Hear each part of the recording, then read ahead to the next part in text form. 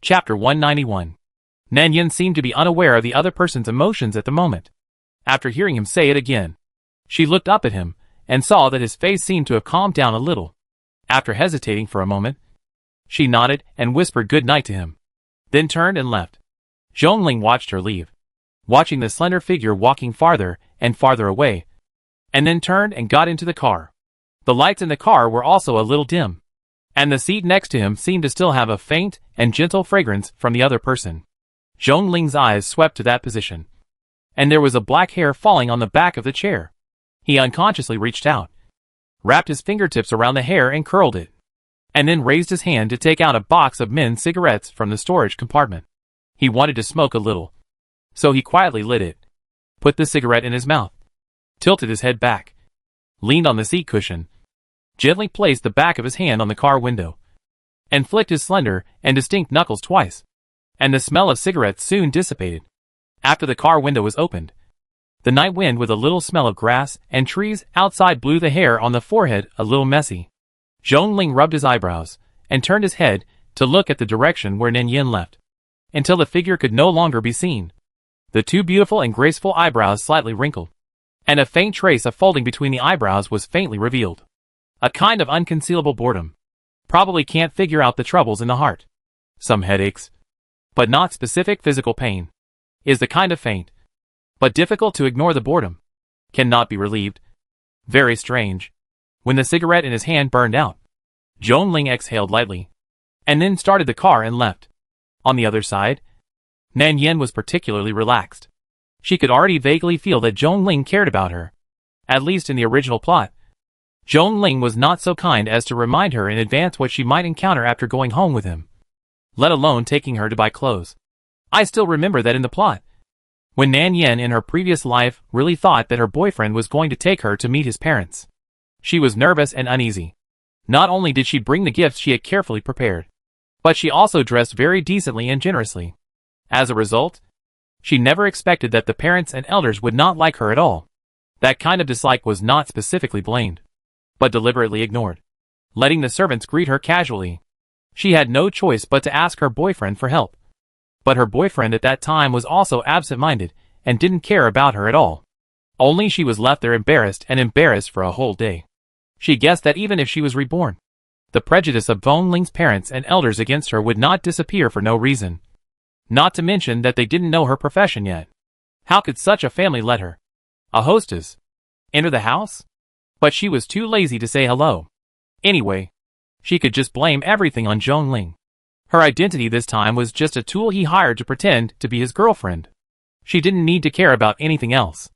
In the following days, she didn't meet Zhongling much because the party was not yet over.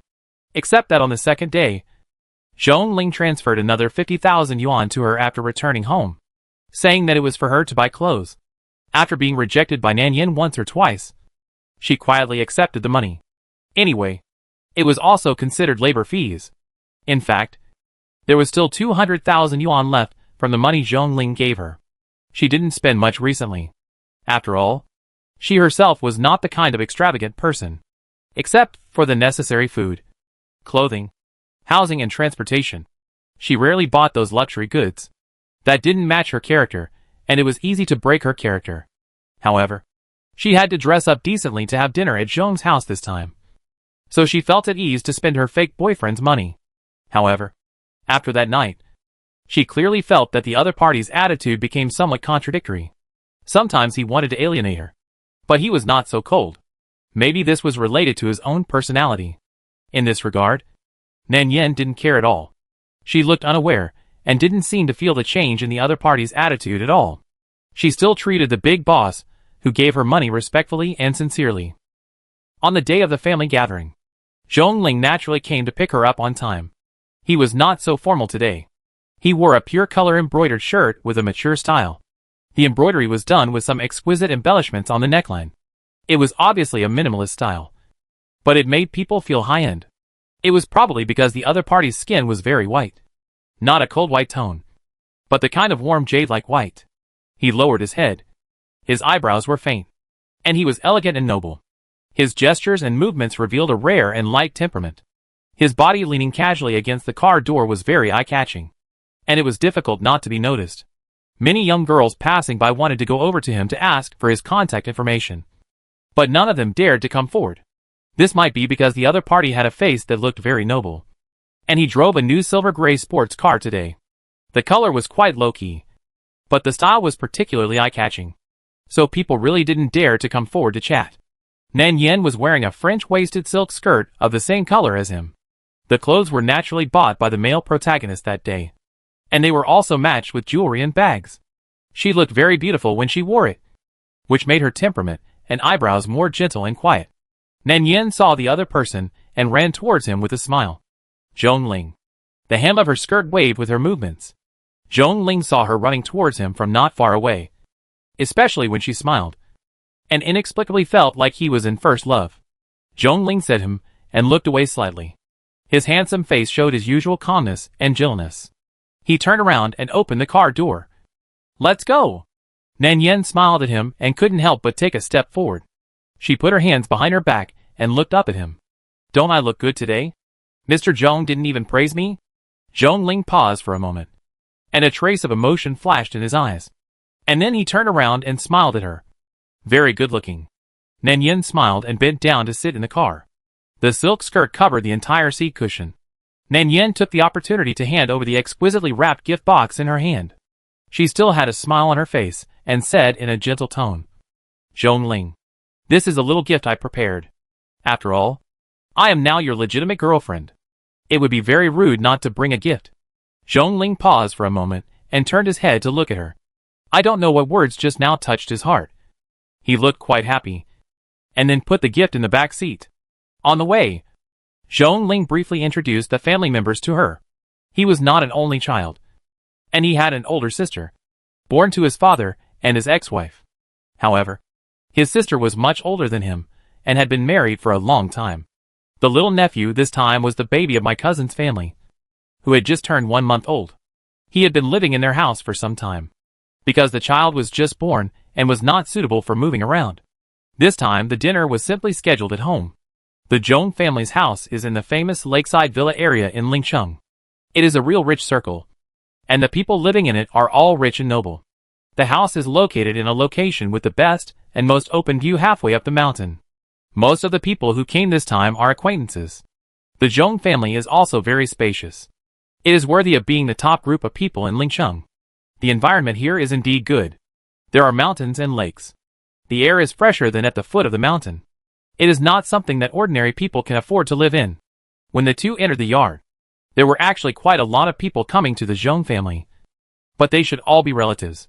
So when Zhong Ling took her hand and appeared in the living room of the Zhong family, the two of them still attracted the attention and gaze of many people present, especially when Zhong Ling introduced her to the elders at home and said that she was his girlfriend.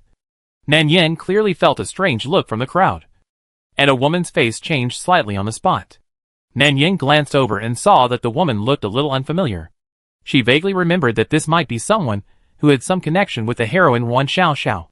This was normal. After all, who would have thought that two young lovers who were already talking about marriage would break up at this time of marriage? And the breakup was silent, and the elders in the family were completely unaware. Under such a sudden situation, Zhong Ling did this again, and rashly brought another girl back to the Zhong family. How could the people who originally came from the girl's side not be embarrassed?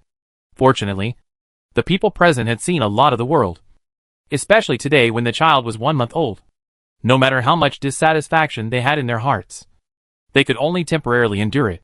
Especially Mrs. Zhong, sitting on the sofa, glanced at Nan Yen, and saw her son holding the girl's hand tightly. She didn't say anything, but her face was obviously not very good. Obviously, in her mind, Wan Xiao, who came from a scholarly family, was much better than the girl in front of her whose background she didn't know. But they were all decent people, and no matter how dissatisfied they were, they would not argue, let alone hit his son in the face in public. So Nan Yen was the first to react, and she smiled appropriately at the beautiful woman opposite. "Hello, Auntie." The other party didn't embarrass her, and smiled lightly, and responded as a response, "Hello." Sit down casually. Then she called a servant to make tea for her, which was no different from the treatment in the original plot, and the attitude might be slightly more relaxed. But the difference was Zhongling. The boyfriend next to her probably also noticed that the atmosphere in the house was a little bad. So he took her to the second floor and met a few close relatives of the same age. Nanyan also followed him and said hello honestly. Then another young and handsome man came out, holding a baby with eyes open and whimpering in his arms. This man should be Dongling's cousin. He and Zhongling should have a good relationship. He smiled proudly and happily at each other with the child in his arms. Zhongling. Come and see. Does my son look like me? Probably because it was his first time being a father. Cousin Zhong especially loved to show off his baby. Whenever someone close to him came, he would hold his beautiful black-eyed baby and stroll around. The child was already 1 month old, but still very small, and his whole body was soft and really made people love him. Zhongling probably had not had close contact with such a small child. A trace of surprise flashed in his eyes. He looked a little curious and took the initiative to reach out and hold the child. Perhaps because he had never touched such a small child before. Zhongling held the child in a very stiff posture. The little guy in his arms felt uncomfortable and immediately cried without giving face. The cry made the expression of the usually calm and composed Zhong family master freeze. And his scalp began to numb. Especially the extremely penetrating cry, which made him instantly flustered and looked like he was facing a great enemy.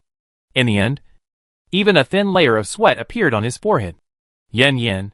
He subconsciously called his girlfriend beside him. And his eyes even had some meaning of asking for help. He wanted to let go, but was afraid of falling. Such a small child could not withstand his tossing. Nan Yen looked at his flustered appearance and couldn't help laughing. But after she finished laughing, she hurried forward and reached out to naturally take the crying little guy from her boyfriend's arms. Her posture of holding the baby was obviously much more qualified than that of her boyfriend. The little guy probably didn't feel uncomfortable anymore. After crying for a while, the sound stopped. Then he opened his eyes, stretched out his little hand unconsciously to pull the long hair hanging by his hand, and began to make baby talk again. Zhongling reached out and took out the strand of hair that the little guy accidentally grasped in his hand, and couldn't help but reach out to touch the child's hand. He stood with Nan Yen, head to head, and smiled at each other from time to time. The way he coaxed the child made many people around him laugh that the child looked like they had just given birth. Even Zhongling himself noticed something strange, especially the teasing looks from the people around him. He subconsciously turned his head to look at Nan Yen, who was holding the child in front of him. Seeing her gentle and smiling eyes, he felt that there seemed to be a soft emotion in his heart that was about to overflow. Even his breathing became much slower. But his cousin squeezed over and glared at him again. If you like my child, if you like it, go and have it yourself. What's the point of thinking about mine? Zhongling turned his head and glanced at him, then looked down at the little guy in Nanyan's arms, touched his face lightly with his fingertips, and said casually, having a child is not as easy as you say. It's not something that can be accomplished just by wanting it. What he said was meaningless. Having a child is not an easy thing. However, the cousin obviously had the wrong idea. His eyes fell on Nan Yen beside him. He nudged his cousin who wanted to save face with his elbow, laughed, and winked at him, saying, "What's so difficult about this? Can't your girlfriend agree? Oh, you just think too much. Get married earlier and work harder. When you have children, you are still afraid that your aunt and uncle will not agree. Look at my son. Isn't he very cute? Are you very envious and jealous in your heart? Hee hee. Brother, I have been inferior to you in everything since I was a child. This time, there must be something you can't catch up with. Ha. I have a wife and children. But you don't?" Zhongling heard this and chuckled, pushing him away with disgust. His tone was not emotional. "I will have it sooner or later. Is there anything to be proud of?" As he spoke, he thought of something again, frowned slightly, and looked at Nan Yen unconsciously. The cousin naturally refused to give up the scene of attacking people, and the two of them winked at each other, making quite a noise. This puzzled Nan Yen for a moment. She coaxed the child, and when she looked up, she saw the two people opposite her with strange expressions, until Zhongling winked at her. Nan Yen then reacted, "Oh, by the way, she is still the official girlfriend of the big boss. Her boyfriend is in trouble now, and is being urged to get married and have children by a group of relatives and friends. So as a girlfriend, she naturally has to step forward to help." So Nan Yen returned the child in her arms gently, then walked over and took her boyfriend's arm naturally. holding his palm with her fingers, lowered her head, and replied a little embarrassedly. There's no need to rush. We are still young. And it's too early to have children. However, when it comes to this topic, most girls react shyly. And they can't be so unresponsive. After she finished speaking, she pretended to be a caring girlfriend, looked up at her boyfriend. Her eyes were full of smiles, and asked gently, Don't you think so, boyfriend? Zhong Ling looked down at the fingers of the two people holding each other, and didn't know what he was thinking. After a faint hum, he said something contradictory. It's about the same. There's really no need to rush about this kind of thing. I'm still very young. Only 26 or 27. And I'll be 28 after the Chinese New Year. In another year, I'll be 30 soon. I'm much older than you. But this kind of thing can't be rushed. Nan Yin. Did the PE teacher teach you math? Mr. Male? This algorithm makes me doubt your IQ. Although it is true, the tone doesn't sound like he is not in a hurry. Nan Yin felt very strange when she heard this. And she couldn't get it for a long time. This person is really awkward. She pretended not to understand. Anyway, she is a tool. Nan Yin pursed her lips and smiled, still looking close and dependent. Do you like children very much? Zhong Ling glanced at his cousin, who was showing off his baby over there, and felt a little subtle. He thought, no wonder parents with children like to show off their children. If he really has one, he will probably show off more than him. So he lowered his head and hummed. I didn't like it very much before. I thought it would make people headache when it cried. But it felt good to hold it just now. And children are very likable. Nan Yin couldn't help laughing again. And several relatives and friends around him laughed along. Then someone followed up the topic and asked, Do you like boys or girls? Zhong Ling glanced at the person standing next to him, and saw the shiny earlobe hidden in the hair. His fingers unconsciously tightened a little, and he said in a calm and gentle voice, It's all the same. There's no difference for your own children. But girls should be more lovely. And quiet and gentle little ladies are also good. As soon as the voice fell, the people around him couldn't help laughing. And Nan Yan's face immediately showed two just right blushes. And the fingers pinching Zhong Ling also tightened. One hand climbed on his shoulder, as if she was shy. But in fact, her head was close to his ear and whispered, Enough. If you keep talking, your relatives and friends will probably come over to touch me to see if I really have a baby in my belly. Boss Zhong, please stop talking nonsense. I finally understand that even rich people like you are urged to get married by relatives and friends. Sure enough, your aunt is still your aunt. Zhong Ling seemed helpless, shook his head and smiled, said some polite words to a few people, turned around and took her away. After that, it was dinner time for the Zhong family. There were no messy rules in the living room, because this was not a formal occasion, but a small family gathering, and all the people present were relatives. Some people talked and drank at the dinner table, and Nan Yin sat next to Zhong Ling obediently. When someone talked to her, she would give a gentle and kind smile. Gradually, more people asked her for news, but Zhong Ling knew her background, so all these things were pushed back by the other party without a sound. The subtle and cold atmosphere of the Zhong family at the beginning was completely dispersed after the Zhong family cousin strolled around with a full-month baby in his arms, and the atmosphere became happy again. Later, at the dinner table, some people even teased Zhong Ling, saying that he was only 1 year older than his cousin, and now the other had a child. But his marriage was still uncertain. Zhong Ling was obviously very good at dealing with these things, and he changed the subject lightly, which made Nan Yin feel a lot more relaxed. But she had to deal with some gossip from time to time. But after Zhong Ling showed his attitude of protecting her, fewer people came to cause trouble. He also picked up food for her from time to time. The two of them looked so close that in the eyes of others, they really looked like a newlywed couple in love. After dinner, the guests gradually dispersed, and the servants began to clean up the mess in the living room in an orderly manner. Mrs. Zhong was still chatting with a few familiar ladies, and Zhong Ling took Nan Yin to visit upstairs. The Zhong family's villa is very large, so large that it is unimaginable. There is an open-air swimming pool on the balcony on the second floor, a public study and a private study. There are also various entertainment rooms upstairs, a bar, and a game room.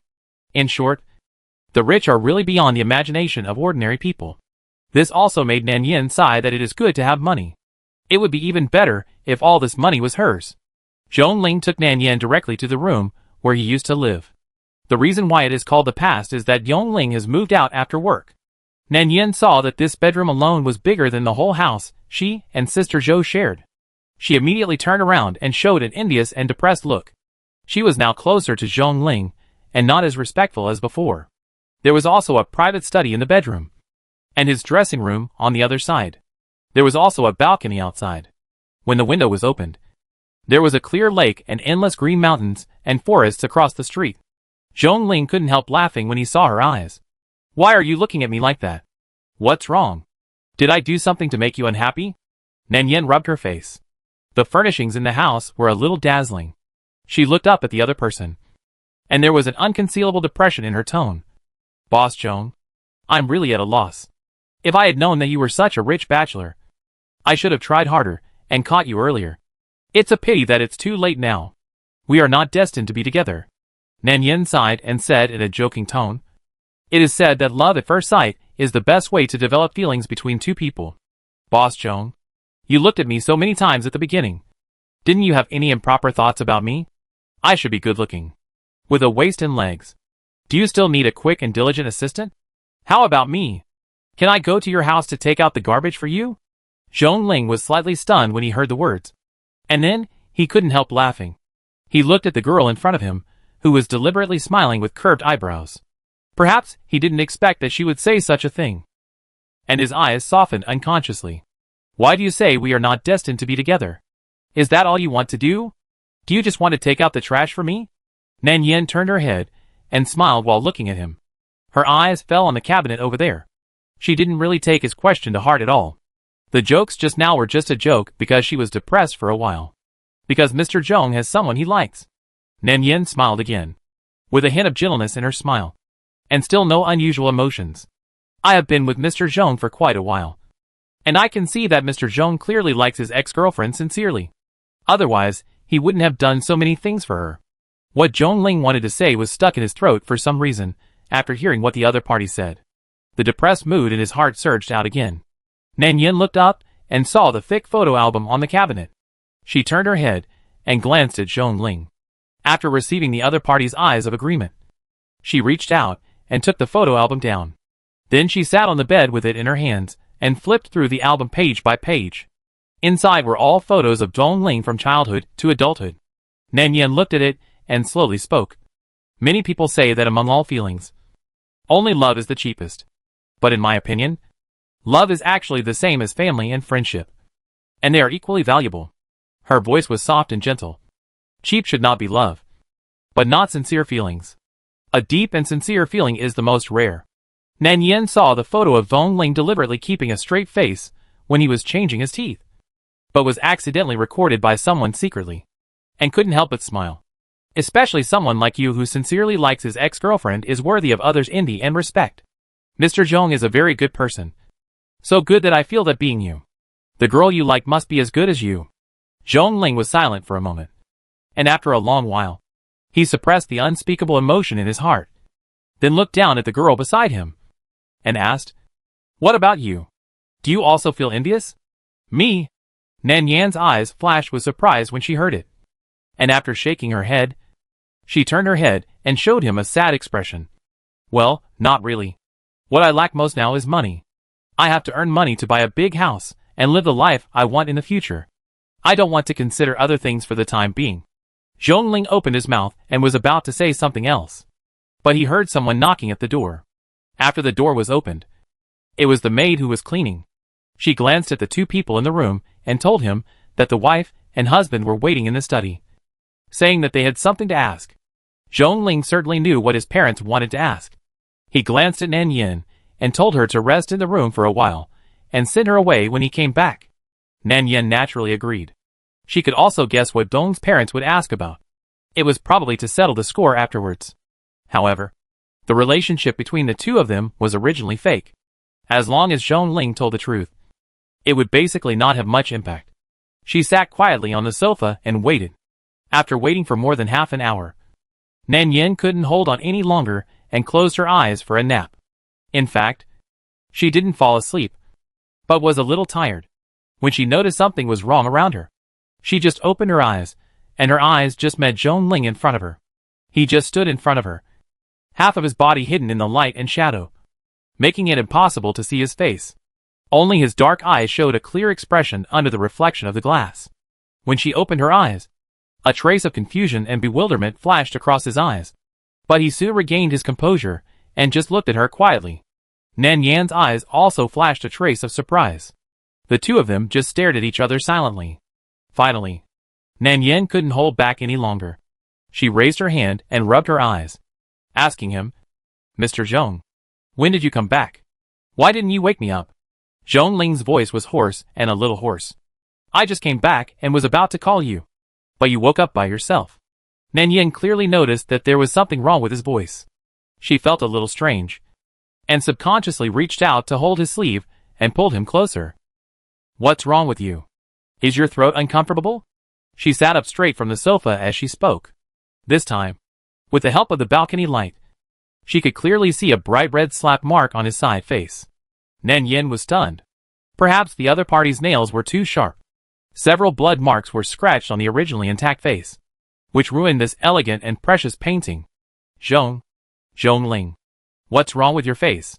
She subconsciously reached out, but was afraid that her fingers were not clean enough and dared not touch it casually. She could only look at it nervously. Zhong Ling frowned slightly, and seemed not to want to talk about this topic. He directly handed over his coat, and then took her hand. "Let's go. I'll take you away from here first." Nan Yan wanted to ask something else, but seeing his slightly gloomy face, she knew that now was not the time to say these things. So she held his palm with her backhand, as if this could give him some comfort. Zhong Ling took her away directly, and the Zhong family didn't dare to stop him. After all, Zhong Ling is no longer a child. He has his own company and ability, and he doesn't need to rely on the Zhong family at all. This is his confidence. After leaving, Zhong Ling took her directly to his place. The car drove for half an hour, and soon entered another villa area. The two did not speak along the way. Nan Yan obviously noticed that the other party was in a bad mood. After Zhong Ling arrived home, he threw the car keys on the coffee table. He didn't even look at Nan Yan standing at the door.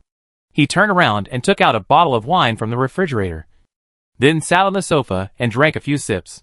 After finishing a glass of wine, his emotions finally calmed down. Then he turned his head and looked at Nan Yan at the door and said, "I drank tonight and have a headache. It's not suitable to drive. You can stay with me tonight. The house upstairs is fine. You can tell me what you want." Nan Yan didn't say anything after hearing this. It seemed that she had expected this result. She walked directly to the sofa, looked down at him and said, "Do you have disinfectant? The wound on your face needs to be treated. Otherwise it may get inflamed." Zhong Ling looked at her and said, "Yes. It's in the cabinet outside the bathroom."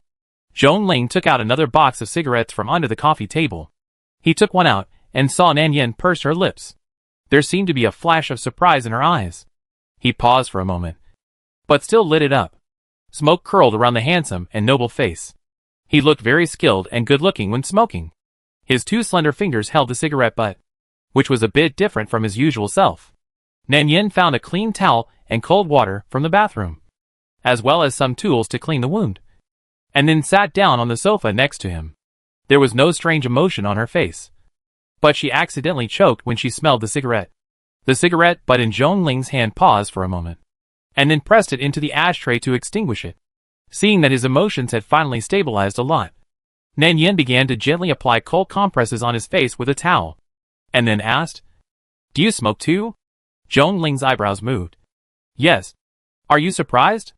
After he finished speaking, he couldn't help but add a sentence and laughed. "I may be a little different from what you imagined. In high school, I may be a bad kid in the eyes of all normal parents. I drank, smoked, skipped classes and fought." Nan Yan's eyes widened slightly. She really didn't expect this, but she didn't feel surprised. She just couldn't help but smile at him. "That must be because your family is too strict.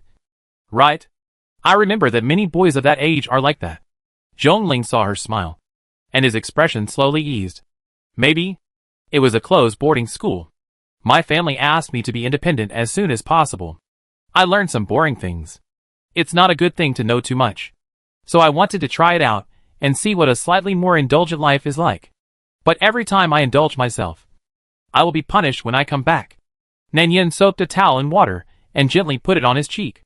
The slightly cool touch made Zhong Ling feel that the originally hot wound was instantly much more comfortable. Hearing him say this, Nan Yin pursed her lips, then asked in a slow voice, "So, was Mr. Zhong also punished tonight?" As she spoke, she took out a cotton swab and gently rubbed the wound on his face. It was probably because the two were too close.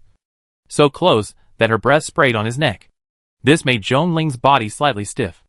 Nan Yin thought she had hurt him, so she subconsciously moved more gently.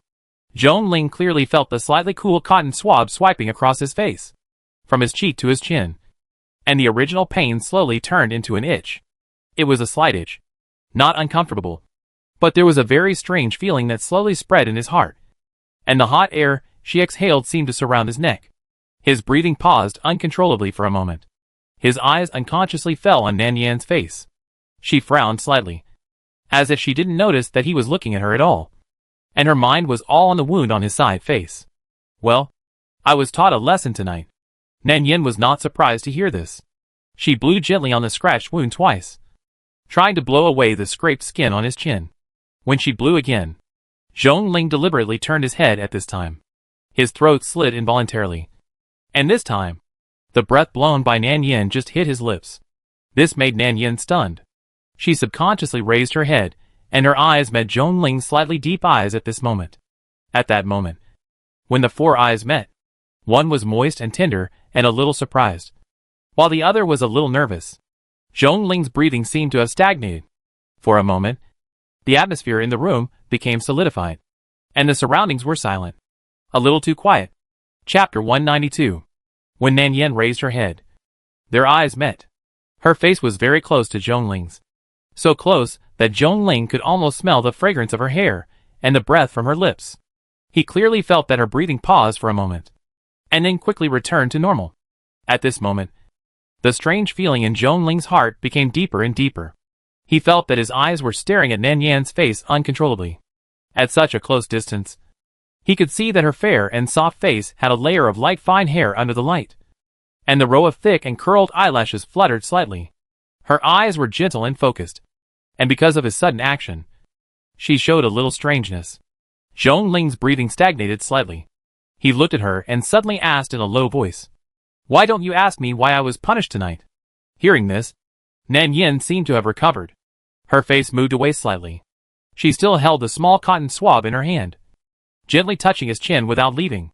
Nan Yin took back her hand, gently rubbed some disinfectant, and then applied it on his chin, and then asked softly, "Is it because of your breakup with your ex-girlfriend?"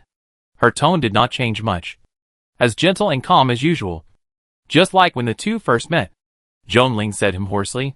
His eyes still fell on her face, and then he added, "You are right, but not entirely." Also, after the guests left, his mother asked him what he meant.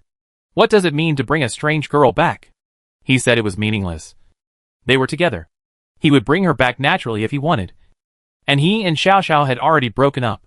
His mother was so angry that she couldn't control her temper, smashed a cup, and then made the facts clear, saying that she had found out the identity of the girl from his friends.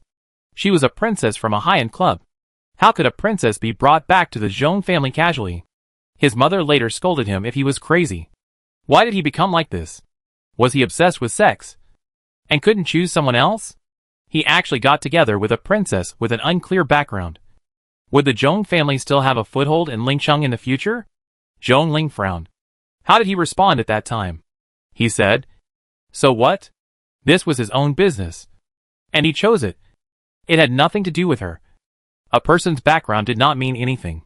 Instead of disliking others' poor background, wasn't it the same situation when his mother was with his father? His mother was so angry that she slapped him immediately, and then strictly ordered him to break up with that woman as soon as possible. The Zhong family couldn't afford to lose face. Zhong Ling didn't say anything after that. He turned around and left. He thought to himself that things didn't have to get so out of hand. He only needed to say that he and Nan Yin had a contractual relationship of superiors and subordinates, and he just asked her to help him out for his show. As long as he told the truth, he wouldn't have to face these things, let alone argue with his family. But he didn't know why he didn't tell the truth. Maybe it was because he was rebellious at heart? Thinking of this, Zhongling didn't know what he was thinking. He was silent for a moment, lowered his head and said again, "I didn't tell anyone about the contract between us." After saying this, Nan Yan's wiping action obviously stopped. She subconsciously raised her head, but happened to meet Zhongling's gaze, and the two of them looked at each other for a moment. At this moment, there was obviously a subtle atmosphere brewing in the air. Zhongling looked at her like this, and he only felt a faint tingling sensation from the place where she used a cotton swab to clean the wound. It was obviously injured, but it caused a slight itch deep in the bones. He didn't know if it was his illusion or it was really so. At this moment, the itch was still spreading, from his chin to his throat, and then to his chest, tingling, and then spreading completely into his heart, especially when he met Nan Yan's gentle and moist eyes. He only felt that the strange soft emotions in his heart began to surge again. Zhongling's throat slit involuntarily. He didn't know if it was because of the alcohol he had just drunk, which was slowly evaporating, that his brain suddenly felt a little tipsy and intoxicated.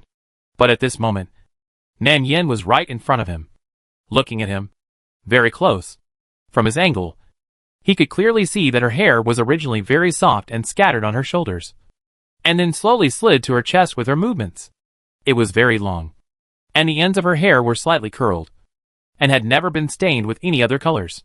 In fact, a gentle, quiet and beautiful girl like her, if she was in the ignorant high school period, she would definitely be the object of secret admiration and secret love in the hearts of many boys. If she was in the same school as him in high school, he might also be attracted to her involuntarily. This may not be right, because it is not only in high school, but also now. Beautiful and gentle people and things, no matter where and when, will always be attractive. Zhongling couldn't take his eyes off her face. There was a trace of confusion and a trace of drunkenness in his eyes. But he really only drank that sip of wine. His fingers moved, and they didn't know when they were on the sofa cushion beside her. His body leaned forward unconsciously. His lips moved, and he slowly leaned over, getting closer and closer. He could vaguely smell the soft breath exhale from her lips, and a faint scent of lychee-flavored lipstick. The distance between them was getting closer and closer, so close that their breaths blended together.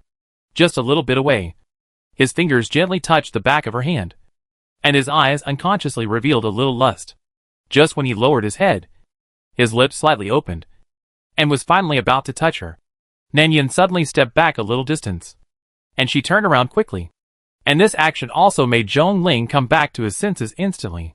His body stiffened for a moment. Then he reacted, and all the confused and intoxicating emotions at that moment were gone. And he was even sober now. He could clearly feel her reluctance from her retreating movements, and the hesitation and shock in her eyes at the last moment when he approached, and the unbelievable look. She might be shocked now. Shocked why he made such a foolish move tonight. But Nan Yan soon found a suitable reason for his rash behavior tonight. She lowered her head and laughed a little unnaturally. "Is Mr. Zhong drunk tonight? He must be drunk. So he mistook me for someone else." She pretended to be calm, with a hint of cautious probing. Nan Yan was not a fool. If she could not see that the other party had feelings for her from such an obviously intimate behavior, she would be completely blind. But seeing it did not mean that she would respond to the other party. Moreover, in her eyes, the person this person liked was always her ex-girlfriend. Nan Yan seemed a little nervous. She wanted to put the cotton swab in her hand on the coffee table, but accidentally dropped it on the ground. She subconsciously lowered her head to pick it up to cover up the frozen atmosphere. Zhongling could clearly see the slightly stiff expression on her face. He knew that she was rejecting him politely and kept some dignity for him. Zhongling turned his face away in silence. There was no expression on his face. He seemed to be very calm and sober, and it seemed that he did not have any emotional fluctuations because of this matter. But only he knew that his heart was not calm at all at the moment. His heart beat very fast in his chest, so fast that he subconsciously tightened his fingers, had to slow down his breathing, and then pretended that nothing had happened. He seemed to understand what the absent-mindedness, depression, and unbearable emotions in his chest meant. But knowing it was one thing, and there was another more important thing. She was clearly rejecting him. Or maybe more than that. Maybe at this moment, in her heart, his actions tonight were no different from those hooligans, taking advantage, and two-faced guests she had met in the club before. Zhongling pursed his lips, and his hands tightened unconsciously. He turned his head and glanced at Nan Yin beside him. Perhaps he noticed that the other party was pretending to be calm, but his face was still stiff. After exhaling a breath, Zhongling said calmly, "Sorry, I may be really drunk tonight. You go upstairs and have a rest first, and I will take care of the rest." After he said this, Nan Yin seemed to be slightly relieved. She pursed her lips, smiled at the other party nonchalantly, then put down everything in her hands and prepared to get up and leave. Zhongling glanced at her calmly.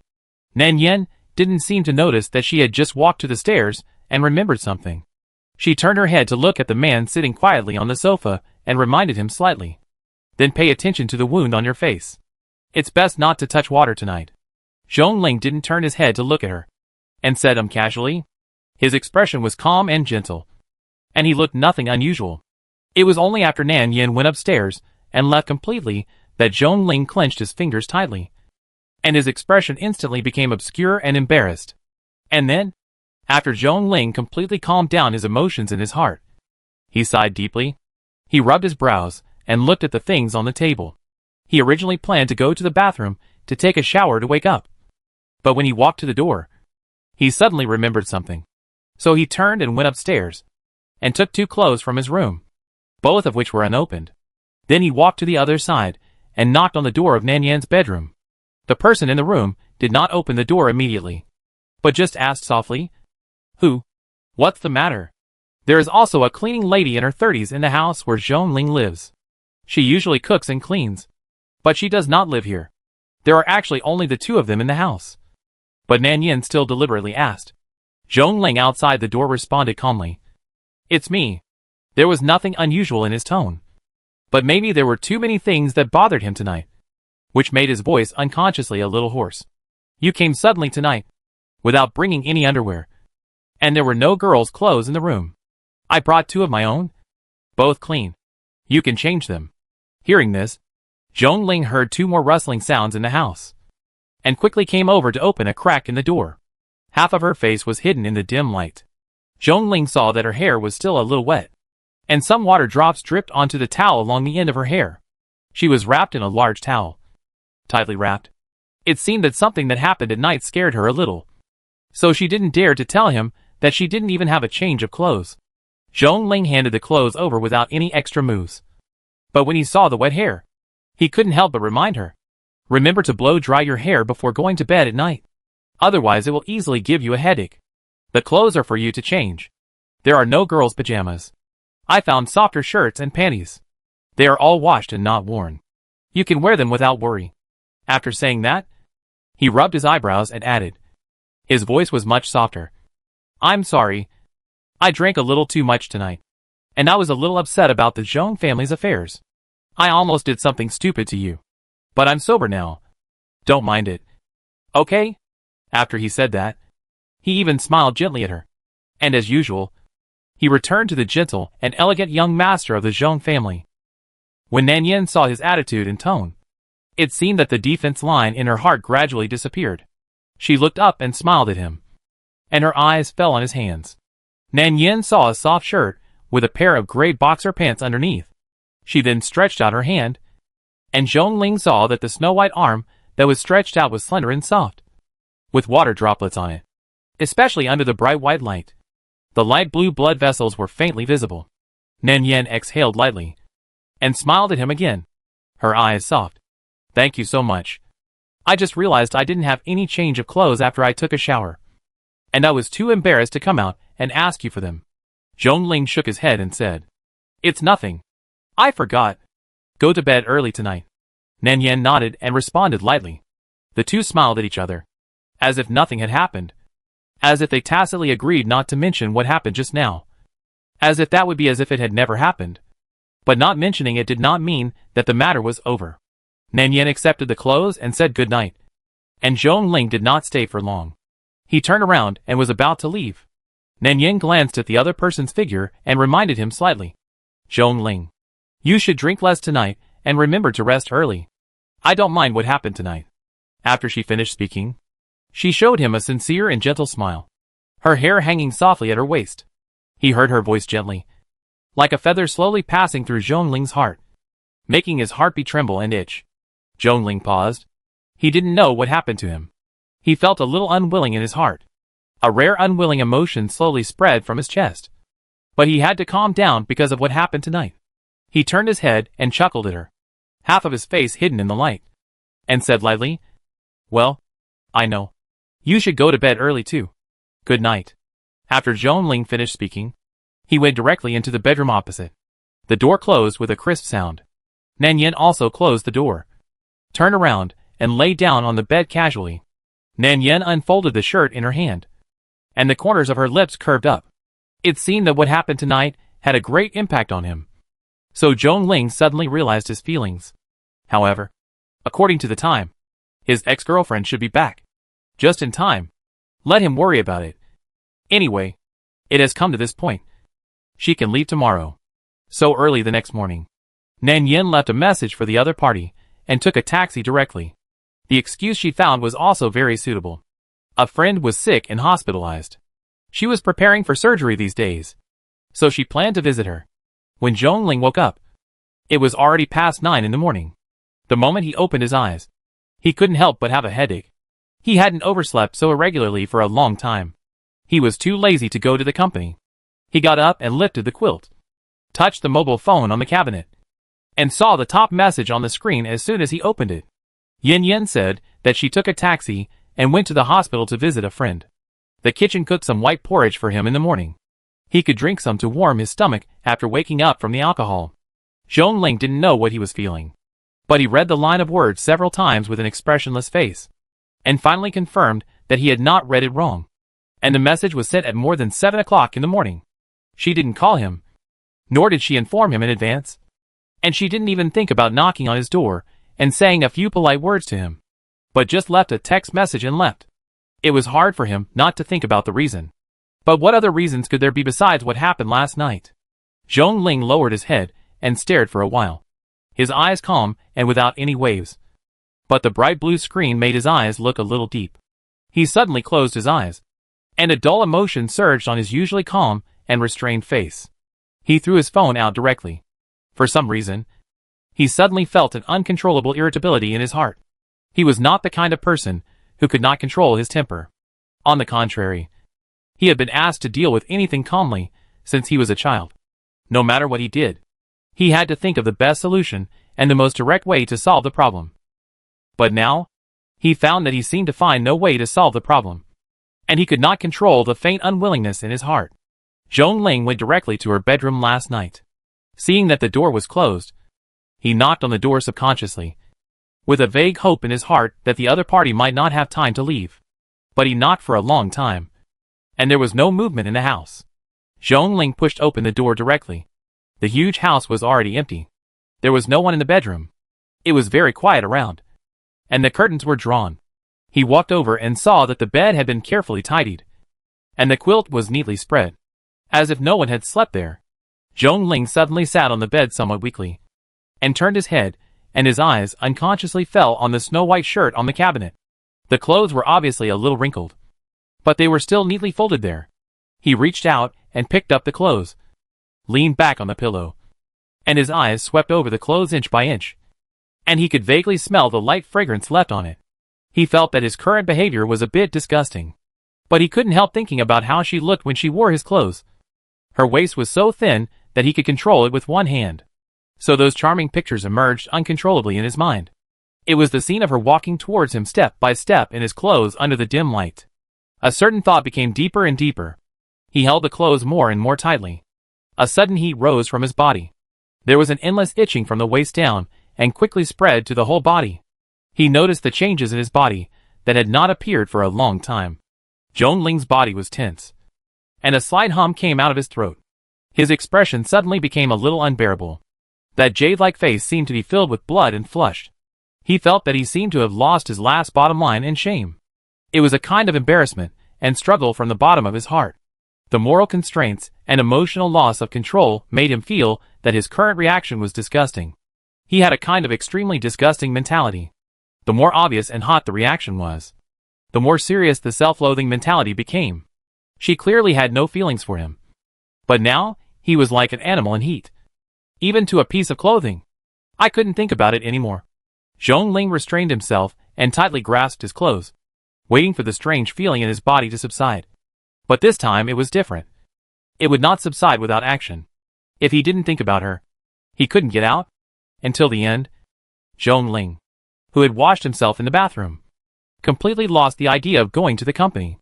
He felt that he needed a rest today, so he leaned on the sofa in his pajamas, his head sinking into the soft sofa cushions. The white jade-like earlobes were still a little flushed, and even the tails of his eyes were a little red.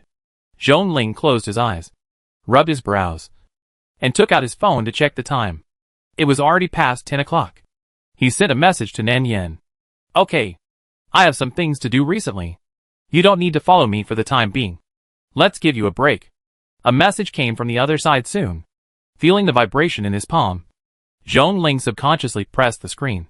But there were only a few short words on it. Very perfunctory. Okay. Thank you, Mr. Zhong. These words were like a basin of cold water, pouring down from the top, instantly extinguishing a certain secret expectation in his heart. He didn't know what he was expecting. But looking at this perfunctory message, the depression in his heart was really hard to dissipate. Zhong Ling exhaled a breath of depression, feeling that his chest was even more uncomfortable. His brows slightly frowned, and there was a sense of confusion about what to do. He had that kind of thoughts about her. The kind of thoughts a man has for a woman. But she didn't want to. So he could only stay away from her so that he could be more sober, so as not to do things like last night that would scare people. Zhong Ling felt a headache whenever he thought of these things. After a while, he heard a vibration from his phone again. Perhaps because he had been hit for a long time. He did not expect anything. However, when he saw the message of care and condolence displayed on it, he could not help but feel a little happy. Mr. Zhong, is your headache better? I left in a hurry this morning and did not bother you. I cooked some porridge for you in the kitchen. Remember to drink it when you get up later. Also, pay attention to the wound on your face. It is best not to touch water when washing your face. Zhong Ling looked at this long paragraph, and for some reason, a sense of relief and satisfaction suddenly surged in his heart. Well, okay. Thank you. In addition, if your friend's medical expenses are not enough, you can continue to borrow from me. Zhong Ling knew that the friend who shared the apartment with her was sick and hospitalized. She asked him to borrow money that day because of this matter. Fortunately, they had contact because of this. He thought about it several times in the dialogue box before changing the original want to borrow. This time, the other party replied quickly, saying that it was not necessary and there was still a lot of money left, and then thanked him again. Zhong Ling turned off the screen of his mobile phone and did not continue to reply this time. He turned and went downstairs, seeing the white porridge that had been kept warm in the kitchen, as well as some common side dishes. Zhong Ling, who had no appetite to eat, could not help but walk over. On the other side, Nan Yan did go to the hospital. She brought some bone soup and fruits for Sister Zhou, as well as some light food. After arriving at the hospital, I saw that Sister Zhou seemed to be in good spirits, at least not as listless and sick as other patients. She was beautiful when she was young, and her personality was quite outgoing and cheerful.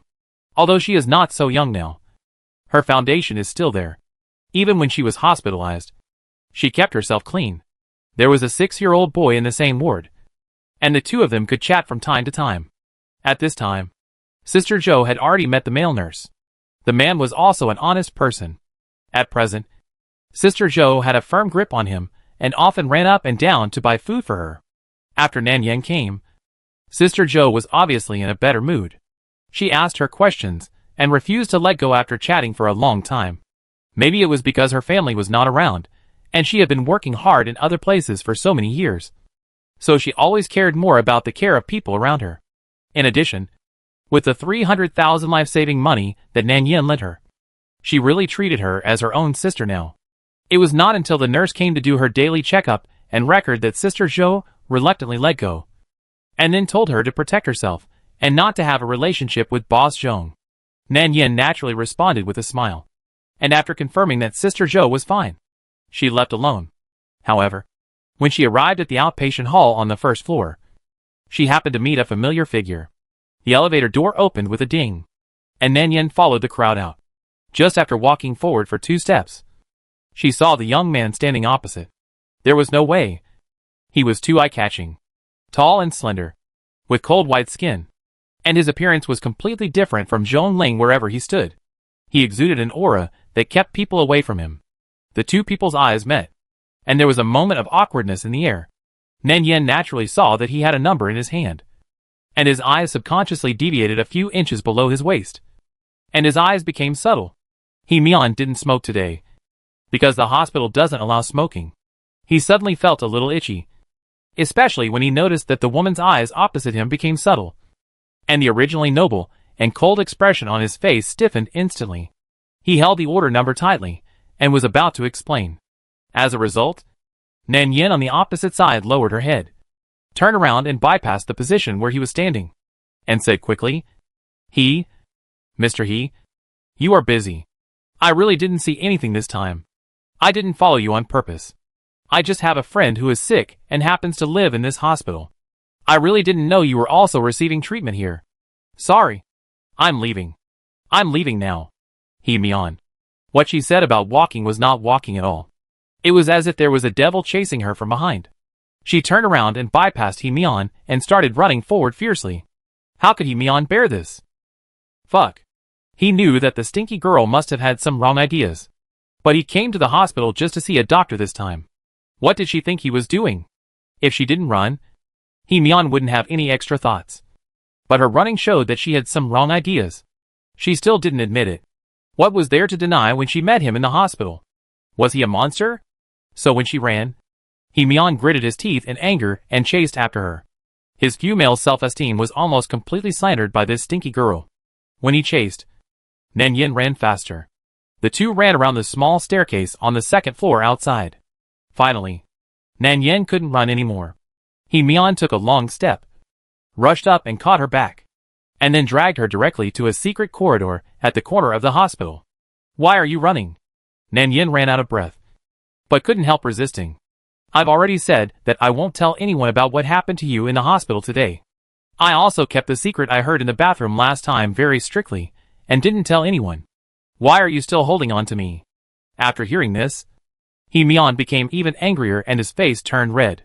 Of course, he ran away. His calm demeanor in the hall before was gone in an instant. You stinky girl. Dare you say something nonsense again? Do you want to see clearly? I'm seeing the surgery department this time. The dermatology department. The wound you bit last time is slightly inflamed. Why are you running? He was probably angry, and he still shouted at her. It was obvious that he was particularly concerned about maintaining his fatal male self-esteem.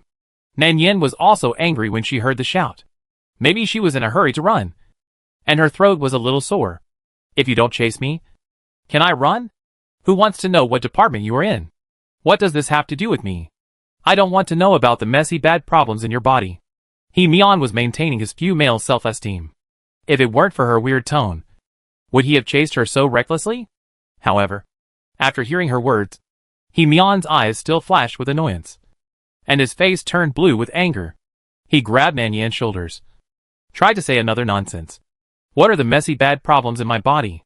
How could he not mind at all when people pointed out his flaws so frequently? He is not dead, and normal people will mind. Right? What's more, his temper is very bad. Chapter 193. Nan Yan's shoulder was a little painful because of his grip.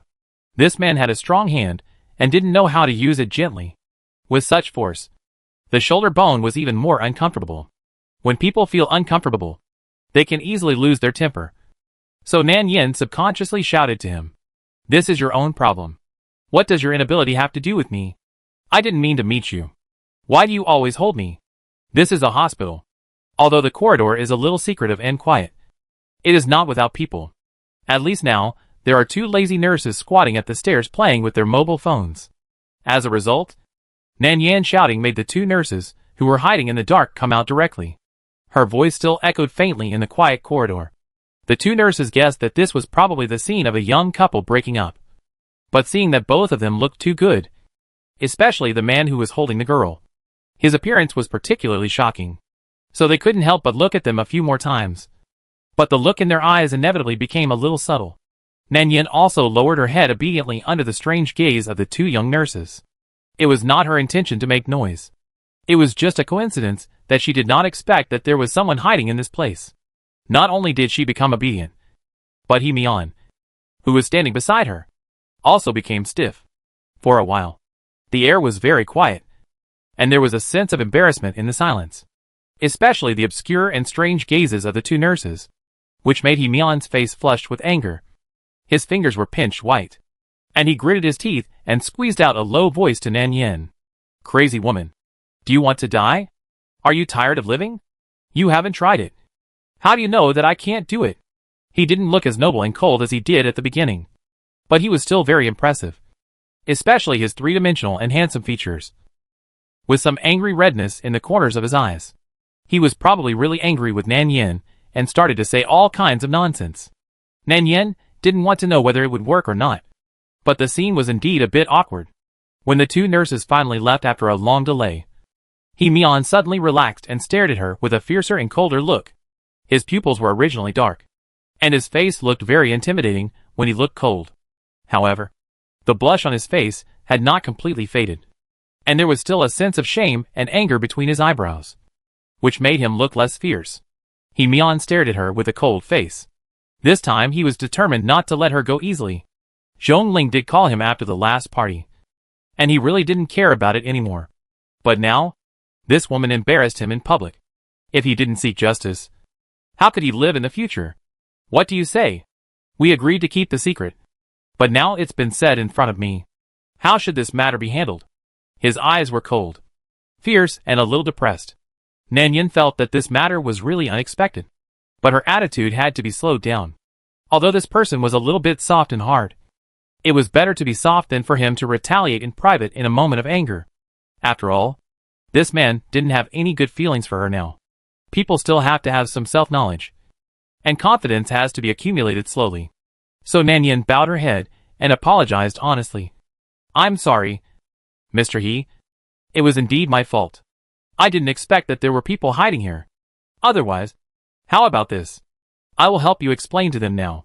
Do you think this is okay? Her tone was a little tentative. She looked up and peeked at the other person. After she finished speaking, she turned around and wanted to leave, but someone grabbed her wrist again, holding it tightly. This sincere attitude made Mian's heart choke again, and a feeling of suffocation arose spontaneously, making him want to grab this woman who was talking nonsense and crush her to death. Still explaining? How to explain? Isn't it okay to explain to everyone that he didn't have it? Isn't this just trying to cover up the truth? Will he be able to save his face in the future? Besides, he did. Mian was immediately angry, and his forehead hurt a little. Then he felt that the wound on his neck was more painful. It was the wound that the woman bit 2 days ago. He didn't know if it was touched by water that day and was not cleaned up. As a result, it was swollen the next day. He had been holding back until today, and came to the hospital when he couldn't bear it anymore. He didn't expect that he would run into this woman when he just queued up and got the number. This woman stared at his waist with a weird look and said some misleading words. He couldn't help but chase her in anger, and ended up accidentally losing the number he just got. This matter made him speechless. Why did he encounter such a stupid thing? Mian let out a long sigh, thinking that this was a bit outrageous.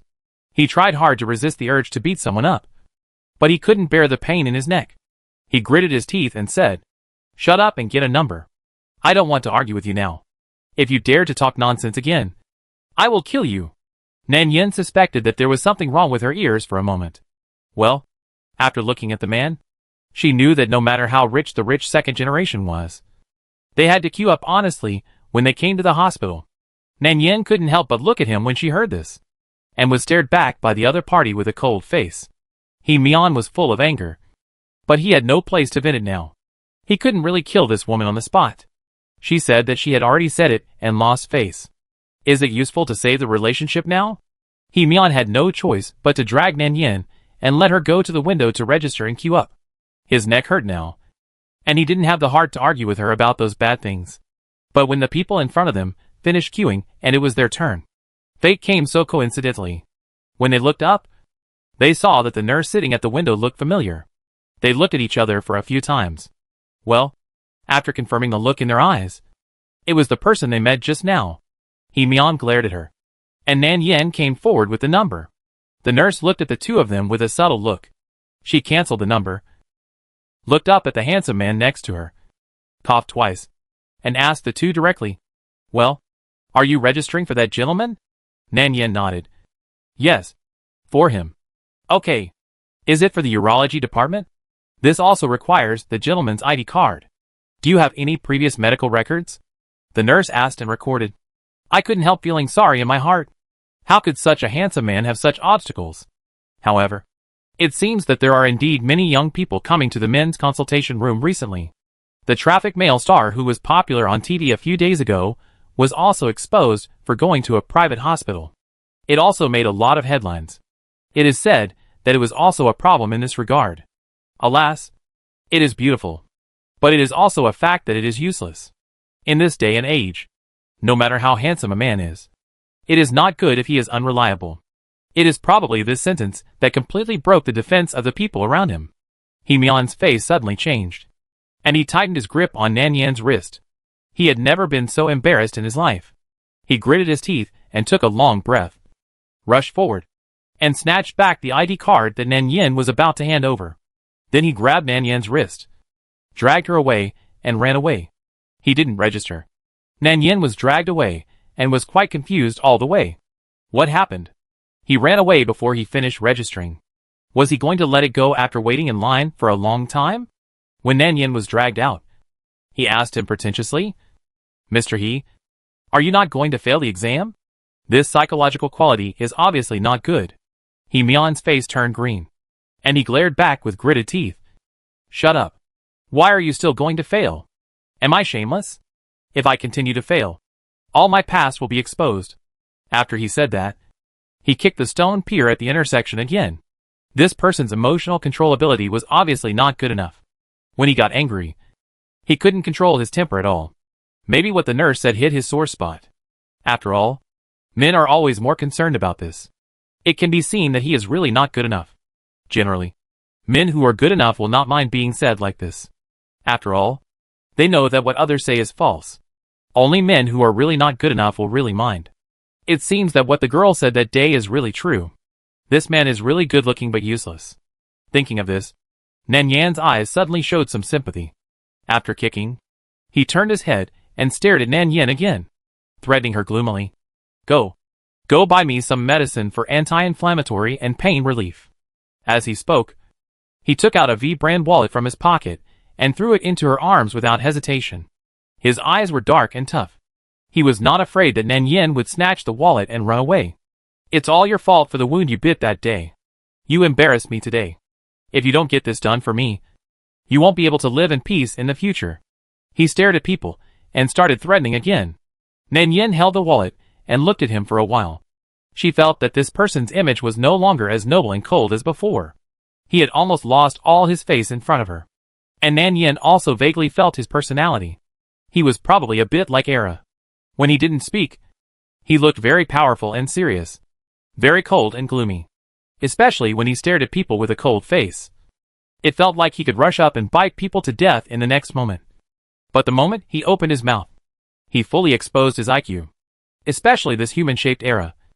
If it were put in the pet world, it would be equivalent to the kind that had undergone sterilization surgery. So Nan Yin looked even less afraid of him. But she didn't refuse. She took her wallet and turned around to go to the pharmacy opposite. After opening the wallet, she took out 200 yuan from it. She accidentally saw the pattern in the wallet. Wow! This sultry man's wallet is leopard print. Nan Yin couldn't help but sigh. He is so sultry. When Nan Yin bought the medicine and went back, she didn't see anyone. She stood at the intersection for a long time before she heard a few horns behind her. She turned around and saw a black supercar on the opposite boulevard honking at her. Nan Yin walked over. The side door of the car was half open. A young man in black casual clothes was sitting in the driver's seat. His expression was not very good, and he looked impatient. "It takes so long to buy medicine?" He said that this complaint was probably not a sincere one, but he just wanted to vent a few words because he was in a bad mood. Anyway, he was angry, and he would glare at any passing dog. Nan Yin looked at him and explained, "I also consulted the doctor about what medicine to buy for the inflammation and swelling of the bite. The doctor recommended it to me, so I bought it with confidence. It's not like I just picked a few randomly. Nan Yin handed over the wallet and bag together. Sincerity is always a surefire skill. Hearing this, the ugly man's expression gradually eased a little, and he cast a look at her again, and then said in a cold voice, "Okay. Stop talking nonsense. Get in the car quickly." Nan Yin hesitated and didn't move. She took a look at the sky outside. The weather today was obviously not very good. The air was stuffy, and the cumulus clouds in the sky were very thick. It looked like it was going to rain heavily. When Nan Yin bought medicine, she also looked at the city information reminder on her phone. There will be storms in the next 2 days. So she lowered her head and said, "Mr. He, you should go back and find someone to help. The weather is not very good today. I have to go back early. Otherwise it will rain later, and it will be difficult to get a taxi here." Mr. He, who was not easily persuaded, was in a bad mood at the moment. How could he agree to this? He would only think that Nan Yin was deliberately making excuses to refuse.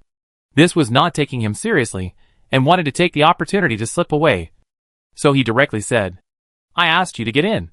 So just get in. Why are you so nervous? I don't eat people." He Mian was in a bad mood now, and he was impatient with everything he saw. However, seeing that her attitude was still respectful, He Mian looked up and glanced out the window, then patted the seat cushion. "Isn't this my car? If it really rains, can't I take you back?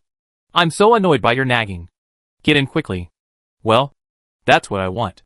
After hearing this, Nan Yin finally relaxed, turned around and walked to the other side of the car door, and then sat in the passenger seat with satisfaction. The car door was slammed shut with a bang. He Mian took the bag from her and flipped through it. It was full of anti-inflammatory and analgesic drugs, as well as some ointments and disinfection tools for cleaning wounds. It was bought quite carefully and completely. He looked up at Nan Yin across from him again, and seeing her sincere attitude, his mood finally calmed down a lot. He Mian looked at her again, and felt that this woman was very unconscious. He had shown it so obviously, but she didn't react at all. Why did she think he asked her to get in the car? Was it because it was cooler in the car? It was because the wound hurt so much and no one was treating it. It was her who bit it. Didn't she feel guilty at all? She was still staring at him. He Mian turned the plastic bag over and over, making it rustle. Nan Yin found it funny. After waiting for a long time, when the other party's patience was finally running out, then he looked up at the other person and said in confusion, "Mr. He, do you want me to help you with your wound?" He Mian gave her a cold fake smile. His thin mouth stretched out, looking a little neurotic. "What else? Do you think I invited you up here to drink tea? How about I make you a cup of coffee with some ice cubes?" He sneered twice, and actually took out ice cubes from the small refrigerator next to him and added them to the cup, and then filled it with water. But he swallowed 2 painkillers first according to the instructions. Nan Yin couldn't help but glance at him. After swallowing, the man started to unbutton his shirt again. He looked like he was going to do something bad to someone. But he stopped after unbuttoning 2 buttons, and then turned up the collar of his shirt. Nan Yin then saw the wound on his neck, which was where she bit him last time. Maybe it was because the wound was touched by water when she wasn't paying attention, and it was a little red, swollen and inflamed. His skin was so white. So in contrast, it looked quite tragic. Nan Yin felt that it was not good for her to pretend to be so bland in front of him. This man was not worthy of her gentle treatment. He looked like he needed to be dealt with, but she still had to be decent. So she put on disposable gloves and picked up a cotton swab to clean the wound on his neck. Anyway, she was also skilled in this matter, so she just took it as a practice. Nan Yin used a cotton swab to rub some disinfectant and clean the red and swollen part around his wound. As soon as she touched his wound, the man's body tensed up a little, and it was obviously painful. In fact, the bite that day was not that serious, but it should be because he delayed it for several days and touched the water, which led to some infection. In addition, he waited until the wound became inflamed before coming to the hospital, so it looked particularly serious. As soon as she stretched out the cotton swab in her hand, the man opposite hissed and leaned back. She looked like she wanted to murder him. "Can't you be gentler? It's poked inside." He Mian smelled the disinfectant and frowned a little uncomfortably. Nan Yin glanced at him with a wandering look. A grown man just cleaned a small wound, and he was so whining. He was really not manly at all. "Oh, I forgot. If it were normal, he would not be manly enough. Nan Yin felt that no matter how good her temper was, it was not applicable to him. So she whispered, "Okay. Got it. I'll be gentle. Don't move." Mian didn't say anything, but he still frowned. He leaned on the seat with his long arms and legs bent, which was obviously uncomfortable. The breath from the other person made him feel stuffy. But there was no way. The space in the car was so small. Nan Yin had to lean over to treat his external injuries, and the two of them inevitably seemed a little crowded. "What did you spray on your body? It smells terrible." Mian frowned and tilted his head back. His collar was open, and this tilt revealed a sharp and cold white collarbone under his neck. In fact, it wasn't smelly, but he felt that the current atmosphere made him feel bored, and she was too close. It's not like he hasn't been this close to a woman before, but he's never been in such a crowded and narrow space. In fact, it was because his little secret was known to others, which made him feel inexplicably uncomfortable, as if he had been stripped clean and looked at carefully, and there was no privacy at all. Nan Yin seemed not to notice his abnormality. She raised her sleeve and smelled carefully. She didn't smell any bad smell, but he had a faint smell of tobacco. Nothing. Nan Yin moved the bottle of disinfectant closer. "Is it the smell in your body?" Mian hit a soft nail, glanced at her, pushed the bottle away a little, frowned, and showed an impatient expression on his face. "Okay. Hurry up. Don't dawdle." Nan Yin scolded him for being hypocritical in her heart. While cleaning him, she also advised him with the tone of an experienced person, saying softly, "Mr. He, in fact, it's better to go to the hospital for treatment as soon as possible for such things. It's not a good thing to hide your illness and avoid medical treatment." She was just giving a reminder, but the person next to her had the wrong idea. His face suddenly turned cold, and his aura became much colder. His dark eyes half closed, staring at her coldly. "Are you mocking me?" Nan Yin was confused. "What are you thinking about?" Mian ignored her, sneered, and suddenly reached out to grab her wrist. "What? Do you think you can threaten me by knowing this secret? What do you want to say?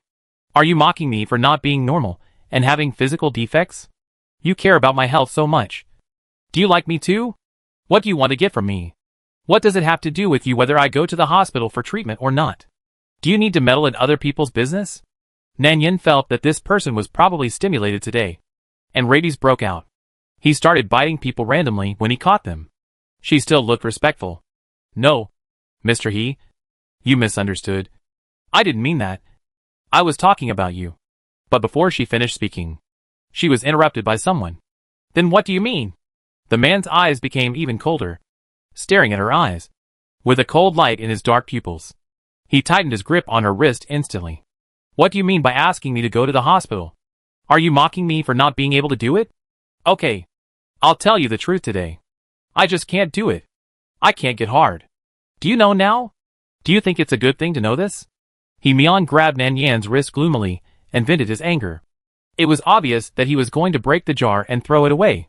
Nan Yin estimated that this man had been holding back this kind of thing for too long, and he was a little neurotic and abnormal. It is said that normal men will get sick if they can't vent their physiology. Especially his tone was obviously venting. But if he wants to vent, then vent. What's the point of grabbing her and talking nonsense like this? Although she laughed at him in her heart, she was still honest on the surface. But considering that he was so embarrassed today, she would not bother with him for the time being. Nan Yin didn't say anything this time. She turned her head and didn't want to pay attention to him. But her ignoring didn't mean that the other party would let go. Nan Yin couldn't help but stare at him, and then looked at his palm that was holding tightly. She felt that this person was like an overreaction to being poked in the sore spot. Obviously, she didn't mean anything. But this was a very embarrassing topic after all. Nan Yin hesitated, then raised her hand and patted his shoulder twice, as if to comfort him. "Brother, calm down. I really don't mean to mock you." She also deliberately shortened the address to show her friendliness. As a result, Mian sneered and threw her wrist away, as noble as ever. His tone was full of disdain. "Get out of here. Who is your brother? Don't try to make connections." Nan Yin was also unhappy when she heard this. The look she gave her was erratic for a moment, and she deliberately slowed down her tone and said in a teasing tone, "Then, sister? I really don't mean to look down on you, Mr. He, I'm just giving you a suggestion. He Mian's face suddenly changed. Nan Yin took out a small advertisement from her bag that had just been handed to her by the roadside. It also said, can't get hard. Sore waist and weak legs. Weak in the middle. Short time. Please buy me for the treatment of impotence. XX brand. Strong kidney tonifying pills. Strengthen the body and improve men's happy life. Women's favorite. Shut up. After hearing this, He Mian's expression was completely frozen. He was really angry this time. His face turned red and then white. And then turned blue. And finally green. He squeezed out a sentence from his teeth. If you dare to say another word of nonsense, I will kill you now. As soon as he finished speaking, he slapped the steering wheel. If they were not in the car, he might have wanted to stand up and grab Nan Yin and beat her up. He Mian was so angry that his head throbbed. He didn't have time to react. Then he felt hot under his nose. He raised his hand and touched it. His hand was full of bright red blood. This is good?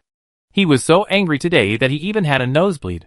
Nan Yin was also startled by this sudden situation. She quickly took out a tissue to help him stop the bleeding, and then used ice water to cool him down. The two of them worked hard for a long time before finally stopping the nosebleed. She didn't expect this man to be so careless. This time he really didn't mean it. But seeing this man get humiliated, she felt a little happy inexplicably. Why? The rain outside finally started to fall. It was heavy. The big raindrops hit the car window and made a crackling sound. The rain was so heavy that even the vision became blurred. A thin layer of white mist was stirred up on the asphalt road. He Mian felt that he shouldn't go out today. Nothing good happened when he went out. The wind outside was getting stronger and stronger, and the clouds were getting thicker and thicker. He had to send someone home. He was obviously reluctant, but it was too late to regret what he had promised. He Mian was very familiar with the center of Lingcheng. He had been to many places and played in many addresses. But he had never heard of the shabby address of the village in the city that she gave. What the hell is that place? The navigation doesn't even show it. I don't know if it's because of the heavy rain and the bad weather, which caused the navigation to be a little inaccurate.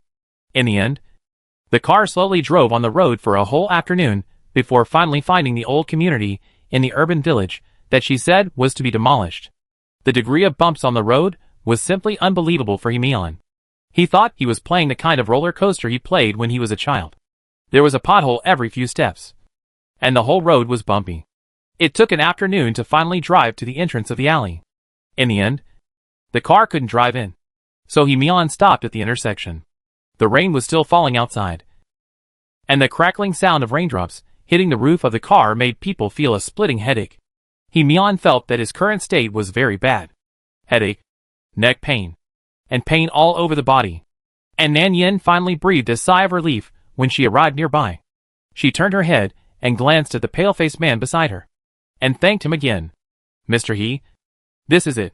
Thank you so much for today. But you look a little strange. Are you feeling unwell? In fact, when the car kept spinning on the road just now, she almost thought that the man wanted to take her to the wilderness and abandon her. Fortunately, this man was still trustworthy and really sent her back as he said. He Mian didn't want to pay attention to her. He grabbed his seat belt, as if it was too tight, and he had a little difficulty breathing.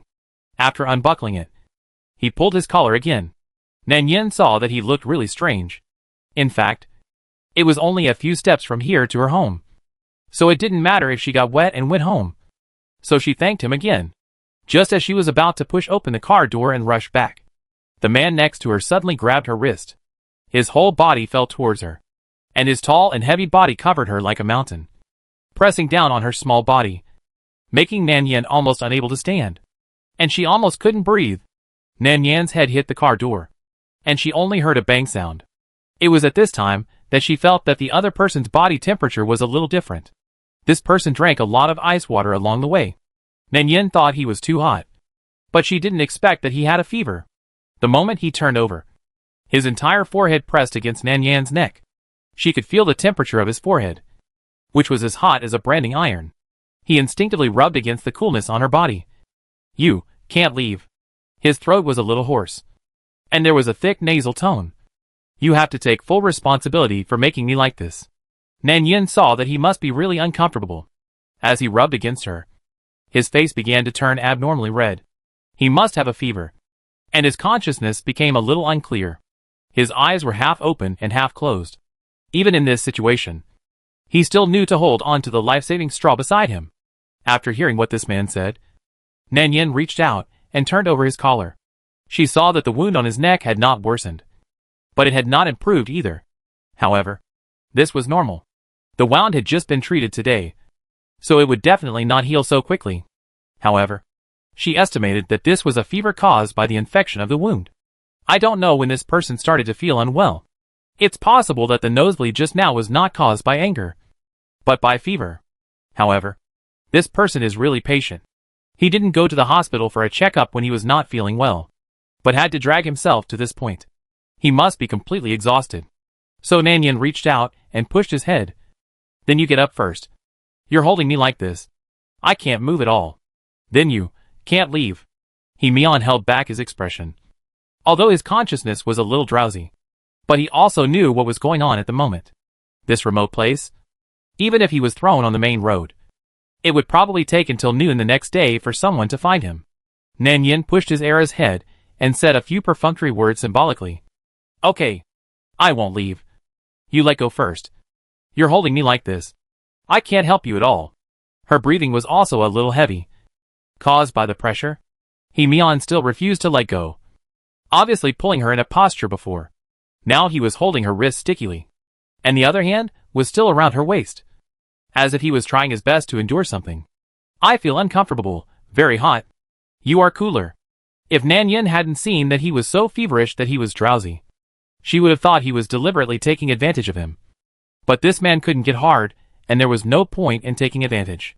She looked up at the sky outside again. It was past 5 o'clock, and it was raining outside. It was getting dark early. She had no choice but to slow down her tone. Mr. He, you must have a fever. I remember buying antipyretics just now. How about this? You come to my house to rest for a night, and leave tomorrow when you feel better. Okay? He Mian might have a severe headache, and he was confused by the fever. A heat rose from the inside out of his body, and even a thin layer of sweat broke out on his forehead. Okay, but help me unbutton my clothes first. I can't breathe. Nan Yin, there is such a good thing? Chapter 194. After hearing this, Nan Yin felt that she had to be more reserved and restrained. She was not the kind of person who would act casually. Besides, this person was unconscious due to the fever. If he woke up and blamed others, it would be bad. She could not blame others. There was no other way. She had done too many such things to cheat people. She was familiar with the routine. So Nan Yin pushed him away with a slightly embarrassed face and refused righteously. No, I am not that kind of person. Mr. He, please don't say such things. At first, He Mian was confused by the fever and had not reacted to what she meant. He just thought that this person was very troublesome. When he was confused by the fever and his brain, which had been down, was working properly, he finally reacted a little. He grabbed Nan Yin's wrist. Now he knew that the other party had misunderstood, and he was so angry that his head hurt even more. He pulled at his collar, but he didn't know if it was because of the fever that he was weak all over. So he held back the discomfort, opened his half-closed eyes, and glared at her angrily. What nonsense are you talking about? Do you think I will do anything to you? I've already said it's no good. Who do you think you are? Can you be more patient than the doctor? What can I do like this? I want you to untie it. Just untie it quickly. Well, this is rough but true. As a man with a weak lower body, even if he really has a beastly nature and wants to rise up and bully people halfway, he is powerless. Hurry up. I feel very uncomfortable now. He Mian's breathing was a little rapid. He might not really be out of breath. Maybe his nose was blocked. The whole person showed an instinctive irritability and discomfort, so he wanted to toss. But when he got angry, he didn't have much momentum. Instead, he was a paper tiger that was strong on the outside but weak on the inside and fell down at the slightest poke. The space in the car was not big. The air circulation was not smooth, and his shirt was buttoned tightly. He was so anxious that his eyes were red. Seeing his anxious look, Nan Yin reached out and unbuttoned all the buttons on his collar. But it was actually useless. He was still very uncomfortable. It was raining heavily outside. The sound outside could be heard through a layer of glass. Neither of them brought an umbrella. They would definitely get wet if they rushed out like this. But they couldn't care less now. Nan Yin spent a lot of effort to finally push away the sticky and entangled person next to her. She sat up first, but as soon as she pushed him away, the other party grabbed her again. Mian was afraid that she would run away. And he was also afraid that she would leave him alone in the car. If he really slept in the car alone with illness, he would probably faint, and no one would know. So Mian refused to let go, and grumbled and clung to her like a sticky candy, which made Nan Yin so angry that she slapped him directly. The man's eyes widened and his expression froze. He was so angry that he pressed on her and bit her.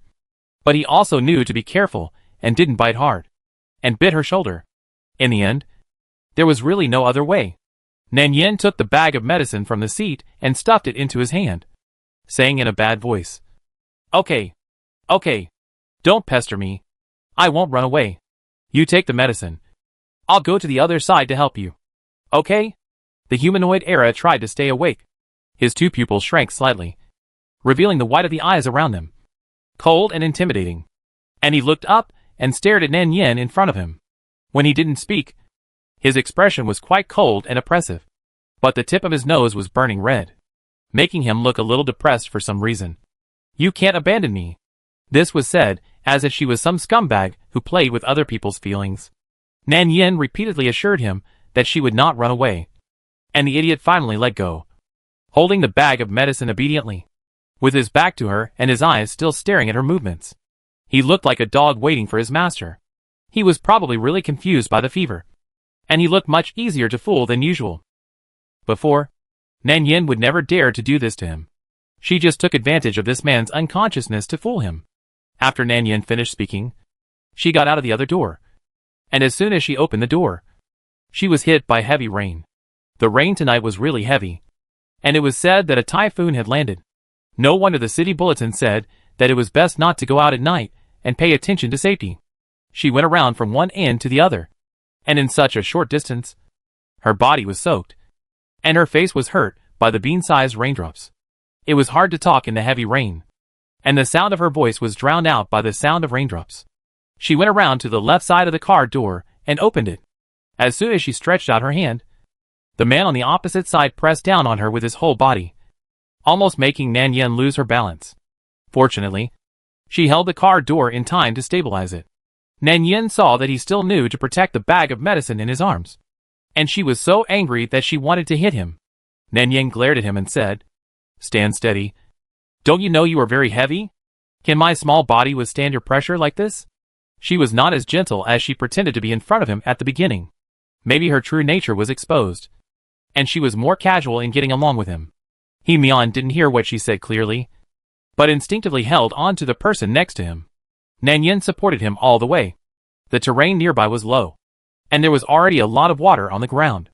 Mian, who was beside him, was still feverish, but he was soaked by the cold rain. He felt cold all over again. He subconsciously hugged Nan Yin's waist. As a young master who had not seen much suffering in the world, he had never experienced such a scene. He could not stop complaining to her, There are too many puddles on the ground, one for each step. He was dazed and his whole body was expressing resistance. He stared at her and asked, Is your home in the mountains? Why is it so difficult to walk? Shut up. You talk too much nonsense. Nan Yin pinched the soft flesh on his waist hard. He groaned and didn't react much. When Nan Yin finally went up the stairs and helped him into the two-bedroom small building shared with Sister Zhou, he felt much calmer. She helped him directly to the sofa in the living room. The sofa was not long enough, but fortunately it was quite soft. When he laid down, his weight also brought Nan Yin down with him. Just like that, his head accidentally hit his chin. Mian was in so much pain that he became more conscious. He opened his eyes in a daze, and then he felt extremely uncomfortable and confused. He was hot before, but now he was cold after being caught in the rain. He couldn't help sneezing. In addition, the young master opened his eyes and looked at the place where he was lying. He was a little confused for a moment.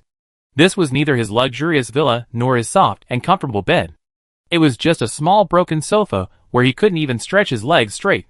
The young master was worried and depressed in his heart. Is this a place where people can live?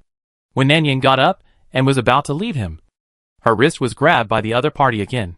The humanoid husky stared straight at him, trying to open his eyes wide but not focusing. His face was burned red, and his facial features were three-dimensional and handsome. But he looked wet, and had no impact at all. You just let me live here? Nan Yen didn't know why, but she could still see a trace of complaint and grievance from that confused and unbelievable expression. Now he really lost all his mighty momentum. The ends of his hair drooped on his forehead, and water was dripping from his chin. He looked like a melancholy dog who was dissatisfied with his bed. Don't I even deserve a bed? What do you think? Nan Yen glared at him. She felt that this man was really a bunch of trouble. It was good to have a place to live, but he even complained that her house was too small. Do you think you are here for vacation? It's good to have a place to live, but you are still picky and dislike it. Do you want to live in your car again? It was obvious that Mian didn't want to, so he shut up honestly. He had to shut up. People are indeed in a weak position when they are sick, and now people have to bow their heads under the eaves. He still vaguely understood a little bit. In addition, he was in such a ghostly state now. It was really difficult for him to be strong again. He had lost all his face long ago. And soon, Mian vaguely realized another very important problem. That is, he not only had no bed, but also no clothes. Just a short walk back, he was now completely wet. A small puddle of rain soon accumulated on the floor. Mian felt cold and uncomfortable. His throat began to hurt, and his voice was a little hoarse and blocked. He had no one to talk to, so he could only complain to Nan Yen. I'm not feeling well. My nose is blocked and my throat hurts. Go get me a glass of warm water. He was sick, but his instinct to command others was still there. So Nan Yen wanted to slap him again. But seeing his evil look, she held back. Nan Yen took the bag out of his hand. The bag was wet, but the medicine inside was still dry. She turned around and patted his arm again, signaling him to let go. Okay. It's like this when you have a cold. You will be fine tomorrow. Let me go first. I'll get you a towel. Okay. Mian was still somewhat rational, so he let go of her hand after hearing that. So Nan Yen quickly brought him a dry towel. But such a small dry towel was really only good for hair. It soon became wet after wiping his hair, and his whole face began to turn pale again due to the cold. If this continued, he would probably be frozen to death. He regretted not going to the hospital to register for treatment. This is what it means to be too proud to suffer. He even ran away after going to the hospital. But it was too late to regret it now. In this horrible weather, you can't see the direction when you go out. Besides, he is so dizzy that he can't drive. Mian clung to Nan Yen, who just came over, and refused to let go. His breathing became heavier and heavier, and he was panting. The wound on his neck began to hurt again because of the rain, and the blood vessels in his head also began to hurt. In the end, he didn't know whether he was cold or hot. Anyway, he was cold and hot, and he couldn't breathe. He had never felt so uncomfortable in his life. When people are extremely uncomfortable, their reason begins to be out of control. He really can't care about anything now, and the remaining clear consciousness in his mind is about to be burned out. Anyway, what he is thinking now is that this woman knows a lot of his secrets, and it was she who made him like this. He has been embarrassed in front of her too many times, and he has become immune. It doesn't matter if he is embarrassed a little more. He held Nan Yen tightly, hugging her tighter and tighter until his eyes were red. He lowered his head and slammed it heavily on Nan Yen's neck. He wrapped his hands around her waist and said in a hoarse and somewhat resentful voice, "Is there hot water? I want to take a shower. Can you find me 2 clean clothes, and I'll give you money?" He added, "I have a lot of money, but now, it's useless to have money." Nan Yen stretched out her hand to push his head. She felt a little uncomfortable being entangled. She was also wet at this moment. She didn't have time to change clothes. But seeing this man's unconscious appearance, she couldn't help but say, "Who can you blame for this? You've already arrived at the hospital. But you didn't go for that little face. You endured it all by yourself. Now it's all right. You can't hold it anymore." Mian in his arms became visibly irritated. It was really uncomfortable. His teeth chattered. His body tensed, and the force of his hands entangled became tighter and tighter. "I know, you are very annoying. I will go to register tomorrow." "Okay." As he spoke, his tone naturally eased. But he had no choice. His voice was hoarse. "I won't do this again in the future. Okay? Help me take off my clothes. I feel very uncomfortable now." I have no strength in my body. Nan Yen coughed twice. Although she wanted to help. But based on her bottom line, she still refused him righteously. No. You have to take off your clothes yourself. He Mian rubbed his head, and had no choice but to lower his head dizzily. The two slender fingers were on the belt around his waist. And he was confused by the fever, and couldn't see clearly. It took a long time to finally untie it. Pulled out the belt, and threw it on the ground, revealing the gray pants inside, which were also wet. Nan Yen didn't know what to say when she saw him being so casual, especially when he was trying to rub his pants, and was held down by Nan Yen. He turned his head, and gasped slightly, his eyes still flushed from the fever. His rather three-dimensional features came closer, and he snorted. What are you doing? Nan Yen met the pair of slightly misty black eyes, and actually thought they were pretty good-looking.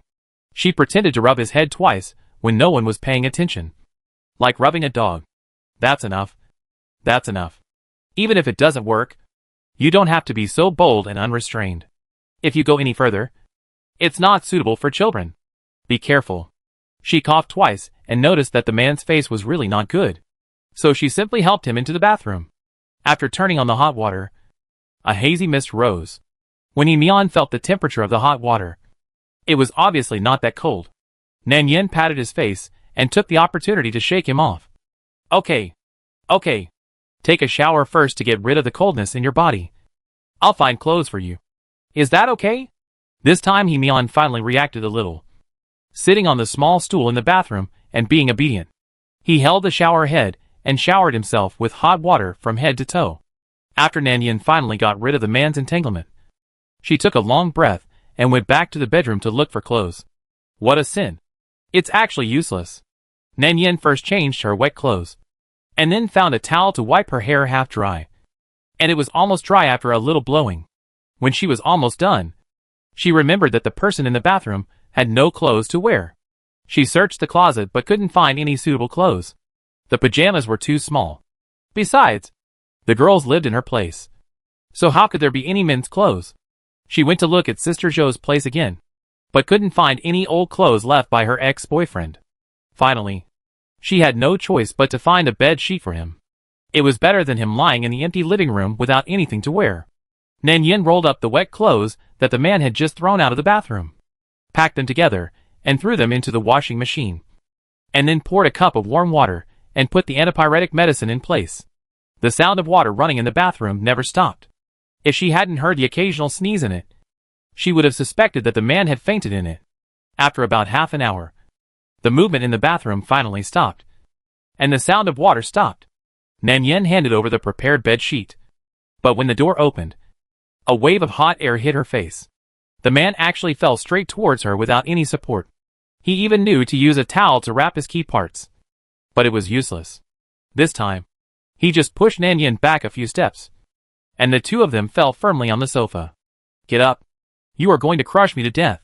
He was so tall that the sofa couldn't fit him. Not to mention that he was holding her tightly in his arms. Nan Yen felt that she was the one who was going to suffocate. Mian's body was still emitting hot air from the bath. He was probably really unconscious because of the smoke in the bathroom. He directly wrapped his hands around her neck. He felt like he was holding a warm cat in his arms. His whole body was soft and boneless. His body instinctively wanted to wrap around this source of heat in his arms. He refused to get up. So Nan Yen slapped him several times. He probably felt the pain. So he used his height advantage to hold her down. And then he moved forward, resting his head on her neck. So he couldn't breathe smoothly. Nan Yen was so angry that she wanted to slap him with a slipper. This bastard. Don't think that you can take advantage of her just because you have a problem. Is she that kind of person? She slapped his face hard again. Mian. Get up. Get up quickly. The person on her body still didn't move. In fact, Mian was still a little conscious. He could vaguely hear someone talking to him. But he didn't have the heart to pay attention. He was dizzy now, and just wanted to sleep. He didn't have any idea of taking advantage of others. But he was too uncomfortable. His whole body was sore and cold. He had just been hot in the bathroom. And now he was cold again. After finally getting a comfortable and soft pillow in her arms. How could she let it go easily? If anyone tried to grab it from him, he would hold it tighter. And Nan Yan's waist hurt. The two twisted into a mess on the sofa. one struggling hard, and the other refused to let go. The soft sofa was pressed into a circle of deep dents by the movements of the two. In the end, Nan Yan's forehead was sweating, and her face was stained with a thin layer of red. The worst thing was that the towel on this bastard's body had been scattered and thrown away. She kicked him, but he didn't respond. She pulled out several of his hair, but he didn't feel anything. And even though it was so messy, this bastard still refused to let go. Nan Yan didn't have the strength to struggle, so she just let him go. Anyway, she was finally sure that this guy was really not good. His skin was quite white all over his body, the kind of cold white tone, and there were muscles on his abdomen. It was quite painful to touch it accidentally, and the lines were particularly clear and obvious. But the tool in the middle was limp and weak, like a slow old turtle, drooping without any reaction. It looked like this really couldn't work. Nan Yan couldn't help but sympathize with him. If that was the case, there was no need to struggle. Just think of it as hugging a human-shaped pet dog. Nan Yan exhaled heavily, and the two of them entangled like this, making do with the sofa for a night. In fact, He Mian was not completely incapable. For example, in the second half of the night, he was drowsy and vaguely felt that the touch of his hand was a little wrong. It felt very comfortable to touch, and it was a little different from the hard leather pad on his right. So the hand slowly moved up along the waistline, groping randomly in the dark.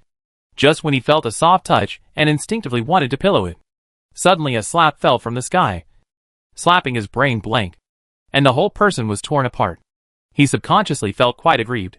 Now that he had nothing to touch, he could only rub around everywhere. But the bed was too crowded, so he couldn't even stretch his legs and feet straight, and he almost rolled off when he turned over. He held the human-shaped soft pillow in his arms and rubbed it over and over again. He didn't know if it was because he had a high fever tonight, or if there was any other reason. He Mian suddenly felt a heat in his heart spreading from his body, but the heat was trapped in his body and couldn't be discharged. In the end, it was too uncomfortable, so he could only rub around according to some instinct. Later, he felt that something was wrong, and something underneath stood up tremblingly. That feeling made him even more uncomfortable, so he rubbed it more vigorously. But fortunately, it soon withered. He Mian was sleeping very deeply at the time, and his brain was not very clear, so he was so confused that he didn't notice the situation at all. So when he woke up at about 5 o'clock in the morning the next day, the rain outside the window seemed to have stopped, but the sky was still obviously dim. He had a fever for half a night, and now he finally woke up a little. With the dim light outside the window, he obviously felt that something was wrong with him. He Mian frowned subconsciously, looked down, and saw that he was naked. He turned his head again, and found that he was holding a woman in his arms. At that moment, He Mian's expression twisted and stiffened. Mr. He's first reaction was not that he had taken advantage of others, or that he had been taken advantage of by others, but that he lowered his head and saw that the brothers below actually nodded to him in a friendly manner. Then his eyes widened, and he exclaimed in his heart, "WTF." Then the next second he got up and rushed into the bathroom regardless of everything. His lips trembled with excitement, and he pressed them into a line, and his fingers trembled as he approached, wishing he could shout 3 times on the spot, "I'm done." Then He Mian, who had been fiddling in the bathroom for a long time, became weak again. Holy shit. He Mian wanted to bang his head against the wall. It was too hurtful. Is this what a human being does? He was already weak in less than 3 minutes. Is his brother so disappointing? He didn't even have time to open the small video on his phone. He just tried to hold it up, and it was gone after a few fiddles. Is this his fate in the future? He subconsciously thought of the small advertisement that the woman handed over yesterday. It was weak in the middle and short in time. Isn't it talking about him? Fuck. It's better to let him continue to wilt. This feeling of giving people hope and making him despair is simply too depressing. He has never encountered such an outrageous thing. He Mian pursed his lips. His hair drooped in front of his forehead, and his forehead was sweating from nervousness. His face turned red and white, and he gritted his teeth and tried hard. But his brother was not up to the task, hanging there in humiliation, without any reaction. He Mian felt that his heart was hit hard for a while. No man would not mind such things. And he also minded, but it was useless to mind. No way. He also privately saw several authoritative doctors in this field, and the doctor said that his body recovered very well. and there were no sequelae after the car accident. It was probably caused by the psychological shadow. This may be true. When he was in high school, he was kidnapped. The kidnappers were a man and a woman who demanded 10 million in cash. He was tied in the back seat of the car. When he woke up, he saw a man and a woman in the car doing things in the car, pursuing excitement while driving, and was disgusted and vomited on the spot. The two thought they had kidnapped him and would be able to go abroad after getting a ransom of 10 million. But they didn't know that the positioning system on his watch was always on. When the bodyguards and the police finally caught up with them, the two were still doing it without knowing anything. By the time they found out, it was too late. The car couldn't control the speed and turned over completely. The two died on the spot in the car accident. And their death was also very miserable. And he was also left with sequelae from the car accident. After that, he always had this obstacle. In fact, he didn't know he had this problem at the beginning. It was just that after puberty, some reactions that should have never occurred. Slowly, he knew that his body was abnormal. When he got older, he knew that he might have a big problem. At first, he tried to watch those adult movies, but he didn't react after watching them. Although he had desires, it didn't mean he could stand up. He cooperated with the treatment several times in private and went to see a psychologist. But there was no effect. No man could bear this kind of thing. And he was the same. So he didn't tell anyone. Except that Su Sisi found out last time and accidentally said it in the bathroom. And when Nanyan overheard it. However, the worse he was, the more he wanted to prove that he could do it. So he used to pretend to play with those people. But he didn't dare to let people get close to him. If someone really found out that he couldn't do it, he wouldn't have the face to continue. It was just that what happened in the past 2 days was too sudden, which caught him off guard and exposed all his past. Mian felt a little cold in his heart. Not only was his heart cold, but he also felt a little cold on his body. How could he not feel cold? He looked down and saw that he was still naked. He was a little unwilling to give up. So he tried to try again. But it still didn't work. The humiliation was visible on Mian's face. What was the point of humiliating this useless dog? But after the humiliation, he still had to find a way to solve it. He thought to himself, is it because the stimulation here is not big enough that there is no reaction? Is it because the stimulation in the previous movies was across the screen, which didn't count at all? And this time because of the fever. He really slept with a beautiful girl in his arms all night. That's why he was stimulated and had some reaction. The more he thought about it, the more he felt that it was very possible. But he couldn't just find a pretty girl outside to try this kind of thing. If the stimulation was not enough, and it still didn't work, then wouldn't it be one more person who knew that he couldn't get hard? Could he do such a shameful thing? Mian washed his face in the bathroom. And he felt a little embarrassed as he thought about it. His handsome face with clear three-dimensional features flushed a little under the bright white light. He felt that he might have to ask Nanyan for help outside.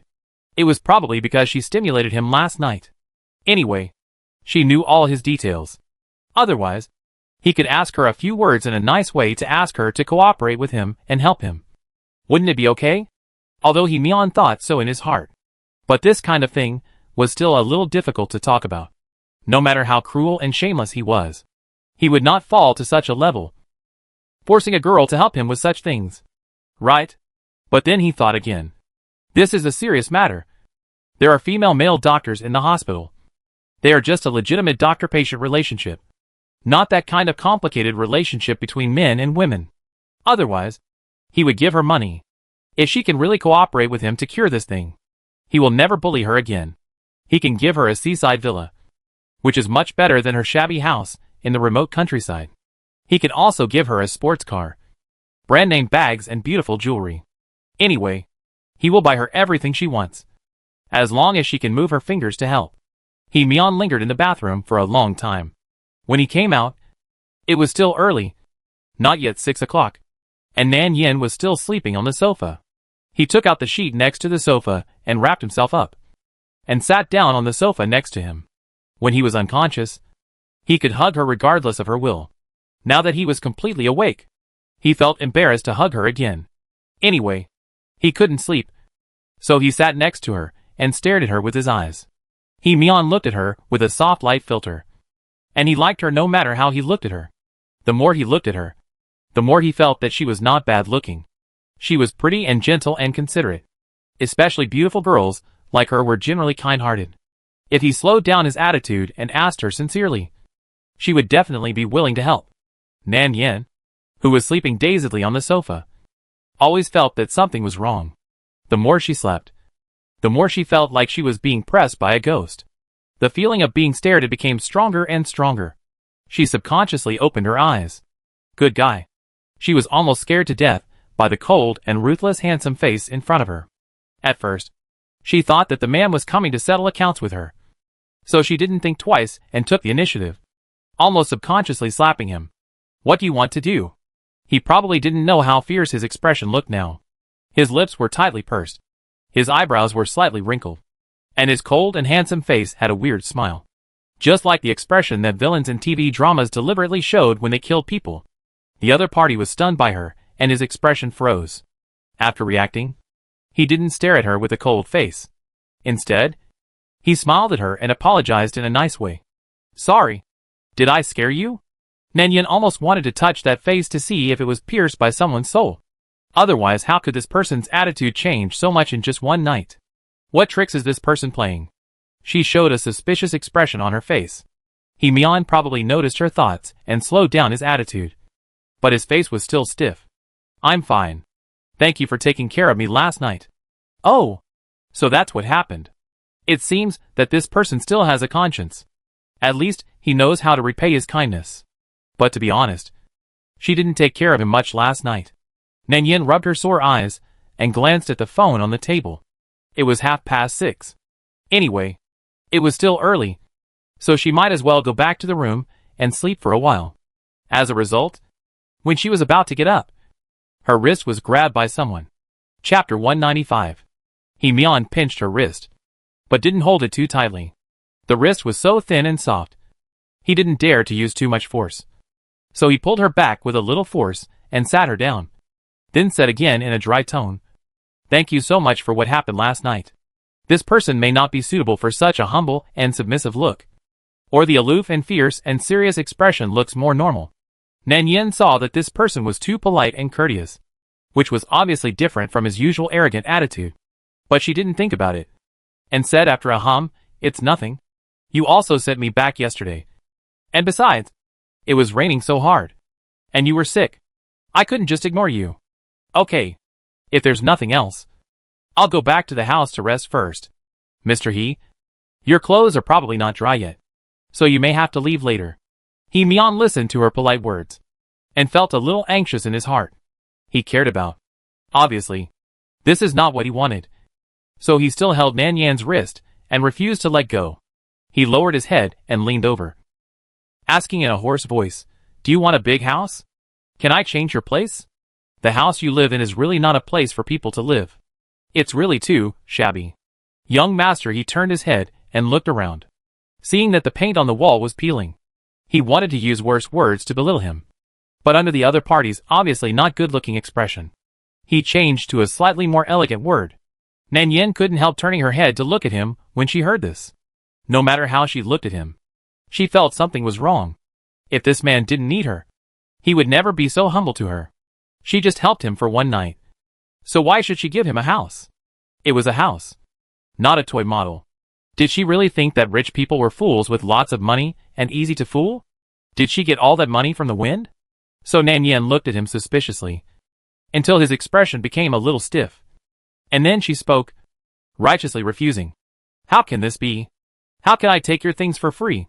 Besides, I didn't help you with anything last night. Mr. He, please let me go first." Mian wanted to nod and say, "I helped? You helped a lot." He didn't want to let go at all. Let go of this life-saving straw and run away. He had finally met her. How could he let her go so easily? Mian was frowning at first, but then he realized that his expression might be a little fierce, and his dark eyes looked at her with a softened smile, and then asked, "What do you like? Do you want a branded bag? A car or jewelry? Whatever you like. I can give it to you." After hearing this, Nan Yen was really blind if she still didn't know that this man had other purposes. The last dog man who said he wanted to give her these was obviously greedy for her body.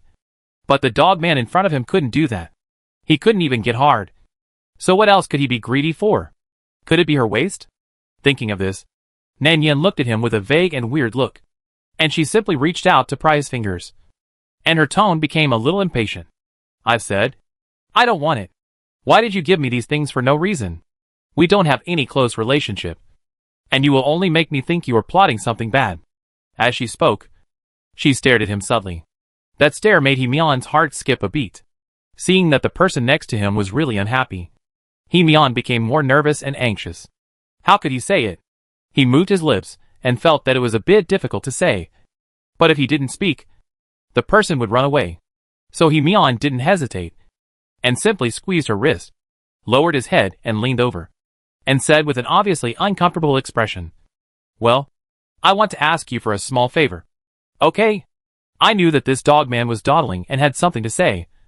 And it turned out that he had no good intentions. Just as she thought, Nan Yin understood in her heart, but still looked up at him with doubt. Help? What help? Send you to the hospital? Not really. It's actually very simple. Hearing this, He Mian was obviously more uncomfortable, especially when he saw the other person with a pair of clear black and white and moist eyes, looking gentle and quiet. He Mian's ears turned red uncontrollably. And then his face, his cold white skin, which was pale after a night of illness, was stained with this blush, which made him look particularly unnatural. He still knew a little shame, so he lowered his head and leaned in close. When he leaned in, his handsome and three-dimensional facial features became clearer, and being so close was even more impactful. Okay, I have something to tell you. I found something when I woke up this morning. Do you know? Nan Yin didn't know, so she turned her head to look at him again. What is it? He Mian's face turned even redder, and he was still embarrassed. He turned his head and exhaled lightly, then turned back to look at the other person's gentle, white face that looked like a beautiful jade. He simply made up his mind, and was completely shameless. He grabbed her little hand, and gently rubbed the back of her hand twice. Then leaned in her ear, and said in a hoarse voice, I seem to have moved. I can do it. Are you kidding me? Nan Yin was more shocked than him now. Her eyelids widened slightly, and she looked down at that place subconsciously. But the bed sheet covered it tightly, so she didn't see anything. No, she clearly felt it last night. And there was indeed no reaction at all. What's the matter? Is it okay to sleep with her for one night? She has this ability to treat all kinds of difficult and complicated diseases? The system gave her a golden finger? But think about it carefully. This matter has nothing to do with her.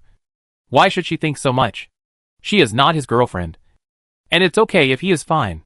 What does this person mean by coming to her and telling her? So Nan Yin blushed slightly, and immediately pulled her little hand out of his palm, and then said, What does your matter have to do with me? It's okay if you are fine. This is your own business. What do you mean by coming to tell me? She is not that kind of casual person. Can she help him try how the touch is restored? He is dreaming. He Mian's expression was inevitably a little depressed when he heard this. The black hair on his forehead drooped at the end of his eyebrows. He moved his fingers. Nan Yin thought that this man wanted to smoke. But now he didn't. He took a deep breath and moved a little closer to Nan Yin. His tone suddenly became a little resentful. No. It's not what you think. I don't want to do anything to you. It's just, I want to ask you for a small favor. Okay? You may not know that I am better, but it is only half healed. It will soon be gone, and it won't move no matter how you touch it. He Mian's tone was obviously a little ashamed and angry. He wanted to grab her hand to let her verify the authenticity. He had no one to talk to about his depression, so now he could only tell her, since he knew he was ill. He had never revealed his true feelings to anyone so clearly, and he had always kept it in his heart. Anyway, they were like this now, and she knew almost all of his secrets. It didn't matter if he said more. Anyway, it was better to throw it away. He might as well be shameless. He gritted his teeth, slowed down his posture, and looked like he was about to say something. Can you do me a small favor? What's the use of having face? He has been weak for so long, and now he finally has some signs of recovery.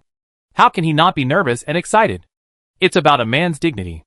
Losing face is nothing. Not being able to get hard is the biggest flaw in a man's life. After hearing these words, Nan Yin finally understood. It turned out that this man was still ill. This is really a good opportunity sent by God.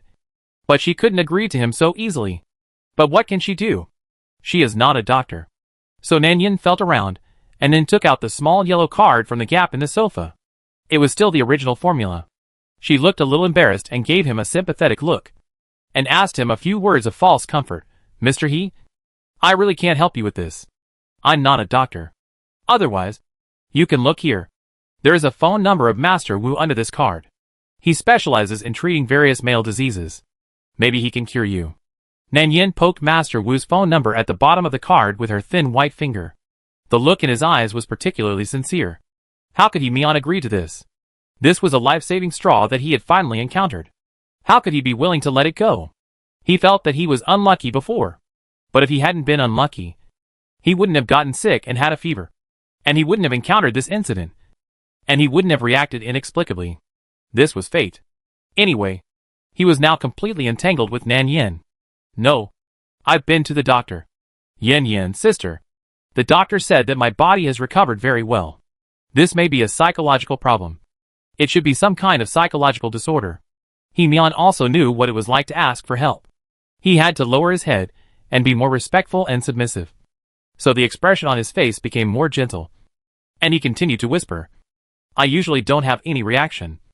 And I don't have much reaction when watching movies. But it may be because I didn't dare to get close to people before. It was just that I was stimulated a little this morning. It should be that the stimulation was a little greater. Can you do me this favor?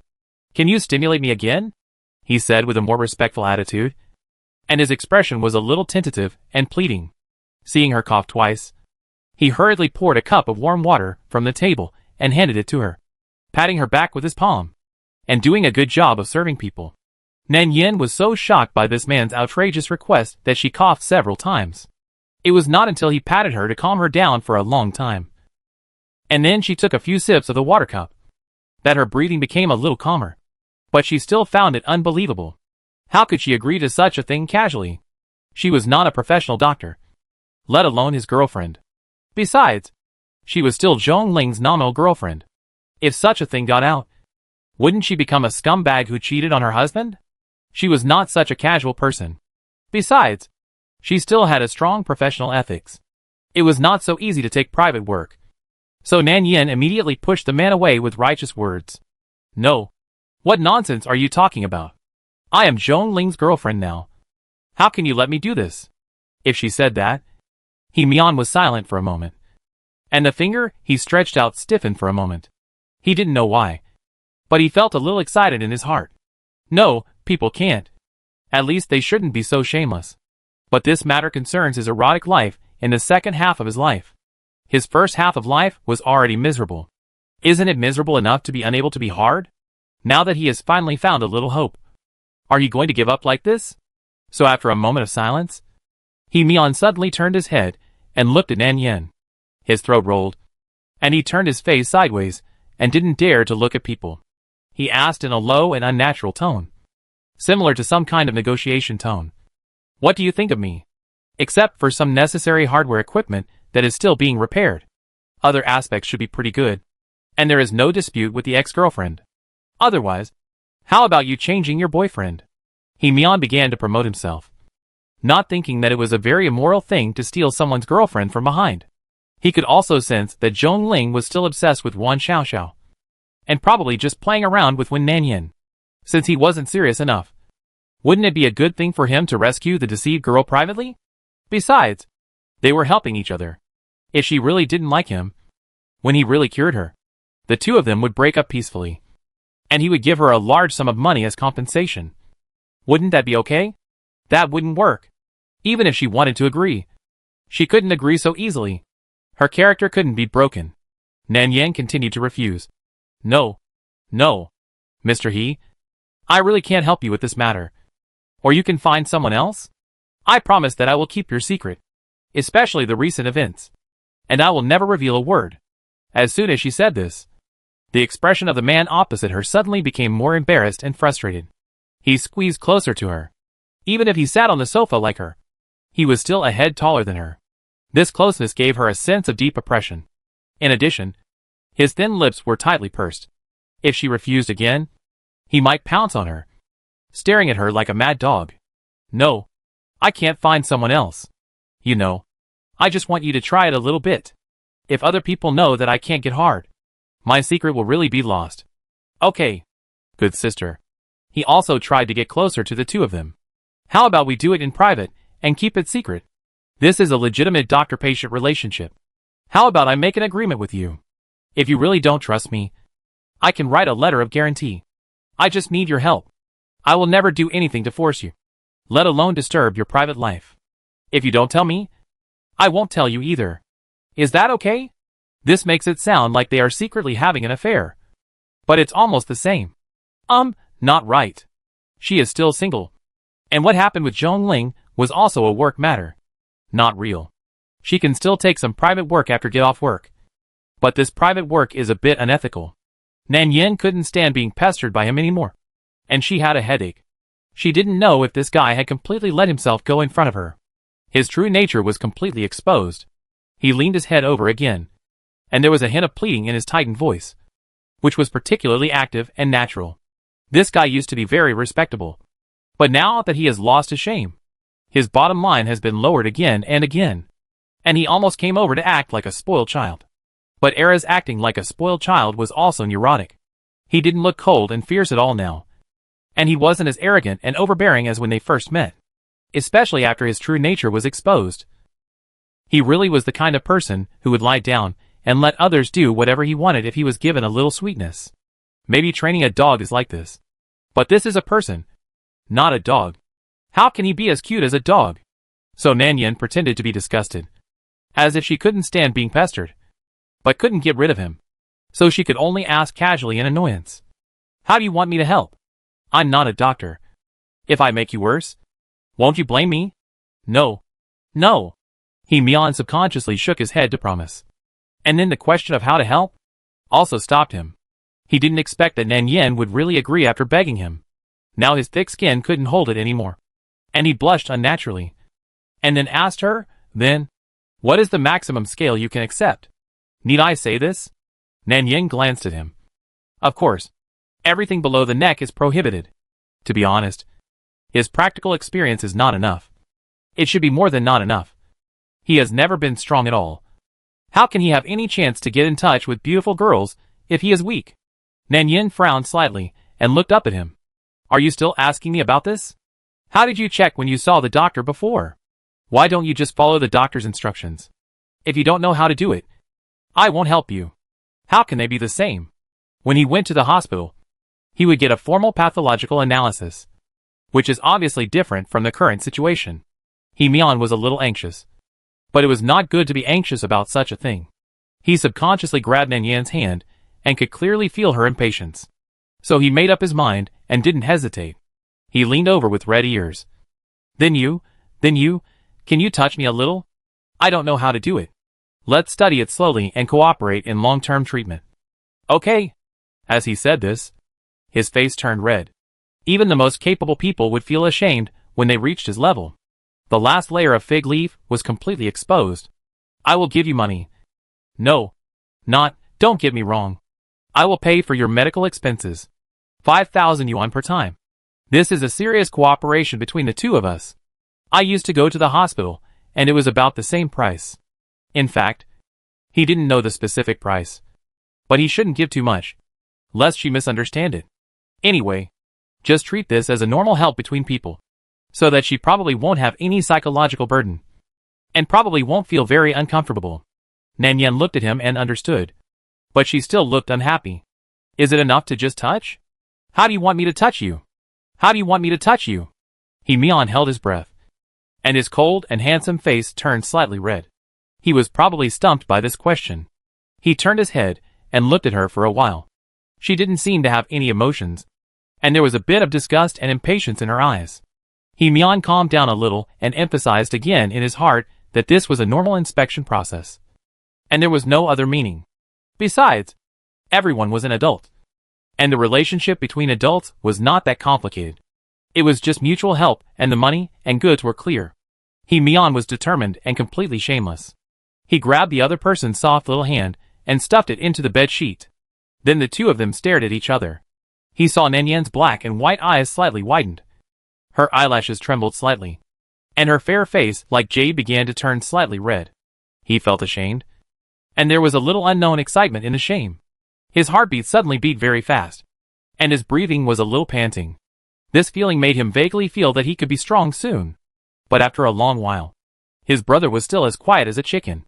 As if he had taken sleeping pills. Without any reaction. This is not right. He meowed. Adam's apple moved. He was a little anxious. He began to sweat when he was anxious. His originally cold face turned red and a little pale. He was probably a little disappointed. There was a certain tension in his disappointment. He held Nan Yan's hand even tighter. Nan Yan's fingers had not moved. He led her to move. He took a deep breath and gently rubbed her fingers. His breathing was slightly hurried. Then he lowered his head and leaned forward. His voice low and hoarse. Okay. You have to be responsible. You promised to help me. You, help me. You can't just stand by and watch me die. Okay. Hearing this man deliberately lower his voice and make a low and hoarse tone to ask for love, Nan Yan almost couldn't help but throw him down on the spot. Damn man. How did he do it? It's really hard for a grown man to suppress his voice and beg at this time. He wanted to reach out to hug Nan Yan, to hold her waist, but the hand was slapped away as soon as it reached out. She refused to let him touch her, and he felt a little wronged. But now there was no way. He had to be obedient when he asked for help. Since she refused to let him hold her waist, he could only support one hand on the cushion behind her and slowly approached, as if he wanted to hold her whole body in his arms from behind. Nan Yan turned her head and didn't look at the movement under the bed sheet. It was useless to look. The two tried for more than 10 minutes and touched her everywhere. But she was still limp and didn't respond at all. Nan Yan was really disgusted now. This man, as always, looks good but is useless. She turned her head and saw He-mian showing a look of being hit and unbelievable. The man looked ashamed and angry, probably wanting to dig a hole and bury himself alive. You still can't do it. After the two of them tried hard for another 10 minutes. Nan Yan was obviously a little impatient. This time, her hands were really sore. And she said this fact with disgust. No. It's not what you think. Don't give up. Maybe it's a little shy. Let's get familiar with it. He-mian pursed his lips. His lips were a little pale at this moment. He wanted to pounce on her and hug her thighs. Nan Yan was very disgusted. So under the efforts of the two, his brother was still quiet and had no reaction. Nan Yan now suspected that he was dreaming, that he went crazy and then had hallucinations. This was obviously not working. So she asked, "Did you sleep confused and dream that you could do it?" But it was all a dream. He-mian glared at her with resentment. He felt that this person was laughing at him. Laughing at his wild imagination. But he clearly felt it this morning. How could such a thing be fake? How could he be dreaming? He turned his head to look at Nan Yan's face. And his eyes fell on her lips. Her lips were rosy, as if coated with a layer of honey. Her lips were thin, just the right size, and slightly upturned. When she pursed them, she looked very gentle, but her expression was obviously a little impatient. And there was a bit of visible disdain. Yes, there is no man who can't help but dislike. He-mian felt that he was embarrassed. He leaned closer to her, and could vaguely smell the fragrance of her hair. He-mian wanted to reach out and hug her. So he put his hand around her back and slowly said, "How about, kiss me? Saving a life is better than building a 7-story pagoda. You saved more than one life, but also the lives of my future descendants. Can you just kiss me once?" He stared at her rosy lips and lowered his head involuntarily. He felt that he had not yet entered that state. Maybe the pure doctor-patient relationship between the two of them was not good enough. He needed some intimate contact, and kissing should be enough. He lowered his head and leaned closer. The hair on his forehead was a little soft. Nan Yan saw that his eyes were faintly shining and looked a bit like a pervert. He might really be suffocated.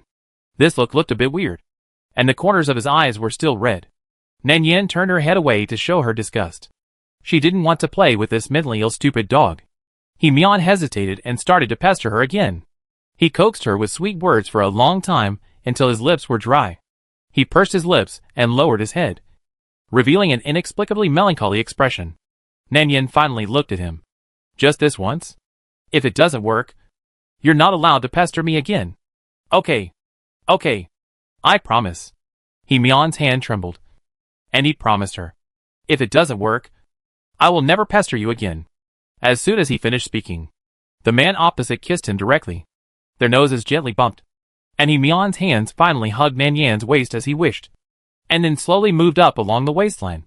His hands couldn't help but hold her shoulders, subconsciously wanting to hold her tightly. He didn't have much experience in kissing, but inexperience didn't mean he couldn't. He had studied it seriously before, so he was naturally good at this. He slowly licked and bit the two thin lips. Her lips were moist and soft.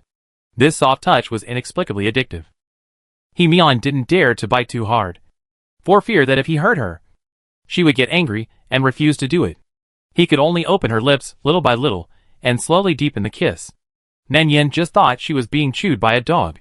This guy really chewed like a bone. He looked gentle, but he was a little fierce when he was strong. And he also liked to bite people. Nan Yan stared at his eyelashes with her eyes open without blinking. After staring for a long time, she found that she was a little dizzy. It was normal. This was the reaction after kissing for a long time without breathing. He Mian might have had some deliberate mentality at the beginning, but in the end, he obviously felt something was wrong. His heartbeat slowly accelerated, and his true nature was exposed later in the kiss. He pretended to be so humble and obedient before, but he was still strong in this matter. His eyes changed. He lowered his body, pressed her wrist, and slowly moved down. And the two looked at each other. She heard the man's low voice, and when he spoke again, his voice was slightly restrained and hoarse. "Feel it. Is there any movement?" Obviously. Standing there, the moment Nan Yan felt it, her eyes widened slightly. This man really got up, which was not good. When she was thinking about how to fool this, the stupid man actually turned over from her and got up directly. Then he rushed into the bathroom wrapped in a bed sheet with an excited and weird look on his face. Before leaving, he did not forget to take his mobile phone with him. What did he want to do with the mobile phone? Take a photo to commemorate the first time? Nan Yan. This is a little different from the script she imagined. This bastard. What on earth should she say? She was abandoned like this? When the noise in the bathroom finally died down, Nan Yan saw the man inside push open the door with a whoosh, then rushed over and hugged her, holding her from the sofa into his arms, touching her shoulders with both hands, staring at her with eyes shining. "Yan Yan, let's do it again. Okay?" This time Nan Yan directly pushed his face. He insisted on getting close, so Nan Yan slapped him hard. "No. Go away. Don't touch me. We agreed that it's only once. You can find someone else in the future. I won't help you. Why are you still holding me?" He Mian's face was red from being slapped, but he refused to let go. He didn't know what was wrong with him, but now it was different. He was really capable. So he pestered him and continued to rub against him. "Good sister. Can you bear to watch someone die without helping? I didn't do anything else for just a kiss. You saw it. I didn't lie to you. It would have been fine if he hadn't said it." As soon as he said this, Nan Yan was obviously even more unhappy. She felt like she had become his tool. How could she tolerate this? So she squeezed her hands hard and pinched his face. His skin was tight, and Nan Yan just pulled it. No means no. "Let me go. If you don't let me go, I'm going to bite you." He Mian felt his face was a little numb from being pulled. He didn't know where he had offended anyone. Did he bite too hard when they kissed just now? Then bite it. It doesn't matter if it hurts. As soon as he finished speaking, Nan Yan bit him and bit his shoulder. He Mian hissed and felt his body tense. Just as he was about to feel something, he suddenly heard a cell phone ringing on the coffee table opposite. "Your phone is ringing? Someone is calling you so early." It was obviously not his. His phone was still on the sofa. Nan Yan pushed the person away and turned to touch the phone on the coffee table. As soon as she got it, she saw that the name displayed on the screen was her boss Zhong. So she subconsciously pressed the answer button. "Hello, Zhong."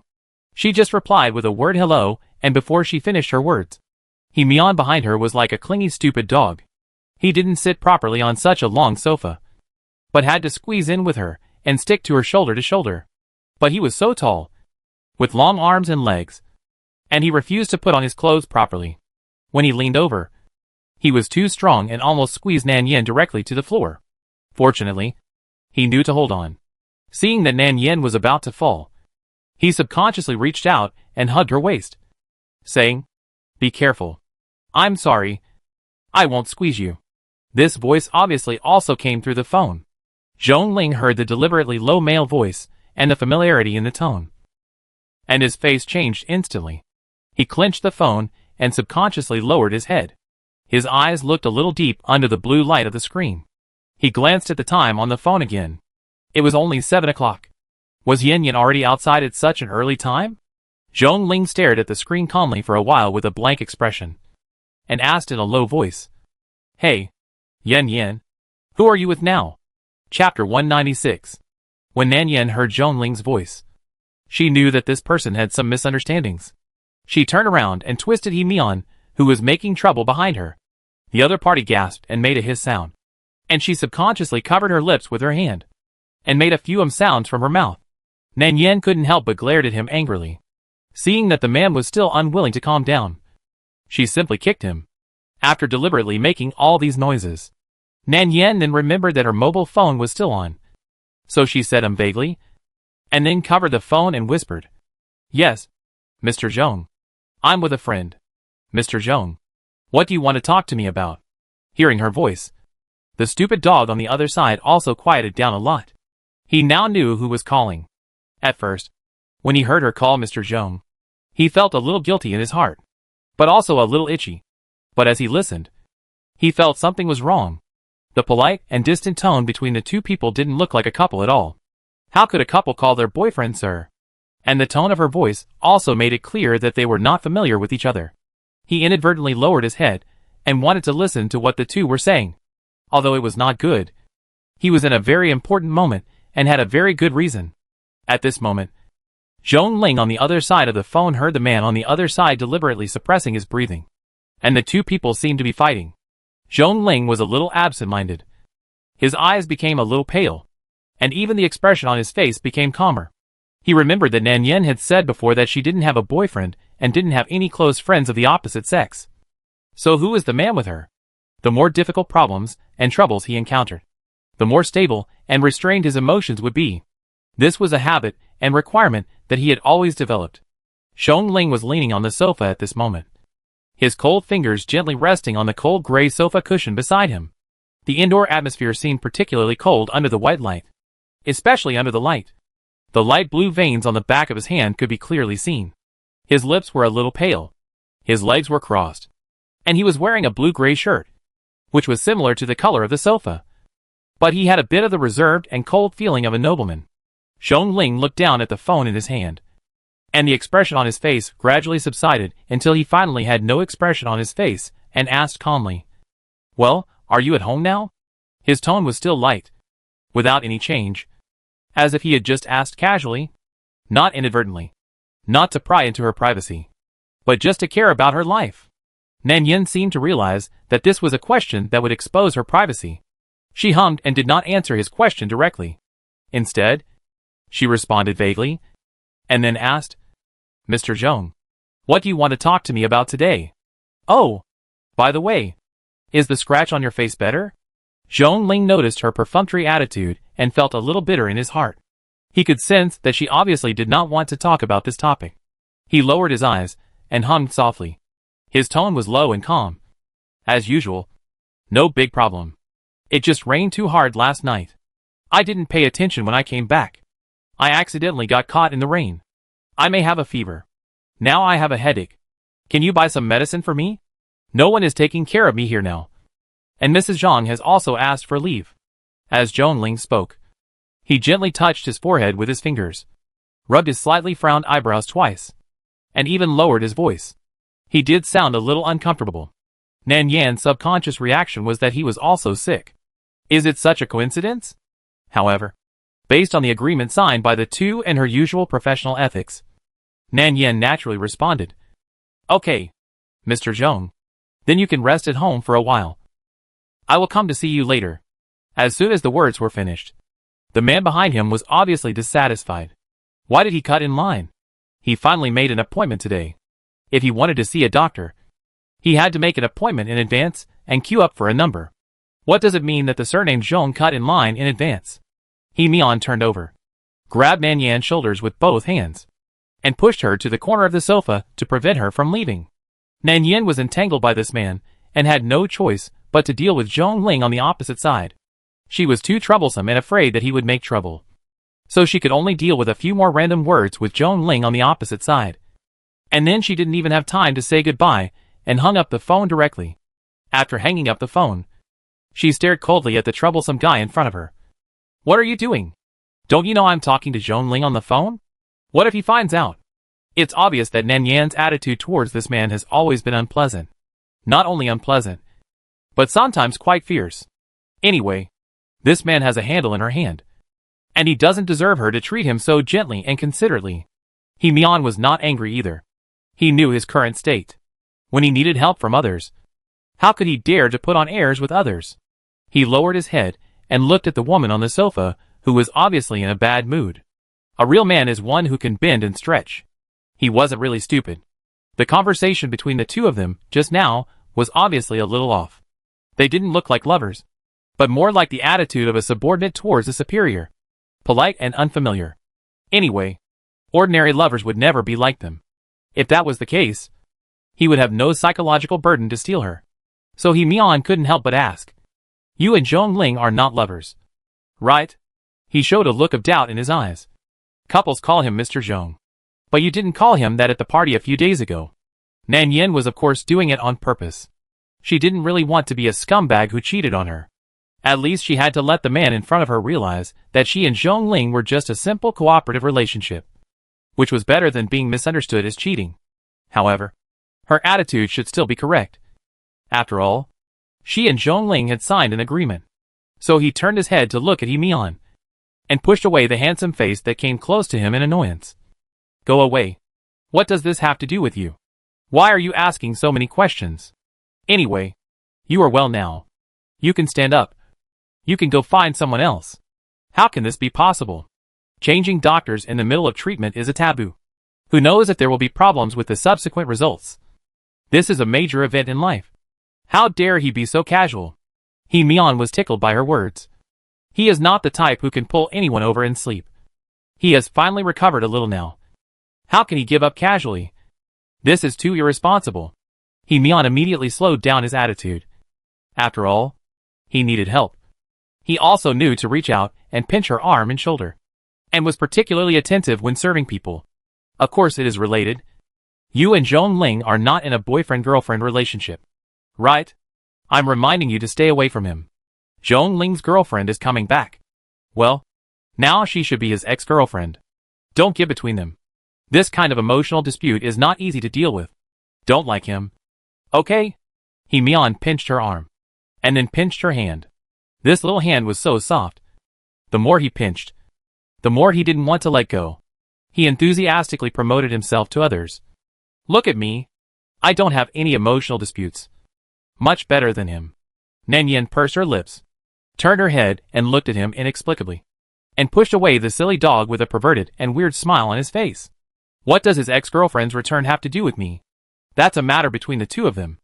I just went to take care of him, not to do anything weird. And you? You smile so perverted. I should stay away from you. Nan Yin showed this person a contemptuous look.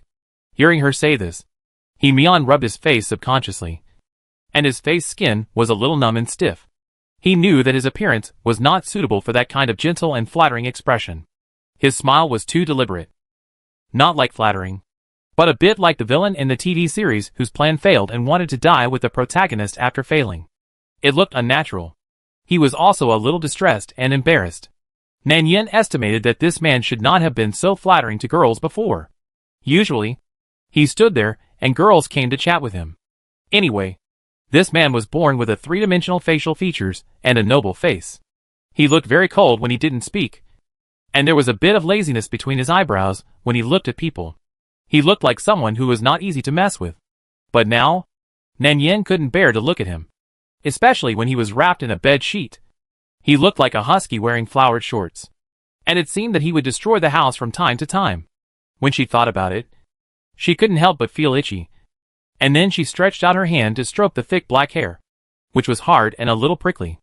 It seemed that this person's hair was quite hard. He Mian's expression was obviously stiff, probably because he didn't expect her to do it directly. And this stroking posture seemed a little wrong. Was she stroking a dog? Damn. Is this woman really stroking him like a dog? He Mian felt that his face must be not very good now. If it were in the past, if someone dared to touch his head casually, he would definitely drag the person over and beat him up without saying a word. But now, his life was in someone else's hands, and he could only endure this humiliation. Mian knew that he had defects, and now that these defects finally had a chance to be cured, he would be aggrieved. How could he give up such things easily? He could actually vaguely sense that this woman didn't dislike him. Not only that, she might even have a little fondness for him. Although he wasn't quite sure where this fondness came from, it didn't prevent the two from getting close.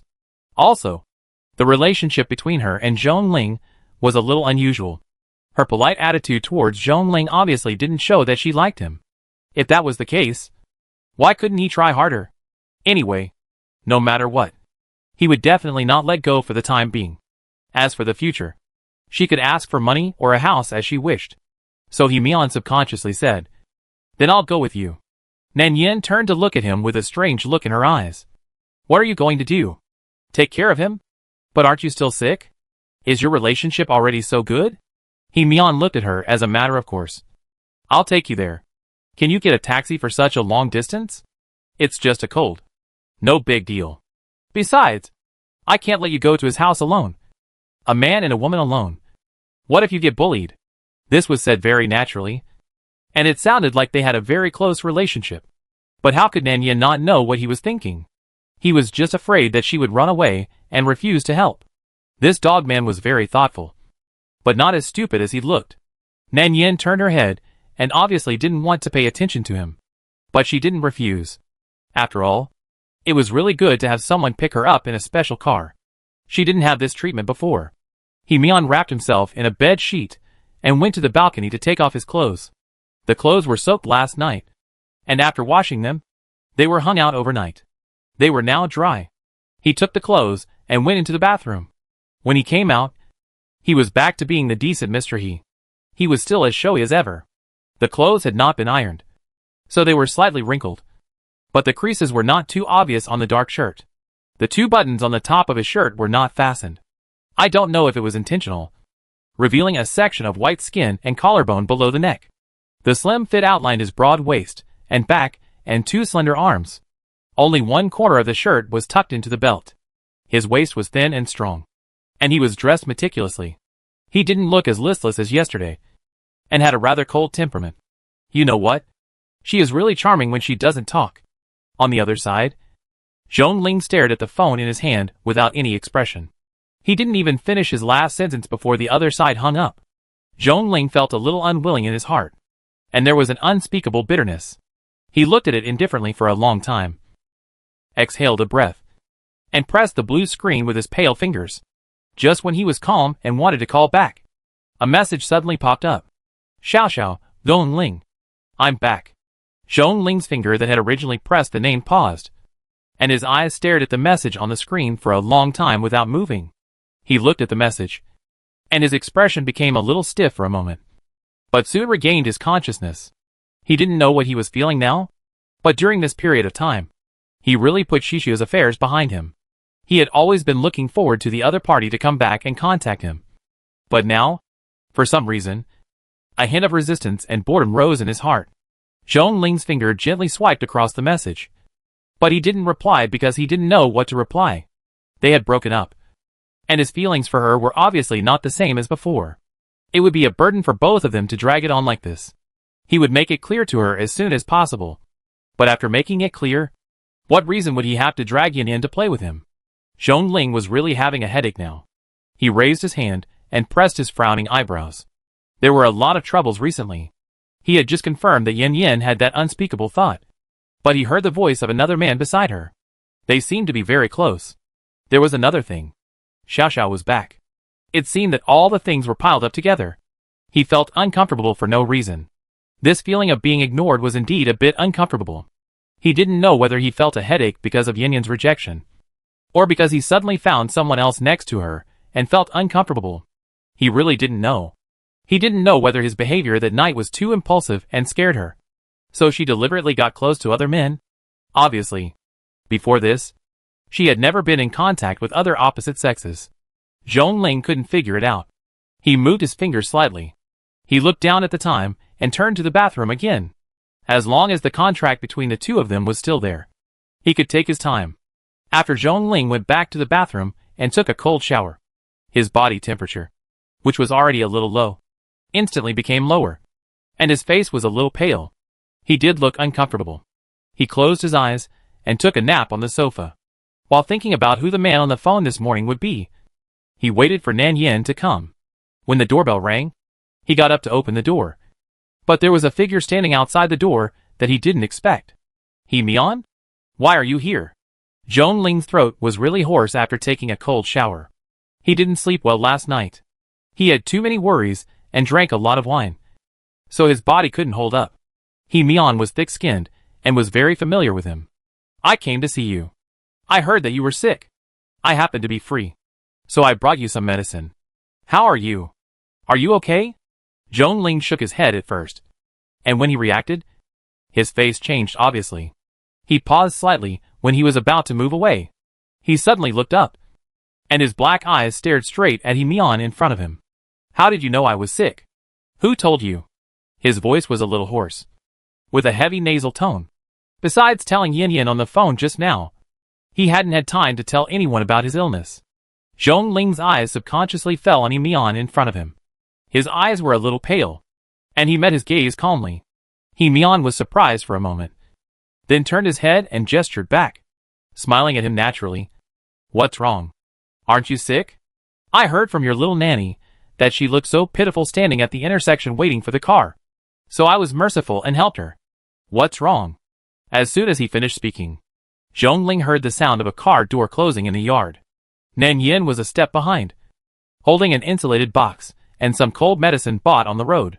Zhongling saw her, looked her up and down carefully, and after making sure that she was not bullied, his expression eased, but he still felt a little strange in his heart.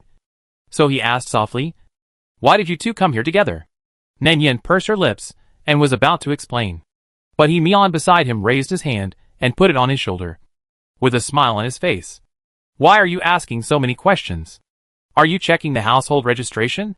She said she meant on the road. And you greeted me? How can I not bully her without giving her face? Okay. Can we go in and talk first? It's raining outside again, and it's a bit cold, He Mian explained half-truthfully. Anyway, it was hinting that the two of them happened to meet on the road. Zhongling frowned, although he was a little suspicious, but he didn't pursue it too much. He couldn't think of any connection between the two people, and there should be no other possibility except for an accidental encounter. His subconscious thought just now was that He Mian might bully others when he wasn't paying attention. After all, he could clearly feel that he was targeting Yin Yin at the party last time, so he didn't think about other things for the time being. He knew something about He Mian's temper. He stepped aside, and He Mian went in first. Nan Yin, who was one step behind, also walked towards him. He saw Nan Yin smiled at him familiarly, and there was nothing strange on her face. Only then did he slowly suppress the strange emotions in his heart. Then he walked closer and called, Yan Yin. Nan Yin responded, and the two looked at each other, and it seemed that there was no change. It should be said that there was no change in Yin Yin's eyes when she looked at him. As calm and natural as usual. What's wrong? Nan Yin looked at him puzzledly. Zhongling didn't know what he was expecting, but it was definitely not such a look without any emotion fluctuations. Zhongling looked at her calm eyes, and suddenly came back to his senses. He coughed lightly, turned his head, and suppressed the unnatural feeling in his heart. Nothing. I just want to ask you, should everything be fine in the hospital yesterday? How is your sick friend? Should he be in good health? He asked about yesterday's events in a roundabout way. Nan Yin seemed to pause when she thought of yesterday's events, then shook her head and smiled at him. No big problem. Sister Zhou told me yesterday that she wanted to treat you to a meal when she gets better. I wonder if Mr. Zhong would be willing to do it. Zhongling nodded, raised his eyebrows slightly, and showed a gentle smile. Okay.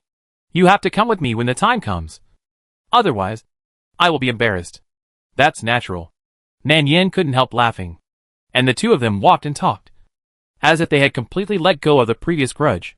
When they arrived at the door, Zhongling looked much more haggard under the light than the previous 2 days, and his eyes were a little pale blue. Nan Yin saw that his face was not very good, and he seemed to be coughing, so she couldn't help asking, Is your headache better? I heard you say on the phone that you had a severe headache. Did you catch a cold at night? Did you take medicine when you got up this morning? She moved closer and breathed over. This sentence made Zhong Ling feel an indescribable softness in his heart. He vaguely smelled her fragrance. And his heart was numb. Especially after hearing these caring words. His face was much more relaxed. He smiled at her and couldn't help wanting to reach out and touch her face. But thinking of his previous rash action, his fingers paused for a moment. And then he naturally reached out to take the things in Nan Yan's hand. His voice in his throat was a little hoarse. Well, it's better. There's no big problem. You come in first and talk. Nan Yan followed her instructions and went into the house. The 2 people originally expected became 3 people. And there was a huge light bulb sitting on the sofa. Unconscious, which obviously hindered him. Zhong Ling seemed a little absent-minded.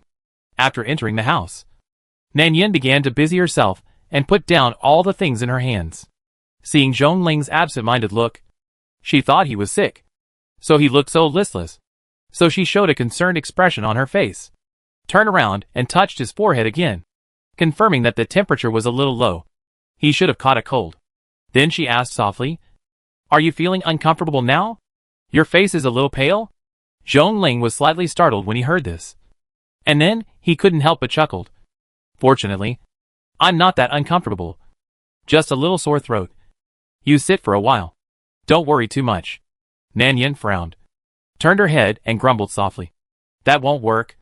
A cold is not a trivial matter. And it's even more troublesome if you have a fever. You just have a sore throat now. Take some medicine to prevent it. It should be fine. You don't know?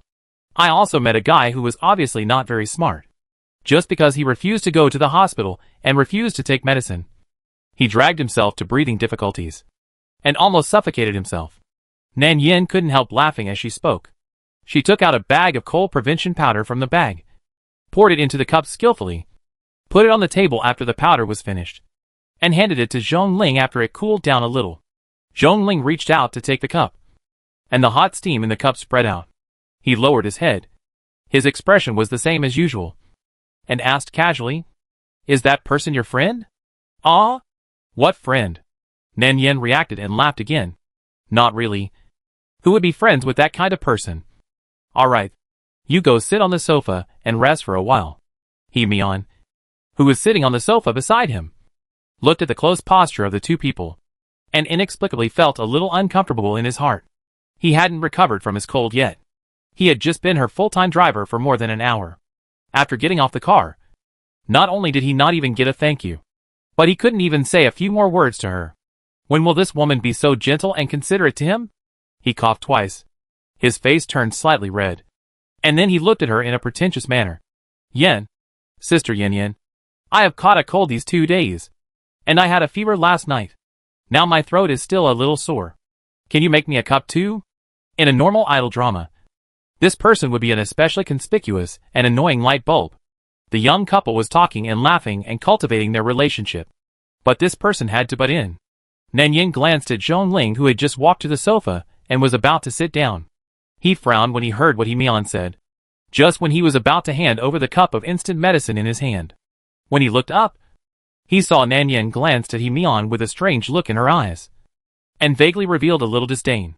But she still threw a packet of instant medicine from the bag. Then go buy it yourself. The packet of medicine hit his chest hard. It was not known whether it was intentional. He Mian was not angry after being hit.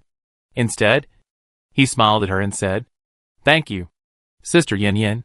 Then he really went to the kitchen by himself. This attitude made Zhong Ling feel a little abnormal. He frowned and felt that something was wrong. This was probably because of Yan Yan's attitude towards him. Although she was a little disgusted, she was obviously familiar with him. But now, he was embarrassed to ask directly in front of Nan Yan. If he was qualified, he would have many questions to ask. For example, what he wanted to know most was who was the man with her in the morning. But he was just a partner with her now. He was not her real boyfriend. Even if he was, he could not control her personal privacy. After Nan Yan sent He Mian away, she didn't seem to mind this little episode. She turned to look at Zhong Ling and asked him, Have you had lunch? I just bought some light porridge and vegetarian dishes from home. Can we eat together? Zhong Ling could feel that Yan Yan still cared about him.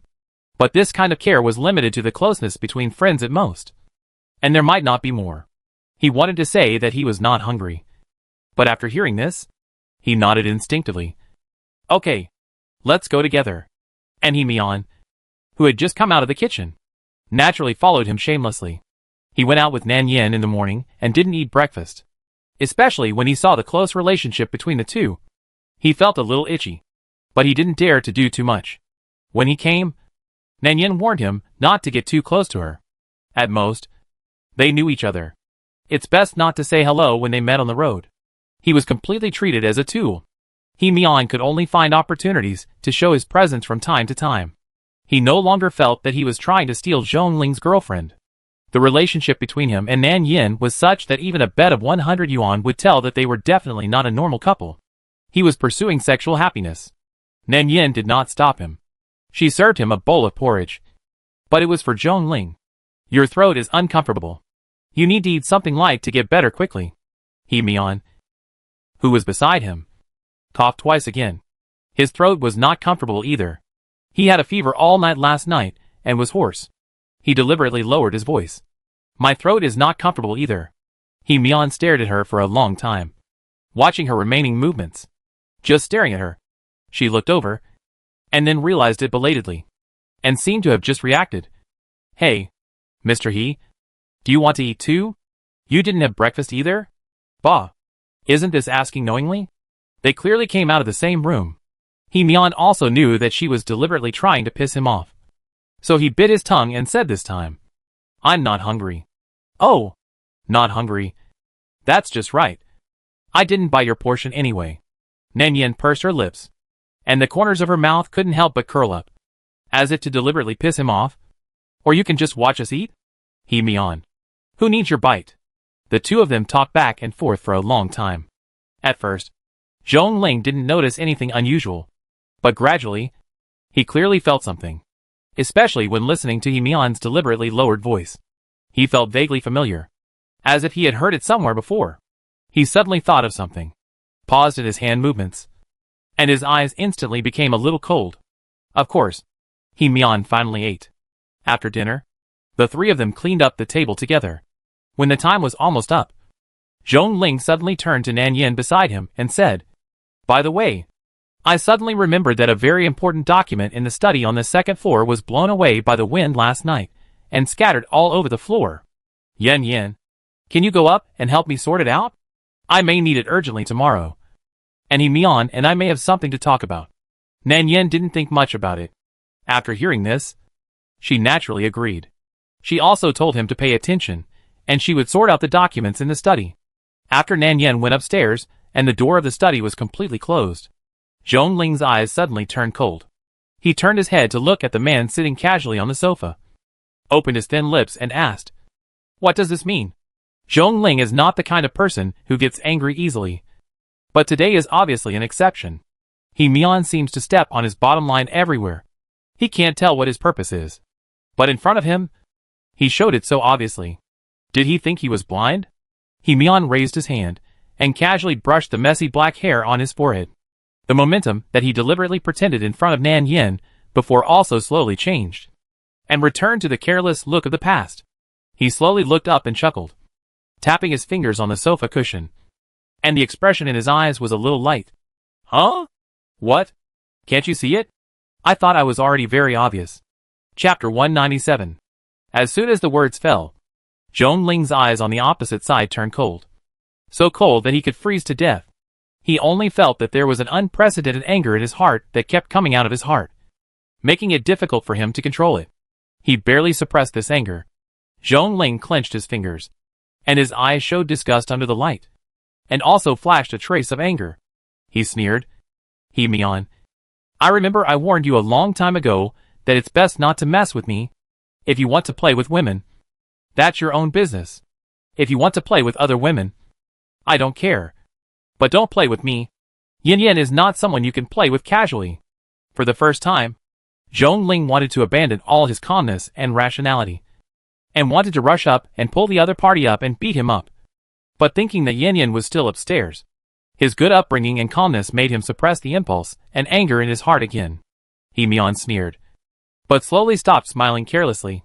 His dark eyes were calm, but he still looked lazy and unreliable.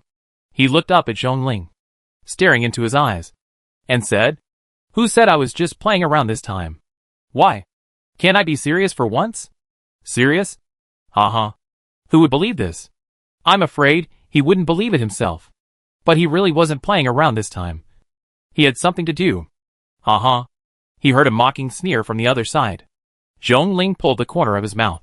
He didn't react much when he heard Himian say this, and was even indifferent. "So, you're going to snatch me away, right? What?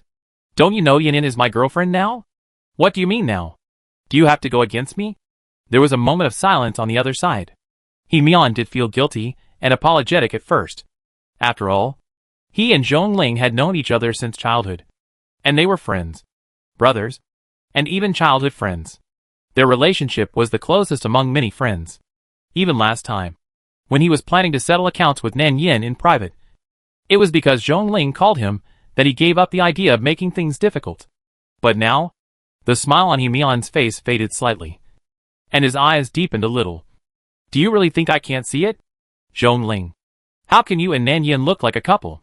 Yin Yin is not your girlfriend, right?" he said with a smile on his face. But this smile never reached the bottom of his eyes, and he still looked cold. "Let me guess. You signed a confidentiality agreement or something with her during the time in the club, right?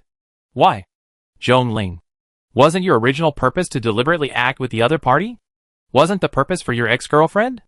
Calculate the time. Ruan Xiaoxiao should be back soon. If that's the case, why are you still holding on to Nan Yin? What do you mean? Isn't it more embarrassing for her than for me?" He had guessed it almost right. He had already had this idea in mind from the conversations he heard on the phone before. After arriving at Zhongling's house, he could clearly see that Nan Yin had no other thoughts about him. It's not hard to detect the look of someone liking someone, at least in this relationship. He could see that Zhongling had some thoughts. Otherwise he wouldn't be so angry now. In fact, he could have given in. He didn't have the hobby of snatching things from others. Nor did he think that other people's things were better than his own. But now, there was indeed a little inevitable connection between him and Nan Yin. After saying this, Zhongling's face became visibly gloomier. Zhongling rarely gets angry. But that doesn't mean he won't get angry. He has encountered too many troubles recently. Whether it was Himian's words that really touched the pain in his heart, or Yin Yan's calm and respectful attitude towards him from beginning to end, the sense of crisis that he felt in his heart made him unable to control his temper at this moment. He smashed the glass cup in his hand heavily to the ground. With a clang, the flying fragments accidentally scratched the back of his hand. But he seemed to be unaware of it, and his expression became colder and colder. Those eyes stared straight at the person in front of him, with a slightly cold look in his eyes. Zhongling, who had completely removed the mask of gentleness, was equally aggressive when facing Himian on the opposite side. "Himian, get out of here. I don't mind tearing my face with you. But do you think that people who have been inferior to me in everything since childhood can compete with me?" Zhongling would not satirize people so unscrupulously. But he also has his own bottom line. Once the bottom line is touched, no one can have a good temper. And he is the same. After Zhongling finished speaking, he turned his eyes away indifferently, and even chuckled. But the smile was vaguely mocking. After the smile, Zhongling's mood seemed to be much more stable, and his tone became calmer and calmer. "Since the words have been laid out, I'll tell you as soon as possible that you don't have to worry about Xishi's affairs. I will handle my own affairs myself." He raised his eyes and looked over coldly, looking directly into the other person's eyes. But his eyes were no longer familiar with the usual familiarity. "I declare to you now that I will not let go of Yanyan easily." After saying that, Zhongling seemed to have grown up, and a trace of annoyance flashed in his eyes. He added, "I don't care what you think or what you want to do, but if you dare to mess with me, I will never let you go." At the end of the conversation, the two of them were completely torn apart, and Himian's face was a little heavy, from the initial carelessness to the current narrowed eyes. Probably when he said that he was not as good as him in everything, Himian was really a little unhappy in his heart, because this was the fact, and the fact did not always sound so pleasant. Compared to Zhongling, a good young man who grew up, even if he lowered his status, and hung out with people like them, he has always been a model in the circle. And he himself, because of his ever-changing temper and lazy nature, is indeed not very popular. However, Mian was silent for a moment, and suddenly laughed carelessly. He raised his face, narrowed his black eyes, and reflected a cold and indifferent light under the light. Yes, you are right. I am not as good as you in many aspects. But how much better are you than me? Are you so sure that she will like you in the end? Zhong Ling turned his head and sneered, even with a bit of gentleness, because this kind of insignificant sarcasm did not work on him at all. He looked down at him with a look of scrutiny and calmness at the end of his eyes. Could it be that they would choose someone like you? Are you really sure that you can do it? As soon as the voice fell, Mian's face finally changed. From the beginning of this confrontation, he has been in a lazy and casual state.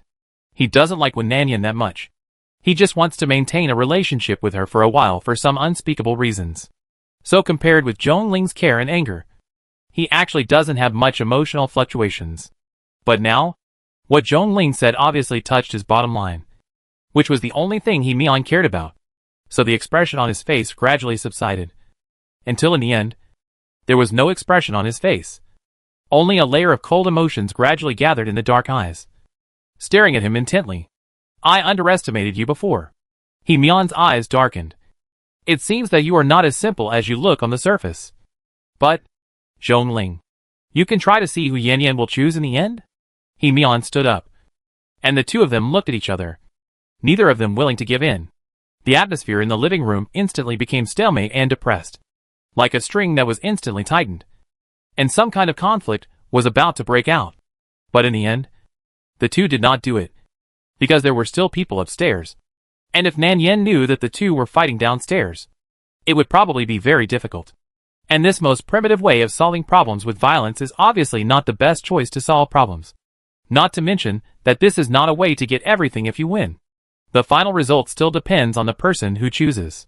After the face was completely torn, Mian had no intention of staying any longer. Before he left, he originally wanted to take Nanyan with him. But in the current situation, it was obviously impossible. Moreover, to be honest, he had no position to take people away now, and the other party probably didn't want to. After Mian left, Zhong Ling felt that he could no longer control his temper, and he couldn't suppress the coldness and anger that surged from the depths of his heart. He clenched his fingers, and although his face was calm and indifferent, a trace of red appeared at the end of his eyes, and his eyes were obscure.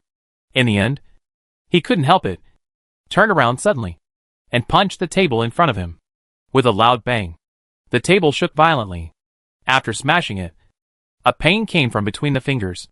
The bright red blood oozed out of the skin and slowly slid down the white fingers.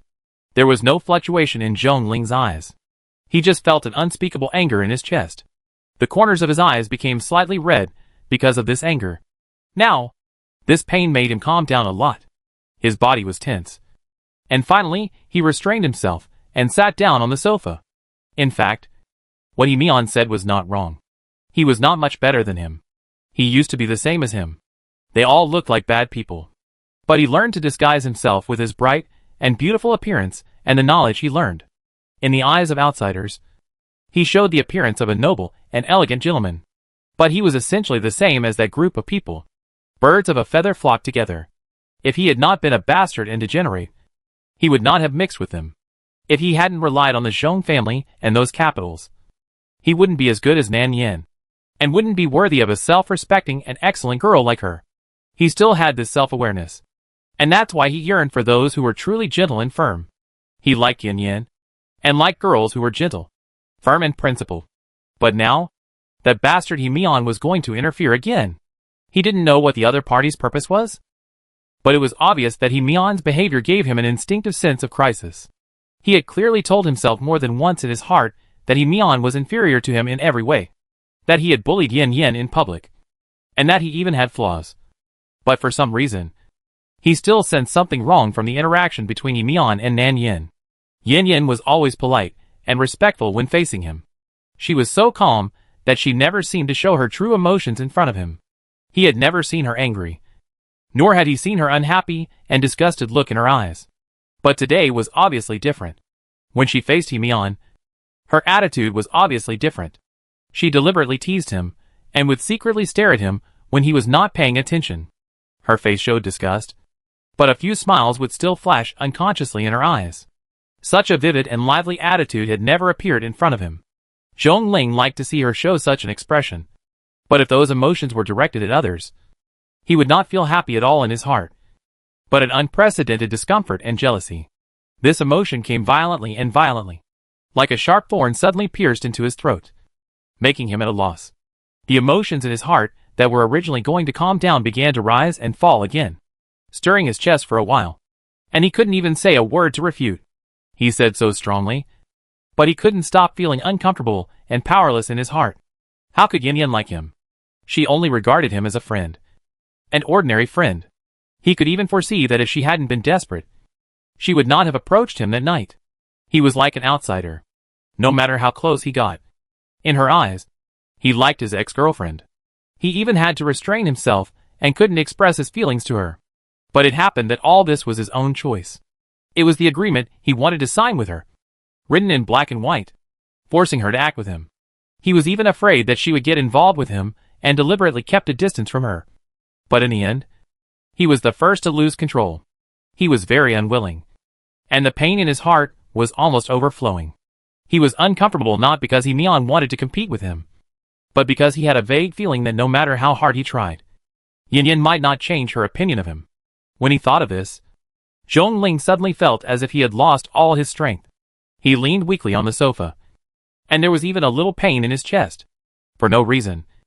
At this moment, Zhongling felt a kind of disappointment and unwillingness, and at the same time, there was another emotion that kept rolling in his chest. He understood what it was, but the more he was like this, the more jealous he was of her familiarity and closeness when treating others. How could he not mind this? Zhongling unconsciously clenched his fingers, and the wound on the back of his hand split again. He could vaguely feel blood flowing down his fingers, but this pain made him sober up a lot, and the discomfort in his chest was relieved a lot. When Nanyan finally finished packing the documents in the study and went downstairs, she found that Zhongling was the only one left in the living room. The soundproofing in the study was too good, and it was on the second floor, so she didn't hear what the two people downstairs were saying. However, she was obviously close to Yimian during the meal, and even if he was blind, he should have seen it. As expected, the two sent her away after dinner. She originally thought that the two would fight, but looking at the situation, it seems that the two did not fight. What a pity! Nanyan came down from upstairs and saw Zhongling sitting alone on the sofa smoking. She was stunned for a while. He might have been smoking for a long time. And there were two burning cigarette butts on the table. There was a faint smell of smoke in the room, but it was soon covered by the smell of aromatherapy. Nanyan showed a strange expression on her face, as if she didn't know what happened downstairs. She turned around and opened the window. The air in the room flowed, and soon even the fragrance faded. She turned around and walked to Zhongling's side. Just as she was about to sit down and ask him what happened, she saw the broken glass cup on the ground as soon as she approached, and some fragments were scattered on the floor. She stopped in her tracks and asked in a strange tone, "What's wrong, Mr. Zhong?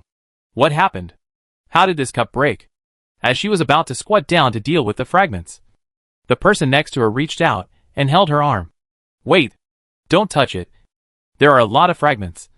I will deal with it myself later. Nothing happened. I just slipped and accidentally broke the cup." He also explained a little. Nanyan just breathed a sigh of relief. But when she looked down and saw the blood on the back of his hand, her expression was stunned. She saw many small wounds on the back of his hand, and some scratches from glass fragments. Nanyan reacted and subconsciously grabbed the other person's wrist with her backhand. Her expression instantly became nervous. "Zhongling, your hand is injured. Don't you feel it? You have lost a lot of blood. Why don't you treat it?" She didn't have time to consider the other person's wishes and explanations. She directly dragged the person sitting on the sofa and rushed into the bathroom in a hurry, while carefully cleaning his wound. She also took out the tools for bandaging the wound from the cabinet, and kept muttering to him to be careful. "It didn't hurt that much. I just got scratched by the debris and my finger hit the corner of the table. I don't feel anything anymore." Zhongling watched her busying around. He felt that Nanyan was not completely indifferent to him. After hearing what he said, Nanyan really couldn't help but glare at him, and deliberately pressed the wound with her finger. Zhongling subconsciously frowned and couldn't help but hissed. Hearing this sound, Nan Yin looked up at him again. Unlike her usual quiet and docile appearance, she seemed to be angry at him for not cherishing his body enough. Didn't you say you didn't feel anything? Why are you yelling now? Zhong Ling probably rarely saw her like this, and was a little stunned for a moment. Then couldn't help but purse his lips and chuckled. Looking a little helpless, he unconsciously held her fingers with his fingers, lowered his head, and didn't refute. Well, sorry. It's my fault. It still hurts a little. Can you be gentler? Nan Yin naturally slowed down her movements and held his palm back to the living room. This time she found a clean place. After they sat down, she took out cotton cloth and disinfectant and carefully cleaned each other. As the two of them moved, the air gradually became quiet. Neither of them spoke at first. Nan Yin was not a fool after all. Could she have smashed the cup so far if her hand slipped? There were even wounds on her knuckles. She was not really stupid. Of course, she could tell that the two people in the living room must have quarreled just now. And He Mian left for no reason without even saying hello. But the excuse he gave was appropriate. And it was obvious that he didn't want to tell her the details of what had just happened. So Nan Yin didn't ask any more questions. But she didn't ask. Zhong Ling felt uncomfortable again. He thought Nan Yin might not care about his affairs. So she didn't even want to ask more questions. Such a sense of propriety would make people feel comfortable and natural when they were not familiar with each other at the beginning. But now, he was obviously not satisfied with this. He hoped that she could pay more attention to his affairs, instead of just treating him as a superior, respectful but indifferent as before. You seem to have a good impression of He Mian? He asked this key question directly. Zhong Ling could actually feel her favor for He Mian, but he couldn't figure it out. He was the one who bullied her at the party before. Right? Why did she favor him? Unless the two had contact in private. He really couldn't figure out the reason. Thinking of this, the discomfort in his heart gradually deepened. He asked, the person who was with you in the morning was also him, right? After asking this question, he could clearly see a trace of unnaturalness on Nan Yin's face. Perhaps she was afraid that he would misunderstand that she was negligent or something. And Nan Yin subconsciously tightened her grip on his fingers. It's not what you think. Zhong Ling glanced at the fingers of the two people holding each other. He could feel that the other party didn't use too much force and could easily loosen it. He was not angry, but he felt a little uncomfortable in his heart. Huh? What?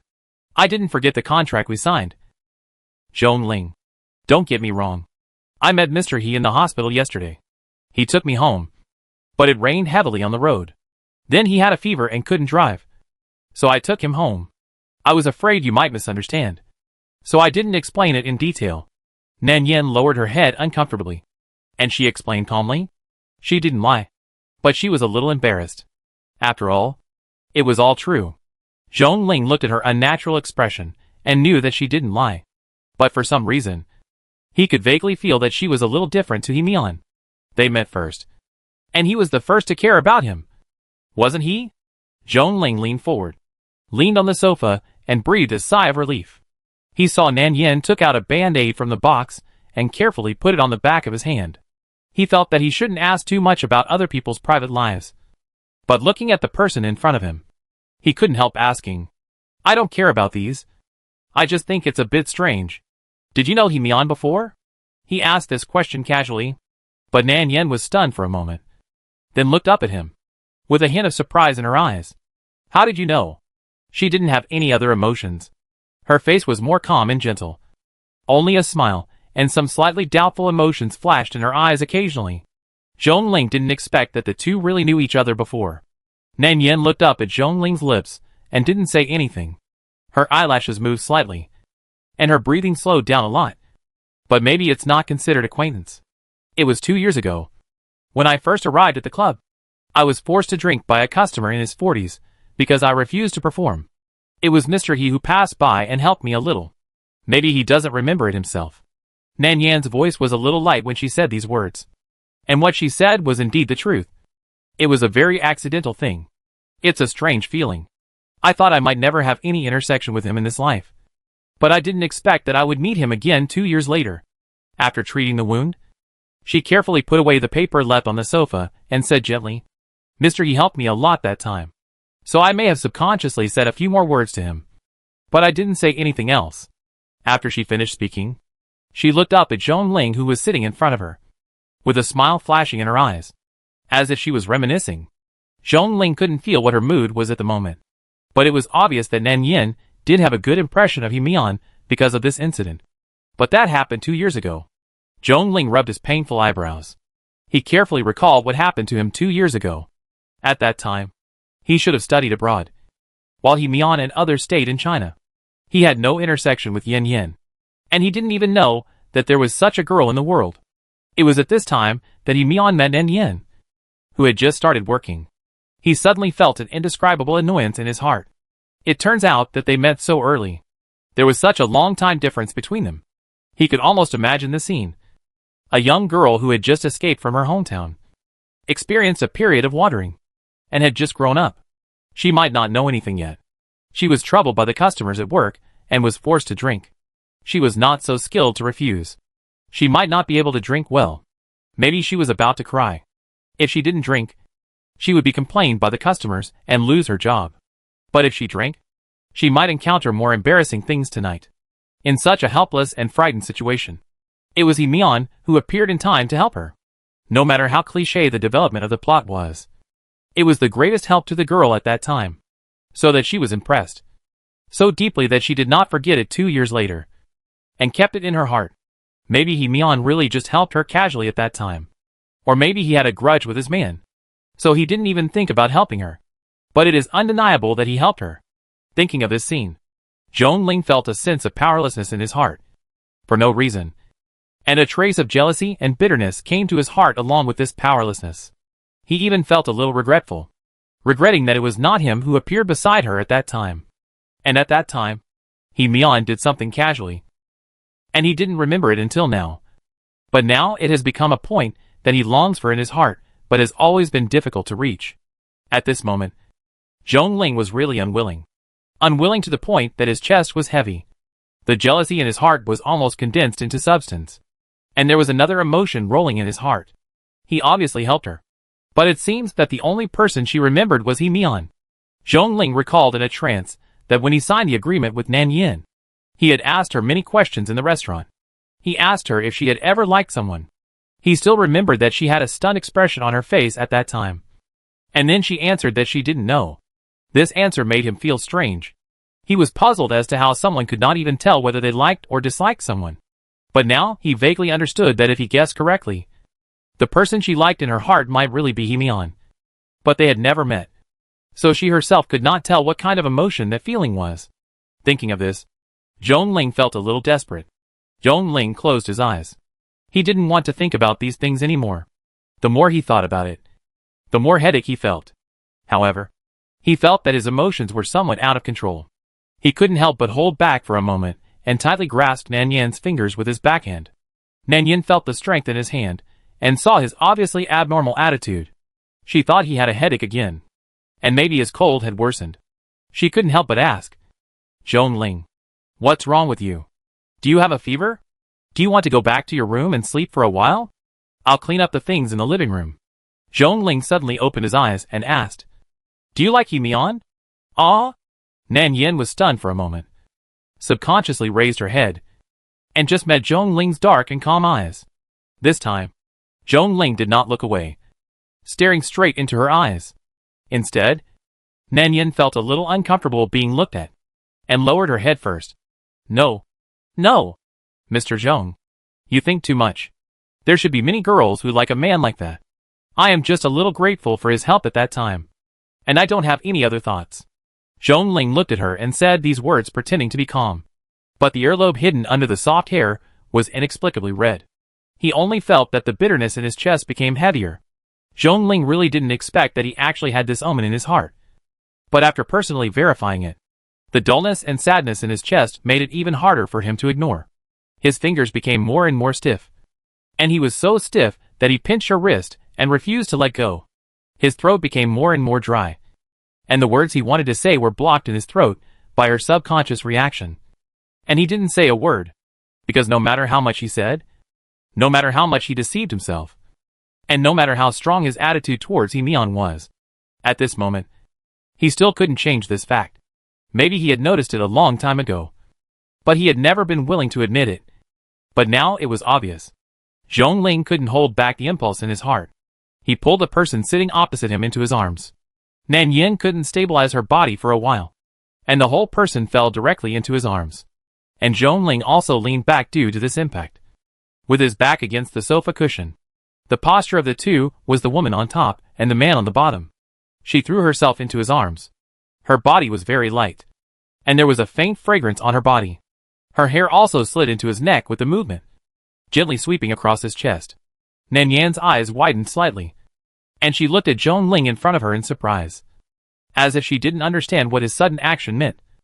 Zhongling. What's wrong? Zhongling saw the doubt in her eyes. She still trusted him so much and didn't realize what he was thinking at the moment. Zhongling put his fingers on her waist and suddenly said gently, Yan Yan, it's not shameful to like someone.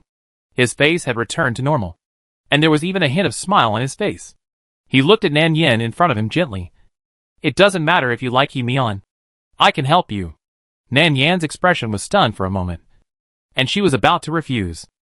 Then she heard the person on the other side explain again. I know you haven't been in a relationship with anyone. You may not know that He Mian and I like girls who are bold and enthusiastic. If you want to get close to him, you can't be too shy. Nan Yan bit her lip, obviously a little uncomfortable. Zhongling's smile became gentler. His eyes were calm and natural. His hands were on her waist, and he didn't do anything excessive.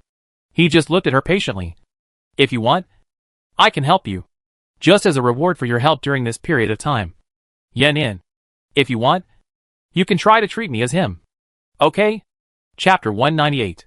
Now the posture of the two people is obviously somewhat ambiguous, but Nan Yan props up her body, with her two palms on his shoulders, and there is a distance between them. Nan Yan did not fall into his arms. She straightened her waist slightly and looked up at him. She did not see any extra strange emotions in his eyes, as if she was really just kind, with a calm and relaxed look. If it were an ordinary person, he might really be fooled by him. But Nan Yan did not want to be led by him, let alone take the initiative. So Nan Yan pursed her lips and was silent for a long time before she replied in a calm voice, looking at him seriously. No, I don't want to either. This answer made Zhongling's expression stiff for a moment. For a quarter of an hour, he even thought that Nan Yan saw through his true thoughts in his heart. But when he met her eyes, it was not what he imagined. Zhongling was confused for a moment. Why was he rejected even though he had taken the initiative to this extent? This made his expression a little embarrassed, and even his voice was a little dry. Finally, he asked in a low voice, Why don't you want to? Is it because you really hate me in your heart? After he finished speaking, he paused and looked up at her face. Nan Yan shook her head and looked at Zhongling. Why do you think so? You have helped me so much. I can't thank you enough. How can I hate you? Her voice was as gentle and calm as always, as if it had the ability to calm people's hearts. Under normal circumstances, Zhongling would definitely calm down slowly with her voice. But now Zhongling's emotions were obviously not calmed down. All his thoughts were on the person in front of him, and he couldn't help asking, Why is that? Nan Yan raised her head again when she heard the voice. She saw that Zhongling's face was obviously stiff and depressed. Her expression paused, but she didn't answer his question directly. Instead, she asked softly, Zhongling, you just had a quarrel with He Mian, right? Zhongling didn't know why she suddenly asked this question, and he didn't think that he could hide this matter from her. He just lowered his head subconsciously, and his eyes shifted an inch. He didn't meet her, but he didn't deny it. After a long while, he bowed his head and apologized. Sorry. Did the noise just now disturb you? He really felt sorry, and didn't want to show that out of control and irritable side in front of her. Nan Yan pursed her lips and shook her head. Her voice became calm and gentle. She then explained, I didn't hear the noise of your quarrel. The soundproofing of the study on the second floor is too good. But Mr. Zhong, I'm not a fool. How could such a chaotic scene in the living room be caused by you accidentally falling out? When she said this, Nan Yan's expression became a little more serious. A strange flash in her eyes, and her tone became more serious. Zhongling, you have quarreled with your friend, and the quarrel was so fierce. Do you really still want to help him? Under normal circumstances, after two people have a dispute, they are obviously thinking about teasing each other or embarrassing each other. How could they be so generous and help him regardless of the past? Hearing this, Zhong Ling was stunned for a moment. And then he understood. It seemed that it was indeed the case. He was too obvious. And he couldn't understand such a simple truth. Nan Yen didn't wait for him to think it through. And continued. Zhong Ling. I don't know what you quarreled about. But it seems to have something to do with me. The reason why you can do this without caring about the possibility of being misunderstood by your ex-girlfriend. I think you must be really angry this time. I can't guess the specific reason. But, Zhong Ling, you are not an impulsive person in my eyes. Nan Yen saw that Zhong Ling's expression was obviously a little stiff as she spoke. She also knew that what she said was a bit heavy. So she explained, I said this not to blame you. But I am a little sad. Nan Yen lowered her head gently, and her breath sprayed softly on Zhong Ling's chest. He only felt a warm breath under his neck. Before he could think about it, he heard the other party's voice again. Zhong Ling. Aren't we friends? If there is any problem between friends, we can talk it out. But now you are using me as a revenge tool to anger He-mian. This makes me feel, Zhong Ling, that you don't regard me as your true friend. You can actually tell me that although I have a good impression of him, I will also help you. Even if we don't talk about other things. We have signed a contract. Right, Boss Yong? After saying this, Zhong Ling completely lost his previous thoughts. He pursed his lips tightly and wanted to explain that he didn't use her as a tool to retaliate against He-mian. And he didn't have the intention to use her. But when the words came to his lips, Zhong Ling found that he couldn't say it. Because if he said it, the dirty thoughts in his heart would be completely exposed. He didn't have the heart to think about his reasons and excuses now. He was just a little sad. There was an indescribable sadness deep in his heart. She was not the same person as him. She was not the hypocritical character he pretended to be. She was gentle and principled. She would not give up her bottom line because of a few words from others. Compared with people like him, Zhong Ling felt that he was the most unbearable to take advantage of others. At this moment, even if he deceived himself, he could not cover up his inherent badness. I'm sorry. Zhong Ling's face suddenly turned pale. His brain was a little confused now. He didn't know how to express his thoughts. But what she said was so obvious. He knew what kind of person she was. So he was more attracted to such people. He felt that whether she agreed or refused, he couldn't let go, and didn't want to let go. When Nan Yen shook her head and gently broke free from his slightly stiff palm, preparing to get up from his arms, a trace of struggle flashed across Zhong Ling's face. He closed his eyes, and suddenly reached out a hand to hold her fingers, whispering, Yen Yen, I did have an argument with He-mian. But it's not what you said.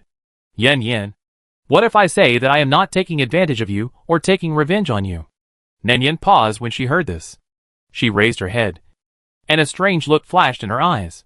She even thought she had misheard. But his fingers were so tight. His slender fingers pressed against the back of her hand, tightly wrapped around her, and refused to let go. Nan Yan's eyes fell on the hands of the two people holding each other. If it was not revenge or taking advantage of, what else could it be? Nan Yen was not stupid, so she naturally guessed what he meant. But she lowered her head and said nothing.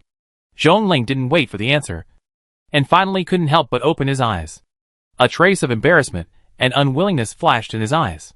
His lips were obviously pale, and he was determined to tear this layer of window paper. I'm not lying.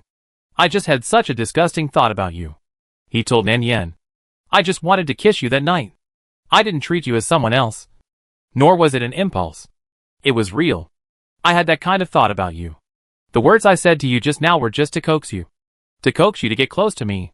In the end, his voice also changed. The tone sank, and his throat was a little hoarse. Do you think I'm disgusting and bad? I'm actually just a bad person. I'm not as good as you think. I'm sorry. In his eyes, there seemed to be some kind of self-loathing emotion surging. He pursed his lips tightly, and he looked a little self-destructive. Although he said such words, his fingers were still unwilling to pull her fingers and refused to let go. He revealed his thoughts clearly. Maybe he was too stimulated tonight. Or maybe he really couldn't bear it anymore. So he wanted to give it a try. Nan Yen didn't move after hearing this. She was silent for a long time and didn't answer. Zhong Ling couldn't help thinking nervously. Maybe she didn't hate him so much. Maybe she had a little heartbeat in her heart. So she was silent and hesitant. But as soon as this thought came out of his mind, he heard Nan Yan's gentle and calm voice. Too gentle. too distant and plain, and gently called his name. Zhongling. Do you still remember what we said when we first met? In fact, you really helped me a lot during this period of time. You lent me money, sent me home, and protected me from time to time in the club. I am really grateful to you. At the same time, I also regard you as my most important friend in my heart, Nanyan said gently, but her fingers gently pulled out his palm. She didn't use too much force, but Zhongling didn't hold it tightly, because his body stiffened again, and his throat was dry, and he couldn't say a word. He knew what she meant. Friend? He was just a friend to her. Nanyan pursed her lips lightly, and a hint of hesitation and unnaturalness flashed in her eyes. Actually, I also have a good impression of you. But this kind of good impression is just a good impression between friends. I don't know if my actions during this period have caused you some misunderstandings, but I really regard you as a friend.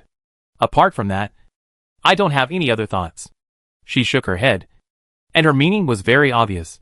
Zhongling felt that his breathing was a little unsmooth for a while, as if his chest was heavily pressed by a huge rock, and a group of chaotic and unbearable emotions rose and fell in his chest.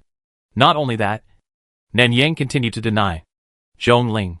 In fact, we haven't been together for that long. Maybe you were too sad recently because of the breakup with your ex-girlfriend. So you subconsciously want to pin your feelings on another person. Maybe, when your ex-girlfriend comes back, you will find that you still like her. No! I know my feelings very well, and I don't regard you as a sustenance. After hearing this, Zhongling finally couldn't help but interrupt her. Seeing Nanyan's stunned expression, Zhongling realized that his tone was a bit heavy, even a bit stiff. He knew very well that he was angry after being rejected, which was a subconscious reaction. You can reject me, but you can't deny this. I'm an adult.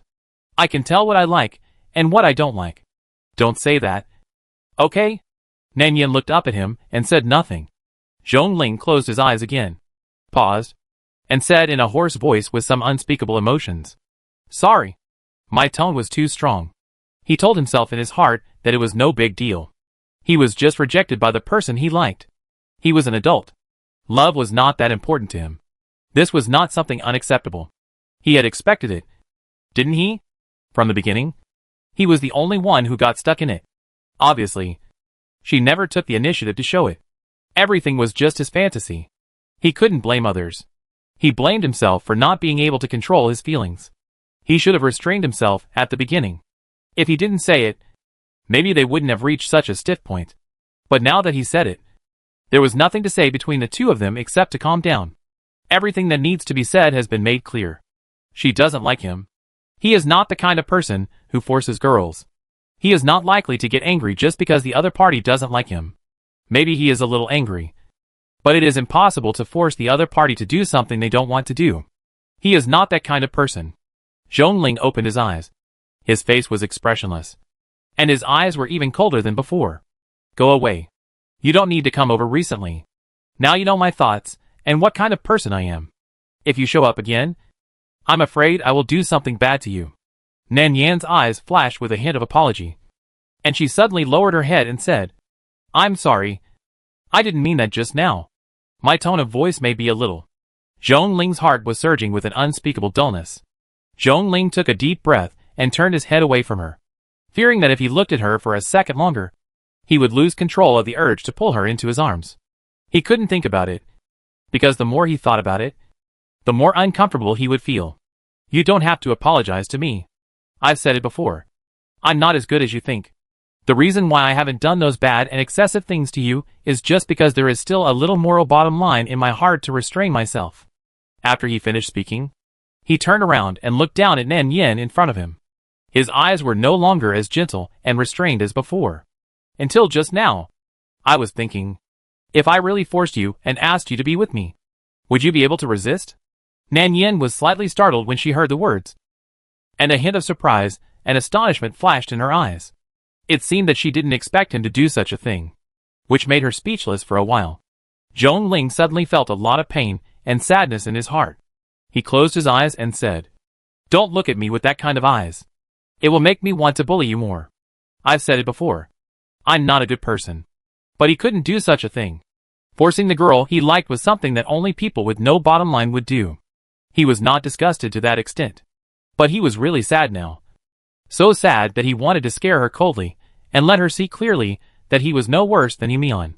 There was only a little time difference between him and her. But it was just a little time difference. When he didn't even know her, she had a relationship with Hee-mi-on.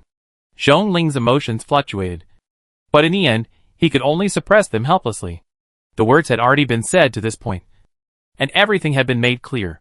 There was no point in keeping him here any longer. She would only become more and more disgusted and afraid of him.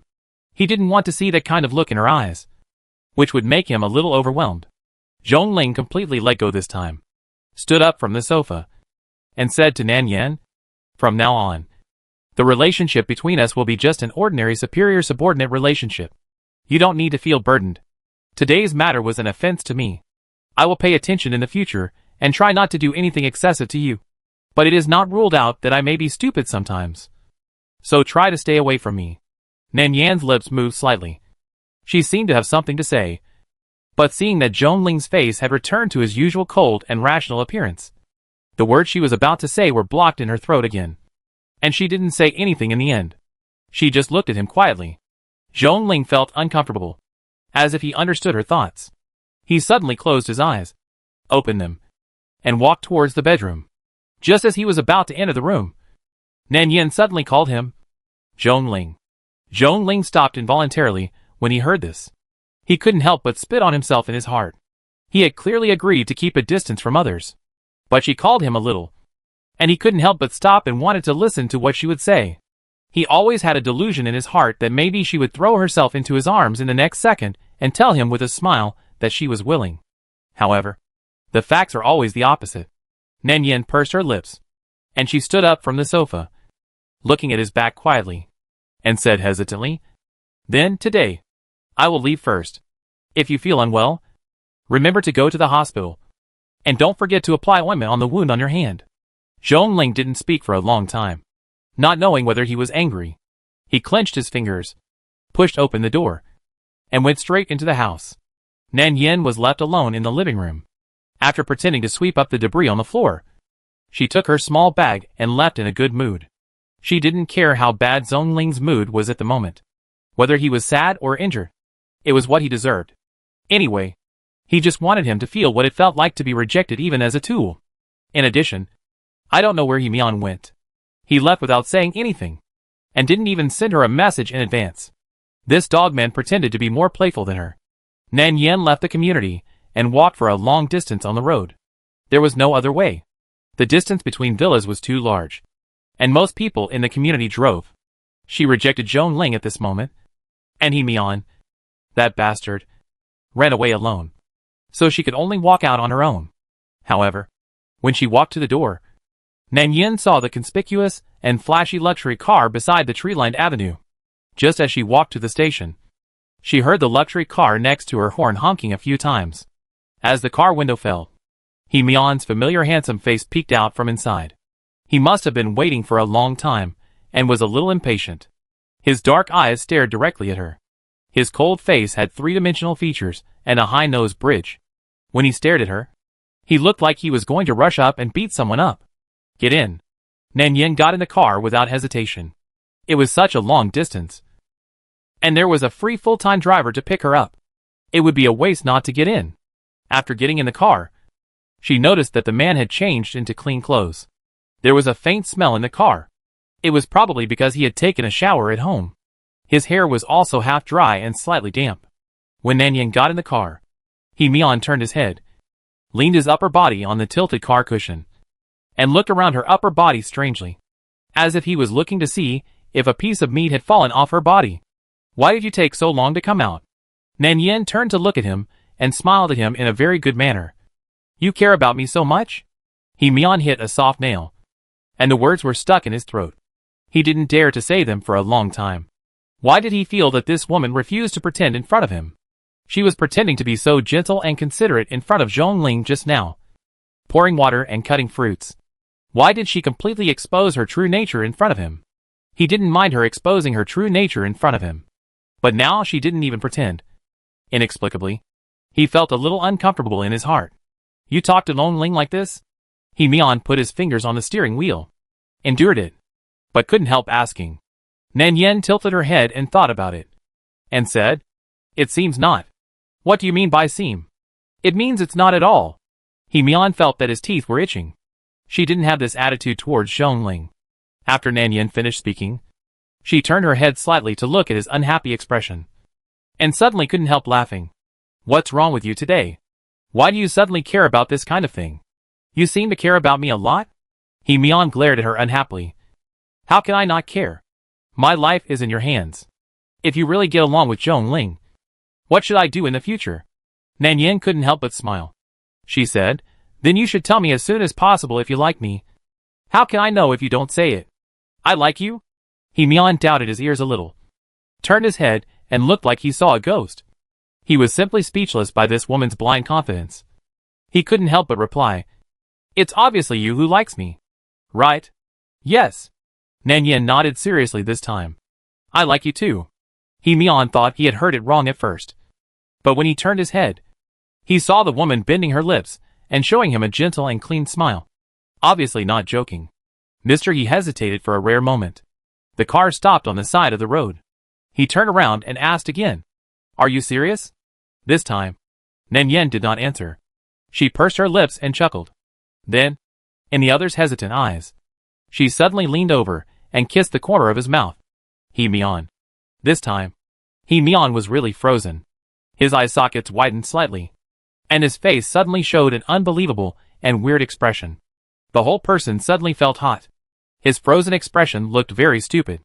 Nan Yen stepped back a little, looked up at him, with a smile on her face. "Then is it fake?" He Mian didn't expect. No. She was so direct. How to say it? Originally, he thought he would have to pursue her for a long time. At least, he had to develop feelings with her. After all, if he followed his original route, he would definitely be the dominant one. Now he suddenly felt something was wrong. If they were not both sitting in the car, he would have the urge to rush up and knock the person down. Fuck. He Mian blushed for the first time. He was not ashamed, but he felt that it was a little hot today. When it got hot, the atmosphere in the car was a little wrong. He felt that his momentum could not be overwhelmed by a girl at least. But when he touched the corner of his mouth, it was still a little wet. He Mian couldn't help but howl. "You blind woman. Have you been interested in me for a long time?" If Nan Yan's expression had not been strange from beginning to end, he would have suspected that this person had planned with others and was deliberately teasing him. He didn't think he was better than Zhongling. He had just fallen out with Zhongling, and this woman came to him directly.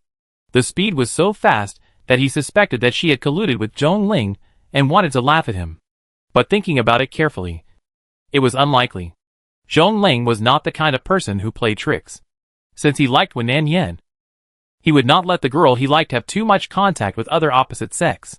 But He Mian still couldn't help but doubt.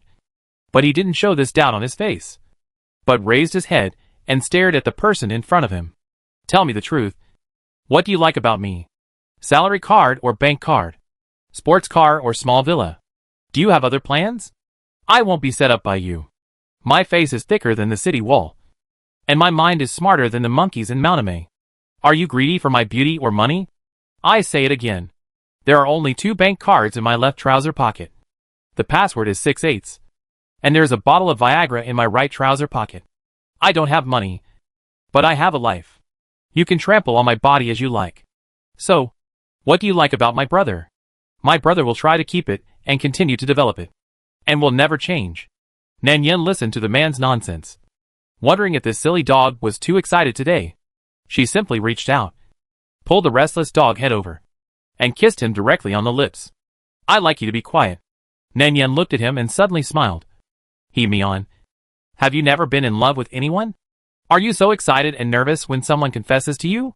He Mian. Although this is the fact, can he admit it? Can love be so easy to talk about? She knew that his situation was special, so she didn't dare to let anyone get close to him. Although he said so, He Mian still glared at her fiercely, with a slightly ashamed and angry expression, and continued to be stubborn. "Bah! What a joke. I have been dating since elementary school and kindergarten. I dated junior high school students in elementary school, high school students in junior high school, and college students in high school. The school criticized premature love by name and called the parents. You said I have never been in love. Is it possible? Nan Yin opened her eyes wide and suddenly discovered this man's unique hobby. Ah. Then you like girls who are older than you? He Mian glanced at her and continued to talk nonsense. You don't understand. Men like older girls. Because older girls have bigger breasts. It seems to make sense. So when she heard this, Nan Yin subconsciously lowered her head and looked at her chest. With a slightly annoyed expression. Small breasts are not okay. I don't have such big breasts. He Mian was silent for a few seconds, lowering his head, but couldn't help glancing to the side. He couldn't help blushing after seeing this. How is it small? It's not small at all. He had never dated anyone, but he had been pursued by many people. However, he didn't really get along with girls that much. Seeing her frowning and embarrassed, he felt his heartbeat was a little strange. He simply held her shoulders, pulled her into his arms, and kissed her fiercely. After the kiss, he said, Sister, should we go to the hospital to check your eyes? Your eyesight may be a little bad. She actually fell in love with such a bastard like him. In that case, he would play with her. Nan Yan's true nature was revealed immediately after hearing this. She slapped his chest with a slap and glared at him. Who are you saying is blind? He Mian was not angry this time. He couldn't help but lower his head and laugh. The laughter vibrated in his chest. His chin rested on her forehead and asked in a low voice, Do you really like me that much? Nan Yin pursed her lips and said nothing, but her earlobes turned red.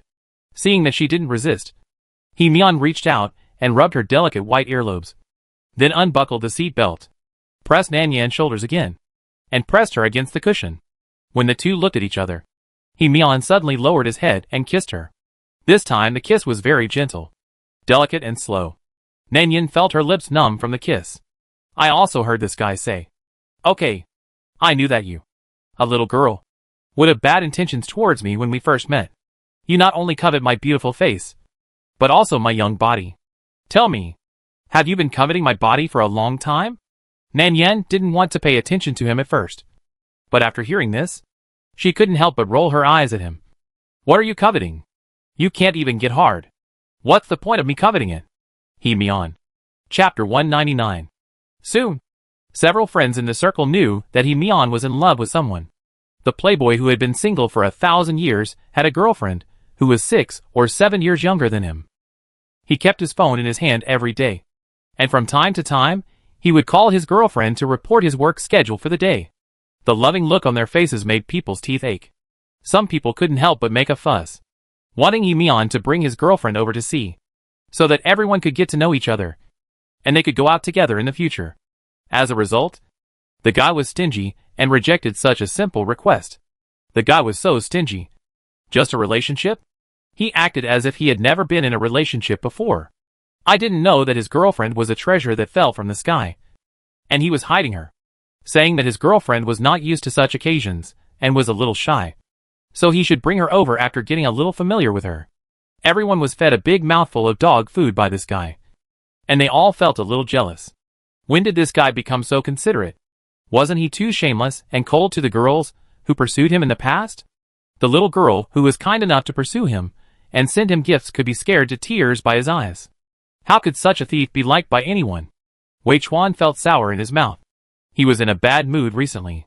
He couldn't stand the scene of men and women flirting and showing affection. His marriage with his girlfriend was also ruined. Su Sisi, that bastard, pretended to be innocent on the surface. She blushed when she held her hand and kissed her. But she was so bold that it was hard to believe. The woman took a junior to get a room. Damn. He was caught by her boyfriend. If he hadn't found out early, he didn't know how long he would have to wear this green hat. After the two broke up, the Wei family quickly withdrew their investment. In order to save the company's decline, Su Sisi quickly got engaged to a divorced man. The day before the engagement, she came to him and cried, saying that she didn't mean it. He was really being taken advantage of. Anyway, he was wearing the green hat on his head tightly. Now that he saw that among his group of friends, even the most unreliable playboy had a girlfriend, he couldn't help but complain, by the way, you guys are not young anymore. Cousin Zhongling's child is already a month old. I'm still hanging out with you guys. A bunch of single guys. It's really boring. He turned his head and looked at He Mian again. He was texting something on his phone again, with a smiling expression on his face, as if he was afraid that others wouldn't see that he was in a good mood. Wei Chuan said depressedly, I say, among us, you and Zhong Ling will not be the first to get married. Right? Let's not talk about Zhong Ling. He is a good young man. He has been smart and sensible since he was young. He is the role model of their group. But I don't know what happened these days. No matter how I try to make an appointment, I found out 2 days ago that the guy was actually sick. And he was seriously ill, with a fever for 2 days. Xiao Xiao also came back. And now, he should be taking care of him. The key is that this big killer, who is hated by people around him. I didn't expect him to go ashore in advance. I don't know which sister didn't polish her eyes, and actually fell in love with him. Wei Chuan suddenly said sourly. A little hard to believe. No way. He Mian. You are really going to get married this time? It's not really you who will get married first. Get married? Hearing this, He Mian frowned slightly. His slender fingers that were originally pressing on the screen of the phone also paused slightly. And the screen of the phone went out. He didn't care, but turned his head and replied in a relaxed and natural tone. You think too much. It's too early to get married. There's no rush for this kind of thing.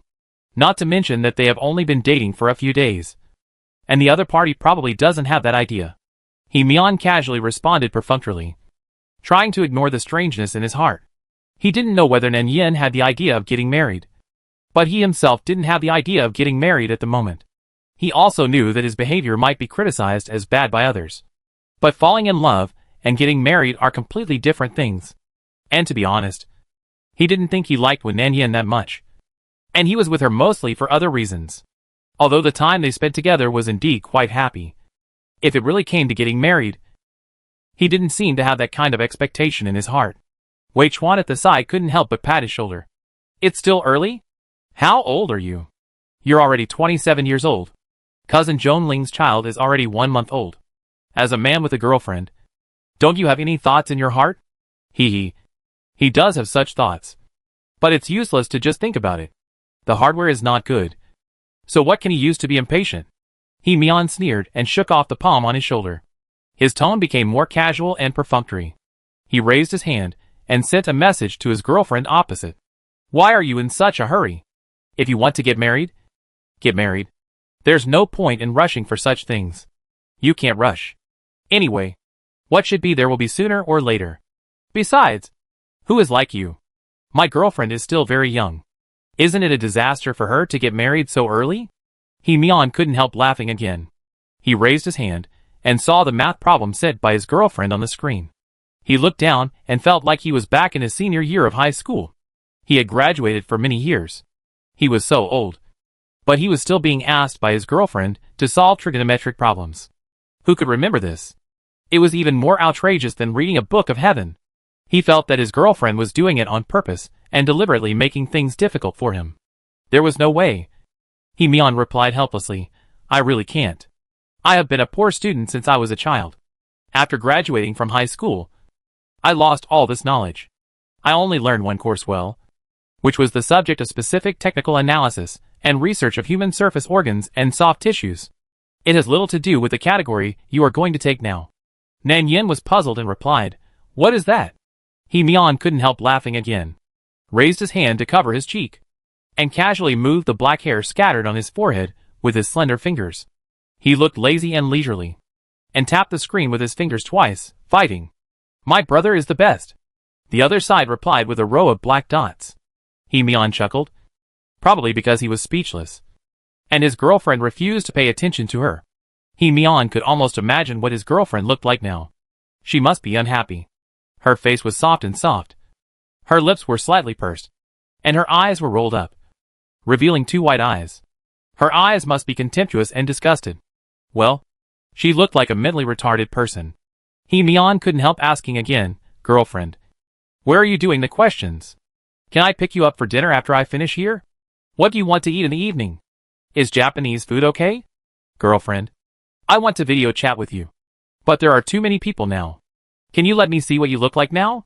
The two were sending messages without paying attention to others.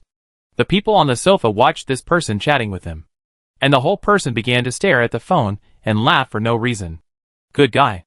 You don't need to see to know. He must be sending messages to his girlfriend.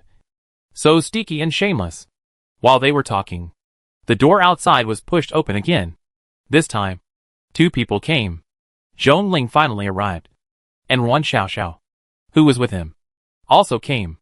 During this period, Zhong Ling hardly met with this group of friends, nor contacted Yin Yin. In addition to his own deliberate stay away from these people and avoid someone he didn't want to see, Wan Xiaoxiao also came back. The current state of the 2 of them is a bit strange.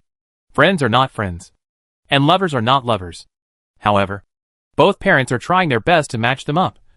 Especially that night, since his mother knew Yin Yin's occupation. She became particularly happy about Xixi return to China, and kept urging him to get engaged as soon as possible. Xiao Xiao returned to China, this time for no other reason than to explain to him the misunderstanding when they broke up. She did not cheat. It was her birthday that night, and he was busy preparing for graduation and had no time to attend. So she drank too much that night and slept with a boy in a bed after getting drunk. But in fact, nothing happened between them. The subsequent messages were indeed sent by the man on purpose. And his purpose was very simple. Just to ask for money. After he left alone and returned to China, Xiao Xiao finally found out the truth of the matter from several friends that night. So the original matter was a misunderstanding from beginning to end. After hearing this explanation, Zhong Ling didn't know how to describe his feelings. He was thinking, if she had told him the whole story on the day of the breakup, and the 2 of them had made things clear instead of keeping silent, maybe they would have been engaged now. They wouldn't have broken up, and he wouldn't have returned home alone. He wasn't the kind of person who would care about a little bit and hold on to a mistake. What he cared about was her attitude at the beginning. In his eyes, that taciturn attitude was not because of other difficulties, but to protect the cheating man. But now she told him that all this was a misunderstanding. He really didn't know what kind of expression he should show, let alone what attitude he should have towards her. Because in the end, the things that led to the breakup of the 2 became his fault. He didn't find out what was wrong with his girlfriend at the first time, didn't give her enough time and company, and couldn't attend the party on her birthday, which led to this misunderstanding. And in the end, it was him who proposed the breakup, and everything became his fault. It was a little ridiculous, but it couldn't be said to be unreasonable. But why did he take all the blame on himself? Did he think he was too happy, so he had to find something to make himself feel guilty? He was not that stupid. If he missed it, he missed it. Besides, he had given her a chance in the beginning, and those things were all ifs. The real situation was that they had broken up, and during their breakup, he fell in love with another girl. Although the other girl had no feelings for him, it was undeniable that he liked her. Moreover, he and Xiao Xiao could never go back to the past. It was impossible for him to get back together with her, and he didn't want to get engaged to her. Originally, Zhong Ling had been avoiding contact with these 2 people, fearing that he would lose control of his emotions and things would get out of control. But today he still inevitably met them. Zhong Ling was invited by everyone to sit on the other side of the sofa. Now the atmosphere was obviously a little strange. It was not them who were strange, but the relationship between Zhong Ling and He Mian. Anyone with eyes could see that the 2 were in conflict. Although it was not clear what happened specifically, it was not a big deal to just stand there like this. After all, these friends and brothers knew each other and grew up together. Who hadn't had a fight with each other? But after the fight, after drinking, everyone would be the same as before and would not take it to heart at all. So they took the opportunity of this party to pull Zhong Ling over, hoping to ease the relationship between the 2, at least not to be as stiff as before. And when Zhong Ling came, several people naturally greeted him, especially Wei Chuan, who has the best relationship with Zhong Ling recently. When this person came, he immediately put his hand on Zhong Ling's shoulder and handed him a glass of wine. I've been looking forward to you for so long. And finally you came out. I invited you so many times, but you didn't come out. You are too disrespectful now. How is it, Boss Zhong? Are you feeling better? Zhong Ling paused when he heard the familiar voice of Boss Zhong. For some reason, another person's figure appeared in his mind subconsciously, and he suppressed that thought. He casually swept his eyes over the people sitting opposite. Seeing He Mian's lazy look, his eyes flashed, raised his hand to take the wine glass and took a sip, feeling that the dryness in his throat was relieved a little, and casually responded, no big problem. Just a little busy recently, so I don't have time to come out. Wan Xiaoxiao also sat with him. She also turned around and greeted these people. They all knew her. So the relationship was quite harmonious. However, everyone felt confused when they saw this situation. Had these two people reconciled? In fact, since Ruan Xiaoxiao received the message from He on that day, she couldn't help but feel nervous and worried. She wanted to come back a long time ago and wanted to explain it to Zhongling. But at first, she was too embarrassed to explain. Later, because of some academic problems, she failed too many courses and was kept on probation. She couldn't graduate and couldn't leave. So during that time, she was busy with graduation while looking for someone to find out what happened at the party that night. Finally, she saw all the events of that night in a video recorder carried by a friend. It turned out that nothing happened between her and the man that night. She had never cheated on Zhongling, and she had never done anything to let him down. Everything was a misunderstanding, and she came back this time to explain this misunderstanding. But for some reason, she felt that Dongling seemed to have changed. She originally thought that as long as she explained the whole story from beginning to end, Zhongling would be relieved, and the gap between them would completely disappear, and everything would return to normal. But the fact was not like this. She remembered very clearly that after she explained everything that day, Zhongling's face had no reaction at all. He was sitting on the sofa at that time. Half of his face was hidden in the light and shadow. And he said to her in a cold and calm voice, "They have broken up."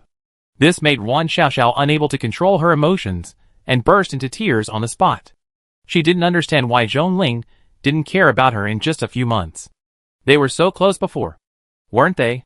Later, after she finished crying and her mood gradually calmed down, she wondered again. Was Zhongling still angry because of what she had concealed before?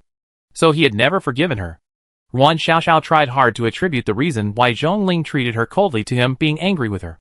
But she had another guess in her heart. She didn't know the girl's name yet. In the photo that He sent her casually that day, the girl who kissed Zhongling in public was just a silhouette. But it could be seen that the girl must be very beautiful. Perhaps it was due to some strange intuition in a woman's heart. She felt that the relationship between Zhongling and the girl was definitely not as simple and casual as these people said. They said that Dongling was in a bad mood during that time, and they instigated him to go to the club.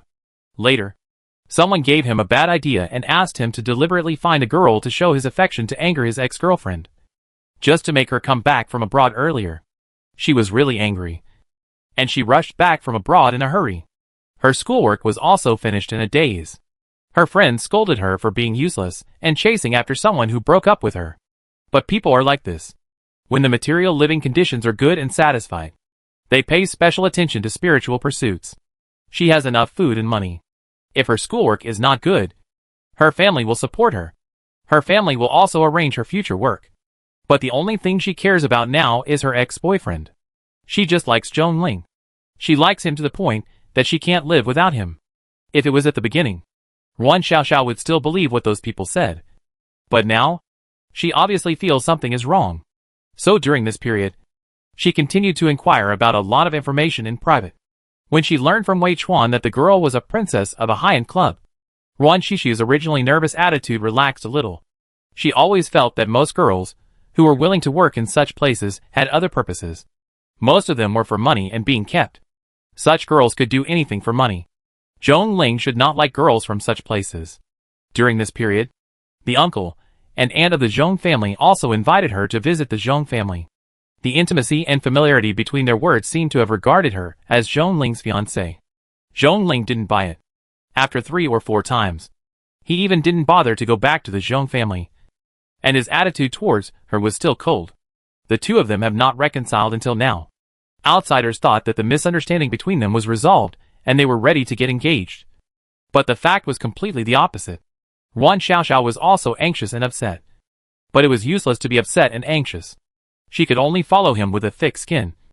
Just like before. Today's party was a birthday party for one of their friends. The young people present knew each other. But the atmosphere was obviously a little cold. Maybe they hadn't seen each other for a long time.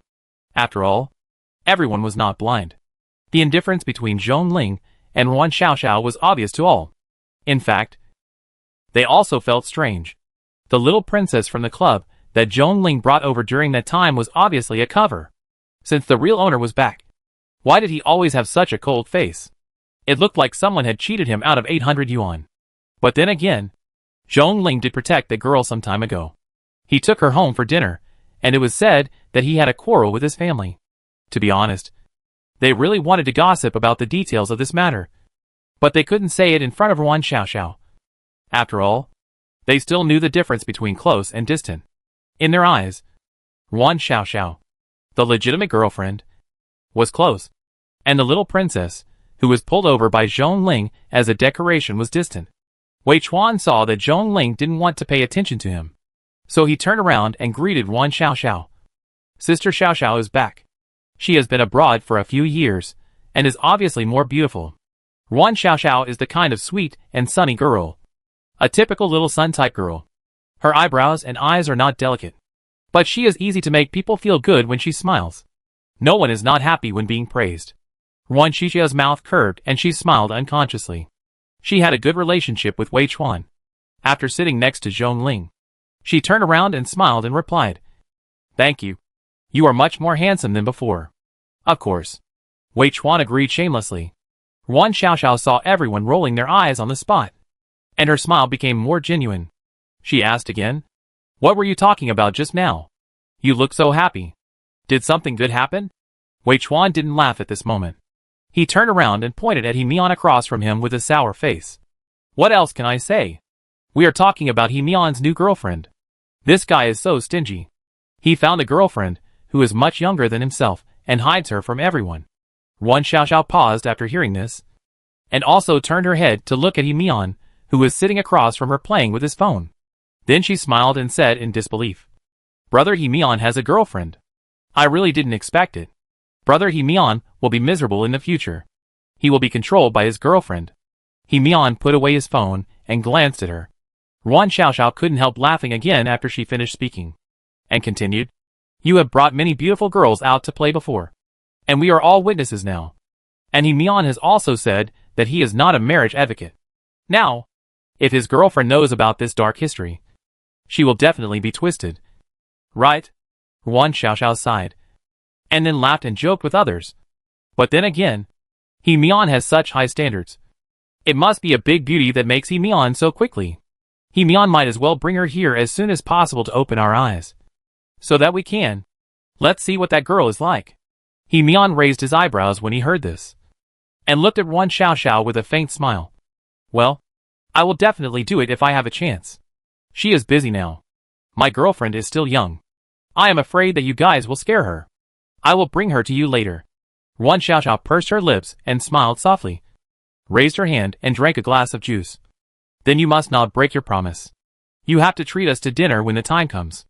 As soon as the voice fell, Zhong Ling beside him put the glass cup in his hand down heavily on the table, with a clang sound. The sound was not loud, but it was just right for everyone in the room to hear. The originally harmonious atmosphere suddenly became a little subtle. The person who put down the cup had no expression on his face and calmly explained, "Sorry. My hand slipped by accident." He Mian glanced at him, but there was no big reaction on his face. However, Yuan Xiaoxiao, who was sitting next to him, felt something was wrong, but she did not ask about it on the spot, but said softly, "Then you should be careful, so as not to accidentally cut your hand." After a long time, Zhong Ling finally said him. He knew who the girlfriend He Mian was talking about. After he confessed his feelings to Yan Yan and was rejected, they got together the next day, because he soon saw a photo of the two holding hands in Yan Yan's circle of friends. Yan Yan didn't like to post photos, and her circle of friends was also clean. Occasionally, she would post a few photos of working in a cat cafe. She liked cats and dogs, and her part-time job was also a cat cafe nearby. The photo of holding hands was also taken in a cat cafe. In the photo, Nan Yin was holding a cat, leaning on a man's shoulder, with a white face smiling without showing her teeth. And the man behind her only showed half of his body and one hand, with his slender fingers holding Yin Yan's fingers. And the posture was casual and casual, with their 5 fingers interlocked. The copy also had a sentence, "Oh, my stupid husky and the cat are fighting. What should I do?" It can be seen with the naked eye that the girl's words are happy and smiling. He could almost imagine that Yin Yin was something he had never seen before. She had never shown such a lively and interesting side to him. He still remembered the huge sense of loss that suddenly surged in his chest when he saw the photo that night. as if he had lost something important, and it seemed as if a thorn suddenly pierced his throat. With a bitter feeling, an empty chest, and a sense of confusion about how to deal with himself. He had never felt that before. A huge sense of loneliness and empty loss came over him. Just looking at that line of text would make him feel sour and cold that he couldn't suppress the surge in his heart. This feeling is really unpleasant. He was unwilling to watch the person he liked with other people, but he had no way to do anything. This feeling of helplessness made him feel more and more depressed and desperate. He had said such words, and his thoughts were so obvious, but in the end, he was still rejected. What could he do? How could he get the love? He didn't expect that he would lose control like this. He thought he could restrain himself. But the more he suppressed and restrained the love, the more out of control he would get in the end. Thinking of this, Zhong Ling could only force himself not to think about it. It seemed that there was a dense bitterness and pain spreading in his chest. Every time he thought of those things, the pain and unwillingness quickly spread to his limbs. In the end, Zhong Ling took a deep breath, suppressed all those complicated emotions deep in his heart, raised his hand and picked up the wine glass again, and drank the wine in the glass in one gulp. Wei Chuan, who was standing by, noticed the subtle atmosphere and changed the subject at the right time, shouting, You are unfair. You were not so nice to us just now. There is no way. You are ugly. Fuck. Where am I ugly? You are ugly. The few people were arguing and talking about the topic, and the atmosphere finally became lively again. At this time, Mion's mobile phone screen lit up again. He looked down and finally saw that his girlfriend had sent a photo. The two of them could not video chat, so they could only look at the photo. He saw that his girlfriend was wearing extremely ugly black framed glasses and no makeup. She looked clean and tidy, with a row of exam materials around her. There were two stick figures drawn on the notebook on the table, one sitting and the other kneeling. The one kneeling on the ground and begging for mercy was called Mion. He couldn't help laughing. Mion pressed his finger on the screen, casually changed the photo to wallpaper, and quickly typed a few words. My king, please spare my life. I know I was wrong. Then he saw another message from the other side. I'll spare your life. Come and pick you up quickly.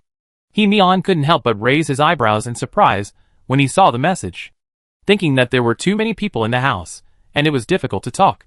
He simply got up and went to the corridor outside, and then called Nan Yin directly. After a few beeps, the other side answered, Didn't you say you couldn't come? And you said it would be bad to meet certain people. Why do you want me to pick you up? Where are you now? Nan Yin took off her glasses while packing her things. I haven't left yet. It's still early. I asked you to pick me up later. And besides, who said I was going to meet your friends? I just went to see you alone. Mion smiled and said, Then I'll pick you up. He thought that this was the bad thing about having a young girlfriend. She was too clingy as a newborn kitten. But the next second, he was decisively slapped in the face by his girlfriend. Nan Yin shook her head and refused. No. I can come up by myself when the time comes. Have you forgotten that I used to work here? I am very familiar with this club. You can just wait for me in the corridor of the compartment when the time comes. Mion felt a little sorry. You really don't need me to pick you up? Others are boyfriends picking up girlfriends. Why is it the other way around when it comes to you? After all, I am a man. Nan Yin couldn't help laughing. You are different. Your situation is special. At most you can be counted as half. Mion understood the meaning of that sentence in an instant, and was so angry that his teeth itched. Come here. Come here without stopping. I won't be named he if I don't kiss you to death today. After hanging up the phone, Nan Yin did rush over without stopping. Her relationship with Mion has been steadily improving during this period. But there is indeed no contact with Zhong Ling. That man's patience is also unexpectedly good. Since the confession was rejected, he has been restrained and has not contacted her again. Recently, the heroine has also returned. It would be too leisurely for her not to do something. So, today, he finally got a chance. Mion and the group of people set up a game. Originally, he wanted to take her with him, but she refused. After all, she was Zhong Ling's girlfriend the last time she appeared. But this time she became Mion's girlfriend. In this case, Zhong Ling may not come. After all, when they refused, both parties were obviously a little embarrassed. If she took the initiative to approach him again, she would inevitably be criticized. This time, she didn't do anything else but to show up. When Nanyan arrived at the club, she saw her boyfriend standing in the corridor at the corner. Under the dim blue light, she could see a nearly burned cigarette between his fingers. Nanyan pursed her lips and smiled softly, then rushed over from behind, hugged his back with both hands, and kissed him next to his ear. Boyfriend, I'm here to pick you up. Come home with me. I'm hungry. You have to take me to eat. The man who was originally standing at the corner paused, lowered his head, his face hidden in the light and shadow, and his face could not be seen clearly. Only the jade-like skin behind his ear could be seen. He avoided the cigarette in his hand and extinguished it. But there was no movement for a long time. Chapter 200. Seeing that he didn't move, Nanyan touched his earlobes with both hands, pinched them gently, and laughed again, leaning her whole body against his back. Boyfriend, why don't you say anything? She grabbed the man's neck, lowered her head, and bit him, and the man below tensed up. Nanyan could clearly feel the other person stiff back, and smiled and kissed him. After the kiss, she grabbed his shoulder and coaxed him with a smile, whispering, Boyfriend, your dear girlfriend is here to pick you up. Did I bite you? Can I touch you? Why don't you say anything? We agreed to go out for dinner. I'm starving. As Nanyan said this, she pulled his fingers to touch her stomach. The hand paused at first, and then was pulled over by her obediently, following her movements. When his fingers really touched the soft belly, Nanyan felt itchy again. She stuck to his back and dodged and moved around, but couldn't help laughing. She also deliberately reached out to touch his belly and tickled his armpits. But he didn't seem to be afraid of this and didn't react at all. Nanyan felt dissatisfied now, and directly pulled him over, ready to throw himself into his arms and teach him a lesson. Her fingers grabbed the clothes at his waist and pulled the hem of his shirt out of his belt. This also made Zhongling turn around. When the jade-like face was completely revealed from the light and shadow, Nanyan rushed over with a smile. And when she looked up and met his gaze, her expression froze, and the action of throwing herself into her boyfriend's arms also stopped abruptly. Because of the inertia, Nanyan tried to stabilize her body, but she couldn't keep her pace. She leaned forward twice, and finally fell into the other person's arms.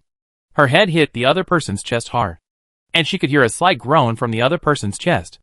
Nanyan also reacted now. She accidentally recognized the wrong person. But it was not her fault. Who made the color of the clothes this person wore today too similar to her boyfriend's? And he was smoking in the place they agreed on. She only saw the similar back, so she subconsciously thought the other person was her boyfriend. Who would have thought that this would be him?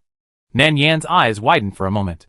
When she finally recovered, her facial expression recovered, but a trace of annoyance flashed in her eyes subconsciously. She instinctively wanted to get up from the other person's arms, holding his arms with both hands. Just as she was about to get up, she was pressed on the back by someone, and her body suddenly fell forward again, and the two of them instantly stuck closer. This action made Nanyan stunned for a moment, and then she subconsciously looked up and met Zhongling's eyes at the moment. For a moment, neither of them spoke, and the expression on Nanyan's face changed from joy at the beginning to embarrassment and annoyance. She looked away awkwardly, and apologized with a red face. Yes, I'm sorry, Mr. Zhong. I really didn't mean it this time. I recognized the wrong person. I thought you were my boyfriend. I just told him. Zhongling didn't speak. There was no strange expression on his face. His eyes were calm, and his eyebrows seemed to be frost under the light, reflecting a faint trace. Lowered his head, and stared at the person quietly. Then, under the slightly embarrassed gaze of the other party, he raised his hand and touched his bitten neck, which was still a little wet. This action made Nanyan purse her lips tighter, and her face was very embarrassed and red. Obviously, she also thought of what happened just now. She treated the other party as her boyfriend and kissed, hugged and acted coquettishly with him. This scene was inevitably embarrassing when she recalled it. I'm sorry. I really didn't mean it. Well, she didn't mean it. She just did it on purpose. Zhongling looked at his fingers again. The fingertips were as white as jade under the light, and there were some water stains. He lowered his head and looked at the person in front of him. The light hit the drooping eyelashes and cast a light shadow. So what? Zhongling glanced at her coldly. The look in his eyes was something she had never seen before. There was a kind of weird indifference, which made people not know what to do. But the atmosphere in front of them was obviously wrong. If it's not intentional, then it's okay? Nan Yen heard the man speak calmly, with no strangeness in his voice, as if he was asking her what to do. No, that's not what I meant. I apologize to you. I'm sorry. I really recognized the wrong person, Nan Yen hurriedly explained. But she became more and more uncomfortable with the man's calm and expressionless eyes. She took advantage of the other hand loosening and quickly reached out to pry the other hand that fell on her waist. She was about to struggle out of his arms, but the other party suddenly tightened his palm and brought her in front of him. Then, before she had time to react, he slightly raised her chin and kissed her with his head lowered. Nan Yen was so shocked by this action that she forgot to struggle for a moment. Her watery eyes widened slightly, and her pupils shrank slightly. Both of them did not close their eyes. They were close to each other's thick and long eyelashes. Nan Yen could almost feel the subtle touch of the falling eyelashes sweeping against her skin, which was slightly itchy. His lips were a little wet and cold, probably because he had just drunk iced beer. There was a faint aroma of cold beer in his mouth, and his tongue tip was soft and hot. His hard nose bone pressed against her straight nose bridge. His throat rolled for a moment, and his tongue tip quickly drilled into her mouth, sweeping inside and entangled with her tongue tip. He did not kiss too hard, and his tongue tip entangled between her lips for a moment. When Nan Yen finally reacted and began to struggle, Zhongling also calmly let go of his hand. He didn't have any big emotions after the kiss.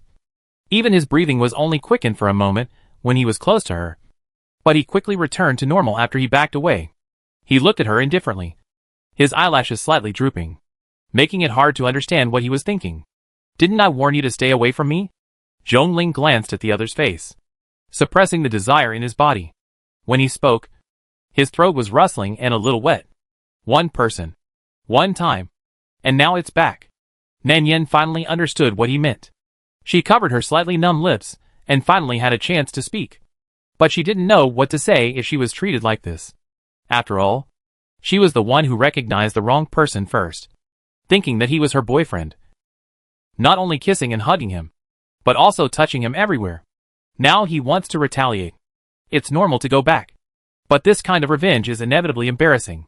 After being kissed, Nan Yan's face instantly became redder, but she didn't know what to say now, so she could only lower her head and admit her mistake to the other party. I'm sorry. I really didn't mean it.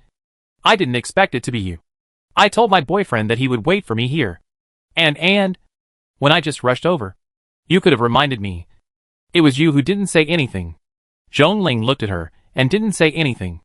She naturally heard the blame in her words. But so what? He really didn't react at first, and didn't know she would rush over directly. He originally wanted to say something to her, but after feeling that the person who rushed over and kissed her was her, he did deliberately keep silent. He originally thought that as long as he could restrain himself from thinking about the other party, as if he could avoid something in this way. He thought he really restrained himself, at least for such a long time. He had been suppressing some thoughts and unwillingness in his heart, and never took the initiative to contact the other party again. But after hearing the phone call between He-Mian and her just now, he didn't know why he came to this place in advance and deliberately sent a message to the group of people to stop He-Mian and prevent him from leaving. Then when he saw Nan Yen, Zhongling suddenly felt that he understood a little. He had not forgotten at all, and he could not suppress his inner feelings at all, especially when she rushed towards him. The intimate and dependent look, the scene that only appeared in dreams, now happened in front of him. This dreamlike feeling made him more and more difficult to restrain himself. He never knew before that Yan Yan was not always gentle and quiet. It turned out that she would act like a spoiled child with her boyfriend like all girls in love, and would take the initiative to kiss him, touch him, and hug him. This unreal, but extremely beautiful feeling made Zhongling a little dazed. For a moment, he didn't know whether the emotion that surged from the bottom of his heart was bitterness or jealousy. If he really had such a Yan Yan, could he restrain himself from letting go willingly? Zhongling's eyes fell on the top of the man's hair in front of him. The hair was black and smooth, without too much decoration, just falling softly on his shoulders. The two had been out of contact for a long time. After not seeing each other for such a long time, the person in front of him was still the same as he remembered some time ago, without much change, and he was the same as before, and he had never forgotten it at all. Zhongling took another step forward and pushed the man into the corner. The blue light fell, and his expression was a little unclear. He forced Nan Yin to look him in the eye. Are you blaming me for saying this? Blaming me for not reminding you? But I was standing well. And you rushed over by yourself. Do you think I have a good temper? So I won't be angry? Isn't it? Nan Yin pursed her lips and looked at him. A trace of doubt flashed in her eyes. She obviously felt that there was something wrong with this man.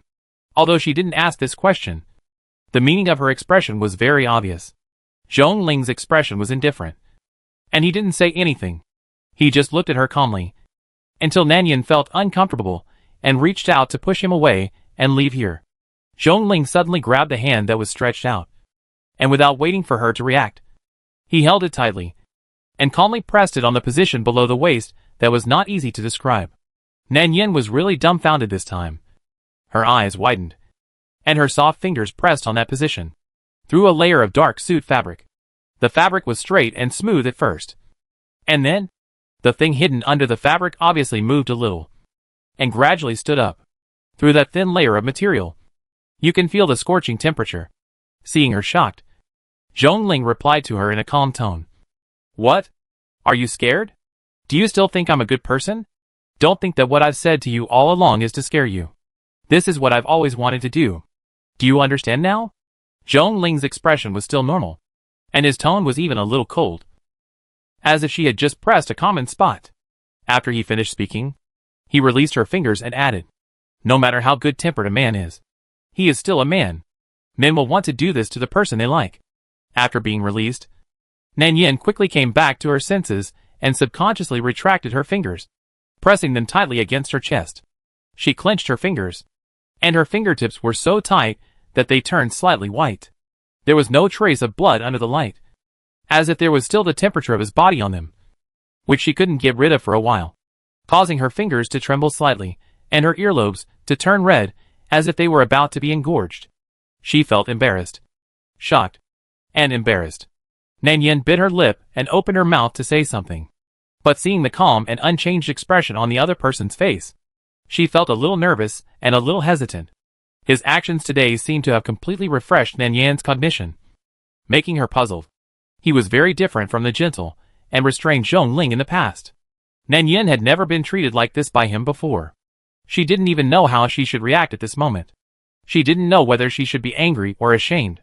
In the end, she regained her senses and couldn't help but shout at him softly, which was quite strong on the outside but weak on the inside. But you are forcing me to do this. You weren't this kind of person, without bottom line before. Nan Yin bit her lip.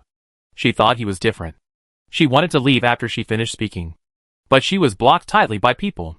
She was stuck in a remote corner at the corner. This was behind the bathroom. Few people came here, and it was even harder for people to see her. Even the lights that came down were dim. She couldn't leave, and she was worried that the person in front of her would do something impulsive. She pinched her fingers harder, but the residual temperature still lingered in her palm, making her feel particularly embarrassed. In the end, she had no choice but to put her palm on the cold marble wall behind her, as if this would dissipate the temperature. The man who was originally planning to get up, after hearing what she said, moved closer. He seemed to do it on purpose, deliberately watching her being forced into a corner with no way out and powerless to struggle and resist. He repeated it several times and finally said to her, well, you are right. It is indeed very shameless to do this. But, so what? He glanced at her lightly. Girls like you still have no chance to struggle and resist. Zhong Ling didn't know why he did this. Maybe he was really a little neurotic. He kept thinking, with his means and abilities, it would be easy to get a girl who had no support and background. Wouldn't it? He obviously had many ways to make her obedient and come to him on her own initiative. But he chose the most clumsy way, trying to impress her with his feelings. And in the end, she chose another person without hesitation. He gave her a lot of money and helped her many times. And those things could be used as capital to blackmail her. And her temperament is the kind of gentle temperament that doesn't want to owe others. Maybe at the beginning, she will indeed reject him with principles. But what about time? When she loses her job, has no money, no place to live, and is completely forced to despair? Can she still hold on? Obviously, he could use this method to completely control her by his side at the beginning. So why did he do those unreliable things? Forcing her. Isn't it easy? Because she has no ability to resist at all. Thinking of this, Zhongling raised his fingers casually, stretched them out slowly, and put them on her shoulders. The warmth of his palm quickly passed to her skin through the thin layer of cloth. Nan Yin seemed to be startled by his sudden action. She instinctively wanted to reach out and push, but someone held down her finger and pressed it against her chest, making it impossible for her to pull it back. Zhongling leaned over and deliberately moved his face closer. There was no barrier between them, and it was even easier to move forward. He put one hand on the wall behind her, as if he was holding her in his arms from behind. Now she had no chance to dodge. Nan Yin was sweating with anxiety. What are you doing? Zhongling was thinking. What to do? Isn't it obvious? Nan Yin was really anxious now. Her eyes were red with anxiety. She seemed to not understand why the situation that was fine just now suddenly turned into this. She couldn't believe that this person would say such a thing. But the distance that the other party kept approaching still made her instinctively aware of the danger, and she subconsciously struggled to resist. But she couldn't struggle away at all. Nan Yin was anxious because of the other party's warm breath and some kind of restless posture. She couldn't help but shout in panic. Zhongling. Yes. I'm here. Zhongling responded gently and politely. But his actions were not gentle. He bent his long legs and thrust them forward. Unexpectedly, he easily and forcefully separated and squeezed between her knees. Why are you calling me? Do you want to continue touching me? His tone was still calm, as if he was talking about something very ordinary. Of course. If you want, I will give it to you. After he finished speaking, he even smiled at her. It was not the kind of handsome, elegant and polite smile, but a slightly raised eyebrow, deliberately teasing with a bit of bad intentions, making it impossible to tell whether he was sincere or deliberately looking for trouble at this moment. The slightly cold lips slowly approached her again, but they didn't kiss her. However, his high nose deliberately touched her cheek. You rushed over to me by yourself. Do you have the nerve to blame me now? Why are you looking at me like that? What? Do you think I'm scary? Do you think you trusted the wrong person? Or do you think I shouldn't treat you like this? But didn't I warn you a long time ago? Nan Yin was really panicked now. She was forced to the point where she couldn't retreat. Her face was anxious and red. She pursed her lips and looked like she was about to cry. Zhongling, can you please stop doing this? But in his heart, he was thinking that this person was either exploding in silence or becoming perverted in silence. He had been silent for so long and had been holding back from contacting her. Since being rejected that day, the two had not met again, and she would deliberately show off her affection in the circle of friends from time to time. As expected, this person was indeed stimulated by her and became perverted today. Such shameless words could be said. Isn't he afraid of losing his reputation? After all, the Zhong family is also a family that values reputation. In the private room on the other side, He Mian initially said hello to others and planned to leave. But he was entangled by this group of bad friends and would not let him leave. No matter what, he had to finish the glasses on the table, saying that anyone who left early must be punished. This is the rule. He Mian was reluctant at first, but when those sour guys heard him say that he was going to pick up his girlfriend, they became more excited. They said they would not go out today unless they finished all the glasses on the table. The fake brothers instantly exposed their true nature and started to be sarcastic within a reasonable range. There was no way. He Mian could only drink one round. Fortunately, he had a good alcohol tolerance. After drinking 7 or 8 glasses of wine on the table, he only felt bloated, but not drunk. He squinted his eyes and threw the empty glass on the table, motioning to the people opposite. How is it? Is it okay now? Now the people opposite had no chance to stop him. Wei Chuan didn't know what Zhongling meant by sending him a message to stop He Mian. But now that he saw that the people had finished all the glasses on the table, he had no reason to stop him. However, when they heard that He Mian was going out to pick up his girlfriend, several people couldn't help but start to make a fuss. They all wanted to follow and see what kind of fairy He Mian's girlfriend, who was hidden like a treasure, looked like. How could they not be curious about how such a playboy could make him not even drink wine? Leave early and take people home to eat?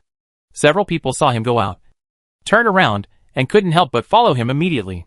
They didn't mean to disturb the sweetness of the young couple. Anyway, they just took a look from a distance, and they would never join in the fun. He Mian also saw the people following behind him, and raised his eyebrows. He knew that the group of people were curious, but he didn't stop them. Anyway, They would know sooner or later. However, when he arrived at the place, he did not see his girlfriend's happy smile when she rushed over. But what is the situation now? He saw from a distance that a man was standing in the corridor, slightly bent over, forcing his girlfriend to retreat to the corner and bullying her wantonly.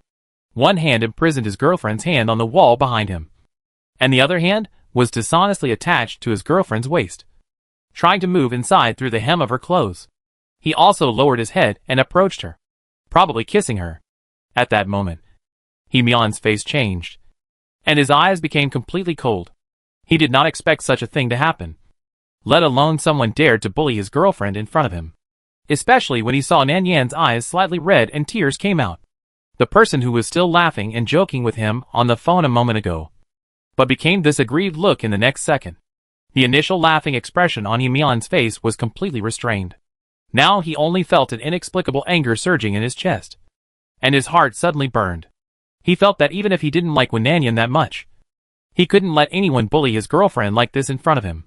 Hee-myeon was really angry, especially when he got closer and saw who was holding Nanyan. His eyes narrowed quickly. He rushed over quickly, grabbed the other person's collar and pulled him away roughly, threw him back hard, and hit the handrail of the stairs behind him. Jong-ling, what are you doing? What are you crazy about? Are you out of your mind? Look carefully. This is my person. What stupid things do you want to do to my girlfriend? After Hee-myeon finished speaking, he hugged the person directly into his arms, took off his coat, and covered her head directly, covering her tightly. Jong-ling behind him was not prepared for a moment. He was too immersed in the kiss just now, so he didn't notice someone coming over. This time he was unprepared, and his back suddenly hit the railing behind him. A sharp pain came, which made him frown unconsciously. But he soon returned to normal, touching his lips with his slender fingers, as calm and natural as usual, looking at the person opposite. Didn't you see everything? After he stood firm, a cry with a hint of crying suddenly came from the corridor beside him. Jong-ling? There seemed to be some disbelief in her tone. She couldn't believe that the person who forced the girl just now was him. The calm and self-sustaining Jong-ling before was like a different person, actually doing such a thing to the girl. Wan Xiaoxiao didn't know why she suddenly felt a great panic and fear in her heart. Jong-ling heard the voice and turned his head to take a look. At a glance, it was found that all the people who came were quite complete. In addition to his ex-girlfriend, there were also the brothers and friends in the original private room, all of whom followed him. His eyebrows moved slightly, and his expression quickly returned to calm, as if he didn't mind being seen by this group of people committing violence. But the atmosphere at the scene was obviously a bit weird. The weird look in the eyes of the group of people looking at Jong-ling. They really didn't expect Jong-ling to do such a thing to a girl. And the girl just now, her face was quite familiar. Wasn't that the little princess he brought to the party to play before? So, what is the situation now? Is Jong-ling crazy? Forcing a girl in such a place. Is he going to go to the police station for questioning? Isn't he afraid of ruining his reputation? If this kind of thing really spreads, will he still have a future in the future? Is this man crazy now?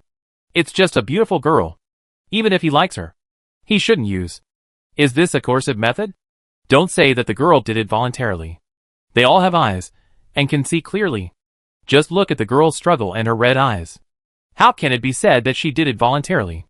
Jong-ling slowly tidied up the shirt that was pulled up in the struggle just now, fastened the buttons again, tucked a part of the hem into the belt casually, and pushed back the messy black hair on his forehead, except for a little skin on his lips that was bitten. He seemed to have returned to the serious, cold and abstinent gentleman in the private room just now. It seemed that the scene of him pressing someone against the wall and kissing her was just an illusion that they all had at the same time. After tidying up, this was his normal appearance, calm and rational without losing his dignity. He turned his head and glanced at Nanyan. She was held in Hee-myeon's arms obediently, without moving. Hee-myeon was still coaxing her softly in her ear and patting her back with his fingers. Jong-ling glanced at her lightly, turned around and walked towards the door. When he passed by everyone without looking at them, Wan Xiaoxiao beside him couldn't hold it anymore. She pulled his sleeve with grievance and embarrassment. Jong-ling, what on earth is this? Don't you need to give me an explanation? Jong-ling raised his hand and pulled the cuff out of her hand. What to explain? Do I need to explain to you? He turned his head and looked over calmly. Almost everyone could feel the coldness and disappointment in Zhong Ling's tone when he said this. But in fact, it was not only Yuan Xiao who wanted to hear his explanation. Even the friends around him thought that he must have drunk too much today, so he did something that was not in line with his identity and normality.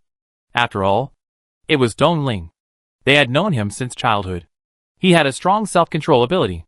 When all of them encouraged him to skip classes and fight, he could still do homework while listening to the latest financial news. He was the kind of heir carefully cultivated by the family in the upper-class circle of wealthy families. He was different from people like them who just hung out all day. They had never seen Zhong Ling lose control, let alone force a girl. They just thought it was incredible. Why bother? After all, for people like them, they had countless possibilities to choose from privately. Why do they have to do such a risky thing? Even rich people don't want to get involved in legal cases, which would ruin their image in future. Zhong Ling seemed to have seen through their reactions. He turned his head slightly, and his jade-like profile became more and more indifferent under the light and shadow. I'm not drunk. It's just as you saw. I'm forcing a girl who has little ability to resist. He didn't repent at all, and said lightly, I was originally planning to get a room, but I didn't have time to go. I didn't control my body's desire, so I did it. It's just as you saw just now. What else do you want me to explain? This explanation is better than no explanation. Everyone didn't know what to say after hearing it. If ordinary people were caught, they would either hide this kind of thing, or put all the blame on the girl and say that she seduced him. But what's wrong with Zhong Ling now? Not only did he not cover it up a little, but he also took the initiative to confirm this title. He really planned to go to the police station for a day trip, but it is unlikely to call the police. After all, no substantial harm has occurred, and they are not unaware that the relationship between Zhong Ling and the girl is not clear for the time being. And now, Mian said that the girl is his girlfriend? How can he say that? It is outrageous. Too outrageous. She was obviously brought here by Zhong Ling before, but now she has become Mian's girlfriend. Who can imagine this situation? I am afraid that when we arrive at the police station, just to sort out this complicated relationship between men and women, the police academy uncle's brows will be so frowned that they can pinch a mosquito to death. And then he will warn everyone with a stern face. Don't mess around with men and women in the future. This situation is indeed not easy to define. But what Zhong Ling did and said today will definitely spread in the circle, and his reputation may be completely ruined. As for this, Zhong Ling didn't really care. He didn't really do any substantial harm to Nan Yan, but just took the opportunity to expose his hidden thoughts. He said it was powerful, but he couldn't bear to do those things that forced her and hurt her. Maybe he was too suppressed some time ago, and when she rushed over to kiss him at the beginning, he couldn't control his emotions for a while. But the most excessive thing was just the kiss at the beginning. After seeing her crying, he wanted to wipe her tears, and after that, the distance between the two of them was closer. But they really didn't do anything again. He knew that his behavior was nagging, but he had already done it. So why should he be afraid of those comments? After Zhong Ling finished speaking, he glanced back, passing by the two people hugging each other, turned around and walked away expressionlessly, and said casually before leaving, in addition, you came at a very bad time. It is very immoral to interrupt other people's interest. Everyone. Fuck. Why didn't they realize that this person was so mean before? Asshole. It's obviously you who is immoral. If you don't come earlier, if you really do something bad, I'm afraid I'll have to see you behind bars in the future. Chapter 201. Soon. What happened in the club that day spread quickly in a certain social circle of Lingqing's upper class. At first, everyone thought it was a rumor. After all, the Zhong family had a good reputation in Lingcheng, and Zhong Ling was famous for being clean and gentle in this circle, and he was the object of admiration in the hearts of many young girls. But what happened that day was seen by too many people, and it was so blatant that they couldn't cover their mouths. Not only did Zhong Ling's group of friends see it, but also the rivals in the next room saw it, and they took this opportunity to open the microphone crazily. And now, Zhong Ling's reputation in the circle has indeed plummeted. After all, this is not a good thing, and what he did that day was indeed excessive. The whole morning of the next day, Zhong Ling was answering calls. His private phone had been bombarded by calls from his family, and those who were trying to get information. This situation is probably that the more elegant and graceful a high-ranking flower falls from the altar, the easier it is for people to spread rumors and drag him down. Many people called to scold him. But there were also people who expressed condolences and understanding, saying that they believed in his character. Zhong Ling did not have much emotional fluctuations, and even felt a little ridiculous. It is better to believe those rumors than to believe in his character. After all, no matter how good a person's character is, there will be people who lose their temper and do whatever it takes to get people and things. He may be a little impulsive, but the consequences of the impulse are not unsolvable. It just takes some time and thought. Zhong Ling raised his hand to hang up a call from a friend and lowered his head to deal with the work documents at hand. The pen scratched the latest contract copy, and the rustling sound rang in the quiet office. The assistant beside him put the document away, turned around and said, "Boss, the current situation may not be very good. It may be that the news of your impulsive behavior in the club has spread. Several companies that were originally going to cooperate with us are planning to withdraw their orders and prepare to go to the other party." The male assistant reminded again, "Boss, I suggest that you clarify the public relations as soon as possible, or collect the evidence of those who spread rumors privately, and go to court to sue them as soon as possible. After all, the impact of this matter is too great, and it has a very negative impact on the company and your personal reputation and image. Also, your personal mobile phone has been bombarded by calls from the Zhong family. Your mother has been urging you to go home and explain the matter clearly. I have temporarily refused for you. Boss, please try to calm down." Zhong Ling didn't raise his head when he heard this, and responded casually, "Well, thank you for your reminder. I have asked someone to deal with this matter. Someone in the company is already collecting evidence. If there is nothing else, you can go and do it yourself." After the assistant left, Zhong Ling stopped writing. The documents on the table were spread there. He leaned back, rested his head on the cushion, and began to think about what happened yesterday. He actually didn't have any regrets in his heart. The only thing he cared about was that Nan Yen might not be so close to him in the future. But so what? If she had always turned a blind eye to his feelings, it would be better to let her see his true face, rather than her ignoring him like this. Maybe he had suppressed his emotions for too long before. After completely releasing all his emotions and malice towards a certain person, he felt that he was not so suppressed. However, his behavior should have really scared her. Right? Thinking of those things, Zhong Ling's eyes, which were as calm as a lake, unconsciously rippled, and his mood was slightly moved, but soon disappeared. He really wanted to do those things to her a long time ago. And now he doesn't need to suppress his emotions and thoughts, especially after finding that he can't forget. So why not try again? Thinking of this, Zhong Ling felt relieved. On the other side, he Mian coaxed his girlfriend, who was in a bad mood for a whole day. And he also thought that his girlfriend was frightened by Zhong Ling's behavior. But in fact, she was not frightened, but she approached him on purpose, pretending to test him just to see where this bastard's bottom line was. However, after pretending for so long, she found that he Mian was just a little angry, and he had no intention of going to Zhong Ling to settle the score. So, this bastard really treated her as a tool. Right? Okay. A tool is a tool. She has plenty of time to slowly grind him. And she doesn't believe that she can't grind him down? Having said that, he Mian is still doing his job as a boyfriend. At least when she is in a bad mood. He knows how to make her happy. He fulfilled his boyfriend's responsibility and took her out to play. The two spent a day watching a horror movie. Nan Yen didn't have any emotional fluctuations from beginning to end, but the person next to her kept holding her hand, saying that he was afraid that she would be scared. Oh, don't think she can't see it. It's obviously him who is scared. After watching the movie, the two went to the amusement park nearby. The boyfriend next to her was quite childish and had more fun than her. When the two came out, they passed by a tattoo shop.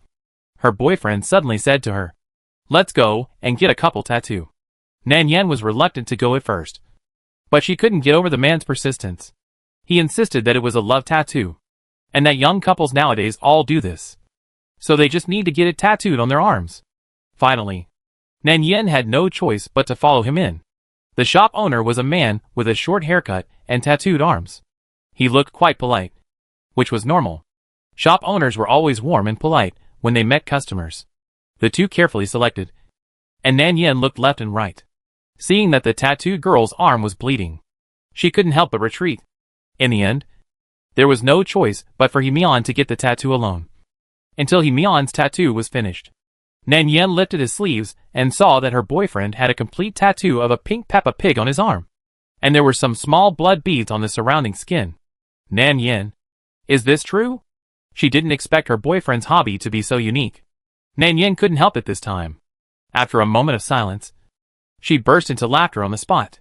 Hee-myeon, who was beside her, pulled her out of the tattoo shop. On the tree-lined avenue opposite the intersection, the two stopped in a small park with few pedestrians nearby and sat on a bench to rest. Nan Yen couldn't stop laughing at the Peppa Pig on Hee-myeon's arm.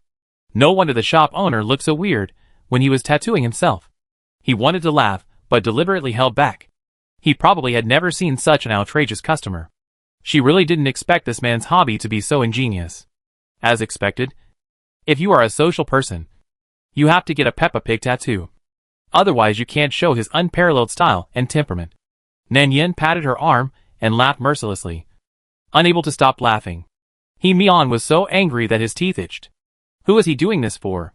He was just trying to make her happy. But she turned around and started to laugh at him so heartlessly.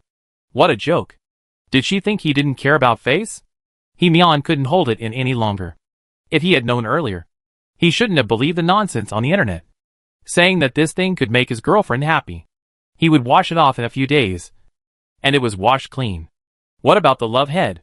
It was obvious that he was the only one who endured this pain and this ruthless ridicule.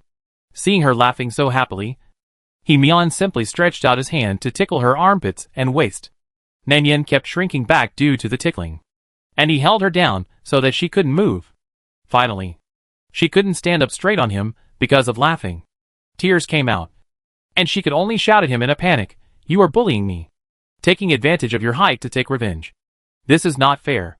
If you have the guts, let me have one hand." Hee-myeon beside him narrowed his eyes and laughed. He clamped Nan Yen's waist with one hand, adjusted his posture, and really let her have one hand. However, one hand could subdue her completely. Finally, he pressed her down on the park bench and asked her, "Unfair? Now, is it fair? I gave you one hand, but I can still knock you down. How about it? Are you convinced now?" Nan Yen was pressed down on the bench and couldn't get up. She found that this man was not only stupid, but also a little straight, whose boyfriend and girlfriend need to decide the winner when they play and fight. Is he really stupid? Nan Yen glared at him, but he still refused to let go. She struggled harder, and her face was slightly red. Finally, she had no choice but to reach out with one hand. Just as she was about to grab his ear, she accidentally pulled out a silver scallop-shaped flip chain from his neck. The chain had been covered to the same temperature as his body surface. It suddenly slid down from his neck and fell directly onto Nan Yen's cheek. When she moved, it slid from her chin to her neck, slowly got into the collar of her clothes, and finally fell on her chest. The hard metal hit her skin, and it was still warm, making people feel a distinct warmth. Nan Yen did not struggle this time. She reached out and grabbed the chain out of curiosity, then looked up at him and asked, "What is this?" She touched the warm chain. The material seemed to be platinum. It had not changed color after wearing it for so long. It was of moderate thickness, and the scallop pendant in front was flip-top. "It seems that you have been wearing it for a long time and have never taken it off." Hee-myeon paused, and soon returned to normal. He took the chain from Nan Yen's hand casually, and he pinched the small pendant and touched it twice. He saw his girlfriend beside him staring at his hand with curiosity. Hee-myeon couldn't help but chuckled and replied, "Are you a curious baby? Why are you so curious about everything? It's just a chain. What's so good about it? If you like this, I'll buy you the same one in the future. Okay?" After he finished speaking, he propped up his chin, thought for a while, and then explained a little. "This was given to me by a friend in the next ward when I was hospitalized after the car accident. He said it could keep me safe, so I accepted it. And then I have been wearing it for many years, and it doesn't have any special meaning." Nan Yen didn't say anything, still tilting her head to look at him. "Can you wear something that has no meaning for so many years?" Nan Yen vaguely smelled some kind of adultery. Seeing that she looked unhappy, Hee-myeon couldn't help but rubbed her face with his hand and pinched her pink cheeks, as if he really didn't take it to heart, but only he knew whether it was true or not. he explained casually. You know, I had just escaped from a car accident kidnapping case at that time. So my emotions were very unstable during that period. And my family was busy with work and couldn't be with me. So they only hired a few nurses to accompany and take care of me. So I often lost my temper and made trouble for others. The patient next door couldn't stand it. So he ran over and said a few words. And then the two of them met like this. That friend was younger than him. But he said a lot of words to encourage and comfort him. So he left a slightly deep impression on him. In fact, it was more than deep. It should be that they got along quite well. After all, the good feelings when young are different from those after adulthood. At that time, I was not as calculating as I am now. And I was also a passionate and innocent boy. At that time, the other party accidentally rolled down the stairs and broke his leg. He also broke his leg in a car accident. The two of them pushed the wheelchair together and often wandered around the wards. From time to time, they were caught and scolded by the doctors. But they would return to their old ways the next day, causing a group of caregivers and nurses to follow them every day. Thinking about it this way, the time in the hospital was quite interesting. Nan Yen knew something was wrong after hearing this. She could basically imagine a breakup scene with Bai Yueguang in her heart. As his current girlfriend, she should also express her reasonable doubts in her heart at the right time. Is it that simple? He Mian did not hide it, and explained it very clearly, making himself sound innocent. Sounding like a particularly innocent and beautiful boy. What else? He Mian lowered his head and smiled, not looking at her face again. Do you think there is anything you can't say? It's not a big secret. Many people know about the car accident during that period. When you get together one day, you can ask my friends. Is there any need for me to lie to you about this kind of thing? His tone sounded particularly natural, without any strange emotions. And his explanation was reasonable. But his attitude was still a bit weird. After hearing this explanation, Nan Yen still refused to believe it. She couldn't help but feel depressed. So she reached out to open the scallop pendant in his hand to see what was inside. However, He Mian avoided this action without leaving a trace. He casually responded, "It's just a little thing. Nothing to see." Although he said so, the avoidance action still made Nan Yan's fingers pause. She immediately showed an obviously unhappy expression on her face and asked, "There's nothing to see. So why can't you let me see it? And why have I never heard you talk about this before? If I hadn't found it, would you have kept it secret?" Her voice was muffled. Just like most girlfriends, who couldn't control their temper and started to get jealous when they accidentally found that their boyfriends still kept the things given by their exes. He Mian was not a fool. It was impossible for him not to hear the concern in her tone. And he felt a little amused. "Isn't that certain? I'm not stupid. What's there to say about this kind of thing? Besides, she's not an ex-girlfriend. It's a trivial matter that happened more than 10 years ago. Is there any need to bring it up again?" When He Mian said this, his facial expression did not change. He looked really normal, without any hidden thoughts. He smiled and said, "Besides, who said I won't show it to you? I just told you in advance that you can't be angry after you show it to me." He Mian's words were well reasoned, and there was no way to refute them. "Don't you think about it? You are already angry before I show it to you. If I tell you about our past in a more detailed and intimate way and show you things more clearly, won't we quarrel? I am avoiding risks. Isn't it because I am afraid that we will quarrel if I don't tell you? This is quite reasonable. But can Nan Yen be the kind of person who will give up easily? She can make something happen for you even if there is nothing wrong. Not to mention that the past of these two people is obviously not simple. At least not as simple as he said." Nan Yen looked at him without saying anything. And He Mian teased her deliberately. Perhaps seeing that she was really unhappy, he reached out and took the chain off her neck and handed it to her casually. "You are angry just for such a small thing. How come you are completely different from before? You didn't care about me at all before. But now it's different. Do you like me so much?" He teased her deliberately. "What should I do? If you leave me in the future, you won't be reluctant, right?" He Mian didn't know what he felt in his heart. But he didn't hate this feeling. He couldn't help laughing. And after laughing, he stretched out his thumb and kept rubbing the skin around her eye sockets. The tip of his finger was slightly cool and delicate. With a little force, her skin turned slightly red. He rubbed it slowly, wanting to see if she was going to cry. But after wiping for a long time, not a single tear came out. He was still thinking, well, It seems that this girlfriend is not as fragile as imagined, and she won't cry easily. But she is also fun to cry. I coaxed her for a long time yesterday before she stopped crying. He now thinks that coaxing people to be happy is also a very interesting thing. Nan Yin slapped his rebellious fingers away and reached out to take the material handed over. The temperature of the pendant has gradually cooled down, and it feels cool and delicate in the palm of her hand.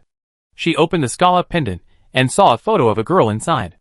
The girl in the photo had immature eyebrows and eyes, probably only 13 or 14 years old. She smiled beautifully, especially sunny and sweet. At this point, Nan Yin would never believe that the two of them had no past. Would she wear something she didn't care about around her neck for so many years?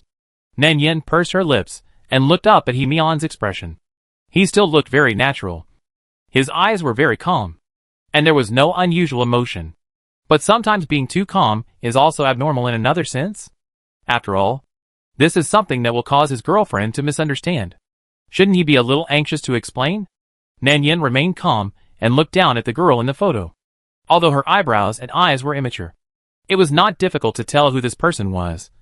So Nan Yin asked, "This girl seems a little familiar? Is she the girl who drank with you at the party that day?" He Mian turned his head and looked at her. His long legs were crossed and bent, and he sat lazily, looking particularly casual. Then he laughed. "Why do you care about this again? Your eyesight is pretty good. You looked up a few times that day, and you can remember the other person's appearance. Isn't that a certainty?" How could she not recognize Yuan Shishia's photo? She had glanced at her last time, and she certainly didn't miss the panic and fear that flashed across her eyes when she looked at Zhong Ling. Although it was a photo of her teenage years, her eyebrows and eyes had not changed much. The youthful sunshine of her teenage years had not changed much after she became an adult. But the youthfulness was gone, and her smile was still that sweet and sunny. It's hard for anyone to reject a girl like this, right? Moreover, she not only knew who the girl in the photo was, but also knew that this person was the girl who took care of and comforted He Mian during the car accident. How could such a warm and sunny girl like the sun not be liked? The most important thing is, isn't she the one He Mian has always cared about? From the beginning? Wasn't it because he couldn't let go of her that he used a photo to trick Yuan Xiaoxiao back? He Mian did keep it a secret. After all, how could a man who was recognized by many friends as not easy to mess with behave so simple and harmless in front of her? It's just that he deliberately restrained his spirit and momentum in front of her. He could be on par with Zhong Ling and even suppress him. Nan Yin didn't believe he was a simple person. He Mian's eyes swept across the smiling face of the girl on the necklace. In fact, even Zhong Ling didn't know about this, and almost everyone didn't know. This should be considered a secret between the two of them. At the beginning, he met Yuan Xiaoxiao in the hospital. How could he not be fond of such a lively and sunny girl? He naturally had a good impression of Yuan Xiaoxiao. But after he found out that there was something wrong with his body, his initial excitement was suddenly extinguished by a ball of ice water. No boy could tolerate such a defect, and it was even more impossible for him to let the girl he liked know such a thing. So on Christmas Day, when Yuan Xiaoxiao held a greeting card and walked to him nervously to confess, He Mian hesitated and rejected the other party's confession. Since that day, the two have never had any intersection. This incident happened very secretly. Apart from the two parties, almost no one else knew about it. Even He Mian's friends were not clear. After that, Yuan Xiaoxiao fell in love with a boy again. That boy was Zhong Ling. The relationship between the two was very smooth after they got together. Yuan Xiaoxiao also abandoned everything about him in the past. After the two met again, the most they did was nod and smile.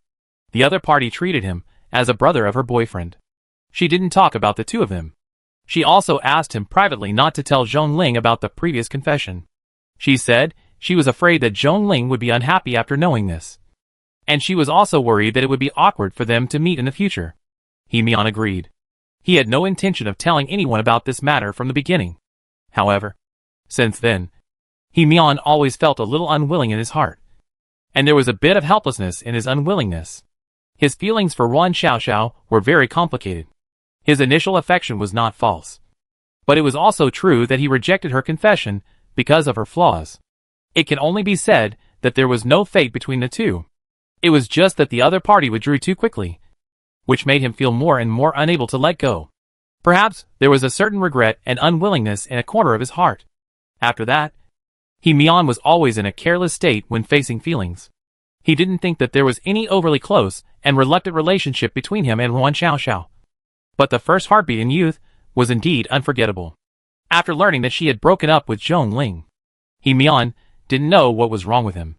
He gave Zhong Ling a bad idea for some reason. He didn't know whether he really wanted to help Zhong Ling save this relationship, or wanted to take this opportunity to completely break up the relationship between the two. After all, normal people know that this method will only make the two parties go further and further apart. If Zhong Ling really fell in love with someone else, or if Ruan Xiaoxiao's temper was a little stronger, then would she and Zhong Ling never be together again? Ruan Xiaoxiao had been studying abroad for these years, and the two had originally planned to settle abroad. After he sent her photos of Zhong Ling kissing other girls, Ruan Xiaoxiao talked to him on the phone for a long time at night, and finally decided to return home. This was his original purpose, to separate Zhong Ling from Ruan Xiaoxiao, and then let Ruan Xiaoxiao come back from abroad. And he has now done both of these things.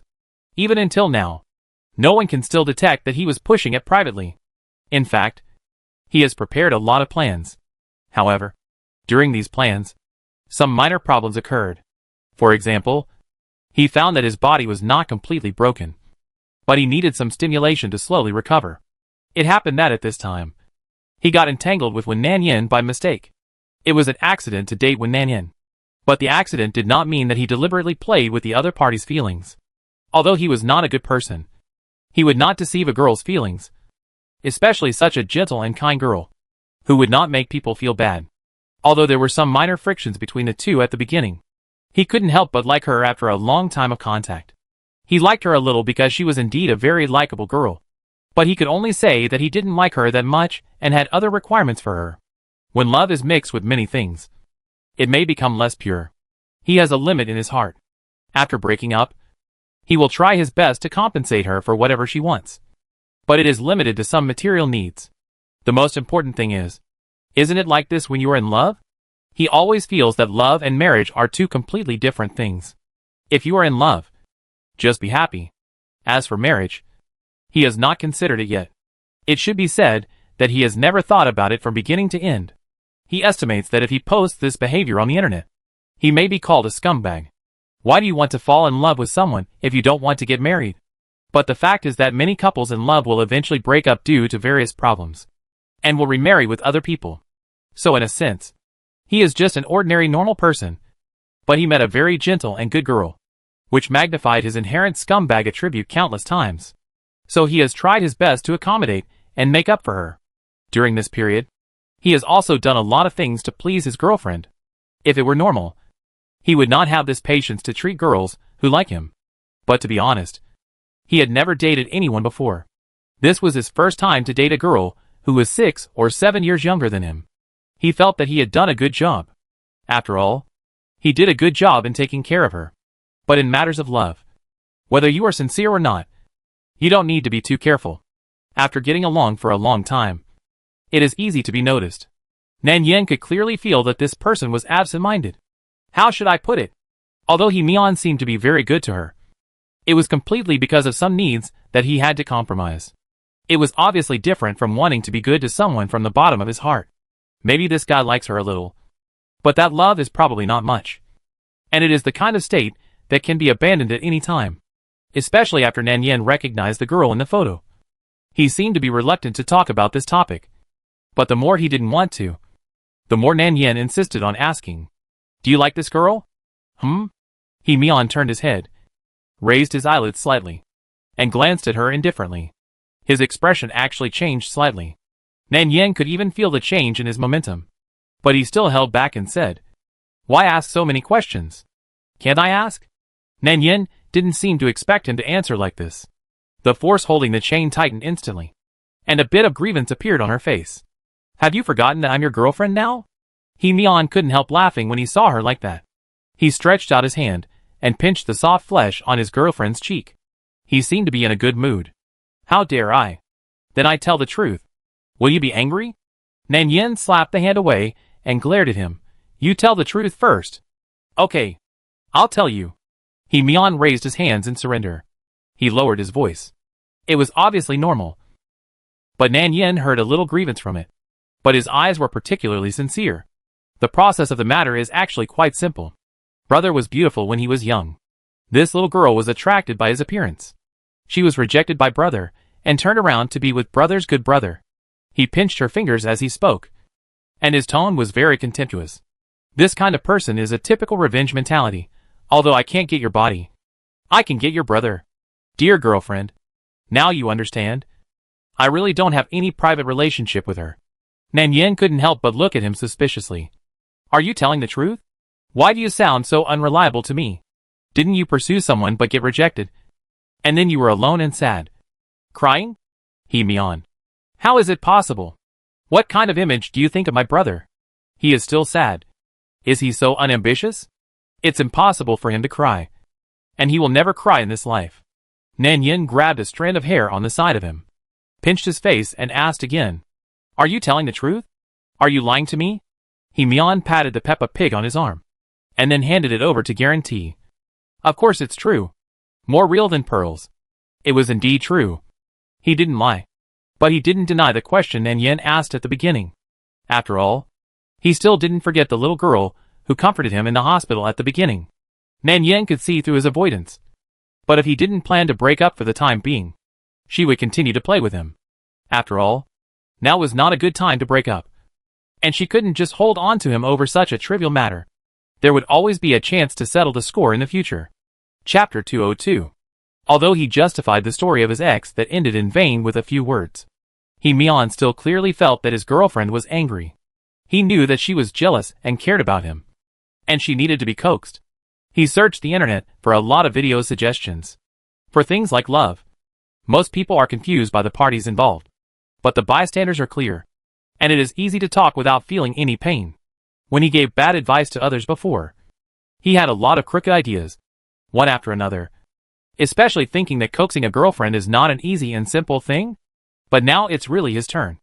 And he feels that everything is wrong.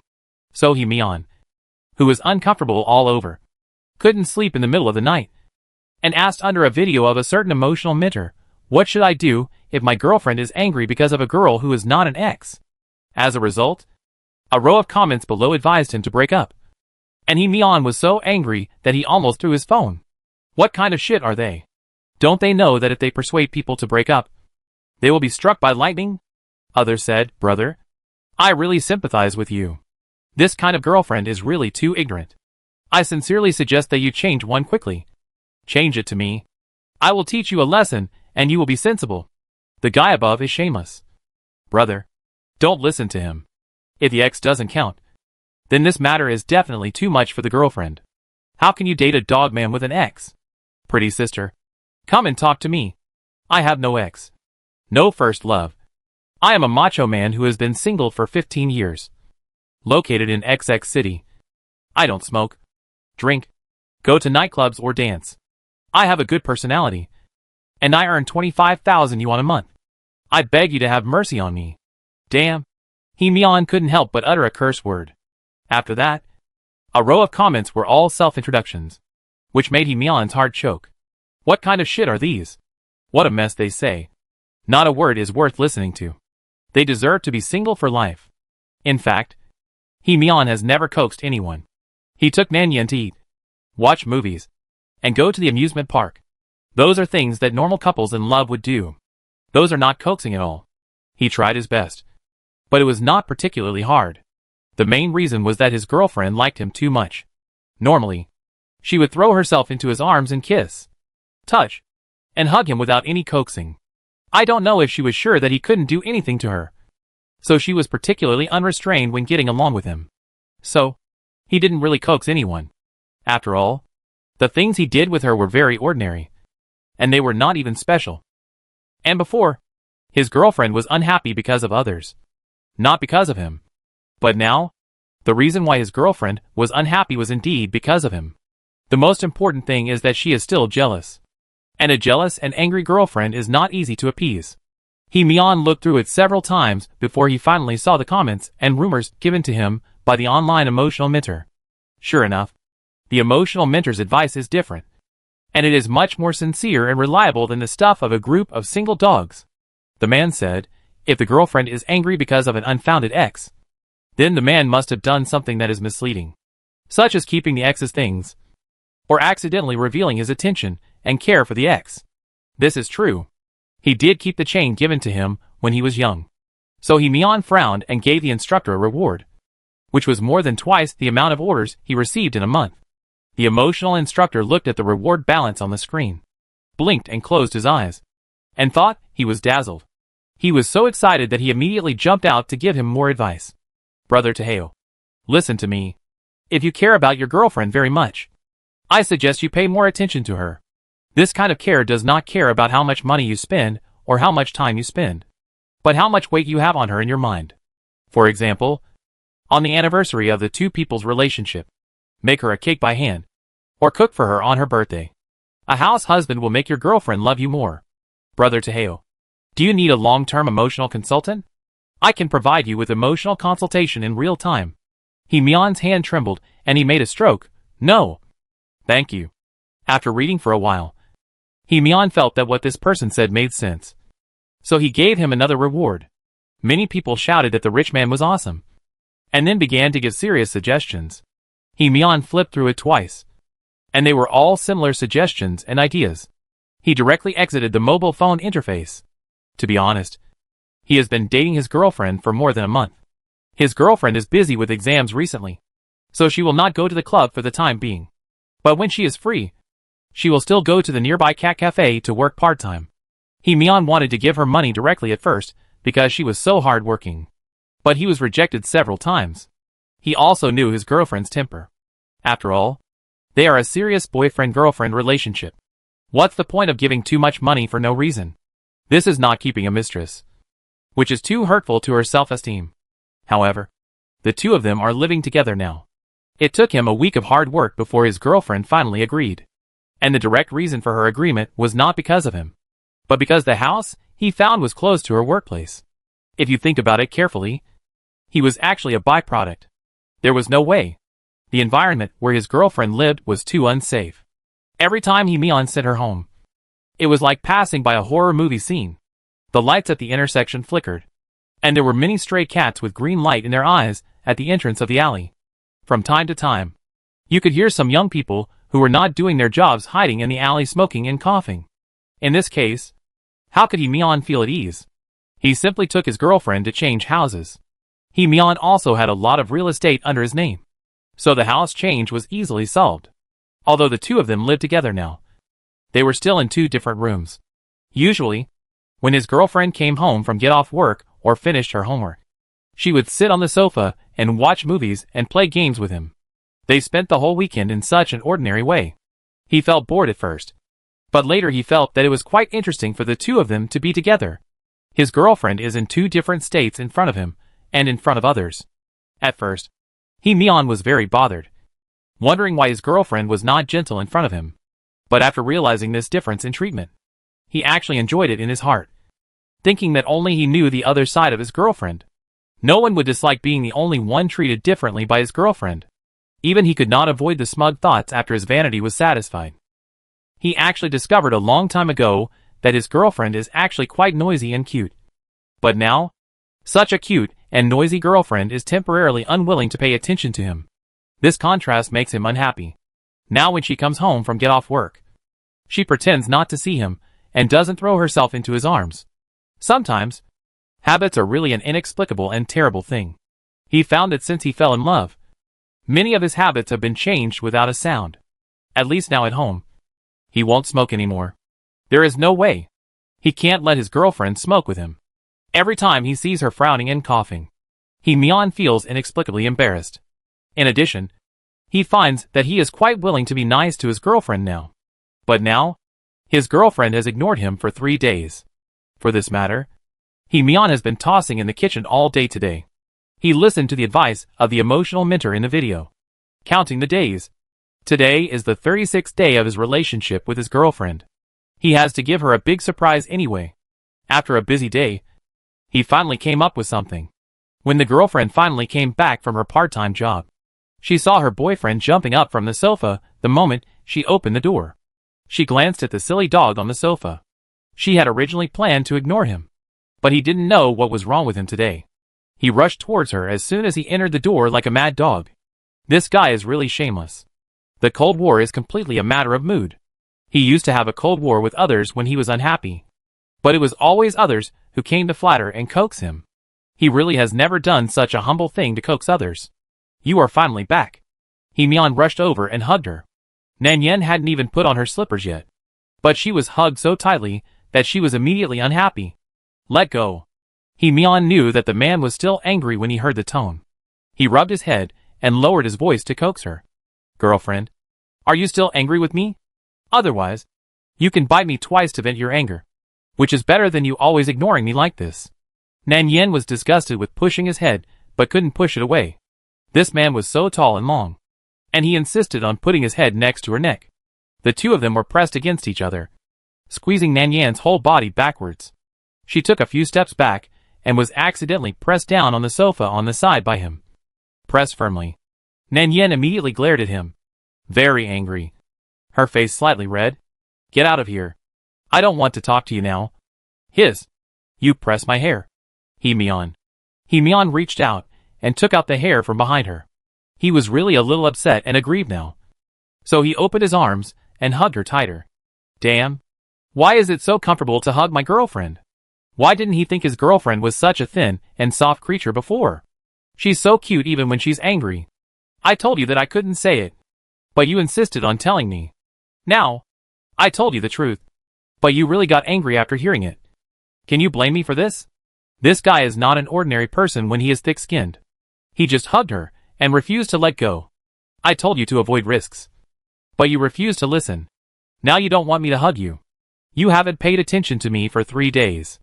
Are we still boyfriend and girlfriend?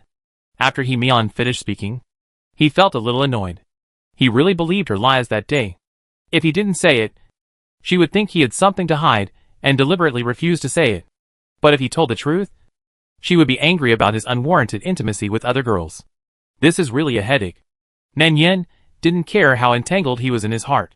She glared at him, stretched out her hand and grabbed the hair beside his ear, and asked him, Can you get up? No. He turned his head and said very toughly, I won't get up unless you forgive me. As soon as he finished speaking, Nan Yen didn't say anything polite to him. Mian felt a sharp pain on both sides of his scalp, which made him gasp and his expression distorted. He wondered in his heart, when did his girlfriend become so unkind?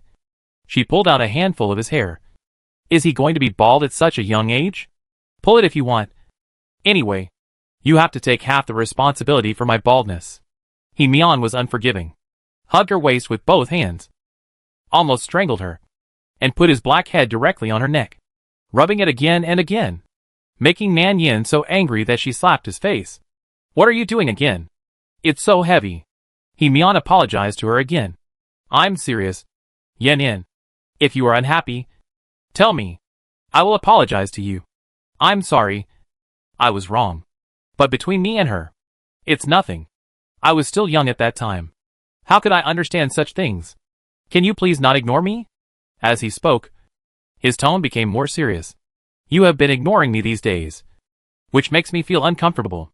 Even if you hit me or scold me, it is better than ignoring me like this. I don't know what's wrong.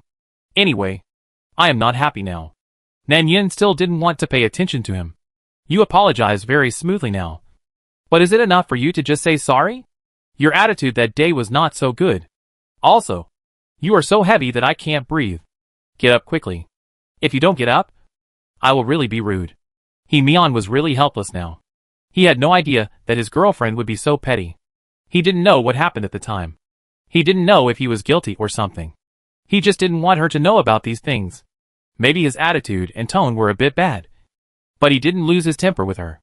Instead, he explained it honestly. If someone dared to mess with him like this in the past, he would have thrown that person to some corner. How could he spend the time to make her happy? Mian bit his white teeth and said, No, I won't get up even if you kill me. You might as well be rude to me. Anyway, I'm thick-skinned, and you can do whatever you want. Nan Yan's face turned red as she pinched his face and called his name. Mian. Well, what's wrong? Nan Yen saw that he lowered his head and came closer with a sincere and touching face. She simply stretched out her hand to pinch the soft flesh on his waist and began to twist it. Then she heard the other party gasp. And that expression was more wonderful than an oil painting. His. It hurts. It hurts. Dear. Be gentle. Nan Yin couldn't help laughing when she saw his embarrassment. Can you get up? I can't. He Mian also pretended to be in pain to make her laugh at first. In the end, Nan Yin pinched him harder and harder. And he couldn't stand the pain anymore. He couldn't do anything about her now.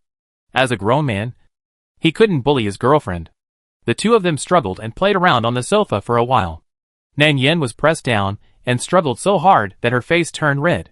Her clothes were rolled up during the play, revealing a white and soft waist. He Mian wanted to turn his head away, but his eyes just couldn't control themselves. He liked to stare at his girlfriend's white and soft waistline. Then he looked up and saw his beautiful girlfriend, who was pressed under him on the sofa. He suddenly felt an indescribable strange emotion in his heart, especially when he saw the other person's black and moist eyes, and a slightly angry blush on her cheeks, which looked particularly tempting under the light. His Adam's apple moved unconsciously, and his breathing became a little rapid. Suddenly, he couldn't help the impulse that suddenly surged in his heart, and he leaned over and leaned over. His girlfriend's eyelashes moved, and before she could react, He Mian suddenly lowered his head and kissed her thin and pink lips.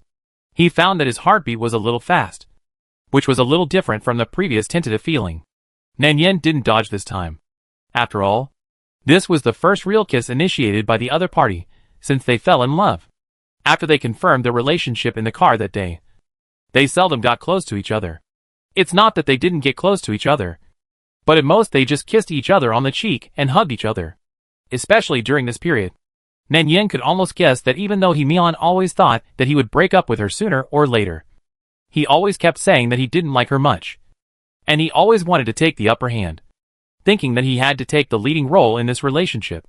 But no matter how much he thought, it didn't count. This kind of thing had to look at the actual situation. And the actual situation now was that this person was obviously a person with a hard mouth and a soft heart. And he was born with a strange personality of saying one thing and thinking another. And his words and deeds didn't match. Seeing that he acted so casually, but he always compromised subconsciously every time. Nan Yin almost grasped this person's personality. No matter how much he said and thought, or how much he acted as if he didn't care, nothing he did was in line with his heart. Some people are just so honest, which is probably a flaw in his character. He Mian sat on both sides of the sofa, his waist bent, and the lines of his back were clear and obvious. In fact, he could clearly feel that his body was getting better during this period, and he could hold on longer than before. In the past, he might need the two of them to do something more intimate. But now, just after a while of making a fuss, he could feel the body slowly changing. This person always likes to lick and bite when kissing, as if he can get some more satisfying emotions in this way. He bit her tongue tip with a little force with his teeth, biting and licking like a puppy biting someone, and had to leave a shallow mark, as if a puppy peed and circled people in advance, and kissed her mouth heavily. Nan Yin clearly felt that something was wrong with the man on her body. His throat rolled for a moment.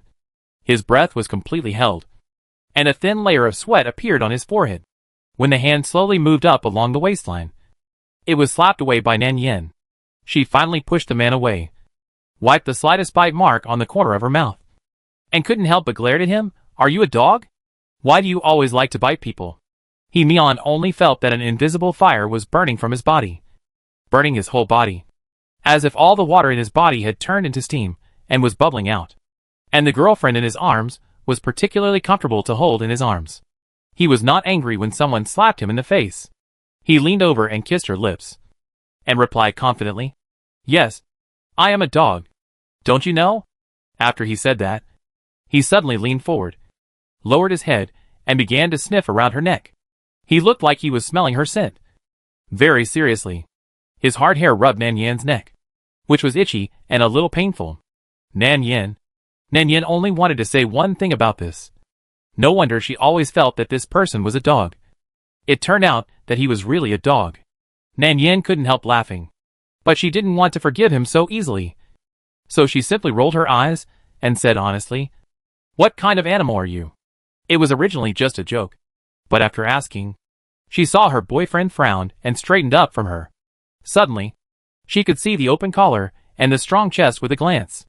The man suddenly grabbed her hand and touched her waist twice, as if to show off his assets. Nanyan felt the smooth and clear muscles on his waist and was about to let go. Then she heard him look at her with a particularly decisive look. Do you still need to ask? I thought you knew it very well. Nanyan looked at him. What? The man rubbed her, hesitated for a while, and answered with a sour face. It's the kind of Shandong thin dog that is currently in estrus. But the hardware facilities are not very good. Nanyan. Good guy. The thin dog is out. Nanyan really couldn't help it this time. Pucci laughed. Her eyebrows and eyes curved, and the previous anger seemed to be swept away. When she finally laughed enough, she opened her eyes with a smile and asked him, Then how thin are you?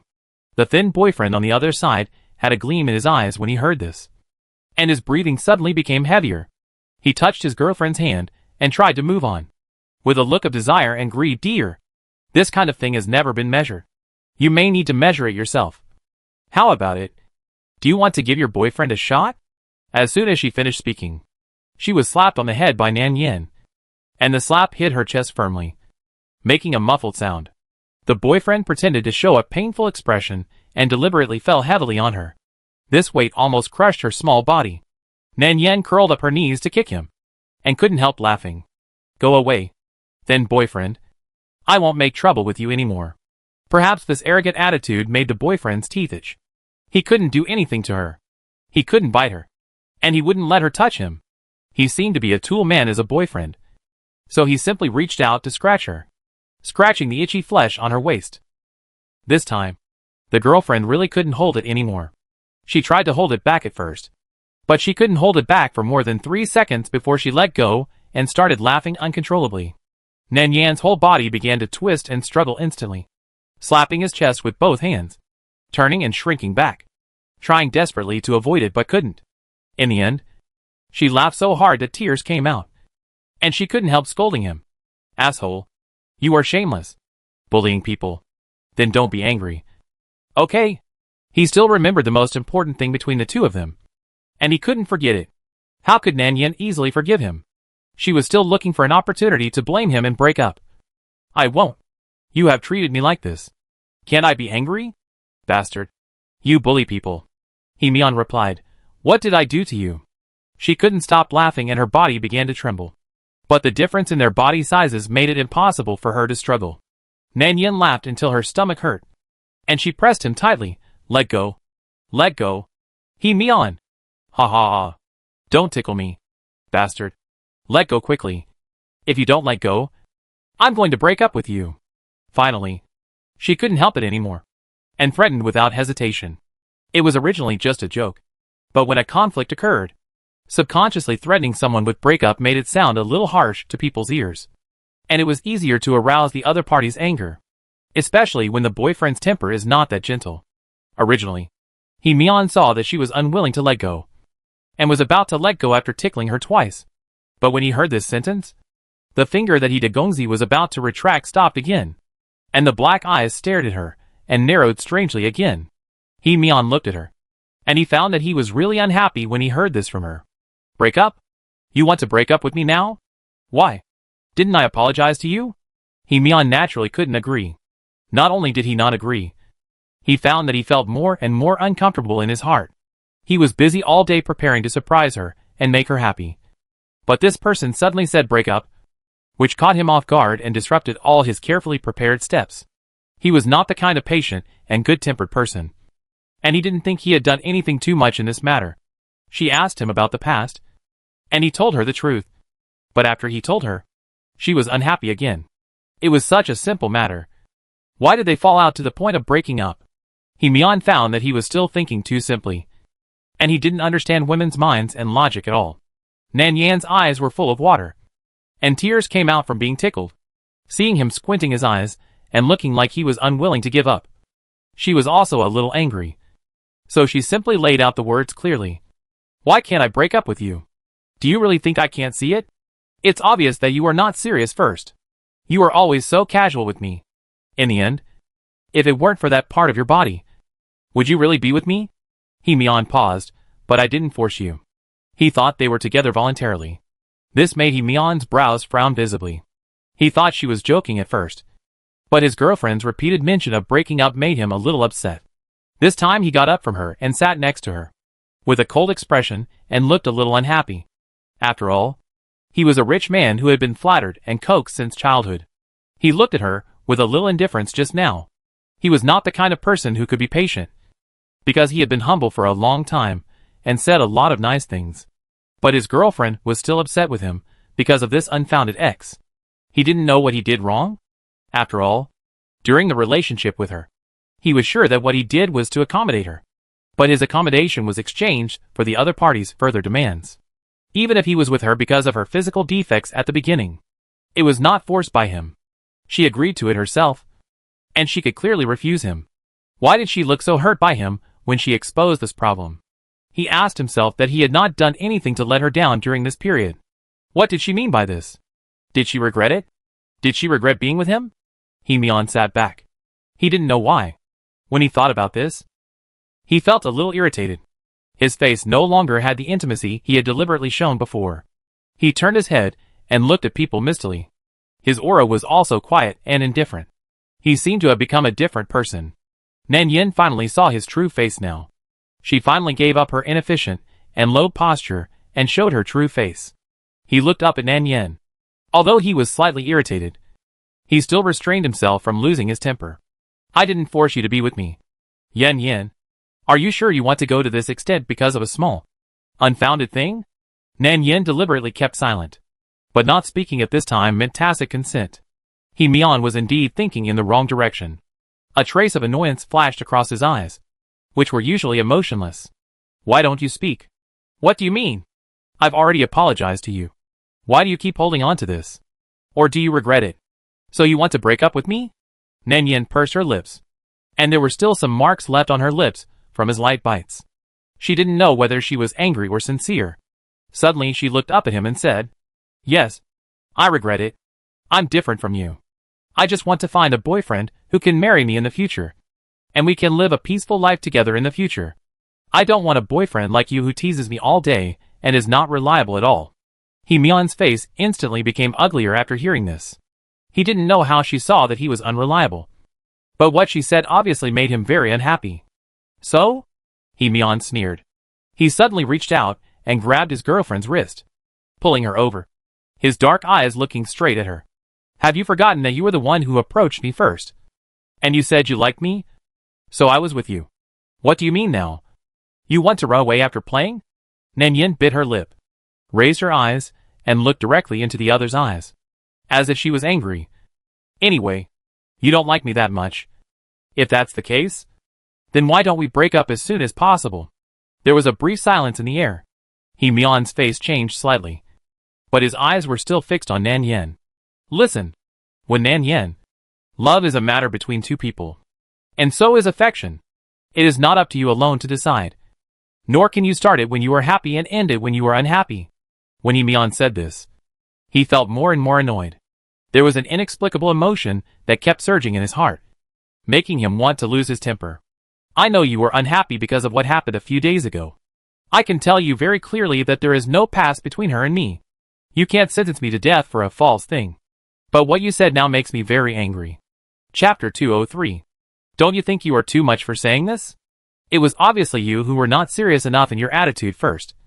But I can't be angry if I just allow you to be casual? Do you think I fell in love with you first? So I have to endure the unfairness of the relationship? You keep other girls' things. Do you still think I should be generous and not care about it? And if I care about it, I will be unreasonable. But I am such a petty person. Do you see it clearly now? Nan Yin asked him back. She was very rational at first, but later she obviously couldn't control her emotions, and there was a hint of red around her eyes.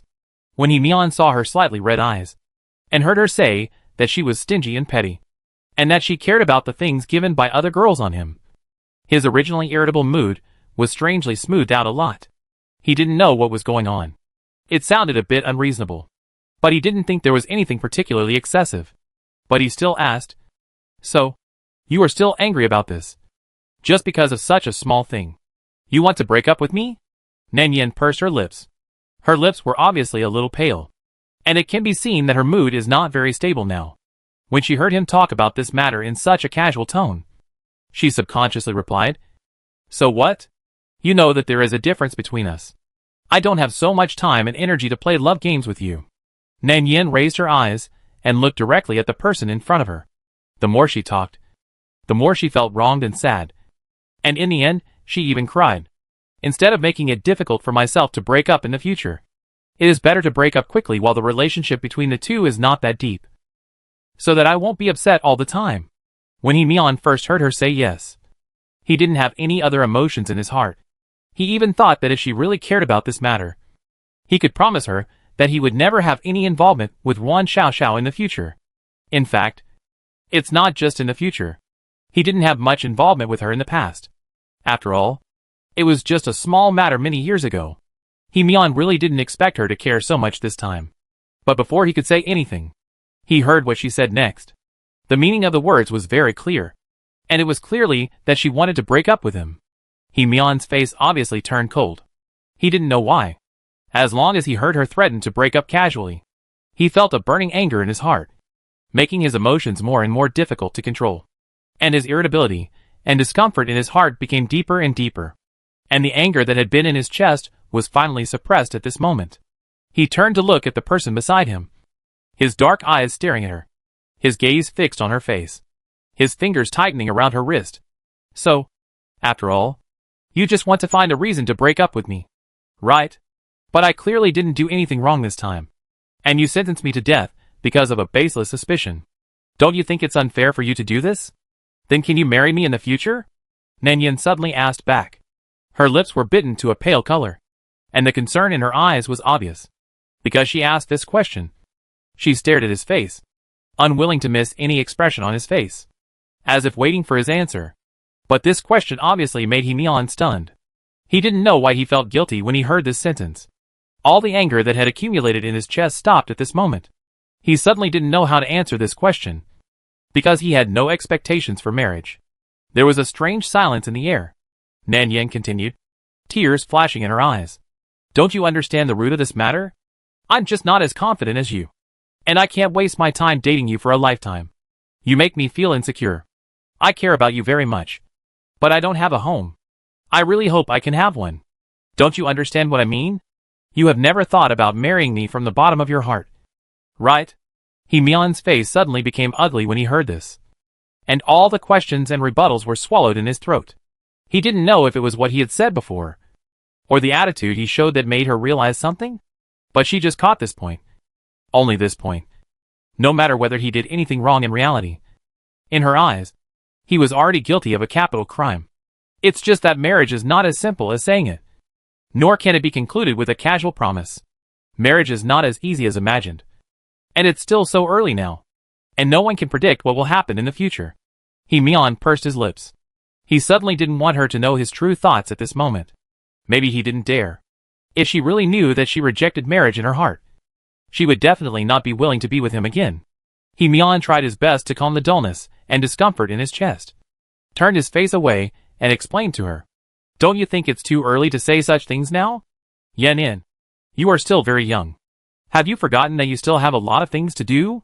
The more Mian spoke, the more he felt his throat choked.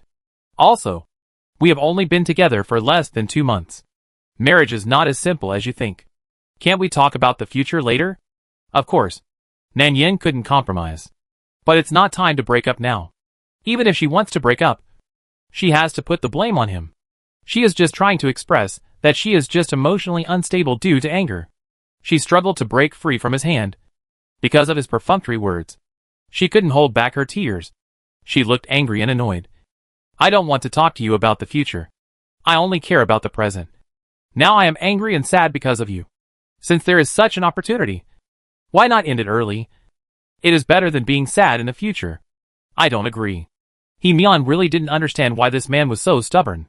He stood up suddenly, his body straight. He turned his head and looked at Nan Yin with a strong look. "I said I don't agree. I just don't agree to you ending this relationship with me for such a stupid reason. Also, no one can predict what will happen in the future. You can't deny everything now because of this. I tell you, I just don't agree to break up." After saying this, Mian turned around and went to open the door. He didn't want to stay here for the time being. He was afraid that if he stayed any longer, he would probably argue endlessly later. But he was clearly here to make people happy today. He made so many careful preparations, and he didn't even have time to say it out loud. What happened? This person denied the relationship between the two of them in one sentence. How could he accept it like this? He felt that he was almost mad at this person. He had a bad temper. But since he fell in love with this person, he really controlled his emotions and temper. Basically, he never got angry with anyone. If anyone dared to make him angry like this before, he would definitely find someone to beat him up. But now, he just felt that his chest was about to hurt because of anger, and a sense of annoyance was brewing and swirling inside. But he had to endure it by himself, and his expression was distorted in the end. Mian had never been so irritated before. He kicked off his shoes at the entrance, and the whole person was like a firecracker, as if something that had been under control suddenly got out of control, making him feel more and more aggrieved and uncomfortable. But he couldn't do anything to her. Mian walked towards the entrance, and he deliberately made a loud noise when opening the door. He thought that Nan Yan, who was sitting on the sofa, would call him and at least give in a little. Even if she didn't give in, she could say a few nice words. If that didn't work, she could say one word.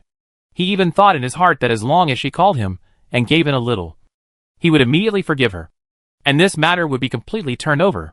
Both of them would not care about this meaningless quarrel, and the future would be discussed later. But he didn't expect that she did yell. But it was these words that almost pissed him off. When Mian put on his shoes and was about to go out, Nan Yen behind him finally called him out. Close the door when you go out. Hearing this, Mian felt that his nose was about to be crooked by anger, and he was almost angry to death. Does this person still have a conscience? He is her boyfriend, and she clearly said that she likes him so much. A few days ago, she sat on his lap, took the initiative to kiss his chin, grabbed his face with both hands, and coaxed him with that kind of tenderness that he was the person she loved most in this life. But what was the result? Were all the words she said lies? Were all the sweet words coaxing him to sound good? He was about to leave now, but she only cared whether he closed the door? Fuck. Mian was so angry that his teeth itched. He wanted to rush back and beat her up, but he finally held back. He turned his head and looked at Nan Yen, who was motionless on the sofa, sneered, and finally slammed the door heavily, turned around and left without hesitation. If he comes back tonight, his last name won't be He. When the other person's figure completely left, with the sound of a car engine starting outside the window, Nan Yen slowly restrained the sad expression on her face. Breaking up is definitely necessary, but she won't be the one at fault. Even if there is a problem, it is caused by him, and it has nothing to do with her. As for Mian on the other side, after slamming the door and leaving, he drove very fast and went directly to find a group of friends to race. At first, he thought that he was in love with Nan Yen just to stimulate his body to recover as soon as possible. It happened that she liked him. So what's wrong with him playing with her? But is this really the case? Since he started dating someone, he has been spending most of his time with his girlfriend, quitting smoking and drinking, changing his bad habit of staying up late, and accompanying his girlfriend to live a healthy life of going from one place to another. He even rarely goes to the invitations of his group of bad friends. He is almost obedient to her. He doesn't believe that she really can't see that he is just playing with her. He just said it harshly. He was the first to compromise every time. He is not a fool. Why would he accommodate someone so inexplicably? It's because he cares. But what about that woman? She is completely the opposite of him. She said it very nicely, and those sweet words made him dizzy and confused. He didn't know when he started to be serious. He was transformed by her into a fool who sticks to his girlfriend every other day. In the past, he would never have thought that he would have such a day. But now, she wanted to break up with him for such an inexplicable reason. Even if it was about marriage, it shouldn't be considered now. Has she given him time to think carefully? Does she know his views on marriage? Her worries and stubbornness are simply outrageous. They have been together for less than 2 months, and she started to force him with these problems, breaking up with him with a fictitious ex.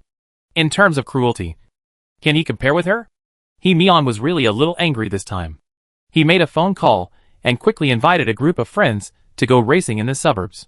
He hadn't indulged himself like this for a long time. He won't go back tonight. After racing, he will go out to drink and smoke. He wants to adjust all the life he liked before. Who the hell wants to be that obedient boyfriend who coaxes her and obeys her? Isn't it okay for him to stop serving her? On the other side, Nanyin watched the black supercar drive onto the road and disappeared in a flash.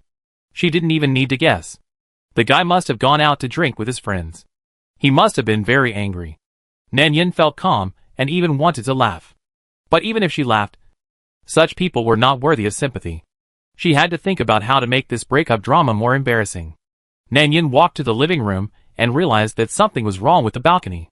She walked forward a few steps and lifted the hazy gauze curtains. Only then did she see that the balcony was full of apricot yellow champagne roses. The air conditioner was turned on to humidify the room. The balcony floor was full of carefully arranged shapes. On the wall next to it, petals were carefully glued to look like Peppa Pig. Warm yellow lights were turned on around the petals. Under the light, there was an inexplicable warm and funny romantic atmosphere. Is this the way that man has been thinking about apologizing for the whole day? I have to say, it is really tacky and over the top. The spacious balcony was decorated by him like a proposal scene, which made people feel like they had nowhere to step. Nanyin also saw a table in the middle, on which was placed a weird-shaped cake, crooked, with two stick figures drawn on it with cream, one sitting and the other kneeling, and a few words written next to it. I'm sorry. I was wrong. Yen yen. These two words were crossed out halfway through, probably because they were too tired to write. So they changed them to girlfriend. 3 words. Nanyin couldn't help laughing. He was quite good at taking shortcuts. She took another step to the side and saw the arrow card on the wall pointing to the refrigerator next to her. So she reached out and opened it. When she glanced over, she saw a full cabinet full of apricot yellow champagne roses. The moment it was opened, a faint fragrance spread out, and there were water drops on the petals. Under the light, there was an indescribable beauty. She reached forward and moved her hand, and a small blue velvet box accidentally fell from the pile of petals. Nanyin opened it and found that there was a pair of newly launched couple rings from a trendy luxury brand. The shape was very exquisite, and the price was not low. The things were quite complete, but it was a pity that it was too late. However, Nanyin thought about it. Since this person was so thoughtful and sincere, she had to pretend anyway. So she picked up a bunch of flowers from the refrigerator and took the ring box with her, ready to find the person back. On the other side, Mian, who had been racing with someone for 2 hours, stopped the car, took out his mobile phone from the seat, clicked on the screen, and saw that there was no message or call in the message notification bar. His originally ugly expression instantly became colder. Now, several friends who were traveling with him also noticed that something was wrong with this person. They were originally going to have fun tonight, but seeing Mian's evil look, they naturally didn't dare to go up to him and offend him. Several people went to the club they often went to for a night of drinking. The car arrived at the location quickly. Someone had booked the place in advance. When the door of the private room was opened, a cold and greasy nightclub aroma came to his face, making Mian frown. He didn't think there was anything wrong with this aroma before, but after being with Nanyin for a long time, his hobbies were almost changed by her. She always had a faint shower gel scent on her body, which could only be smelled when you got close. It was not strong, with some fresh fruity smell, which made people smell very comfortable. When Mian looked up, he saw several friends on the sofa opposite him waving at him. There were also several young and beautiful girls sitting next to him. He paused and turned to sit on the single sofa on the side. His friends were still the same group of people, but they had less time to get together recently. He and Zhongling had completely fallen out. After all, his girlfriend was bullied in front of him, and he couldn't associate with her anymore. So he drank with this group of friends quite a lot. But today was too annoying. So he called out a few familiar people again. Mian didn't know what was wrong with him. When he saw this group of girls in revealing clothes, he inexplicably thought of the first time he met Nanyin. She was among them, sitting quietly on the sofa. He didn't care about her at the time, and he didn't think he would have anything to do with her at all. But the reality was so outrageous. Not only was he involved with someone, but now the other party was also making a fuss about breaking up. He thought of her words about not feeling safe again, and Mian suddenly realized that he didn't seem to really understand his girlfriend's private life. He didn't know why she felt insecure, nor why she wanted to get married so much. But this was not a reason for her to break up casually. Thinking of these things, Mian felt very annoyed. More annoyed than ever before. His two beautiful and slender eyebrows slightly wrinkled, leaving deep marks between his eyebrows, clearly revealing a dull and irritable feeling that could not be concealed. He suddenly wanted to smoke a little. He had quit smoking for almost a month, and his slender fingers were rashly looking for a lighter in his side pocket. But he didn't find it. He cursed in his heart, and finally just held the cigarette in his mouth, and simply didn't bother to light it. Wei Chuan, who was sitting next to him, saw that he looked so strange today, and felt that something was wrong. He handed him a glass of wine and asked casually, Mian, what's wrong with you today? You are obviously not in a good state. Did you quarrel with your girlfriend? Mian frowned and glanced at the other person. He didn't know why this person guessed so accurately, but he was in a bad mood today. He came here just to vent and drink, and didn't want to care about anyone at all. He didn't want to say it at first, but after thinking about it, he still felt very upset. So he threw away the cigarette in his mouth, reached out to take the wine glass he handed over, and then asked, Am I so obvious? Wei Chuan leaned on the sofa, and the wine glass in his hand shook twice. How can it not be obvious? When you are racing, you rush forward like you are risking your life. Most people dare not touch you. You said you have no worries about food and clothing, apart from emotional setbacks. What else can make such a heartless young master show such a depressed and aggrieved expression? Why don't you see your little girl? Where is your friend? Wei Chuan couldn't help but tease. You hid it like a treasure the other day. What's wrong? Didn't you really have a falling out? Someone nearby echoed. It's normal to have a falling out. I think that girl is quite capable. She had a relationship with Dong Ling, and I didn't expect her to be with you later. To be honest, I don't believe you two can really be together. This person's voice was not loud, but everyone around could hear it clearly, and it was indeed the case. Everyone saw what Zhong Ling did in the corridor that day. But friends are friends after all. So this group of people also defended Zhong Ling more. After all, love is a matter between two people. Zhong Ling was wrong in this matter. He was wrong in that he almost forced others. But for such a matter, Zhong Ling alone probably couldn't make a fuss, and they were not familiar with the girl. So it was normal to talk about her behind her back. Mian's face turned cold when he heard this, and his face was obviously not very good. Wei Chuan, who was beside him, saw his expression and knew that he was going to lose his temper. He quickly poked the person who was talking with his elbow twice, and quickly changed the subject, saying, Oh, quarreling is normal. I was like this when I was in love with someone before. Girls are like that. To put it bluntly, they just want you to care about her more. Why do you, a man, care about her? Mian's face looked a little better after hearing this. But when he turned around and saw that the person who was talking was Wei Chuan, he thought of his experience with Su Cece, and felt a little alienated in his heart. He tilted his head back, drank the wine in the glass in one gulp, and then leaned back heavily on the leather cushion of the sofa, saying impatiently, I don't know what happened. She broke up with me out of nowhere. This is the first time I've been so disliked by someone. Break up? Wei Chuan, who was standing by, was also a little stunned at first, but soon couldn't help but patted the sofa and laughed mercilessly. Isn't this a good thing? Didn't you say you would never get married in this life? Isn't it just a good thing for you to break up now? Wei Chuan looked at the aggrieved look on the opposite side, and couldn't help but say, Or are you so angry because you are unwilling to be dumped by the girl? Besides, she's just a woman, so break up if you want to. Do you still need women? If you are unhappy, I will introduce you to my cousin someday. She just came back from studying abroad and is much simpler than your current girlfriend. Anyway, these people are like this. They are always casual and willful in dealing with feelings. Only Dong Ling is so outrageous. He ruined his reputation for someone else's girlfriend. It is said that even the company's business has been greatly affected recently. Why bother? She is just a woman. She is not a fairy from heaven. Besides, even if she is beautiful, the most abundant thing in the world is beautiful girls. If there is no one, just change to another one. Why do you have to make yourself look so miserable? Isn't Wei Chuan the same? After breaking up with Su Cece, didn't he quickly change to a new partner? Such a simple thing. Is there any need to be so annoying? However, after he finished speaking, there was no response from the other side for a long time.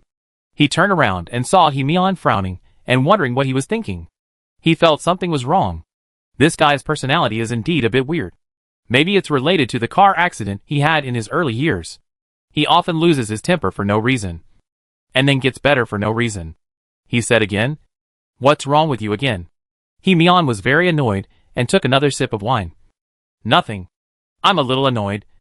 Things are not as simple as you said. How difficult can it be? Isn't it like this when you're dumped? It's normal to be annoyed. I knew that Su Cece cheated on me before. Wasn't it the same? What's there to care about? Hee-mian didn't want to pay attention to him anymore. After saying that, Wei Chuan looked at Hee-mian suspiciously, with some weird expressions in his eyes. No way. Hee-mian. Are you serious with someone? Didn't you say you were just dating for fun? What are you doing now? Do you really like him? After saying this, the person opposite him obviously froze. Wei Chuan didn't notice. When he looked up, he saw the waiter at the door open the door. There was a girl standing next to him. The girl was holding a bunch of roses in her hand, blocking half of her body. Wei Chuan looked carefully.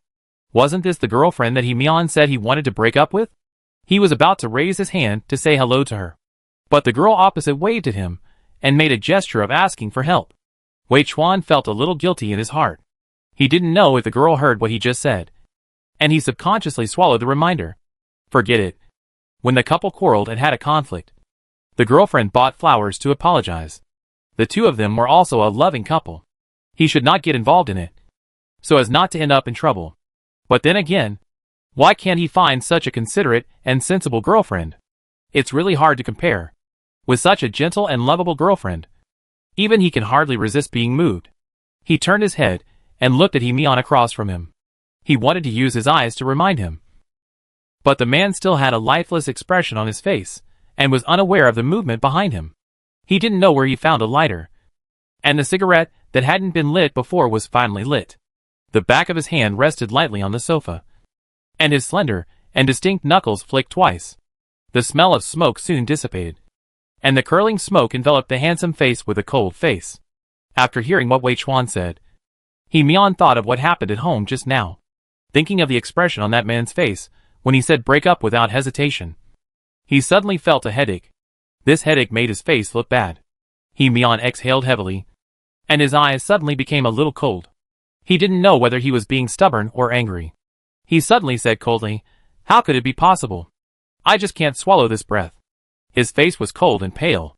His eyebrows were distant and indifferent, and he tried his best to maintain a calm and indifferent look.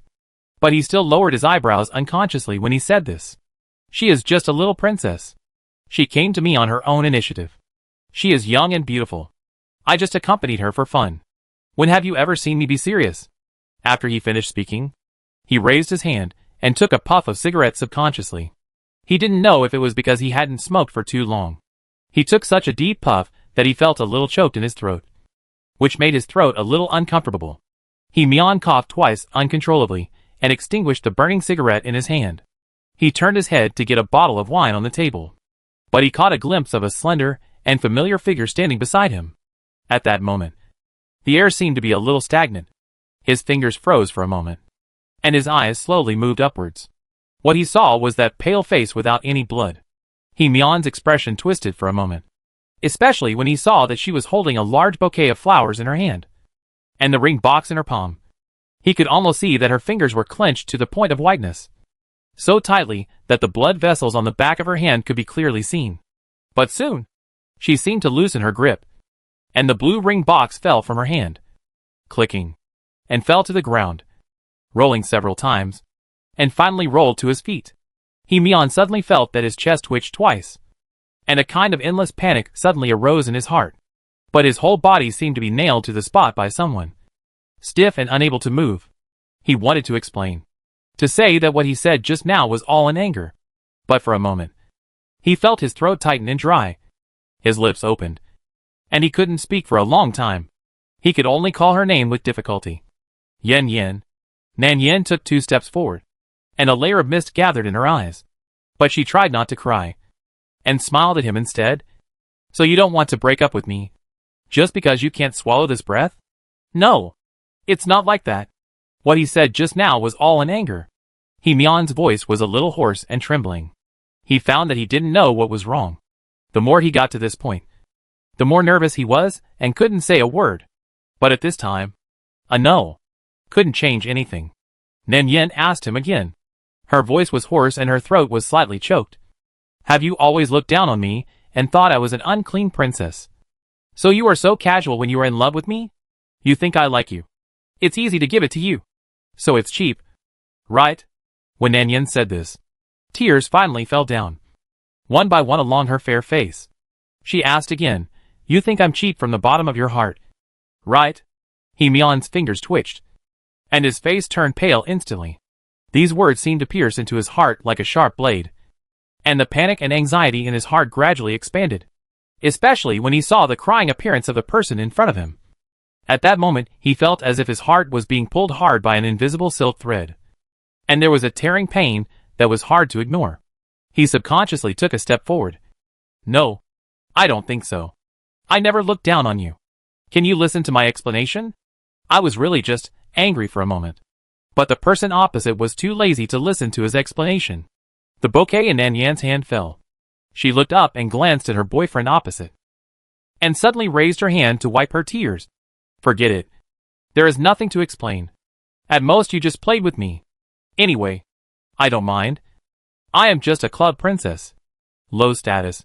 Especially rich young men like you. Everyone can step on you. I won't pester you anymore in the future. Let's stop here between us. After she finished speaking, she turned around to leave. But the person opposite subconsciously grabbed her wrist. He Mion felt a panic in his heart. He grabbed the thin wrist tightly, fearing that she would leave. I don't want it. Yen, listen to my explanation first. Before he finished speaking, snap. Nan Yen raised her hand and slapped him. The slap was solid and merciless. He Mion turned his head away, and a slap mark quickly appeared on his cold and handsome face. Everyone around was shocked by this change, and the next second they thought He Mion would hit back regardless. But He Mion stood still, without any tendency to resist at all. He just looked at her with his obscure eyes as if begging, and his palm tightly grasped the other's wrist and refused to let go. And Nan Yen pried open his fingers one by one in front of him, turned around and left without hesitation. He Mion's face turned pale immediately. The whole person seemed to be poured over by a bucket of ice water from the head, and his chest was suffocated as if pierced by countless steel needles. If he moved a little, he would feel an unbearable pain, which was very uncomfortable. Yen, don't go. Chapter 204. He Mion's whole body seemed to be nailed to the spot, especially when he saw Nan Yan's back getting farther and farther away. He wanted to call her name and asked her not to leave, but his throat was dry and hoarse as if he had swallowed a knife. He Mion just stood there, hoping that Nan Yen would look back at him, even if it was just a glance. He didn't mean it. Really didn't mean it. He was just a little angry. He only realized now that his chest was really sad. Since she broke up, he has been worried and uncomfortable. He knew that he had a bad temper. So even if he was angry, he subconsciously wanted to stay away from her and refused to say anything excessive in front of her. He was really just being stubborn and angry.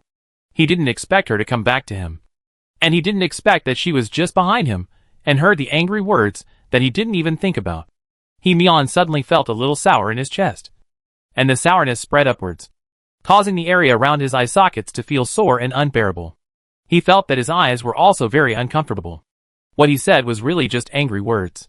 He didn't dare to say it in front of her. He was just angry and stubborn and said nonsense with his friends. But he really didn't know that she would come back to find him. She was still holding flowers in her hands. He knew that she must have seen everything he arranged. So she softened her heart. But he really didn't mean it this time. He never disliked her. He Mion stood for so long, and he suddenly felt a persistence in his heart. He wanted to catch up with her and talk to her, but he stood for too long. When he moved a little, a feeling of numbness quickly spread from his stiff limbs.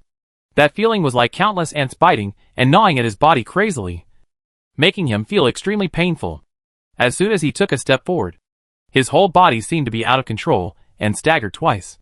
If he hadn't held on to the sofa beside him, he might have fallen on the spot. The friends behind him had already kept silent, and they obviously saw that something was wrong with this man. Wei Chuan beside him stepped forward to help him. He was actually a little embarrassed and guilty. He didn't know it would be like this.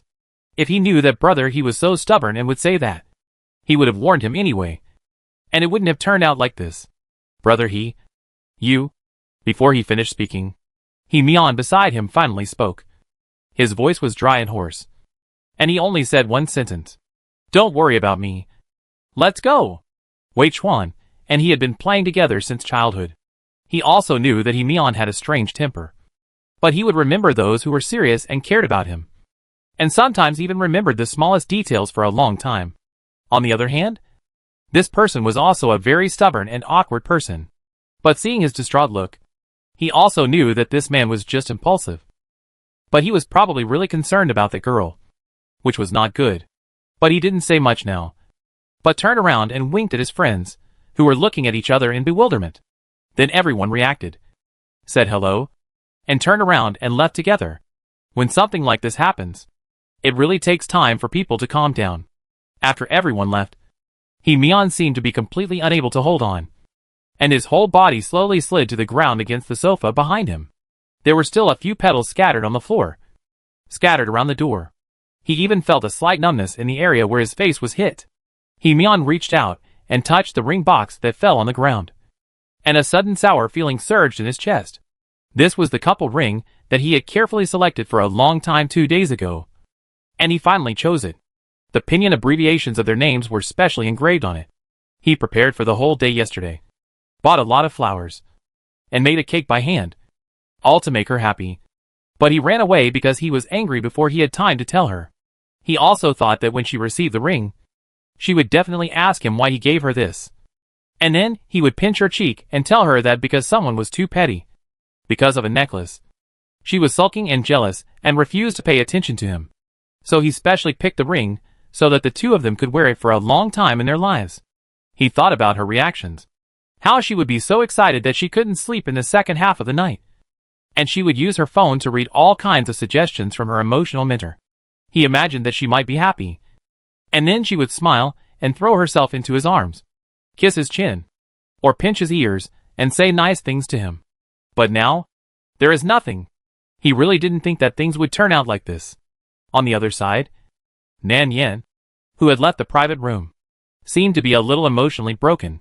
She lowered her head, walked forward quickly with red eyes, and accidentally bumped into a guest. But she just lowered her head and hurriedly said sorry and left quickly. Zhongling just came out of the bathroom and saw this scene. The lights in the corridor were too dim. He didn't see the other person's face clearly when he glanced at it casually, but only saw a familiar figure walking quickly in front of him. For a moment, he thought he was hallucinating because he was too persistent, so that when he saw a silhouette with a similar figure, he would subconsciously think that it was Yin Yin. But it didn't seem like an illusion. Zhongling paused and frowned. He wanted to look away, but for some reason, the more he thought about it, the more he felt that the figure that just passed by was extremely familiar. So familiar that when he took another look, he almost immediately recognized that the person who bowed her head and apologized to others was Nan Yen. She walked too fast, and he didn't know what happened. She accidentally bumped into a guest who had just left the house, and her body swayed behind her. Zhongling didn't even see her face clearly, only the side face that flashed by. But that one look also made him see that her face was very abnormal. I don't know if it was the effect of the light, but I always felt that her face looked particularly pale. Her lips were tightly pursed, and it seemed that a trace of water could be seen passing through her chin. It seemed like tears. Yin Yin cried? Zhongling's face changed slightly, and a thought subconsciously emerged in his mind. Who bullied her? He instinctively wanted to chase after her, but was entangled by two customers who were walking towards him. This made Zhongling feel inexplicably irritated and troubled. But there was nothing he could do, because of the previous damage to the image. The company had some problems, and many customers asked to cancel the order and withdraw the funds. He came to the club this time to renegotiate the business with these customers. He couldn't leave for the time being, but he didn't expect to meet Yin Yin here.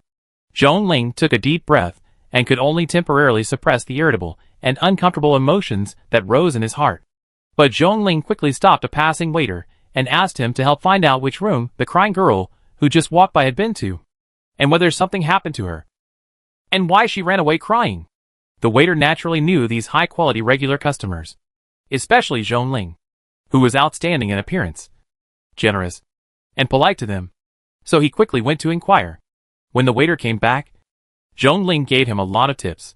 He finally knew what had happened just now. A couple had quarreled and broke up in the private room on the top floor just now. The waiter said to him a little embarrassedly, "Mr. Zhong, we shouldn't have spread this matter.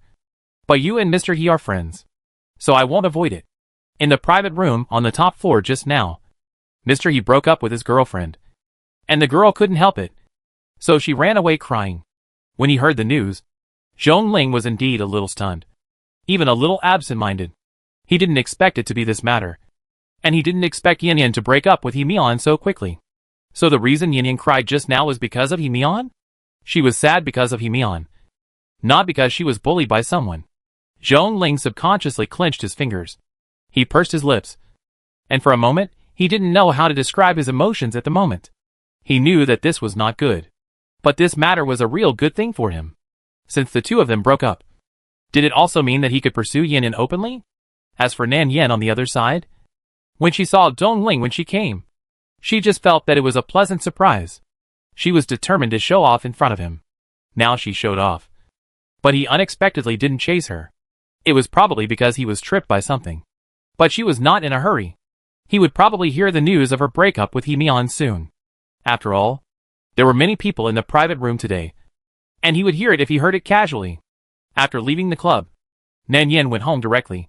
She returned to the house where she lived with He Mian, but she went back to pack up and leave. After all, she had broken up with someone now, and it was boring to stay in someone else's house.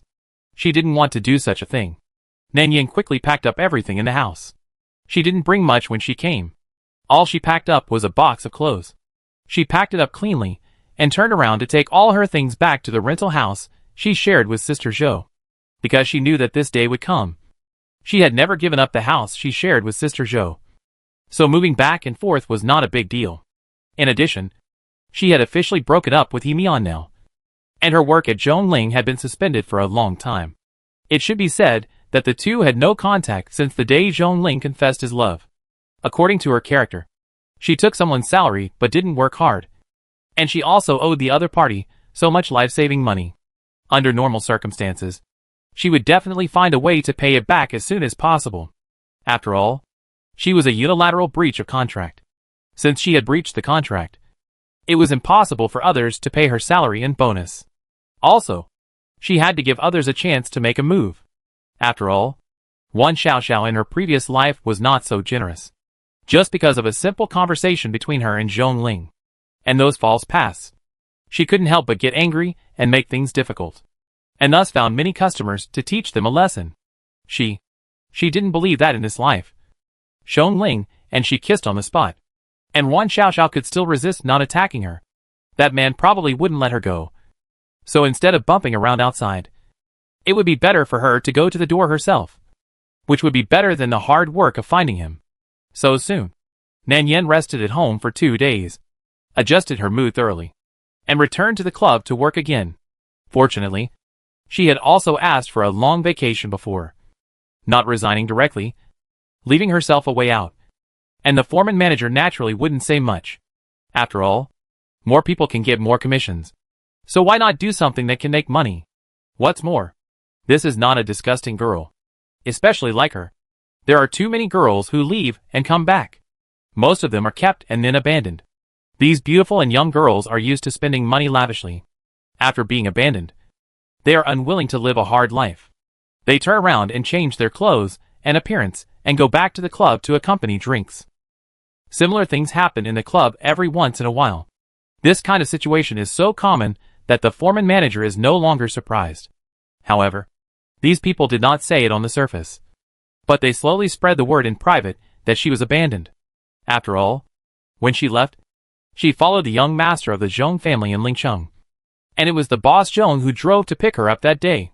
But now, it has not been 4 months, and she came back so dirty. Originally, I thought this girl was lucky. Even if she broke up with the young master Zhong, she could at least get a large breakup fee or something. At worst, the maintenance fee would be enough for her to live happily for half a year. Right?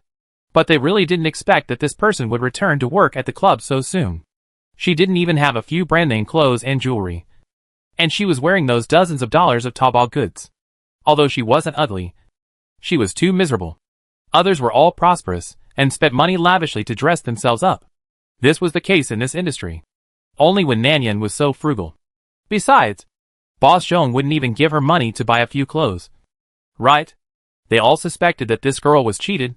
After all, they could only sigh that she was still a young girl and didn't have thick skin.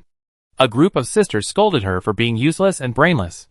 It was a pity that she couldn't grasp such a good opportunity and ran away without taking advantage of it. They had heard that the Zhong family was at least the top 2 in Lingsheng, and that Master Zhong was generous and polite. But they didn't expect that she couldn't even get a car? What kind of a loser is this? It's been several months, and she's eating and sleeping for free. If it were them, they would make sure that Boss Zhong was happy, and take the opportunity to make a big profit before he got tired of them. And then, the two sides would never have any contact with each other again. If the other party pursued them, they would just move to another city and live in anonymity. Wouldn't that be good? Nan Yin was too lazy to explain to those people, because she couldn't explain it clearly anyway. Everyone had different pursuits. It was good to make a quick buck and run away. But if she dared to take Boss Zhong's money, she would probably be blacklisted by him in the future. These rich people don't lack money, but they care about sincerity and trust. They don't lack material things, but they lack spiritual things. If she took his money and ran away, she probably wouldn't be able to get close to Boss Zhong again in her life. The news that she was going back to work at the club reached Zhong Ling's ears at the first time. When he heard the news, Zhong Ling subconsciously frowned, but didn't say anything. He knew Yinyan's character very well. She broke up with Mian and refused to accept his money, so she would definitely go back to work. In fact, Zhong Ling had been hesitating these 2 days. He was thinking about whether to contact her to come back to work. He could give her a salary again, as long as the two of them were the same as before. He could guarantee that he would not do anything excessive to her again. But when such words were spoken, he might not even believe them himself, let alone Yin. Especially after what happened in the club last time. Zhong Ling felt that his trust in the other party might have fallen to the bottom of the valley, and she probably found it difficult to believe him. He didn't even need to verify it. Yin would definitely refuse his request. Maybe she was already trying to repay him as soon as possible for the money she had borrowed before. Although he didn't need it. Yin had always been like this. And after she paid it back, she would probably cut off all ties with him. This is not impossible. After all, his bottom line was exposed thoroughly last time. She must have been scared. So she would rather go back to the club to continue working than ask him for help. Even so, Zhong Ling still turned down a business reception in the evening. He still wanted to meet her tonight. No matter what. He wanted to give it a try. She could like Mian. So why could she like him? He was no worse than Mian. And he helped her no less than Mian. He just came a little later than Mian. As night fell and the lights came on, in a high-end club in a high-rise building in the city center, a row of young and beautiful girls put on sexy and revealing skirts as usual, walked into the private room one by one, and began to serve tea, water, and wine to a group of guests sitting on the sofa. Nan Yin was naturally among them. Tonight, she wore a black suspender skirt, put on some delicate light makeup, and her hair was slightly tied up, with a few strands scattered on the side of her face, revealing a clear and obvious collarbone and a graceful swan neck. A simple black skirt without any excessive decoration, but it made the exposed skin look as white as jade. Nan Yin had a standard smile on her face when she was working. When she squatted aside and poured wine quietly, she was an exceptionally quiet and docile girl. There was no other emotion in her eyes. No one would feel bad about it. But the situation tonight seemed not so good. From the moment she entered the private room, several people kept looking at her. It was not an admiring look, but full of some hidden thoughts, especially the exposed chest and arms. At first, they were quiet and just harassed her with their eyes. After a while, this group of people obviously started to make things difficult for her, and began to ask Nan Yin to drink as a guest. I don't know if this so-called shallow lesson and difficulty was manipulated by someone behind the scenes. The square-faced man in black, who was originally sitting on the sofa, stood up from the sofa, raised his hand to touch the bottle of freshly opened wheat beer on the table, and handed it over. It was the same as in the previous life. But these people were still well behaved at the beginning, threatening her with complaints and persuading her to drink with a smile. This kind of thing happened too many times in the club. So Nan Yin also drank the wine handed over by the guests with a smile. In the end, This group of people were obviously impatient and simply forced her to drink. This posture was much more fierce than in the previous life. Don't leave until you finish this bottle of wine tonight. I have plenty of time to complain about you. Drink. Drink quickly. Who made you so restless? You pretend to be clean and pure, but you are very capable behind the scenes. And you dare to hook up with other people's boyfriends. When Nan Yin was forced to drink by a square-faced man in black clothes, a princess who couldn't stand it stepped forward to persuade her. As a result, she was slapped by the man as soon as she came over. The princess fell back and fell heavily on the sofa. Tears came out immediately. Several young princesses in the room were frightened. What else do you not understand about this situation? This group of people are obviously looking for trouble. Otherwise, a group of big men bullying a group of young girls pouring wine. Don't they have shame? Nan Yin finally got a chance. Picked up the wine bottle on the table and smashed it hard on the man's head. Very good. This hit the man's head directly, and the wine bottle was smashed into half, and the man's forehead immediately bleeds. The scene became very chaotic for a while. Some people were frightened by this scene and cried and screamed. They were all a group of young girls. Where had they seen such unreasonable guests and such a chaotic scene? The wine bottle and wine glass were stepped on and knocked over, and the man who had been slashed was covered with blood. When he touched his head, the bright red blood stimulated the man's anger even more. He cursed on the spot and raised his hand to overturn the table in front of him. The flying fragments and wine were instantly scattered all over the floor, and many even splashed on his body. The room was immediately in a mess. The man cursed in the room. His voice became more and more outrageous and fierce, and it was clear that he would not let them go. The lights in the private room were not turned on, and the lights were always dim blue. Once the scene became chaotic, it was impossible to see the situation clearly. In addition, a group of frightened women screamed and shouted, and the inside suddenly became a mess. At this time, it was important to save their lives. Everyone didn't care about complaining to the guests. As soon as the door opened, a group of frightened girls immediately ran towards the corridor crying and shouting, and Nan Yin also took advantage of the chaos to run out. Originally, when this happened, the foreman manager should call the security to deal with these things. But I don't know if someone had arranged it in advance. Obviously, the private room was so chaotic, but no security guard or manager came out to solve the problem. Nan Yin started running towards the backstage of the club, and while running, she took out her mobile phone and started to call people in a hurry. To be honest, she dared to hit someone and make a big deal tonight because she knew Zhongling would come to find her. If she hadn't heard from the manager in advance that the private room on the top floor was booked in advance, she wouldn't have acted so impulsively. And now, everything is still being calculated. Nan Yin calculated the time and called Himian first, but it rang for a long time and no one answered. Nan Yin was so anxious that tears came out instantly.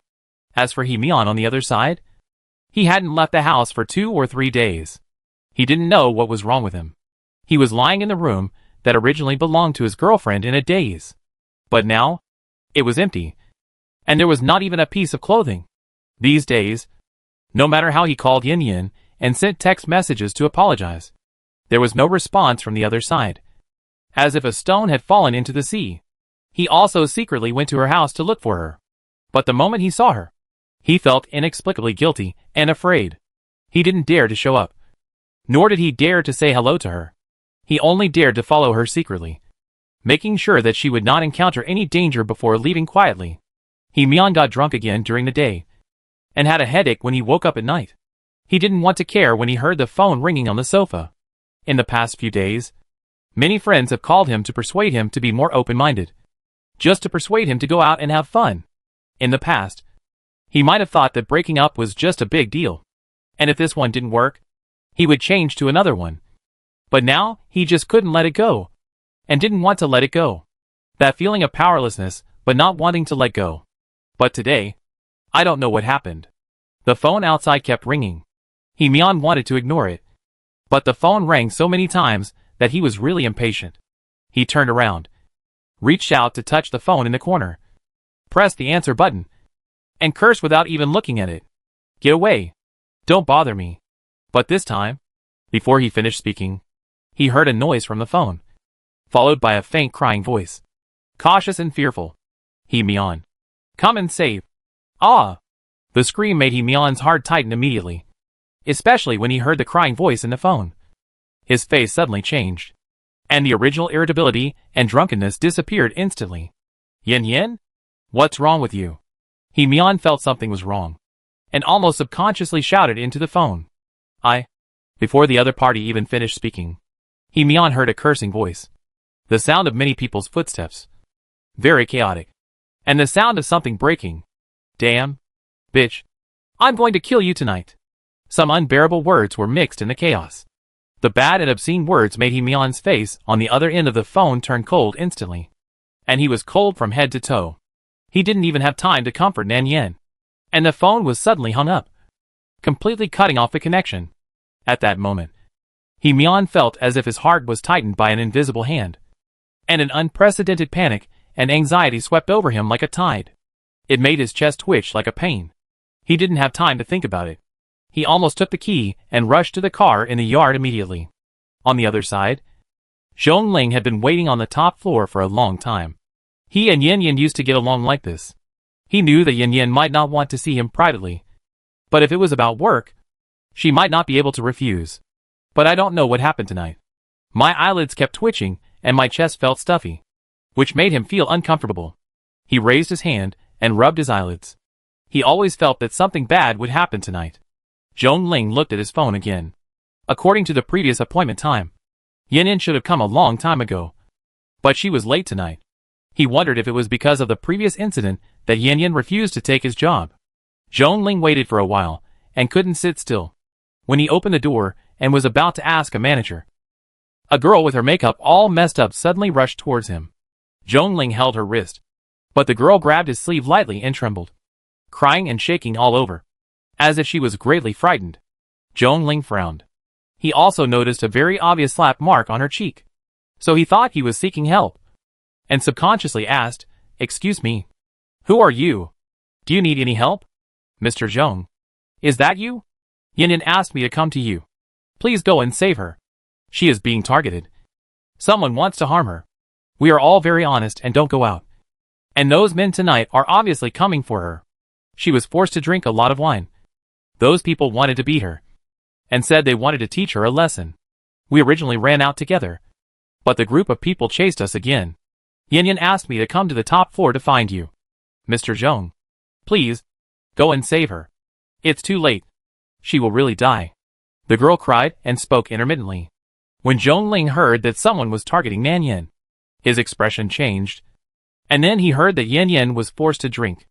Zhongling's face suddenly changed. He could hardly suppress the coldness in his heart. "Where is Yin Yin?" The girl trembled and said a room number.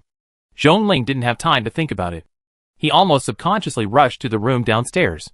While running, he called the head of the club and asked someone to bring security over.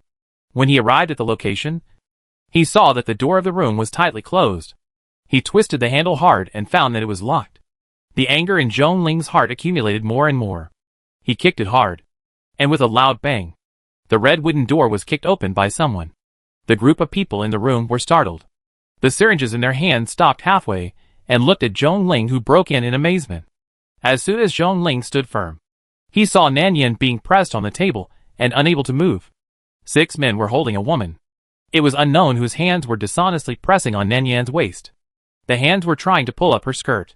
The thin suspender skirt was pulled so hard that the straps were broken, revealing a large area of skin. The man standing next to her was holding a syringe in his hand, injecting something into her arm. In this scene, you don't need to think about what this group of people will do to her next. Zhongling found that his calmness completely collapsed for the first time. His eyes were even red with anger. He couldn't control his reason at all, and he was on the verge of losing control. At this moment, he only felt that the anger in his heart instantly burned all over his body. The scene stimulated the sensitive nerves in his brain crazily. The blood vessels in his head were throbbing, and the white back of his hand was even more ferocious. Zhongling directly picked up the fire extinguisher at hand and smashed it hard at the person in front. The scene was in chaos. Those people resisted at first, but Zhongling was not a nobleman who knew nothing. On the contrary, he fought harder than anyone in high school. The more expressionless he was, the harder he hit people. He picked up the bottle on the table and smashed it mercilessly. The people in the room cursed and wanted to resist. But this time, a large number of security personnel quickly emerged from behind. Unexpectedly, the 6 people in the room were instantly scared when they saw such a large number of security personnel. Soon, these people were controlled. Zhongling took off his coat and covered Nan Yin, who was already unconscious on the table. His eyes became more fierce and gloomy. He turned around and kicked the man in the chin, causing him to spit out a mouthful of blood and even lose a few teeth. He still felt that it was not enough. He stepped on the man holding the syringe, and his leather shoes crushed the back of his hand, causing the other's finger bones to make a crisp sound and his fingers to be bloody. Tell me, what is injected into the syringe? Chapter 205. The syringe contains a new type of psychedelic drug that is very popular on the black market recently. It has strong medicinal properties and quick effects. It is very popular on the black market. Zhongling does not believe that these people are impulsive. This drug is not something that ordinary people can buy, nor is it a drug that normal people would use. It is clear that there is a premeditated plan and there are other people behind it. He will continue to investigate these things later. But now Zhongling can no longer care so much. He can only temporarily hand these people over to the supervisor. Then he turned around and hugged Nan Yin, whose cheeks were already hot and red on the table. To put it bluntly, this drug is a strong and powerful drug. Zhongling hurriedly hugged the person in his arms to the suite on the top floor. He could feel the temperature of the person in his arms rising rapidly. He pulled aside the clothes and saw Nan Yin's cheek. The skin was also red, and this state was very abnormal. Even if he drove to the hospital now, Yin might not be able to bear it during the delay on the road. He could only carry the person into the room while quickly taking out the phone from his pocket and calling his assistant, asking him to ask Dr. Zhou from a private hospital in the city center. Secretarian, quickly ask Dr. Zhou from the city center to come over and tell him that I have an urgent matter to ask him for help. The address is the top floor suite of the Jinyu Club, and ask him to come and save people. The assistant was still confused when he received the call, especially in the middle of the night, and was yelled at by the boss on the other side. He was still a little bit unresponsive. Wasn't he already off work? However, when he heard the boss's anxious tone and state, assistant and slapped his head and immediately sobered up. After all, the boss gave him enough salary. So he quickly responded. After hanging up the phone, Zhongling finally carried Nan Yin to the penthouse suite. He kicked open the bedroom door and carried Nan Yin, whose drug effect had already begun to take effect, into the bathroom. After putting her in the bathtub, he quickly turned on the cold shower. The cold water suddenly poured down from the top of her head, and Nan Yin shivered suddenly. She shivered uncontrollably and regained some consciousness. She turned her head with a hazy look, glanced at the rooms around her, and then looked at the man who was showering her next to her. She gently called his name. Zhongling? Her voice was hoarse, with some moisture and thick nasal sounds. Zhongling carried her into the bathtub that had just been filled with cold water and sat her down. The coat she was wearing quickly floated up, and after being touched by the water, it was soaked again, and soon it was attached to her obediently. He hurriedly picked up the dry towel hanging beside him to wipe her wet hair and face. He suddenly heard her calling his name. He thought she was in pain, so he subconsciously leaned over to comfort her in a low voice. Yes, it's me. I'm here. Don't be afraid. Just bear it. I've asked someone to find a doctor, and what happened tonight will be over soon. Don't be afraid. No one will bully you again when I'm here. Zhongling heard her throat was a little hoarse, and there was a faint sobbing sound, and his palm subconsciously touched her head. He also knew that Nan Yin was very frightened tonight. Not only her, but also he was frightened. He almost thought he would never see her again if he hadn't happened to be here tonight. If he had come a step later, he really couldn't imagine what happened tonight. Those bastards might have taken her life. The more Zhongling thought about it, the uglier his face looked. His eyes looked cold and murderous. He really had the urge to kill someone. At this time, Nan Yin couldn't help crying softly again. She cried not because of anything else, but because of the shock and grievance she had suffered tonight. And her body was getting more and more uncomfortable. She instinctively raised her hand to look at her arm. There was a very obvious small pinhole on her originally fair skin, and some bruises and red marks, all of which were accidentally injured when she was struggling to escape just now. She suddenly reached out and grabbed Zhongling, who had been wiping her hair beside her. She said in a painful and dense voice, Zhongling, I feel very uncomfortable. It was the kind of real discomfort. Not pain. But the body seemed to be set on fire from the inside out. This internal fire burned her internal organs to the point that she was almost cooked. She couldn't even tell whether the water dripping from her forehead was sweat or cold water. It seemed that her whole body was about to be burned. Sitting in the bathtub was useless. And the steam kept coming out. Moreover, she not only felt hot, but also felt an indescribable and indelible damp heat, and a kind of numb and itchy feeling that slowly rose from her spine, and then continued to spread rapidly and densely to her limbs.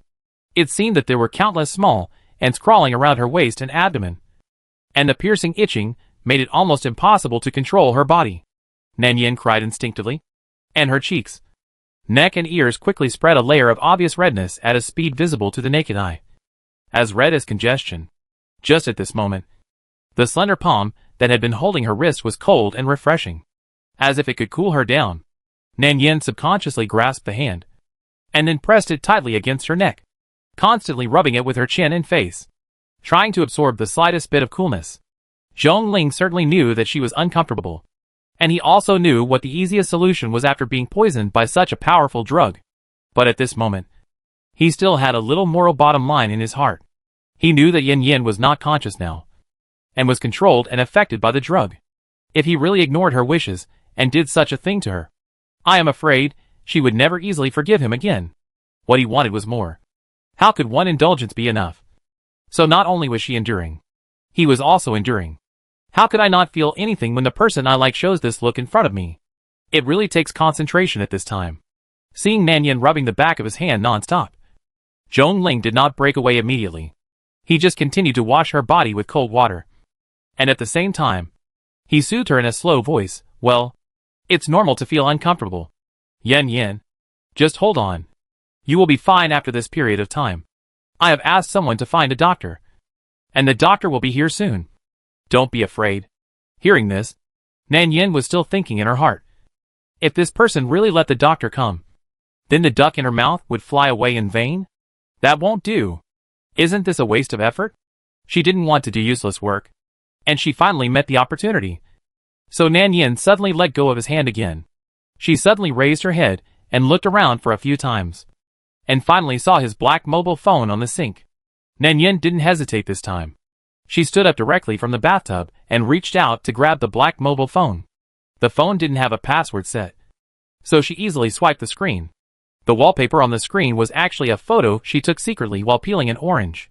Nan Yin didn't look at it carefully, but her fingers paused when she saw the person on the wallpaper.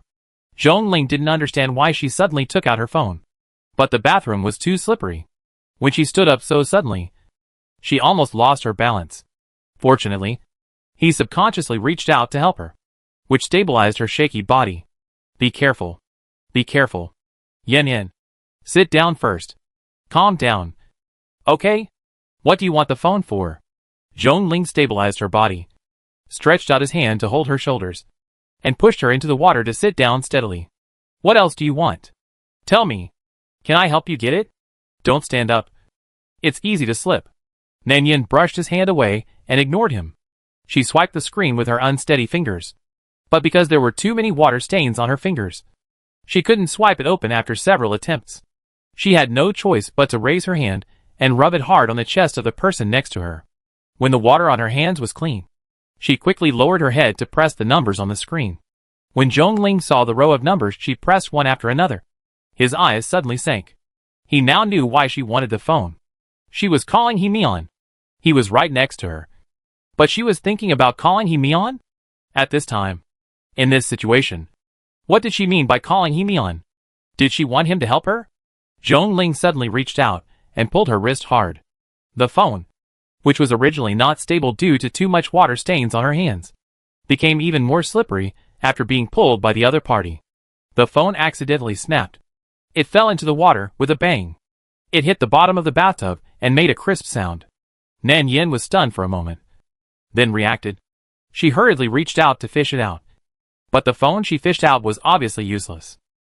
It turned off automatically soon after entering the water. Nan Yin pursed her lips, and suddenly she couldn't hold it anymore. Tears squeezed out of her eyes uncontrollably. She turned around and cried, and pulled the hand of the person next to her. I want a phone. Go find a phone for me. Zhong Ling. I want to call He-mian. There was a rare hint of command in the tone. After hearing this, Zhong Ling felt an inexplicable annoyance in his heart. Why should he help her call He-mian? Does he look like the kind of person who likes to do good things? Originally, he was a little angry. But when he looked down and saw her aggrieved and sad look, 2 fingers still pinched the unresponsive phone and shook it hard. He could only exhale and try his best to calm down his emotions. However, no matter how calm he was, his tone still revealed a hint of unhappiness. I can't find a new phone for you. I'm busy now. And don't forget that you and He-mian have broken up, let alone whether he will come. Even if he comes, why should I hand over the person I rescued to him? In fact, Nanyan didn't listen to what he said carefully, and couldn't even hear the anger in his tone. Her head was almost burned into a mess at this moment. Until Zhong Ling finished speaking, Nanyan realized that her request was not met, and she started crying again, sobbing with a bit of grievance and discomfort. Very uncomfortable. The effect of the medicine had completely dissipated at this time. Nanyan's eyes were red with heat, and her cheeks were also red. Her breathing became heavier and heavier. She really felt that if she couldn't get relief, she would be burned to death. Nanyan stretched out her hand and kept pulling at the coat wrapped around her body, which was steamed by her body temperature. Stuffy, wet and hot. With her unremitting efforts, the coat on her body was finally torn off, revealing most of her snow-white shoulders and the torn skirt inside. Her skin suddenly came into contact with the air, and she seemed to feel a little bit of coolness. Nanyan wanted to continue to pull open the skirt that was in the way. Zhong Ling's eyes paused for a few seconds, and his eyes lingered down. His Adam's apple moved unconsciously, but he quickly suppressed the charming thoughts in his heart, then stretched out his hand, unfolded the towel in his hand, and continued to cover her shoulders. Nanyan was covered tightly by him, but soon, the heat in her body also made the towel, which originally retained a trace of coolness, less cool. Nanyan began to reach out to pull it away again, but she couldn't pull it away. When the discomfort in her body was not satisfied, she began to cry. Finally, she simply immersed herself in the bathtub. She was not pulled out until she was about to suffocate. After being pulled out, Nanyan was embarrassedly clinging to the edge of the bathtub. She began to reach out and pull the towel on her body. It was a thin layer of cloth, and it had no shielding power after being pulled. Zhong Ling was also a little nervous. He turned around and took out a dry towel to wipe the water drops on her face. The person who was originally clinging there suddenly straightened up and kissed her. Nanyan was not tall enough, so she only kissed his Adam's apple. She cried and kissed him, grabbing his shirt with both hands and pulling it randomly. Please, help me. I am so uncomfortable. If you don't save me, I will die. Please, help me. Nanyan obviously had no patience at this time. Her hands tightly grasped his clothes, and her body kept moving closer. At such a close distance, Zhong Ling could almost feel the cold and hot temperature on her body, as well as the obvious soft curves. The original body temperature was covered by the cold water, and the wet clothes quickly soaked his clothes. Zhong Ling's body was a little stiff, and his breathing paused. No man could remain calm when facing the invitation and crying pleading of the girl he liked. He was the same. His whole body was tense. He moved his fingers twice, as if he grasped Nanyan's shoulders uncontrollably, and subconsciously he had an urge to hug her tightly. But when he lowered his head, he saw that she was obviously unconscious. Zhong Ling still used force to pull off Yan, who kept clinging to his chest, and gently pushed her away, refusing. No, you are not sober now, and you will regret it when you are sober. I will not do this when you are not sober. As soon as he opened his mouth, he was surprised to find that his voice was hoarse and low, full of a strong desire. If she took the initiative, he would certainly be willing to help her, and he would do anything. But she was not sober now, and if he really took advantage of her, I am afraid she would never talk to him again in the future, and he did not want such a result. When Nanyan was pushed away by him, she did not stand firmly, and her whole body accidentally fell into the bathtub. The cold water filled the whole bathtub, made her choke, and the whole person suddenly coughed uncontrollably. She couldn't hold back her tears again, her tears hitting the water surface and creating ripples. Nanyan whimpered in pain, and even though she was pushed away, she was obviously still unwilling to give in. Her hands entangled in his clothes again, and her voice seemed to be shattered by the heat, and she could only make choked sobs. she said to Zhongling anxiously. I am awake. I am awake. I recognize you. Zhongling. Help me. Zhongling. I beg you to help me. After that, she started crying again. The kind of uncomfortable and aggrieved cry of unmet needs, which made her tears fall uncontrollably. And tears slid down her face. And her whole body seemed to be soft and boneless, constantly moving closer to his chest. Zhongling's fingers supporting the edge of the bathtub were pinched so tightly that they turned slightly white. But he still refused to reach out to hug her. His Adam's apple moved, as if some kind of emotion spread from his chest to his whole body. The person in his arms was clinging to him like a koala. They were so close that their breath blended with each other. Their skin touched. And as long as he lowered his head, he could kiss her face that came closer to him. Nan Yan's eyes were filled with tears. She wrapped her hands around his arms and called his name in his ear, one by one, with some hoarse sobs in her voice. Zhongling. Zhongling.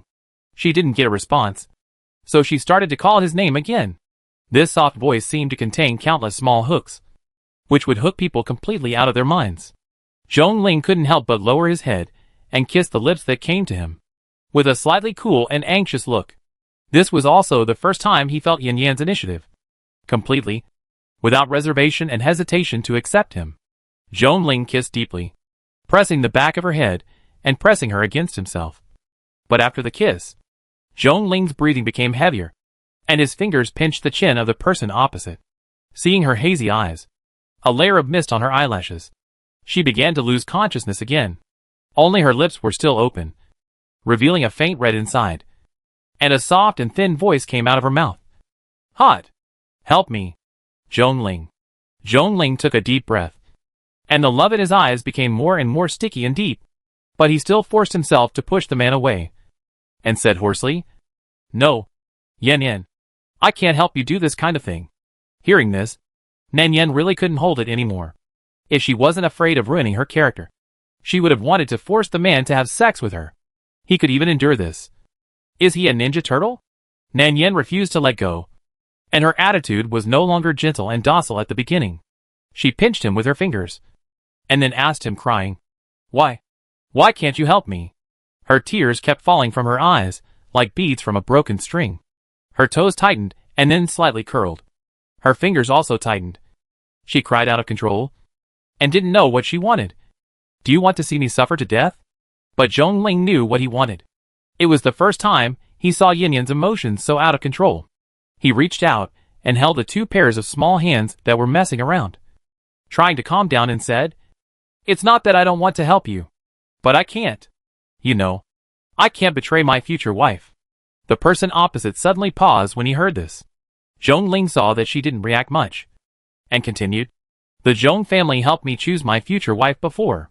You may not know that I am a religious, traditional and conservative man. I will only do this kind of thing with my future wife. Do you understand now? Although the marriage had been rejected long ago, it didn't stop him from talking about it. After hearing this, Nan Yan suddenly let go of his collar, then lowered her head and bit her wrist fiercely. The speed was so fast that Zhongling didn't have time to react. He was so angry that he didn't know what to do with her. Are you crazy? What's the point of biting yourself? He subconsciously reached out to slap her wrist. Now Nan Yan knew what he was thinking. Sure enough, the next second she heard him coaxing her. Will you marry me? As long as you are willing to marry me, you will be my future wife. In this way, I can help you without violating my beliefs and traditions. Okay? Nan Yan really wanted to spit at him. What a scheming dogman. I really believed in your nonsense. How could you say such nonsense? Religious beliefs? What do you believe in? His face is as thick as a city wall. He is traditional. Would a traditional person pull a girl's hand to touch his crotch? Nan Yan is not stupid. Besides, he has shown it so obviously. She is also pretending not to understand. However, Nan Yan bit her lip and showed a struggling and tangled expression on her face. On the one hand, it was the reason and bottom line in her body that were about to burn out. The bones in her body seemed to be burning hot. On the other hand, it was the voice of this person who kept approaching and coaxing. Will you marry me? Yan Yan? It was really a dilemma. Mian refused to agree to get married, and the man in front of him tried every means to get married.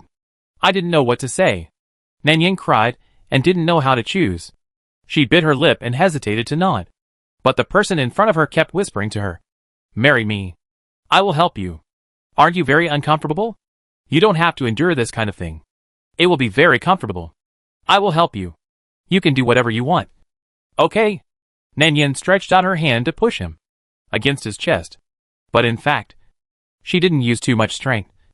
And she didn't know whether she wanted to push him away or deliberately get close to him. Zhongling reached out and held a pair of warm and soft palms. Her fingers seemed to have no strength, so she could only let him hold them. First, he put them on her chest, then slowly moved down to her waist. He leaned over and kissed her cheek, then kissed her earlobe. What do you want me to do? Do you want me to use my hands? Or my mouth? Or where you touch? It's all right. As long as you want. I can help you in any way. Do you feel it? Just like last time. It will make you feel comfortable. As long as you nod and agree. I will make you feel less uncomfortable. Okay. Yan. I know you are still sober. And sober people cannot lie. Do you want me to help you? This is really exciting. Nanyan felt that this man was now like being possessed by some demon, constantly coaxing her and tempting her in her ear until the moment she completely lost her mind. Nanyan really felt that just listening to what this person said was very exciting. If it was a normal person, how could he control himself? Nanyan was also teased to the point of being unable to bear it. She grabbed his fingers with her backhand and said with a trembling voice, "But I don't like you. How can I marry?" Before she finished speaking, she heard the other party's quick reply. "It doesn't matter. As long as you are willing to marry me. As long as you are willing to give me a chance. We will be together and fall in love one day." He has this confidence. He doesn't think he is a bad person. And he doesn't think he is inferior to Himian. What's more, Yin is not without any emotions for him. After he said so much, it seems that there is no reason to refuse. After all, she and Himian have broken up. And both of them are single. Why can't she agree to him? So after struggling and hesitating for countless times, Nanyan finally couldn't help but nod. She looked at him with a hazy look and said, "Okay. I agree." Before she finished speaking, the man opposite her couldn't help but kiss her anymore. His movements were more eager and anxious than hers. He pulled the buttons on her collar with a large amplitude. The kiss lasted for a long time, entangled with her neck, and in the end, his lips were numb, and he almost suffocated her. Nanyan also witnessed the arrogance and strength of Boss Zhong. She didn't know when she was picked up by her. The shower in the bathroom was still on. Nanyan was pressed against the marble tile wall behind her. The cold touch made her body tremble slightly, but it also brought an inexplicable comfort. Nanyan pressed herself against the wall, trying to absorb the slight cold touch. But before she could feel it for 3 seconds, someone pressed her shoulders again. Boss Zhong kissed her lips twice more, bent his long legs forward, squeezed between his knees easily and familiarly, then kissed her neck and asked, "Do you want to be inside or outside?" Nanyan finally reacted this time. She looked up and looked around. Inside was the bathroom. It was big, but there was not even a bed. Outside was the bed, but it seemed that it was quite comfortable in the water. Nanyan didn't say anything, but put her head on his shoulder and gently rubbed his neck, meaning that it was up to him. The clothes on both of them were already wet at this moment. Boss Zhong untied his belt neatly, raised his hand to touch the large towel on the shelf, directly wrapped the person with the towel, and then picked him up, whispering in her ear, "Then let's go outside. Don't try any tricks for the first time. The floor is too wet. You will definitely not be able to stand, and you will fall easily." Nanyan just wanted to curse. Fuck. This bastard knows so much. What else does he want to do? Later, it was proved that Boss Zhong did have many tricks. He was determined to squeeze her out. Before, when she saw his long and beautiful fingers, she never thought he could be so flexible. Later, when Zhongling saw her crying and making a fuss while clutching the pillow, he leaned over to kiss her again, making her dizzy and her mind blank. He also pressed her wrist and whispered to her shamelessly, "You are not good enough. You can't be impulsive for the first time. You will get hurt if you are too anxious. I don't want you to feel uncomfortable." Nanyan stretched out her foot to kick him, but was caught again. After saying that, Boss Zhong looked at her micro-expressions again, mastering the rhythm in time. When Nanyan's emotions had collapsed, and she could not control them at all, he lowered his head and kissed the soft and delicate skin behind her ear, his voice becoming more and more hoarse. Do you want a blowjob? It should be more comfortable. Can I help you? Nanyan bit his neck and spat it out.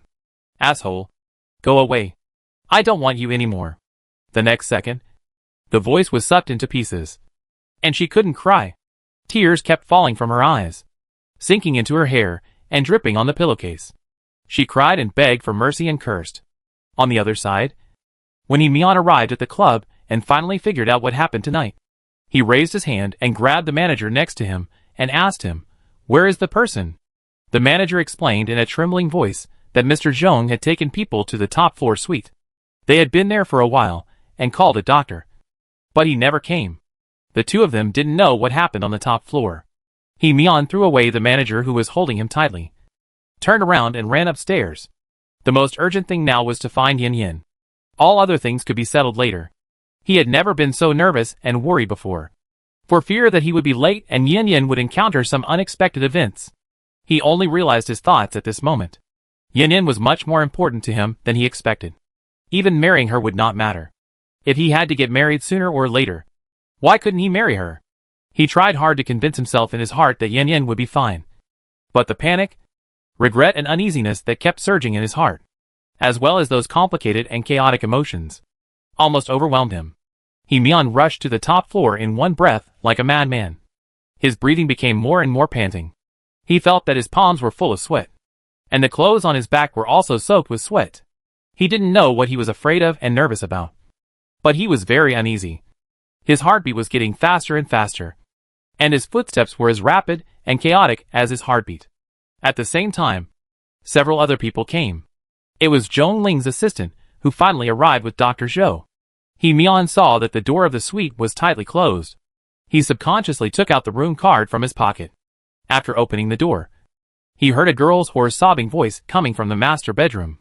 The voice was intermittent and almost out of tune. And there was also the voice of another man who lost control. Mian staggered and his face lost all color. He only heard it for a moment, and he knew what was happening in the bedroom.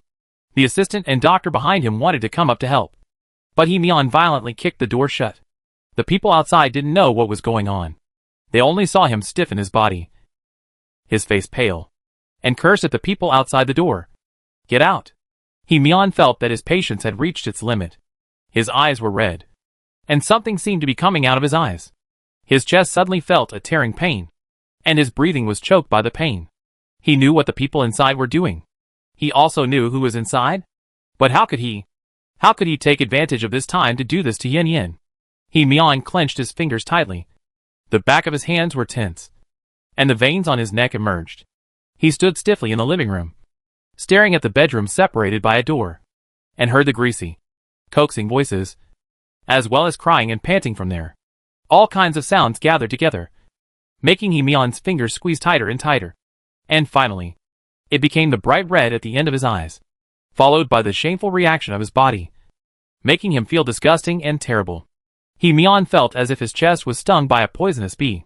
From the slight sting at the beginning, to the dense and difficult to ignore pain later, it was almost unbearable. And finally the pain was so severe that his chest was numb. As long as he heard that sound, he felt more and more painful. But he just stood stiffly and stubbornly in the house, as if he was self-abusing, and refused to move away at all. The two people in the house were completely immersed in the emotions at the moment, and had no idea what was happening outside. Even if they knew, they couldn't care so much now. Zhong Ling grabbed the person in the bed, who was completely unconscious, and hugged him. Nanyan cried until her voice was hoarse, and she couldn't even say a complete sentence. But this person was like a clockwork. From the gentle restraint at the beginning to the complete loss of control at the end. Just like handmade ceramic clay. It was completely stuck together, deleted. And it seemed to melt into a pool of warm water. Changed it was difficult to separate. Changed it could not be separated. No more in the end, it was all blasted to pieces, deleted. Nanyan had completely lost consciousness, crying unconsciously, and only relying on a little bit of body instinct to deal with the other party's initiative. She was dazed and only heard the familiar voice coaxing hoarsely beside her ear. "It's almost done. It's all right. Don't cry. Okay? Yin Yin. Be good. Open up. Open a little more." Zhong Ling held her waist, rubbed her face, intertwined his fingers with hers, and kissed her lips. as if he wanted to completely imprint her in his heart. And a corner of his heart was filled with great joy and admiration. Such Yan Yan belonged to him alone. And they would get married and be together in the future. And there would be scenes like today for a long, long time in the future. Chapter 206. After making a fuss for half the night, Nan Yin was completely in a state of sleep in the second half of the night. She didn't know what the man was doing later.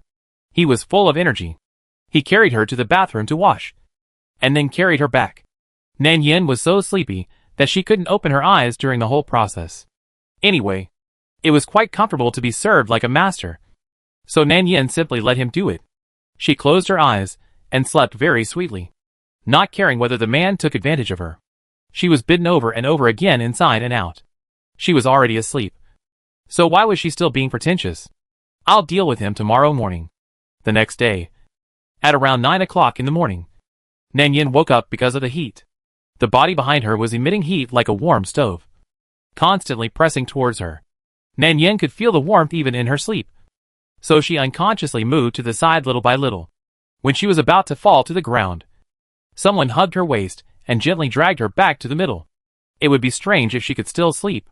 So Nan Yin opened her eyes and turned her head to see Boss Zhong beside her, smiling at her with an especially gentle look, and whispering, "Are you awake?" This man seemed to have returned to his gentle and elegant noble son, as if he was not the one who went crazy last night. Nan Yin felt the arm across her waist, pressed against her skin, and the touch was extremely obvious. She glanced at the ceiling above her head. The huge crystal chandelier made her a little dizzy, and then turned her head to look at the handsome face beside her. From a blank mind when she first woke up, to gradually recalling many things from last night and those crazy and chaotic scenes, her face instantly turned red, as if she finally realized something. Then she pursed her lips, a little uncomfortably, and silently took away the arm across her waist. Nan Yin sat up, and she saw that she was still wearing a white shirt. At least she was not naked.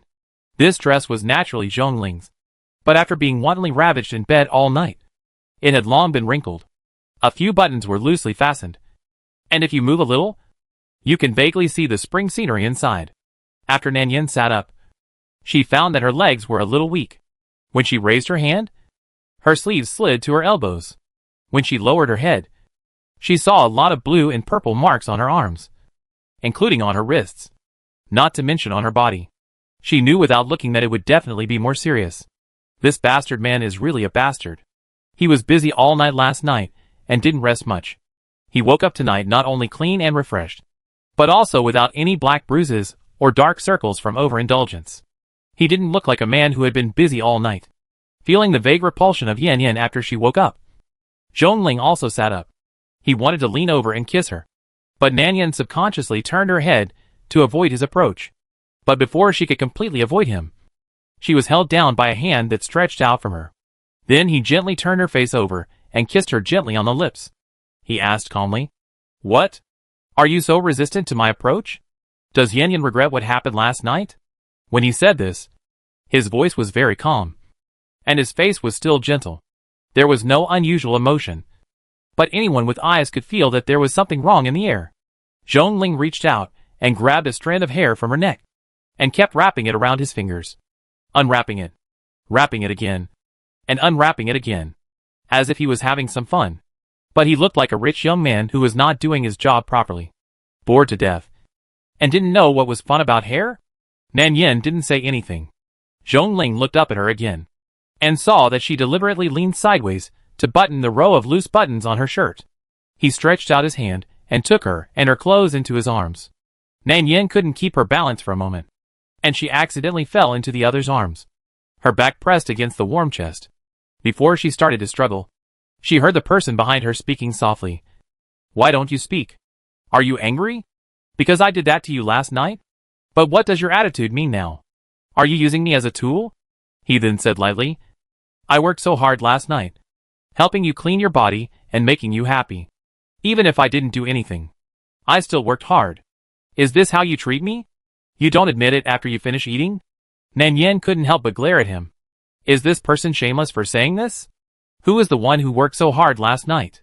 How could he, who looked so refreshed when he woke up early, as if he had absorbed the yang energy of a living person, and who didn't even have dark circles under his eyes.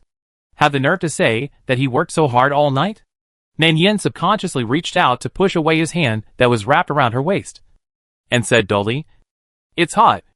I didn't say anything. Why do you think so much? I just feel a little uncomfortable. When did you say that you would deny it after eating?" Nan Yin deliberately frowned when she said this, showing a bit of discomfort on her face, and her expression was a bit unnatural. Zhongling found that Nan Yin seemed to glare at him just now.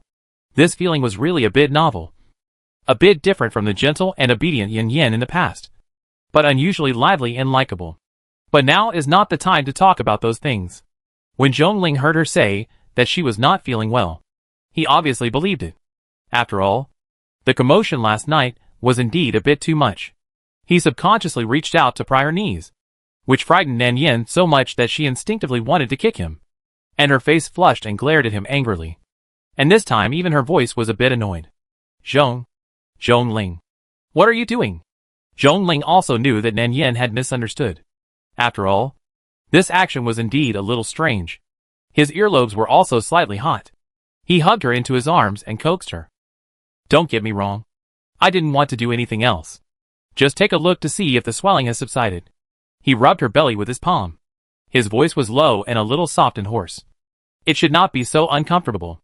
I was very careful last night, and I applied medicine after cleaning you, so it shouldn't be so swollen. Are you still uncomfortable?" Nan Yin struggled and didn't want to pay attention to him at all. This dogman's level has obviously increased after he started to have sex, and even his face has obviously become thicker. In the end, the palm that was ready to move was ruthlessly slapped away by Nan Yin. Zhongling's expression was obviously a little disappointed, but he didn't force it. Anyway, there is a long way to go, and there will be plenty of opportunities to meet again in the future. He could vaguely sense that Yin Yin's attitude towards him was no longer as distant and polite as before. She was slowly revealing her true character in front of him. Did this mean that she was already trying to accept him? Although he failed to see her as he wished, Zhongling still held her in his arms and kissed her twice, and brushed away the hair stuck to the corners of her mouth. Finally, he said softly, "Do you want to get up? It's almost 10 o'clock, and you should have slept enough. I'll take you to eat something first, and then we'll go to the hospital. Okay?" Nan Yin turned her head and asked him, with a slightly strange look in her eyes, "Why go to the hospital? There's no need to be so troublesome for such a small injury. I can just apply some medicine myself." Zhongling chuckled, and couldn't help stretching out his hand to pinch her face. The delicate and soft cheeks felt quite comfortable to pinch. Nan Yin couldn't help but glance at him. She found that since he slept last night, his hands and feet have become particularly unruly. He likes to touch and pinch everywhere at any time, which is very annoying. Sure enough, the next second, Zhongling pinched her fingers again, leaned on the pillow behind her, and said soothingly, "It's not what you think. Go to the hospital for a physical examination first. We didn't take any protective measures last night, although it may not happen once. If you really get pregnant by chance, the drugs injected by those people last night may have subsequent effects on the body. So it is safest to go to the hospital for a checkup. I have a friend who is a doctor. It's very convenient and won't make you uncomfortable." His tone was obviously colder when he mentioned what happened last night, and Nan Yin subconsciously glanced at her belly, turned her head, and looked at the culprit behind her, with a hint of condemnation in her eyes. "Why didn't you do it?" The other party turned his face away, and was obviously a little uncomfortable. His face was slightly red, and he didn't dare to look directly into her eyes. He coughed twice and said, "I was too anxious last night, and forgot to wear it. Afterwards, I remembered that this kind of thing is really too risky. So it is still necessary to go to the hospital for a checkup." Nan Yin couldn't help but stretched out her hand and pinched his palm hard, then turned her face away and refused to pay attention to him. Zhongling was not angry when he was pinched, but rather felt a little curious. He touched the painful place with his fingers, and inexplicably felt a strange sense of satisfaction and joy in his heart. Yin Yin would never treat him like this before. He was really sure now that Yin Yin was slowly accepting him. Does that mean that she had not forgotten what she said last night? And what she promised last night? And she actually had no regrets? Right? Zhongling was not too anxious, but just asked tentatively, "Yin Yin, can you quit your job here first? I know you are still preparing for the exam. Otherwise you can go back and prepare for the exam with peace of mind." It is very tiring to study and work at the same time. And your body will not be able to bear it. After the exam, we can get engaged first. And then we can change to a better job. I won't force you too much. As for the marriage, it doesn't matter if we postpone it for another year or two. I'm still very young and can do it before I'm 30. Do you think this is okay? Huh? Zhong Ling seemed very calm when he said these words. And his face was still calm and composed. As if these words were just thought of temporarily. Just mentioned casually. Without so many small thoughts. Even if she wanted to refuse. It didn't matter. But only he knew that his slightly clenched fingers still revealed his mood at the moment. He was still a little nervous. Worried that the other party would regret and refuse. He knew there was someone waiting outside. So he could only coax her into agreeing to him in advance. He didn't want to miss this unique opportunity. The only rare opportunity to close the relationship and distance between the two. Nan Yan didn't speak at first. She pursed her lips. Zhong Ling saw the hesitation and entanglement on her face. As if she was struggling. So he reached out and held her palm. And gently called her name. Yan Yan. Do you think there is something wrong? Nan Yan shook her head. Under the other's eyes that had been watching. For a long time. She gently hummed. And then hesitated and said, No. I can promise you. But there is one more thing. Nan Yan raised her head slightly when she said this. Her eyes met Zhong Ling's. And her tone was serious and stubborn. I want to ask you to do something for me. When Zhong Ling saw her hesitating and finally nodded slowly. He couldn't control the smile on his face. He subconsciously rushed over and hugged her in his arms. His palm kept stroking her back. And his chin gently rubbed her cheek. Tell me what you want. Just tell me. I'll agree to it. As long as you don't regret what you just promised. I can discuss anything you want me to do. Nan Yan felt uncomfortable being hugged too tightly by this man. She reached out and slapped him hard. Zhong Ling then restrained some of his strength and loosened his arms. But still refused to let go. Nan Yan exhaled lightly. Then looked up at his face and said, I want you to help me find out who was hurting me last night. I hope I can get justice. Why did they treat me like that? When Nan Yan said this, she obviously thought of what happened in the private room last night. The scene of being held down by several men and unable to struggle. Unable to move. And being insulted at will. And the terrifying scene of being forced to drink and inject drugs. Made her subconsciously clench her fingers. Her knuckles were clenched so tightly that they turned slightly white. And in the end, even her voice trembled. If you hadn't arrived in time yesterday, I would have died today. Whether I was stabbed or something else, I would not have survived. She grabbed Zhong Ling's hand and pulled his clothes tightly. She was still a little nervous and uneasy when she thought about what happened in the box last night. Help me find out why they treated me like that. I haven't offended anyone, and I don't have much money. I'm still scared. It's obviously a workplace with so many people here. They can force me in such a blatant situation. What if I walk on the road one day and no one pays attention to me? What should I do if they come again? You can help me this time. But can you get there in time next time? As soon as he finished speaking, Zhong Ling hugged the person in his arms and comforted him softly. Okay. Don't think about what happened last night. I will definitely investigate that matter clearly. Thinking of the scene he saw last night, Zhong Ling's holding on to the person gradually tightened. He was also afraid in his heart. If he hadn't appeared in time, would Yan Yan still be alive? He hugged the person tighter. Don't be afraid. I will help you get justice. You don't have to worry about this matter. With me here, no one will dare to bully you anymore. I can promise you this. Recovering his sanity, Zhong Ling began to think about what happened last night. Yan Yan didn't offend anyone. Her social circle was very clean. So clean that there were only a few people she knew. And she didn't have many friends. Apart from work and the library, she didn't go out much. From this point of view, it seems that there is really nothing unusual. So who would have such a deep grudge against her? Zhong Ling couldn't figure it out for a while. And had no clue. But he thought again. Maybe it's not because of Yan Yan herself. But because of him and Mian? Is it because of someone they offended that made the other party vent their resentment on her? Thinking of this, Zhong Ling's heart trembled slightly. As if he thought of something. But he still suppressed the coldness in his heart. It was enough for him to handle these things alone. There was no need to let her know too much. So as not to scare people, he lowered his head and kissed Nan Yan's forehead again. Then you go wash up first. There are clean clothes in the closet. I'll go get you some breakfast. After you finish your meal, I'll take you to the hospital for a physical examination. Then let's go back to the rental house to pack up and move in with me. Okay? He has arranged it so well. What else can be wrong? The service is so thoughtful. Even if she wants to find fault. It's not easy to find fault at the moment. The only bad thing is that this guy is too fierce in bed. So fierce that people can't stand it. After Nan Yin put on her shoes and went to the bathroom to wash up, Zhong Ling took out a clean shirt and trousers from the cabinet and put them on. He fastened each open button slowly, took a few steps forward, picked up the belt thrown away last night from the pile of scattered clothes with his slender fingers, buckled it around his waist, and then turned his head to look at the door. He still had a troublesome problem to solve.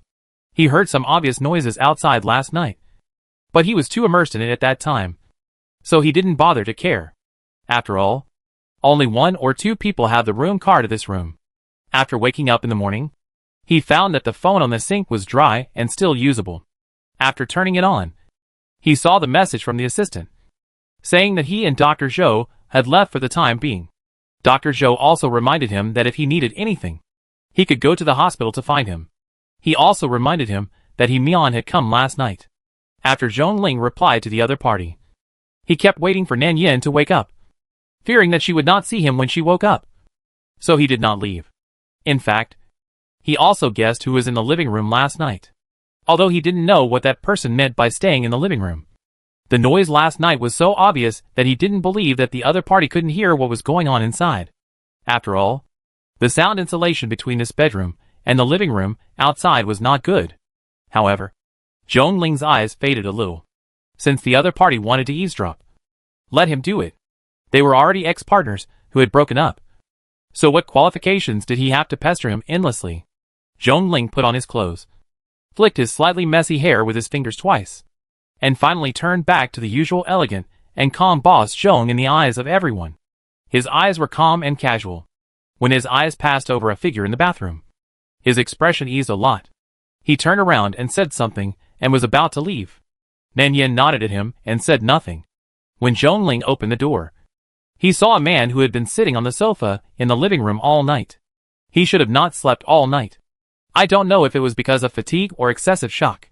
His usual frivolous and unprovoked appearance seemed to be hit by frost at this moment. His face was calm and pale, and he exuded an indifferent aura. The floor was a mess, and the buttons on the edge of the sofa were torn off, revealing the sponge inside.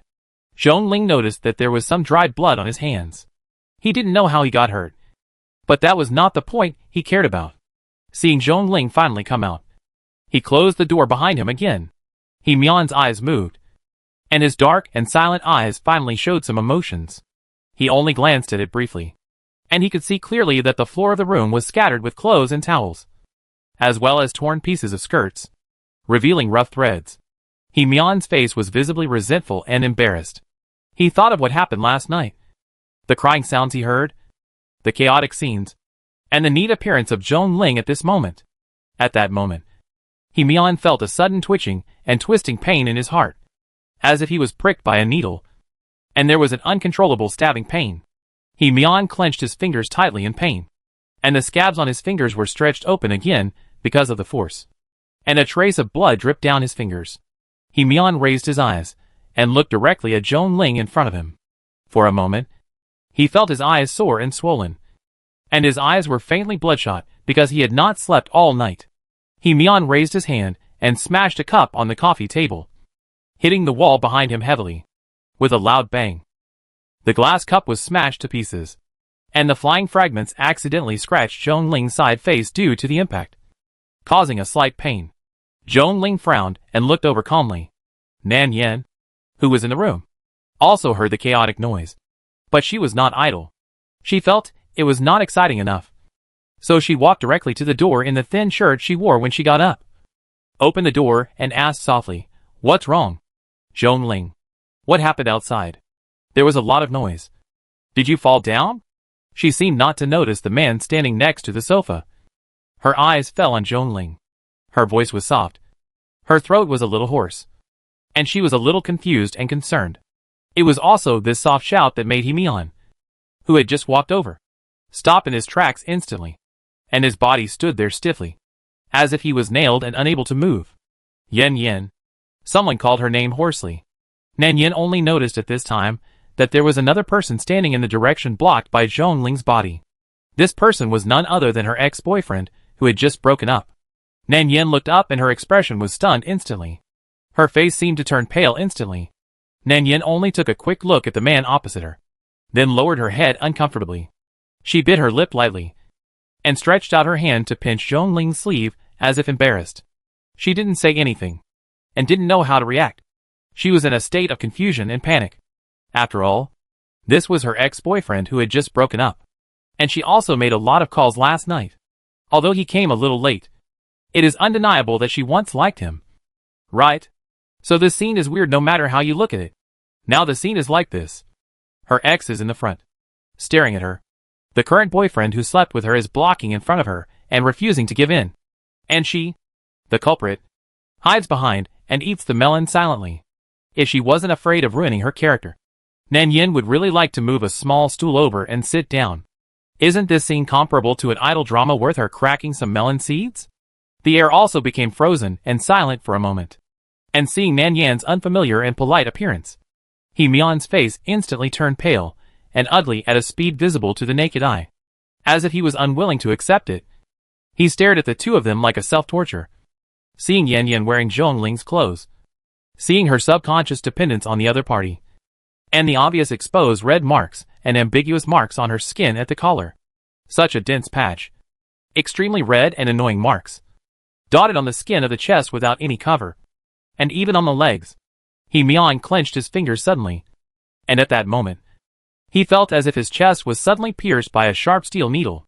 At first, it was just a dense and subtle pain and discomfort. And he thought he could bear it. But then, there was an unbearable sadness that spread from his limbs to his whole body like a tide. He couldn't describe it at all. It was bitter and astringent. And there was an endless reluctance and regret.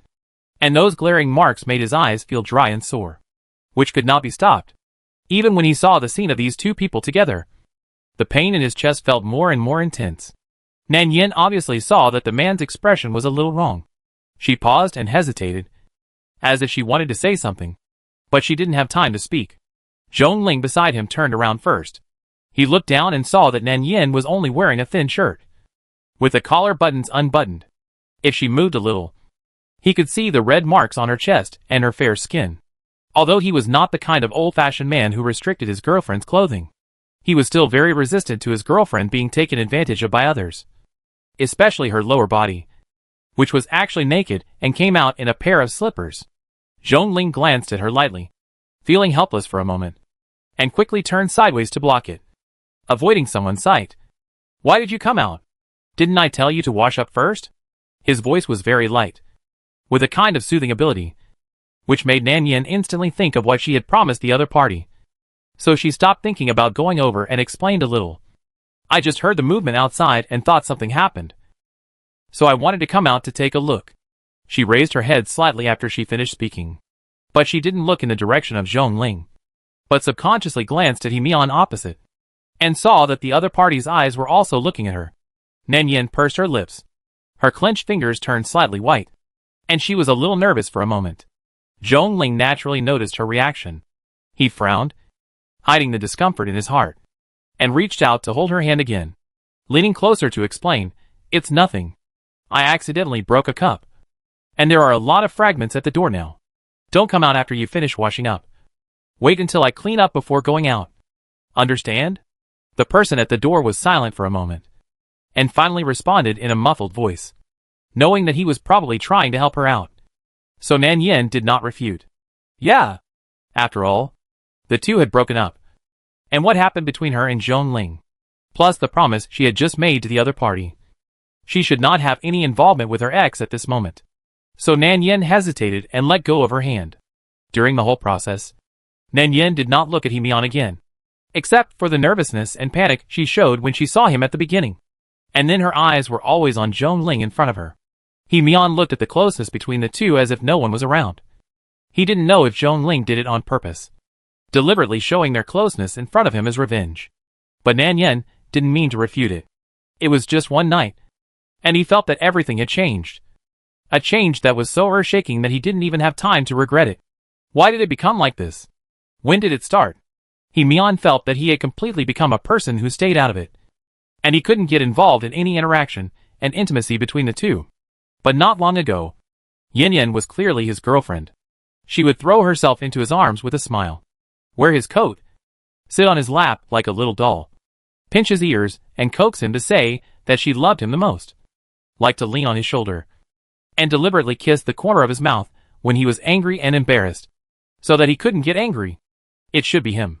He should be the one she likes, relies on, is close to, and admires. He was just a little late. Just a little bit of time. Just a little bit.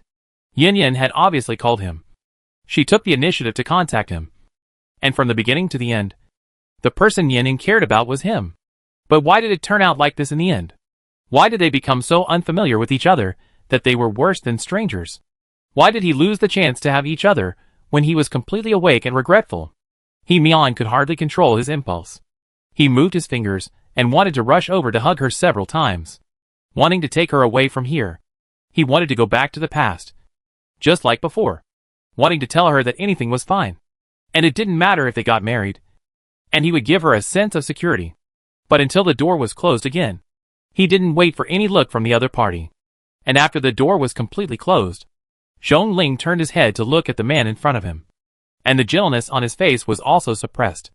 He only said coldly, "Let's talk outside. Don't embarrass her here."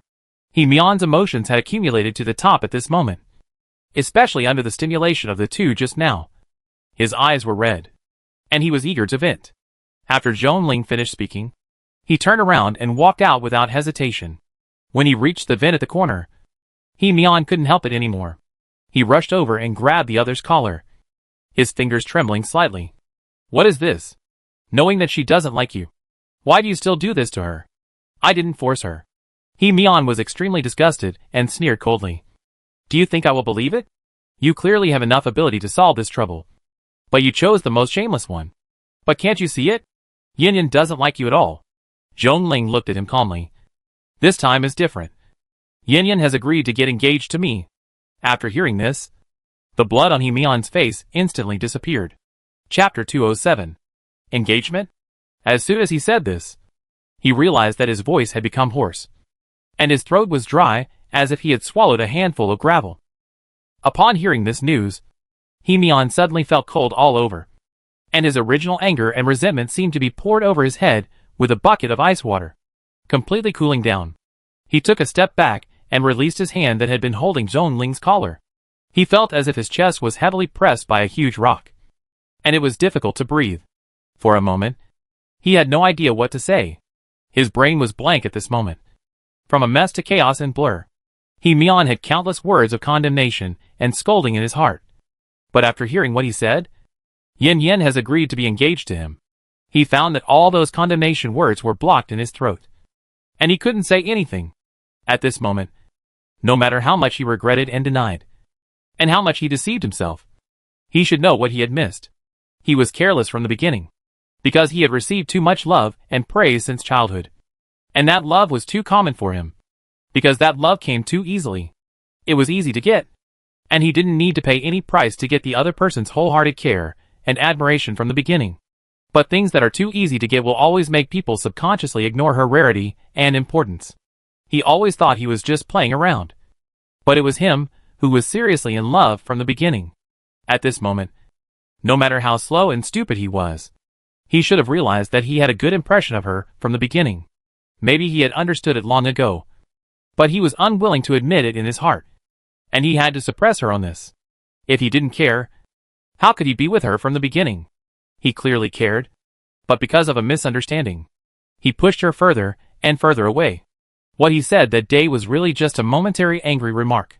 He didn't look down on her, nor did he think she was cheap. He was just too angry and said something he didn't care about. He chose to use the stupidest way to vent his anger. He really didn't expect her to come out to find him. Mian's face became paler and paler, and his lips gradually lost their blood color. He thought in his heart that if he apologized, if he knew he was wrong, whether she was willing to give him another chance to start over, he didn't care about anything. Zhongling frowned unconsciously at his lost state. He didn't want to say anything more. Some words were enough to say once or twice. Not to mention that they had broken up a long time ago. And Yin Yin had agreed to marry him. He didn't want Hee-mi-an and Yin Yin to have any unnecessary contact. He knew that what happened this time was an accident. But Yin Yin obviously still cared about this man in her heart.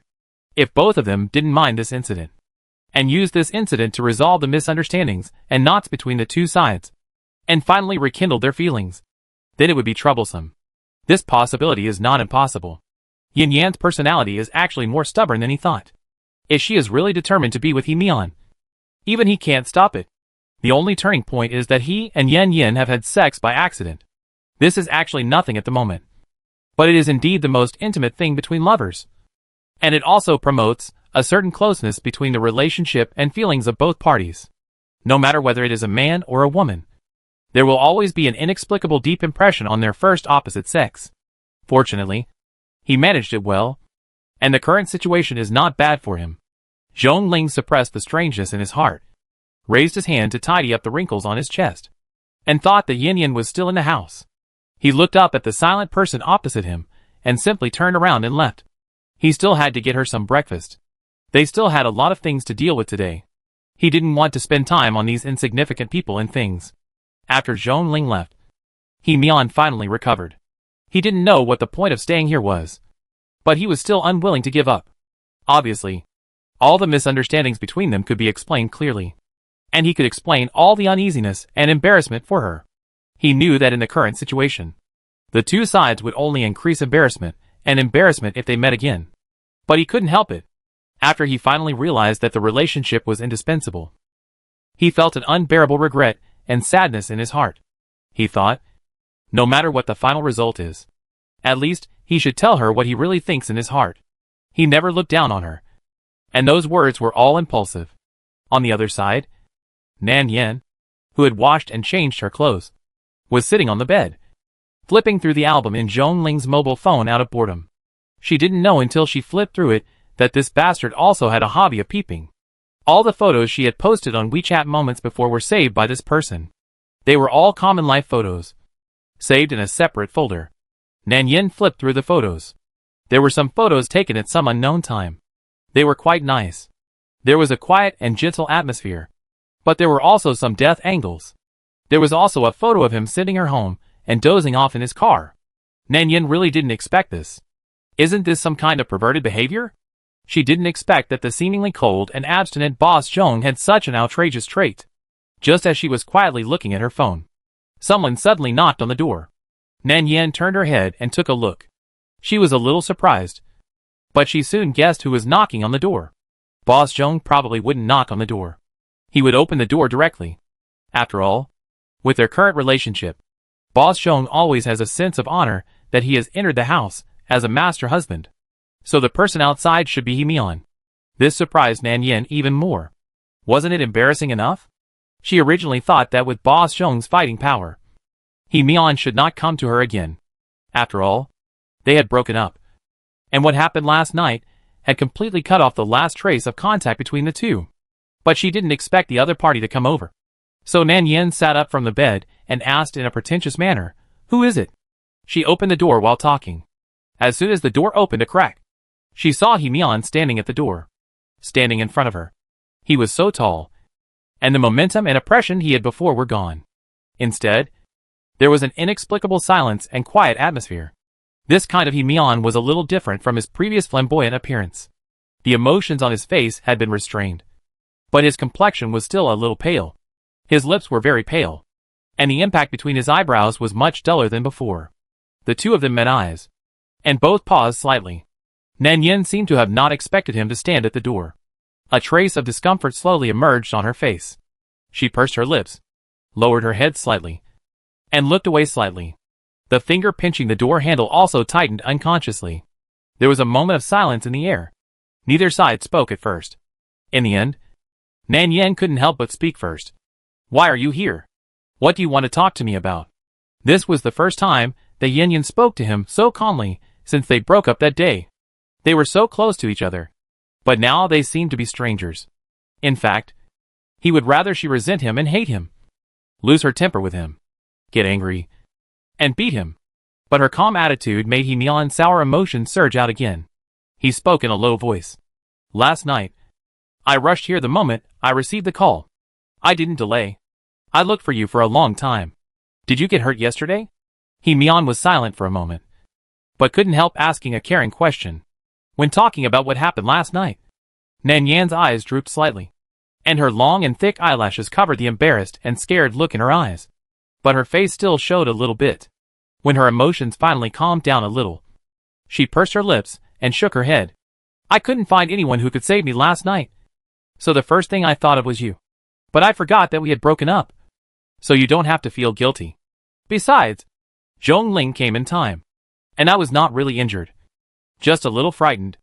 Mian heard her say that they had broken up again, and in a trance, his chest felt dull and bitter again. He nodded and said, well, that's good. There seemed to be nothing to say between the two of them. For some reason, there seemed to be a thin film between them, turning the originally close couple into this unfamiliar state. And even the topics became so few. Nan Yin obviously felt this heavy and uncomfortable atmosphere. She picked her fingers, as if she wanted to leave here to find Zhongling. But as soon as she took a step forward, the other party suddenly grabbed her wrist, not very tightly, and then said, sorry, I'm late. Nan Yan's body stiffened, lowered her head, and said nothing. Mian's grip on her wrist slowly tightened a little, and his warm palms pressed against the skin of her wrist bones. Nan Yin could almost feel the obvious temperature of the palm, and before she could break free from the other party's palm, she heard him continue to say something. And what happened in the club last time? I was really just angry. I was angry that you broke up with me, and I was angry that I was busy all day. But in the end, I didn't even have the chance to give you the ring in person. He found that he still didn't like this repressive and unfamiliar attitude. He knew that he had done something wrong, so he wanted to apologize and make up for it. I have never disliked you, nor have I looked down on you. Yin, can you forgive me? When Mian said this, his voice was a little low. Nan Yin was startled when she heard this, turned her head and looked at him, looking at the palms of their hands clasped together, and was silent for a long time. She still struggled slightly, but did not break free. But this attitude was already very obvious. Nan Yin shook her head and pursed her lips and said, I don't blame you. I have a lot of problems myself. I shouldn't have asked you so much. Besides, the past has long been. Before she finished speaking, the other party suddenly interrupted her. What if I say I don't care? I don't care about everything. As long as you are willing to forgive me, we can be like before, and I can take you away from this city. Mian suddenly raised his head and spoke nervously. Logically, he should have a lot to say at this time. But now, all the words converged into that one sentence. Yin, I don't care about anything. As long as you are willing to give me this chance, we can start over. Okay? After hearing this, Nan Yin finally raised her head. The emotions in her eyes were a little complicated, but she finally lowered her eyes and said, but I have promised someone else. When Mian heard this, he felt that the bitter and uncomfortable emotions in his chest were about to overflow. His eyes felt sore and swollen, and his eyes revealed an expression he had never had before. He looked at Yin, but Yin did not look at him. Mian's lips turned pale, and he refused to let go of his hand. He kept pestering her, and finally couldn't help asking, is there really no chance at all? Hearing this, Nan Yin looked at his face again. She frowned, and then slowly relaxed her brows. Finally, she was silent for a moment, shook her head, and said softly, but I have agreed to get engaged to Zhongling. As soon as she finished speaking, she felt the finger that was originally holding her wrist tremble violently, as if it could no longer hold on, and it loosened powerlessly. Mian lowered his head, and there was no big expression on his face. But the moment she said that, he suddenly felt a chilly wind in his chest. This cold wind was like frost, getting colder and colder, until his fingers were a little stiff, especially looking at Yin's calm eyes. Mian suddenly felt like he couldn't bear it, and subconsciously shifted his sight. Yin seemed to really not care about him anymore, compared with their breakup due to misunderstanding. He found it more difficult to accept that Yin no longer liked him, and the love that had once existed in her eyes had even disappeared. Mian suddenly touched his clothes in a hurry, and finally took out a silver ring from his trouser pocket. He grabbed Nan Yan's palm and stuffed the ring into her palm without saying anything, saying incoherently, I wanted to give it to you a long time ago. I have been choosing it for a long time. It may not be suitable, but it is still yours. Whether you put it away or throw it away, it is yours." After saying this, Mian did not give her a chance to refute or refuse. He turned around and walked out with long legs, not even caring about what Nan Yin said at the end. The whole person felt quite embarrassed when he fled. He really felt that he could not stay here. At this moment, there was only one thought in his mind. That is, to stay away. As long as he walked away, as long as he could not see these things, his chest would not be so uncomfortable. After Mian left, Nan Yin restrained the expression on her face, raised her hand and yawned, and then looked down at the ring in her palm. This is the couple ring that Mian prepared last time. A delicate and small female version. As for the male version, it is probably in his own hand. She held the ring and looked around carefully. Sure enough, she saw the 3 initials of her name printed on the inside of the ring. It seems that this person has put a lot of thought into it. There is nothing she can do about it. Who made him not know how to cherish it and let her catch a small handle? Well, I don't know what the handle of Boss Zhong is.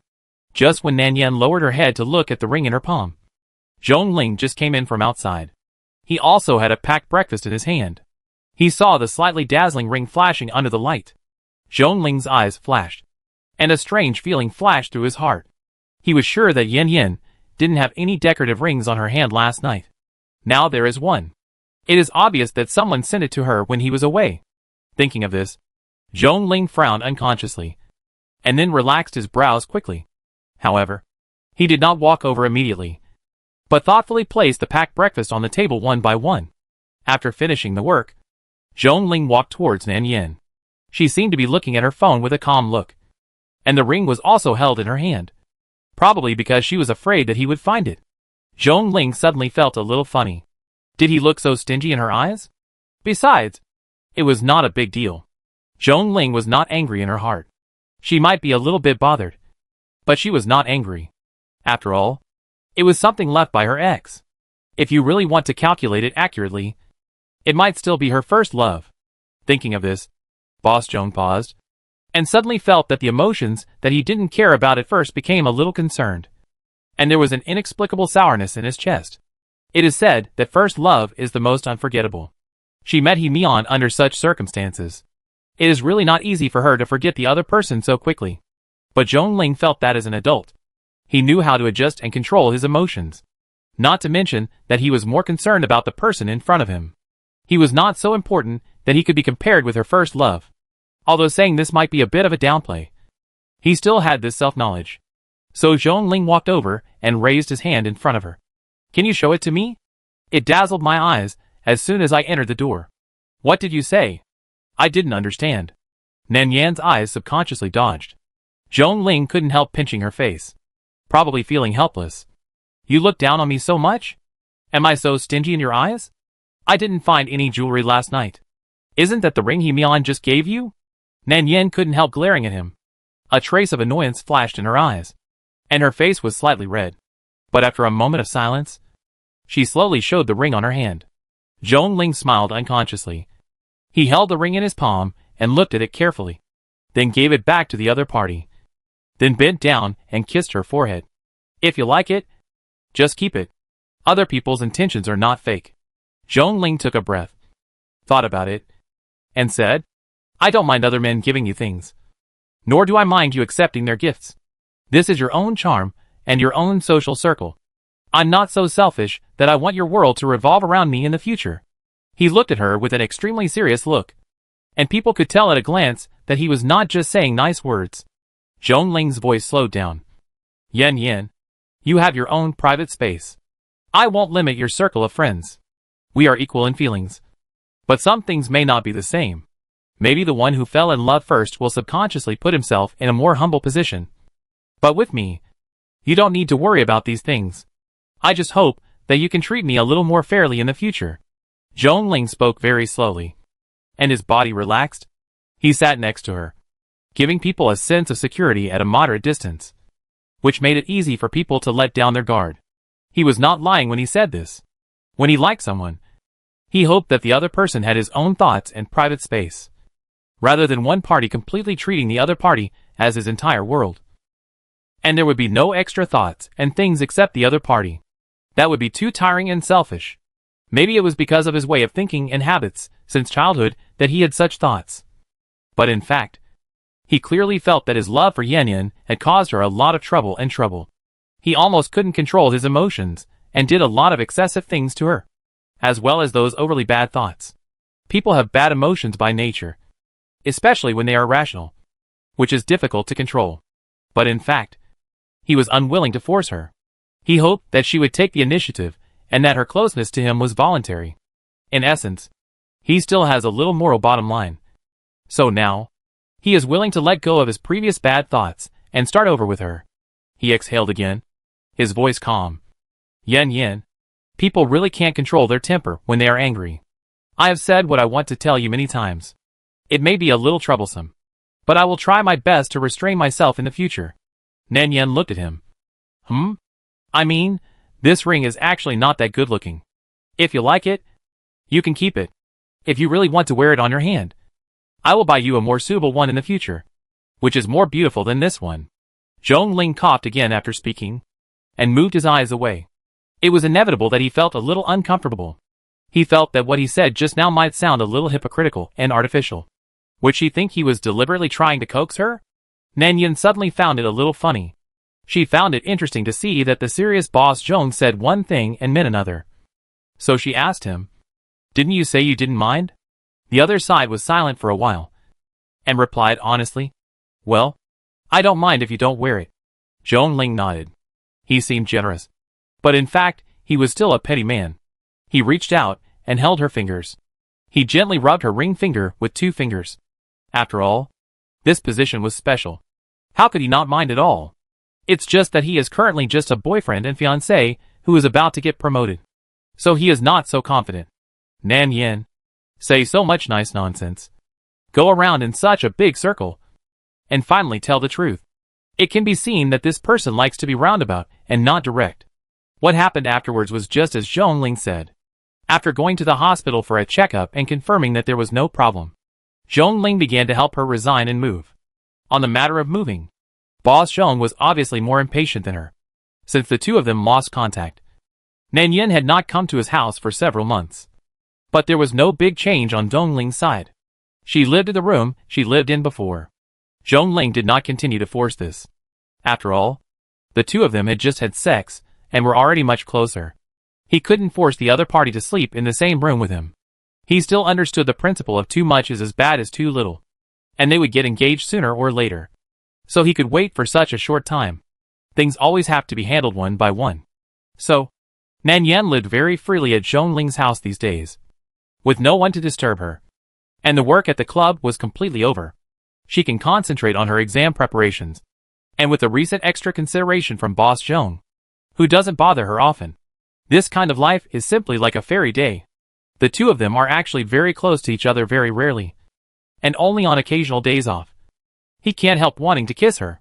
He would lower his head and call her name again and again, his breath spraying on her neck, with some ambiguous and charming thoughts. Nan Yan could clearly see the lust in his eyes. Sometimes, when he pesters her for a long time, Nan Yan would respond, and occasionally turn around and climb his neck to kiss slowly, until Zhong Ling is about to lose control. However, Boss Zhong is obviously not satisfied with this.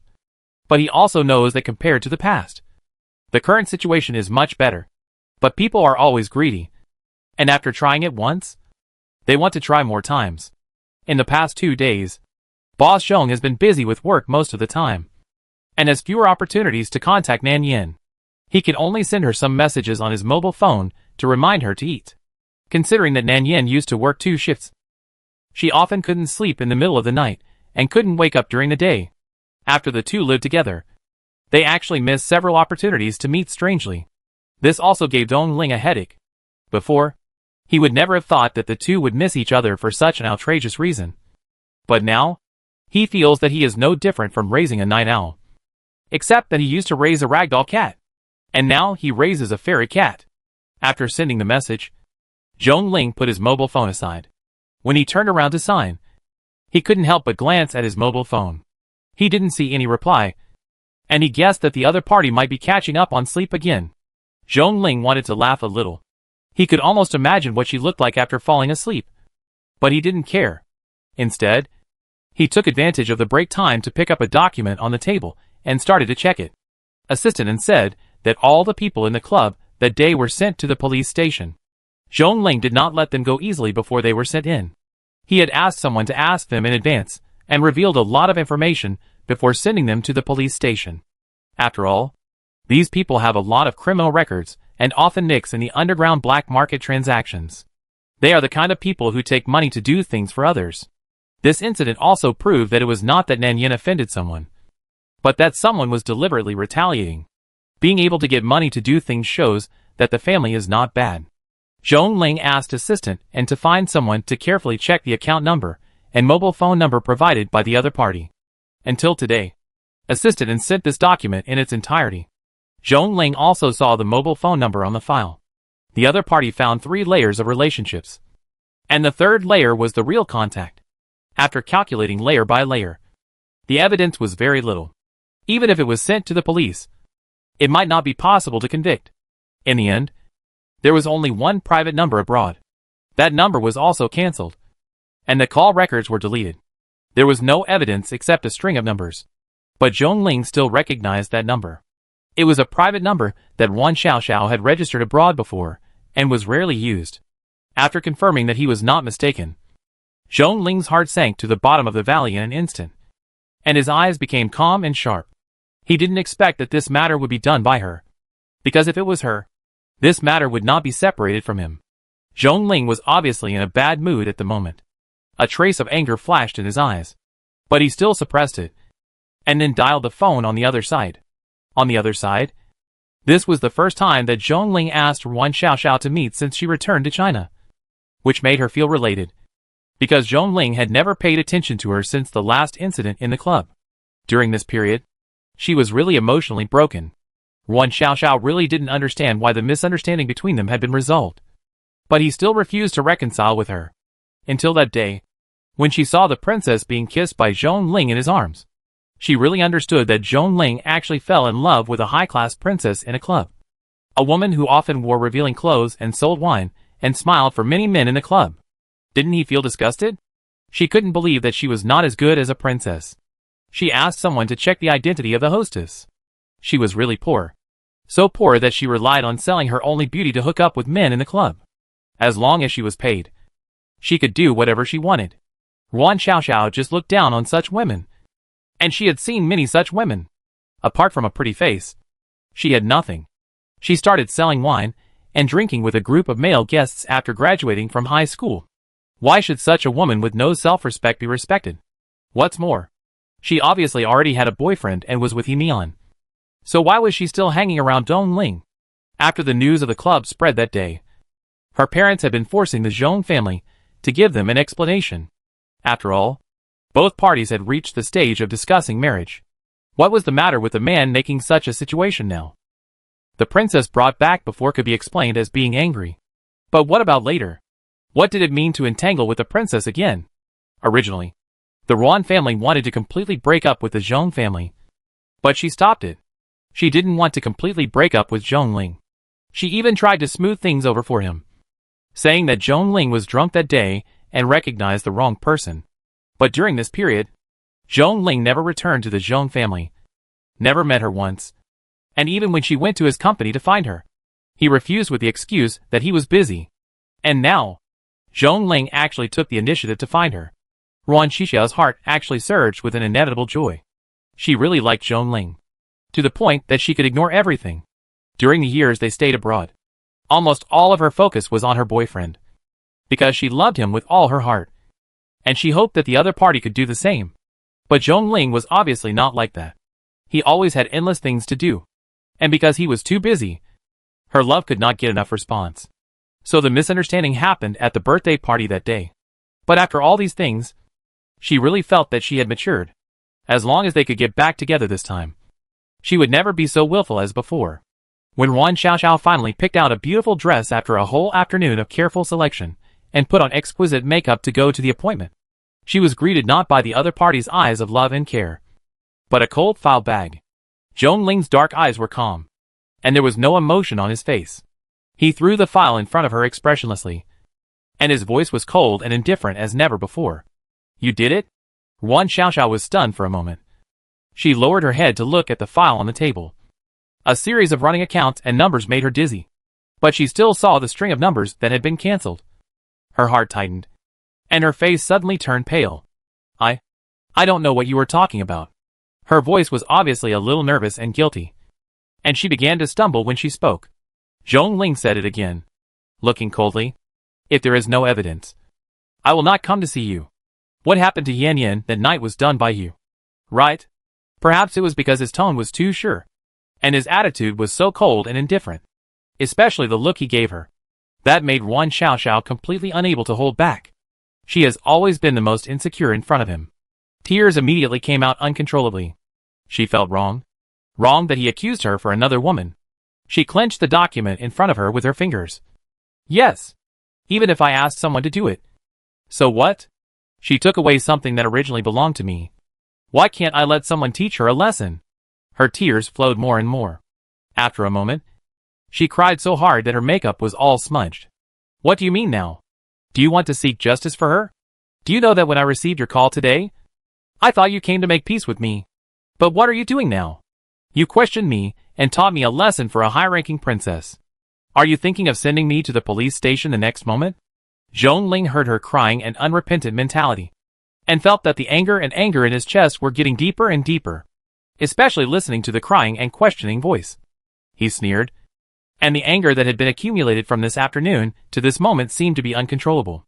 He just felt like there was a fire burning in his heart, and then it broke out completely.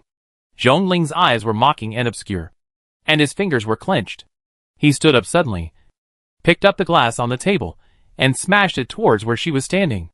Shut up. You cried enough. With a loud bang, the glass was smashed into pieces, and the flying fragments accidentally scratched Yuan Xiaoxiao's ankle, causing her to feel a sharp pain instantly. Yuan Xiaoxiao was frightened by the sudden movement, and was also shocked by Zhongling's momentum. She seemed to be shocked, and the crying sound stopped instantly. With tears in her eyes, she just stared at him blankly. She had never seen Zhongling like this, and she had never heard him swear. But he was like this now, obviously really angry. Zhongling came over from the opposite side, and he slapped the document hard into her chest. How dare you say such a thing? You know the reason for our breakup very well. From the beginning, it was because I found out that you were messing around with other men that led to the breakup. Now you are pushing the responsibility onto others. Why? You studied law for so many years, and all this is just to make excuses for the stupid things you did? Chapter 208. I didn't hang out with anyone from the beginning to the end. It was just an accident. Zhongling, did you not believe my explanation from the beginning? Yuan Xiaoxiao broke down and cried. The worst thing she did abroad was to make a bunch of bad friends because she was too lonely. Then that night, she drank too much at her birthday party because she was depressed and almost got taken advantage of by other men. But the fundamental reason for that incident was that he didn't care about her enough. She was obviously his girlfriend, but he was busy with his studies, graduation and those messy topic analyses all day long. When did he care about her wholeheartedly? The two of them stayed abroad for so long, but the number of times they met in a week could be counted on one hand. How could he treat her like this? If he hadn't failed to fulfill his boyfriend's responsibilities, would she have made friends with those messy people because of her loss? Would she have been taken advantage of by others? It was obviously him. He didn't care about her enough from the beginning. She had obviously tried very hard to keep up with his pace, but she just couldn't catch up. As her boyfriend, why couldn't he stop and wait for her? Yuan Xiaoxiao cried with red eyes, aggrieved and resentful, looking at him with red eyes. Her tears, she kept falling down, crying to him. Now I have become a vicious and selfish woman in your eyes. Right? But you once liked me, and you even wanted to propose to me. But what about now? Just because of a high-ranking princess, who you have only known for a few months. What have you become? Yuan Xiaoxiao asked while crying, as if she wanted to vent all the grievances and resentment in her heart in the past few months at once. You were bewitched by a princess, and refused to even see me. Have you forgotten that I am your legitimate girlfriend? She urgently needed to vent, tears still falling. You think I've become bad and unworthy of you, right? But half of my current situation is your fault. You left me alone abroad, You fell in love with someone else. It's obviously all your fault. How can I bear this? Why can't I find someone to teach her a lesson? Zhongling listened to what she said. His face became colder and colder. And in the end he sneered, looking particularly calm. And his calmness at this moment was in sharp contrast to Yuan Shixia's emotional breakdown opposite him. And even a little cruel to her. Zhongling sneered. It was ridiculous. Did he look stupid? She could say such moral kidnapping words. From beginning to end, her choice was all caused by herself. And had nothing to do with others. Don't make yourself sound so pitiful and wronged. And don't blame others for your stupid behavior. Yuan Xiaoxiao. You are already a 26-year-old adult. Not a 16-year-old minor. No one will pay for your irresponsible behavior. Do you think I am stupid? Will you be morally kidnapped by your words? I tell you, no one forced you to make a choice from beginning to end. And the choice you made has nothing to do with anyone. It's purely your own stupidity. Yuan Xiaoxiao opened her eyes wide, as if she couldn't believe that he would say such a ruthless thing. And tears fell one by one. Zhongling's expression became colder and colder. Why are you crying and wailing? The person who made the mistake not only didn't repent, but also hurt others with a clear conscience. What qualifications do you have to be wronged? Are you thick-skinned or shameless enough? I did like you. And I was ready to propose to you when I was abroad. That's a fact. I don't deny it. But now we have broken up. Even if the original incident was a misunderstanding. We have indeed broken up. If you are dissatisfied with me, you can tell me directly, instead of being cruel to innocent people behind my back. What is supporting you? Making you so lawless and wantonly controlling and playing with a person's life? Zhongling's voice became heavier and his eyes became obscure. Especially when he looked at the person in front of him, who was completely unrepentant. He felt that the anger in his heart was burning more and more fiercely. As for the little lesson you mentioned, Yuan Xiaoxiao, I really should let you see how terrifying and disgusting the scene that day was for a girl. He seemed to be unable to control his emotions when he mentioned the scene that day. Zhongling had never been so angry before. And he had never shown her such a cold and disgusting look and expression. Yuan Xiaoxiao was frightened by his eyes for a while. And she took a step back unconsciously. She just stared at him blankly. Zhongling's eyes flashed fiercely. You prepared 6 men for her. Do you know what those men were going to do to her? The little lesson you said was to let those 6 men inject her with drugs to kill her? If I hadn't gone in time, do you think she would still be alive? Yuan Xiaoxiao. This is the lesson you said. Do you still feel wronged? Yuan Xiaoxiao's pupils dilated instantly. And she was a little unbelievable. Zhongling said. And suddenly grabbed her wrist. The force was so strong that Yuan Xiaoxiao felt pain. And her face turned pale and painful instantly. He seemed to be unable to control his temper and said something to her, with a tone that was colder than ever before. If you really feel so wronged, I can also let you feel the fear she experienced at the beginning. Zhongling really didn't understand how a person's temper could become so bad. Obviously, she was not like this before. In addition to being a little willful, she was even very soft-hearted. But such a soft-hearted girl almost destroyed another girl's entire life. Yuan Xiaoxiao seemed to be shocked by these words, and seemed to be frightened by Zhongling's sudden fierce expression. She subconsciously tried to pry open the palm that was tightly clenched on her wrist, because of the other party's overly calm and serious expression. She couldn't help crying in grievance. Her fingers trembled slightly, and her face turned pale at the end of crying. She shook her head vigorously, and tried to defend herself. I didn't. Zhongling. I really didn't.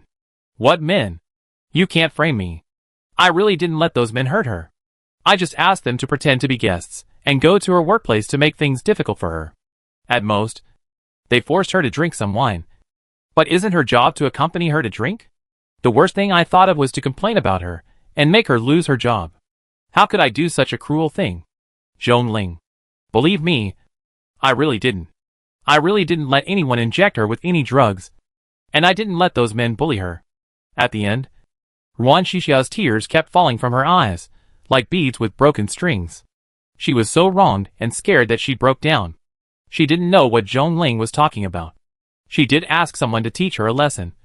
But the lesson she said was really just some insignificant difficult punishments. How could she be so bad? She didn't say anything about injecting any drugs, let alone thinking about killing her. So from the beginning, she felt very wronged, and felt that Zhongling was making a fuss, questioning and accusing her indiscriminately for a princess, and even showing no mercy, But she didn't expect the result to be like this now. Yuan Xiaoxiao tried to control her emotions to explain to him, and her voice became more and more blocked and choked. Zhongling, do you believe me? Although I hate her, I really didn't think of hurting her in this way. I'm really not such a vicious person. You know my character. Zhongling frowned, watching her crying with fear, regret, and sadness. How could he not see that she was not sincere? If she didn't lie, then someone took it upon themselves? He listened to the crying voice, and suddenly felt annoyed. He suddenly raised his hand to push the person away, and then said, "You tell me everything you have done from beginning to end."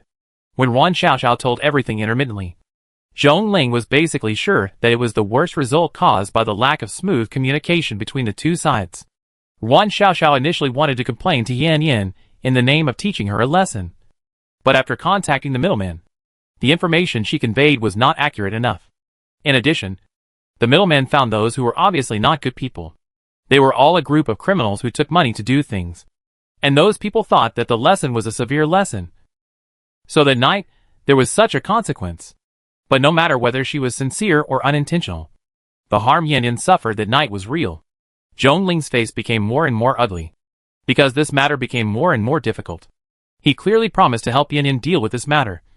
But now it seems that under such circumstances, it is unlikely to send the culprit behind the scenes to the police station. He had no substantial evidence at all. He couldn't find the middle contact, so he didn't have enough evidence to prove it. He could recognize the number only because he had a close relationship with Yuan Xiaoxiao. So he subconsciously remembered the other number. But now, the number has been cancelled, and those who really did it have been locked up. There is too little evidence, and it is basically unlikely that Yuan Xiaoxiao will pay the price for her mistakes. This situation made Zhongling feel irritated for a while. When he didn't know who was the one behind the ruthless move, his initial plan was to let the mastermind pay the same price. If there was no way to send the person to the police station, he could deal with the other party in his own way. But now, he couldn't do such a thing to Yuan Xiaoxiao in his own way, because no matter what, this matter was inseparable from him. If it weren't for him, Yuan Xiaoxiao wouldn't have done such a terrible thing. He was not responsible for her behavior, but he couldn't do anything about her. But what about Yan Yan? Are we going to let go of all the harm she has suffered? Zhongling put away his facial expression, lowered his head and pondered for a long time, then looked at Yuan Xiaoxiao, who had stopped crying but was in a state of great confusion and regret, and felt a little irritated. He suppressed his emotion. His eyes became cold and calm, and said, "Whether you did it on purpose or not, it has already happened. It is impossible for you to completely erase the harm caused to others by this incident with just a simple apology.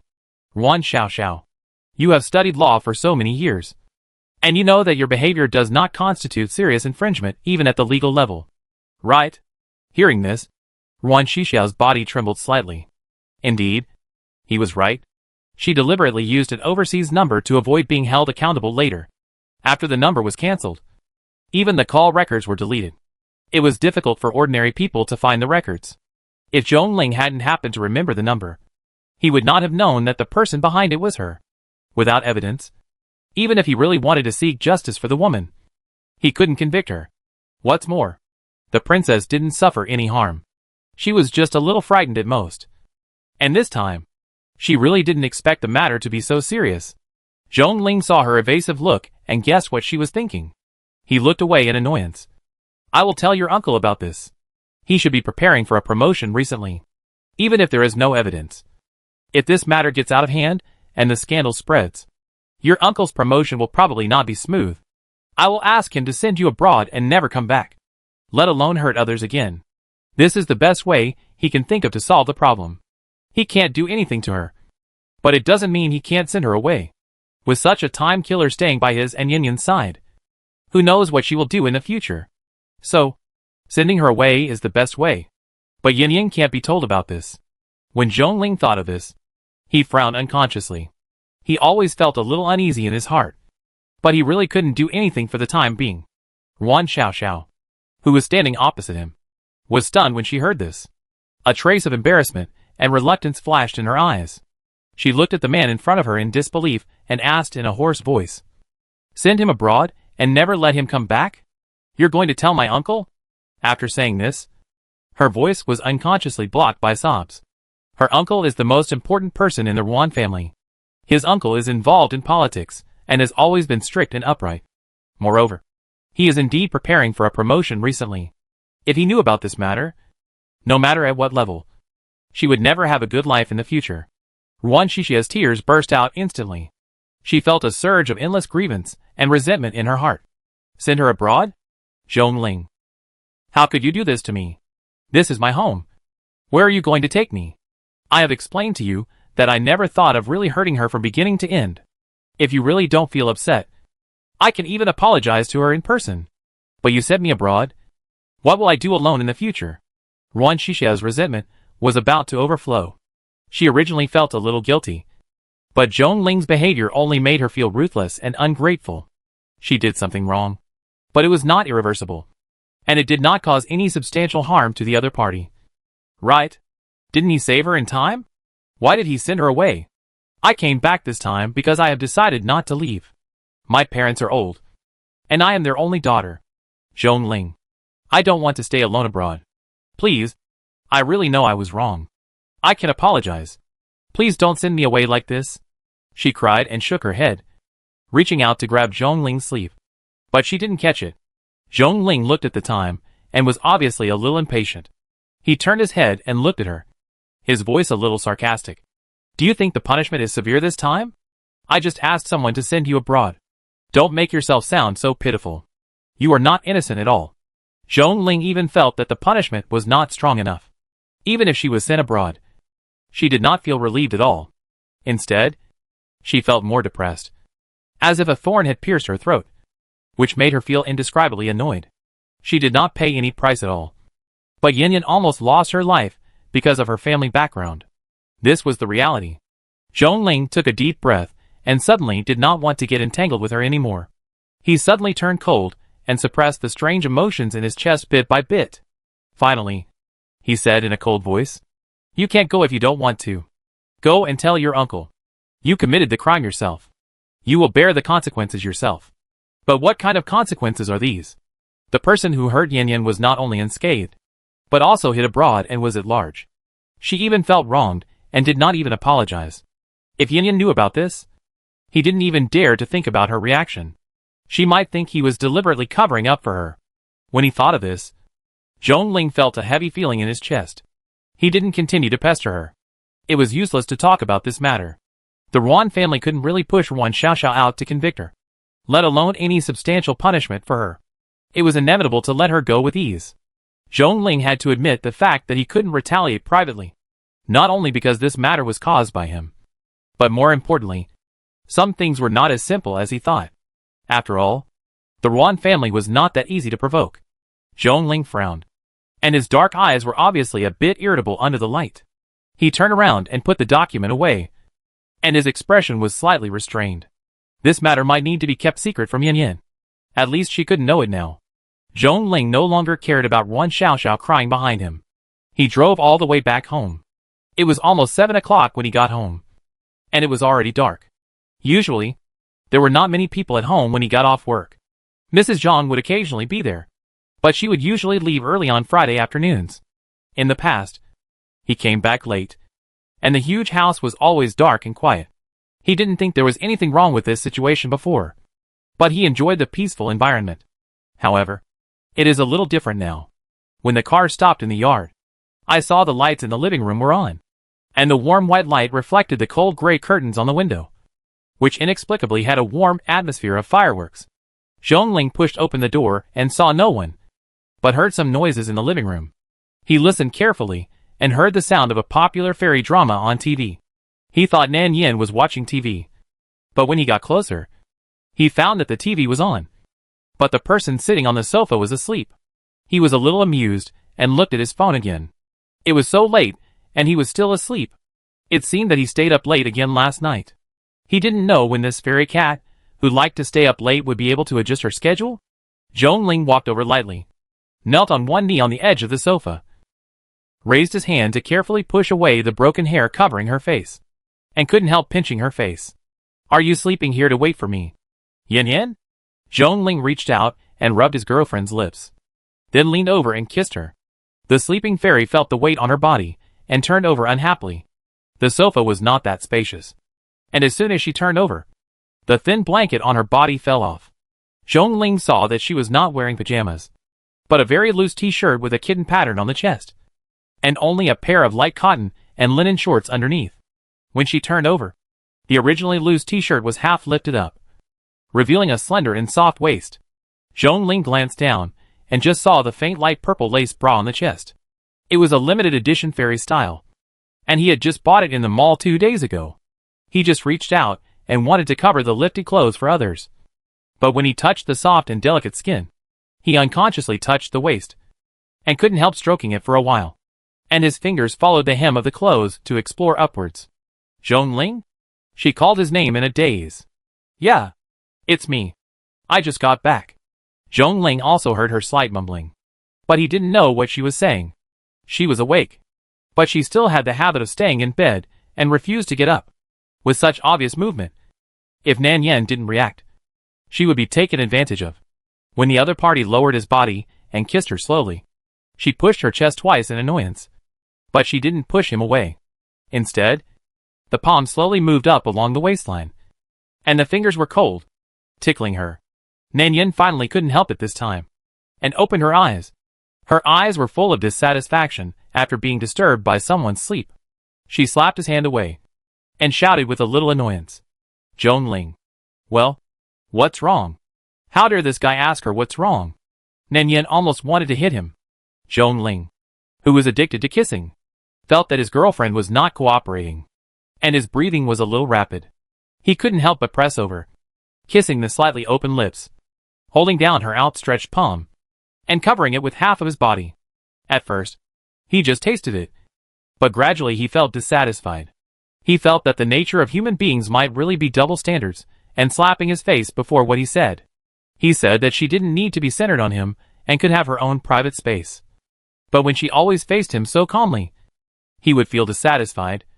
No matter how close he was, it was not enough. He hoped that she could care more about him and be closer to him, but she didn't seem to have much desire for him, which troubled Zhongling. Adult men and women have sexual desires, which is not shameful. On the contrary, it is normal. But Yin Yin is not so keen on this kind of thing. Is it because his skills are not good enough? Or did he not make her feel comfortable that night? Nan Yin was completely awake now. She was awakened by the sticky kiss. She couldn't push it away. She could only glare at him unhappily and asked, "Are you done kissing? You are very heavy." Zhongling then raised his body and supported himself on both sides of her head, being careful not to press her hair. There was a faint aroma of coffee in his mouth that rushed to her face, and then buried his head again, rubbing his high nose against her chin, kissing her carefully and densely, and asked her, "Have you taken a shower? You smell so good." Nan Yin tilted her head to smell the smell on her body. "No. Isn't it always this smell? The smell of shower gel. What happened to you tonight?" Inexplicably a little too excited? Zhongling did not answer her question, but lowered his head to kiss her earlobe again, and slowly moved down along her neck. His fluffy and dry hair rubbed her neck and itched. Nan Yin subconsciously wanted to push his face away. Zhongling raised his head. His eyes were focused and gentle, especially when he stared at people. It was difficult for people to look away, and it was difficult to refuse his request. He didn't know what happened tonight, and he didn't know if it was because of Wan Shishiu's matter. There was always an inexplicable uneasiness in his heart. When people are uneasy, they will subconsciously want to hold on to the thing and person next to them that they are most afraid of losing. He subconsciously wanted to get close to Yin Yin. Nan Yin clearly felt the strange reaction, and heard his breathing becoming more and more rapid, and his voice became hoarse, as if it had some kind of penetrating power, especially when it hovered around her ear. It was filled with a strong desire. "Give it to me? I'll wear it this time. I prepared it in advance." There's a box under the coffee table. He looked different from his usual calm state. His eyelashes were drooping. His black hair was scattered in front of his forehead, and his nose was a little wet and flushed. He opened his eyes, and Nan Yin happened to meet his eyes that were so sticky that they seemed to be drawn. Is this man serious? This is a bit strange. Wasn't he calm and restrained the past 2 days? Nan Yin felt that she might have guessed something, and she knew it in her heart, but she didn't show it. She put her arms around his neck and kissed the corner of his eyes. Because of this initiative, Zhong Ling could feel his heartbeat slowly speeding up, but soon heard her rubbing his nose to refuse. No. It's time for my period. And my stomach has been a little uncomfortable these days. She seemed to do it on purpose, deliberately looking at his embarrassment. And even a tiny smile flashed in her eyes. Zhong Ling frowned. And he did feel a little regretful. But counting the days, it seemed to be coming soon. To be honest, he didn't know much about girls' menstrual period, and he only had a vague concept in his mind. It was indeed not suitable to do this kind of thing during the menstrual period. The woman would feel uncomfortable and might cause abdominal pain. Of course, he was reluctant, but he really wanted it tonight. Since the last incident, the two had never been so close again. Zhong Ling was worried that his excessive demands would cause the other party to be disgusted, so he usually restrained himself. At most, he just kissed. If he needed it, he would solve it himself. But tonight, he might have been stimulated, and it was inevitable that he couldn't control himself. So he lowered his head and kissed her lips again. The soft touch made him a little attached and fascinated. He said in a low voice with a little hoarseness, "Then can you help me? Just get it out." Nanyan thought that at this time, she should blush reasonably. But she looked up and saw Boss Zhong frowning, with an extremely calm look, as if what she said was just a very ordinary thing. Nanyan couldn't help but glare at him. This guy was getting thicker and thicker. She asked him again, "Is 5 minutes enough for you? It's getting late. I have to get up." 5 minutes. Zhong Ling's expression was strange and stiff. What can be done in such a short time? Would a normal person be this fast? Zhong Ling even wondered if Yan Yan had any misunderstandings about him. Is he so unbearable in her eyes? Zhong Ling frowned and hesitated. But it's better to have it than not. Solving it yourself and having a girlfriend willing to help are obviously two different experiences. He hasn't tried this before. He buried his head in Nan Yan's neck and sniffed it gently. A bit like sucking a cat. Sniffing the soft fragrance faintly emanating from the neck. And slowed down his voice. "Okay. Then I'll try. It may not be that easy. You have to understand." The agreed 5 minutes dragged into half an hour. Nan Yan was tightly wrapped around the waist, and the whole person was almost sitting on his legs. In the end, it felt like her waist was about to be strangled. After this matter was resolved, Zhong Ling's mood was visibly better. He no longer had the depressed look of frowning at the beginning, and meticulously tidied up his messy clothes. He grabbed Nan Yan's hand and went to the sink again. Probably because he knew that he had gone a little too far this time. He honestly squeezed hand sanitizer, carefully washed all the remaining traces, and wiped his hands with a towel. Zhong Ling also smelled her fingers, washed them twice to make sure there was no odor, and then let her go, and then began to apologize. "I'm sorry. I will pay attention next time." This kind of person is probably the type who knows his mistakes and corrects them, but makes the same mistake again next time. Nan Yan looked obviously unhappy. After glaring at him, she turned her head and didn't want to pay attention to him at all. Zhong Ling's mouth curved. He actually liked to make her angry. He looked more lively than before. Unlike the gentle and quiet appearance before, it seemed that she was very close to him. But in fact there was always a thin film between them. After dinner, Nan Yan finally had the opportunity to ask the questions in her heart. The two sat on the sofa and watched TV. Zhong Ling was honest at this time. He held her waist and didn't do anything excessive. He just lowered his head and kissed her forehead occasionally, which was a bit wet. Nan Yan asked him, "Did you encounter anything unhappy today?" It was a simple question to inquire about the news. But the other party misunderstood the meaning. Zhong Ling looked down at her, and even had a smile on his face. "Are you concerned about me?" Nan Yan paused for a moment, and couldn't help but stretched out her hand to pinch him. "Zhong Ling, please speak properly." Zhong Ling hissed and touched the ruthless little hand again, but his expression didn't change much. Still with a smile. "Okay. Nothing. It's just some minor troubles at work. Not a big problem. I can solve it myself." Nan Yan was puzzled. "Is that all?" Zhong Ling chuckled. "What else could it be? I thought the Zhong family had made things difficult for you." Hearing this, Zhong Ling frowned, but soon relaxed. He smiled at Nan Yan. "No.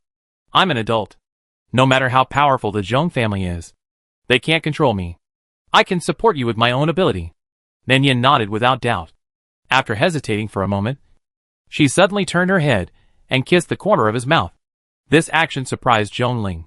He looked down at her, and then heard her voice softly say, "Then if you encounter anything unhappy in the future, you can tell me.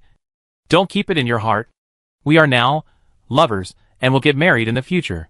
After she finished speaking, her voice paused again, and her fingers held his hand and pressed it against her face. "I promised you that I would be with you. I will always love you in the future, as long as you don't lie to me. Okay, Zhongling?" "Well, no." After Nanyan probed, she felt that it was not the Zhong family's affairs that bothered him. So it was probably Wan Shishi's affairs. So she asked again, "By the way, you said before that you would help me find the mastermind behind those people. Have you found out? Is there any evidence to convict him?" When Zhongling heard this, his fingers that had been pinching her paused for a moment. Although he quickly returned to normal, Nanyan clearly felt it. This man must be upset because of this matter tonight. It seems that he did find out something. Then why didn't he tell her directly? Was it because he couldn't help her deal with this matter? Or was it because he was soft-hearted and couldn't be ruthless to his ex-girlfriend whom he once liked? Nanyan felt that she had finally caught his little braid. And it was not in vain. Zhongling didn't know whether he was afraid of seeing her disappointed eyes, or worried that the incident would affect the peaceful life between the two of them. He lowered his head and was silent for a moment, and finally chose to conceal the matter. "I'm sorry. It may not be easy to find evidence for that matter. The only confirmed information is that the person behind it found a third-party contact on the internet, so it is difficult to verify." Yen. "I'm sorry." Zhongling was obviously in a bad mood when he said this. Nanyan looked at the man who seemed a little depressed. So she reached out and rubbed his face, smiled and comforted him. "It's okay. I don't mean to ask you to find that person. You don't need to apologize to me. This matter itself is difficult, and it's not your responsibility." She spoke in a softer voice, comforting him while also speaking to herself. "At most, I will try to be more careful in the future and won't give others the opportunity to hurt me casually. Besides, aren't those people also locked up?" The people she was talking about were the ones who committed the crime in the club that day. Zhongling looked at her, and although she was smiling, there was still some uneasiness in her eyes. This was normal. No one would feel at ease if there was someone who secretly wanted to hurt and retaliate against them. He directly reached out and hugged Nanyan into his arms, resting his chin on her shoulder. "You can rest assured about this. I won't give that person the opportunity to hurt you again." Chapter 209. The next day was the weekend, and Zhongling didn't have to go to work. However, his work and rest time was always regular, and he woke up naturally at around 8 o'clock in the morning. Last night, Nanyan was forced to adjust her work and rest time with this man. With the repeated assurances and requests of Boss Zhong, the two finally slept in the same room. In addition to hugging and cuddling, they didn't do anything extra. But the next day, when Boss Zhong woke up, he forcibly pulled her out of the quilt. It's not quite right to say that he pulled her out. It should be harassment. That person touched and rubbed everywhere. Even if Nanyan slept soundly, it was impossible for her to feel nothing at all. In the end, she was woken up by his non-stop little movements. After waking up, Nanyan couldn't help but kick him. But instead of pushing him away, he came closer and kissed Nanyan's face. Nanyan disliked his high body temperature. It was the estrus period early in the morning. The two quarreled for a long time before they finally stopped. After breakfast, Boss Zhong had to deal with daily work tasks. After all, being a boss is not that easy. But he was unwilling to go to the study room now. He had to squeeze in with Nanyan in such a large space. According to him, his work was boring. If he couldn't stay with a person he liked for a while, he would be even less interested in work. Nanyan just wanted to roll her eyes at him. Wasn't the dog male protagonist a workaholic? Wasn't work the most interesting thing for him? But let's not talk about these for now. The quick-thinking Boss Zhong was obviously much more useful than the humanoid husky in front. At least the wrong questions she silently threw to him. Boss Zhong took a look at them, and then gave her the best solution in a few minutes. Nanyan suddenly felt relieved, and inexplicably felt that she had hired a gold medal tutor without spending a penny. Thinking of this, Nanyan ignored the occasional hand-holding and cheek-kissing behavior of this man. Sometimes, when she was in a good mood, Nanyan would even go over and kiss him to express her gratitude. This kind of getting along reminded Zhongling of his campus life in high school. He looked at his girlfriend, who was doing homework opposite him. And sometimes he would think, if the two of them could meet earlier, or meet on campus, would he fall in love with her earlier? And would the current situation be different? But think about it. It seems to be good now. A smile flashed in Dongling's eyes. He thought in his heart that it didn't matter if she went to work in his company directly after the exam. She was so careful and serious, and she should be able to do well no matter what she did. But this matter can be told to her later. Thinking of this, Dongling smiled softly again. When his girlfriend kissed him, he pulled her back, pressed the back of her head, slowly deepened the kiss, and then started to work. Then Nanyan saw that the male protagonist, who was a workaholic, was indeed not fake. He worked hard for 2 hours without moving a posture.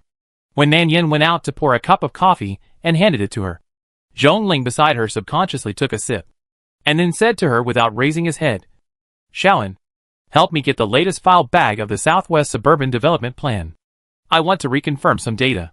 Nanyan knew that this person mistook her for his assistant, but she didn't care. She nodded and casually responded, "Okay, then wait a moment." After hearing this voice that was obviously not Assistant Anne's, Dongling paused for a moment, tapping the pen on the paper, leaving an ink dot, but soon came back to his senses, and the young man sitting opposite him put down the cup. He raised his hand and grabbed Nanyan's wrist, pinching her wrist bone. "Sorry, I forgot this is not the company. I just mistook you for Assistant Anne. Don't worry, I can get it myself. You take a rest." Nanyan pressed his shoulder, leaned over and kissed his cheek, and said in a funny voice, "What does it matter? You go ahead. I've been sitting for so long. I just feel tired, and I want to walk around. The development plan for the southwest suburbs. Right? I'll get it for you. Also, you didn't act so restrained when you ordered me around before. Boss Joan, have you forgotten that I still owe you a lot of salary? You don't have to be so polite to me." Nanyan smiled when she said this. Dongling also found it interesting when she called him Boss Joan. She seemed to have called him that before, but it was just business as usual, and she just treated him as a big boss who paid her wages. Now, there is a little more romance between lovers. He likes Yen Yen, who is so rude to him. He followed her words and said, "Then when I'm done, your boss Joan will take you out for dinner. Okay? How about Japanese food? I remember you have a strong taste. How about Thai food?" Nanyan naturally responded with a smile, saying that it was all right, and turned around to go to the study. She certainly didn't go to the study for fun. She had other purposes. Nanyan didn't come to the study very often. After all, this was where Dongling usually worked, and many of the documents were private and important. And there were also some commercial secrets. Although the man didn't mind her coming in and rummaging around, Nanyan couldn't just rummage through his file bag for no reason, which was too strange and didn't fit his personality. Besides, the study was the only place with surveillance installed, and Nanyan couldn't come to find evidence openly no matter what. She felt that Dongling's mood was not right last night, and he probably found some evidence, so she wanted to try her luck. Maybe she could find something. However, in order to avoid Dongling's suspicion after accidentally seeing the surveillance in the future, Nanyan didn't look for it on the table at the beginning, but turned around twice on the bookshelf that was often used nearby. After confirming that there were no documents, she went to the desk, but she couldn't find anything resembling evidence. Just when Nanyan was about to give up, she happened to see something under the file box. She pretended to take the plan from the file box, and when she turned around, she accidentally turned over the entire file box, and the folders originally in the box instantly fell to the ground, and the ground was full of scattered papers and bags. The brown bag that was deliberately pressed under the file box also fell to the ground. When Nanyan squatted down to pack up her things, she stacked them up and sorted them out. When she turned around, she accidentally saw a few pieces of information scattered out of the brown file bag. Nanyan paused, as if she saw something strange. She raised her hand and pulled out the information. The information printed on it was the photos of the men who tried to violate her in the private room that day. There were many other people's information in it, all of whom were accomplices that night. Nanyan flipped through the pages one by one. When she turned to the last page, her expression was stunned. The information printed on that page was clearly Wan Shishia's information. Her fingers trembled slightly, and her lips tightened. She seemed a little unbelievable, afraid that she had made a mistake in the information, and afraid that she had seen it wrong. Then she spread the information on the floor one by one and compared it again. At this moment, downstairs, seeing that more than 10 minutes had passed, Zhong Ling felt a little strange. He estimated that Yan Yan might not have found the location of the file. He usually sorted those things by himself, so it was normal for her to not find them. Zhong Ling didn't think much about it. After putting down the computer, he stood up directly and walked towards the study on the second floor. Yan Yan, didn't you find it? I forgot to tell you that the document is in the leftmost file box on the desk. Zhong Ling pushed open the door, and before he finished speaking, his voice suddenly stopped. He lowered his head, and his eyes fell on the person in the middle. The floor was full of documents and materials. She was sitting in the middle, holding a piece of printed paper in her hand. Her knuckles were clenched so tightly that they turned slightly white, and her face turned pale. Hearing the sound of the door opening, she finally raised her head, moving very slowly, and then looked over carefully, and said word by word, Zhong Ling, you actually found out who was the mastermind behind that incident a long time ago, right? Her voice was particularly clear when she said this. Nan Yin clenched the information and suddenly threw it towards him. The white paper was lifted up by the force, and soon fell down due to gravity. The falling paper was printed with Wan Shixiao's photo, and some minor evidence he had collected before and after the incident. Zhong Ling's eyes fell on the paper. At that moment, he clenched his fingers and his face turned pale. For a moment, Zhong Ling suddenly felt that his throat was tight and dry, as if it was tightly blocked by something. His lips opened, but he didn't say anything, and Nan Yin didn't give him a chance to explain. She just took the initiative. Nan Yin pursed her lips. Her lips were pale, and she looked at him with some disbelief and disappointment. Because she was your ex-girlfriend whom you loved sincerely. So even if she did this, you could cover up and forgive her, right? Because you couldn't bear to hurt her. So you just lied to me and said you couldn't find any clues, right? You told me last night that the clues were broken. But what is this in my hand now? Zhong Ling, do you think I'm easy to deceive? Nan Yan's eyes were slightly red, and her face became paler. But you told me last night that you wouldn't lie to me. Is this how you treat me? Nan Yan's voice suddenly lost control. Zhong Ling finally reacted this time. He even walked forward in a panic, not caring about any documents, and subconsciously wanted to reach out and hug her. But Nan Yan pushed him away with her backhand. Her tone was colder than ever before, even more distant than the time when they first met. Don't touch me. Zhong Ling's eyes followed her, and his fingers inevitably trembled slightly, and he seemed a little confused because of excessive tension. It's not what you said. Yan Yan, listen to my explanation first. I didn't deliberately protect her, and I didn't want to hurt her, but I really can't do it now. Zhong Ling stubbornly pressed her hand and never let her pull it away. I have someone sent her abroad, and I will never let her come back. Yan Yan, do you believe me? I am doing this to truly protect you. Nan Yan's eyes suddenly had a hint of sarcasm. She had never looked at anyone with such eyes. Zhong Ling didn't know if she was not. Ken believed it, and he was stunned for a moment. And then he heard her say, So, you are telling me that the person who heard me not only didn't pay any price, but she could even hide abroad and continue to be at large, right? Do you think this is a punishment? Zhong Ling, you might as well tell me that she deliberately hid abroad to avoid risks and punishment. Isn't this protecting her? Zhong Ling didn't know that Nan Yin would think so. Maybe he had guessed that she would misunderstand, so he didn't dare to tell her about it, trying to control his uneasy emotions in his heart and calm himself down. However, as Nan Yan's misunderstanding deepened, Zhong Ling found that he couldn't calm down at all, and couldn't control the panic in his heart at all. He just felt that his heart seemed to be hanging there, and a wave of anxiety kept surging in his chest. It's really not what you think. Yan Yan. He clenched his hands, and a sour feeling filled his heart uncontrollably. This feeling of not being understood and trusted made him feel very embarrassed. But he really wasn't deceiving her. He reached out to find the document on the ground, and then handed it to her. Trying to stay calm, will you listen to my explanation? This document can't be used as evidence to convict her. It's just a call record, and it can't prove anything. In his eyes, the previous calmness was gone, replaced by a hint of anxiety. He held her hand and pointed to the number in the document to show her. Also, the overseas number she used has been completely cancelled, and all the information in it is gone. The middleman who contacted her cannot be found either, even if she admitted it on the spot. There is no evidence, and she cannot be convicted. His fingers were a little stiff, and his movements were somewhat unnatural and clumsy. He soon let go of the document and held her hand against his chest. Yan. That's why I want to send her abroad. It's not to help her avoid disaster. Nor is it because I don't want to retaliate against her. But because... Zhong Ling's voice suddenly became a little slow and difficult. He knew that he had not been able to give her a complete explanation in this matter. She was the most innocent victim from beginning to end. But it was so difficult to get justice.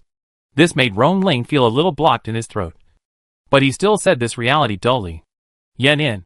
It's not that I don't want to help you. But this is the fact. The fact is that the Yuan family will not let her suffer.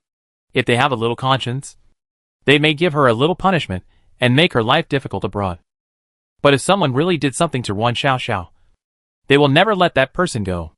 At the end, his voice became softer and softer, as if he was comforting her, and as if he was trying to persuade her. Yan, I know you feel wronged and uncomfortable in your heart, but I really can't do anything for the time being. Nanyan certainly knew that this was the fact. Wasn't it the same in her previous life? No one cared about her death, and she was just casually mentioned as a news hotspot. But the fact does not mean that she must understand. Why should she, a victim, understand the thinking mode of the perpetrator? And why should she put herself in the situation set by others? Nanyan looked up at Zhong Ling beside her, and after a moment of silence, she slowly said, So, you are telling me that because the other party is powerful, even if she did something bad, she can get away with it without paying any price. Right? And I have to endure this unprovoked disaster in vain? The pair of bright and slightly cold eyes suddenly contained some self-mockery, and just looked at him quietly. Zhong Ling, I thought that with your means, you could definitely make this matter public. Wouldn't this leave a stain on her? She looked at him with a strange look in her eyes, as if she had seen him thoroughly for the first time. And then a sense of confusion surged in her heart, as if she didn't know how to face him. Zhong Ling subconsciously clenched her hand. He was a little anxious. Don't do this. Don't look at me like this. Okay? Yan. Even if this matter is made public, Yuan Shishi's reputation will not be greatly damaged. Maybe her uncle's path to promotion will be affected. But with the means of these people to manipulate public opinion, it will return to its original state in a few years, and we will not have any advantage. Will you listen to me? Zhong Ling held her palm tightly. He knew Yan was not the unreasonable person. He could clearly feel that Yan's emotions were gradually stabilizing. She was just unwilling to accept the harm she suffered, and her temporary deception made her feel sad, making her feel that everyone in this place seemed to be deceiving her.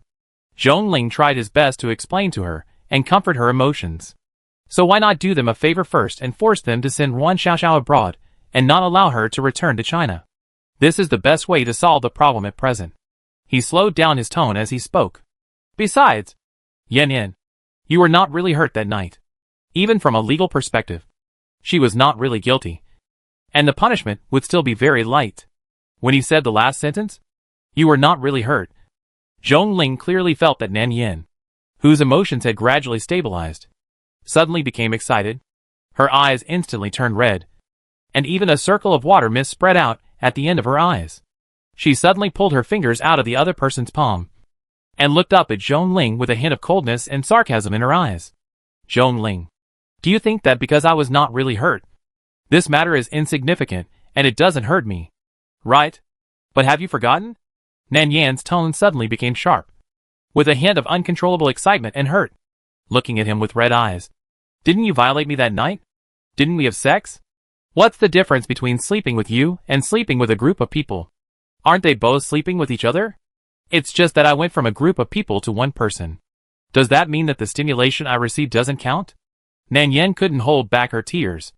Is that why you use this reason to convince yourself and then send your ex-girlfriend away without any guilt? Because of this, you think that the mistakes she made are all minor and can be forgiven. Right? She shook off the other person's hand with force, and a trace of resentment burst out of her eyes. Her voice was not as gentle as before, and she no longer looked quiet and gentle as before. To be honest, there is still a difference, and it's a big one. At least Zhong Ling took care of her feelings, coaxed her, and pleased her all night, without any behavior that hurt her. But she said that on purpose. Nanyan also knew that she was talking without thinking. But it is normal for people to talk without thinking when they are angry. who made him suddenly stimulate her with his words. To be precise, she was willing that night, and there was no violation between the two of them. But if it weren't for his ex-girlfriend, these subsequent situations wouldn't have happened. Nan Yin just revealed the facts. Zhong Ling's body froze when he heard this. He sat quietly opposite her, feeling cold all over. The black hair on his forehead looked a little messy because of the previous action. When the light from the top of his head fell on his nose, it cast a small shadow on his cheek, making his face look a little stiff. He noticed the resentment that suddenly burst out from Yin Yan's eyes. And that resentment also made Zhong Ling realize that she might not be so willing to be with him. From the beginning to the end, there was no such thing. After realizing this fact, Zhong Ling suddenly felt a strange pain that seemed to be suffocating. At such a close distance, Nan Yin saw his expression shaking and twisting uncontrollably. Then, she heard him say in a low and hoarse voice with some difficulty, "Invasion? You think that night was an invasion? So, in your eyes, I am actually no different from those people, right?" Zhong Ling said that sentence slowly, and the blood color on his face gradually faded and turned pale with the naked eye. "Then your willingness to be with me during this period was also fake?" Nan Yin pursed her lips. She unconsciously clenched her fingers, and her slightly white fingertips pinched the knuckles, leaving an obvious crescent-shaped red mark on her radiant skin. She didn't speak, but Zhong Ling had already raised his head at this time, and his dark eyes stared at her like this. There was no extra emotional fluctuation on his face, but there was a hint of a faint sign of losing control in his eyes. Zhong Ling clenched his fingers tightly, so tightly that his knuckles hurt. He really couldn't accept it. In her eyes, he was no different from the group of people who tried to hurt her.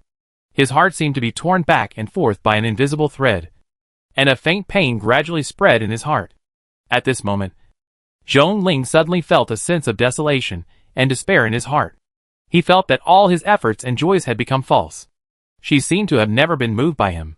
He didn't even know that in her eyes. He was such a person? He really didn't expect that she would think of him like this.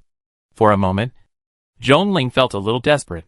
His mind was in chaos, as if countless fragments were constantly stimulating and colliding with the blood vessels in his brain, causing his body to burst out with an instinctive pain.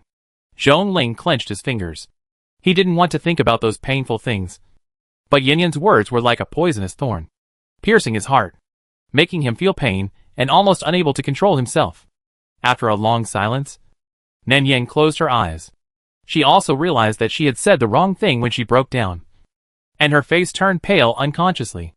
After she finally calmed down and her voice was not as sharp as before, she said in a hoarse voice, "Zhong Ling, for me, you are the only one who can stand on the same front with me.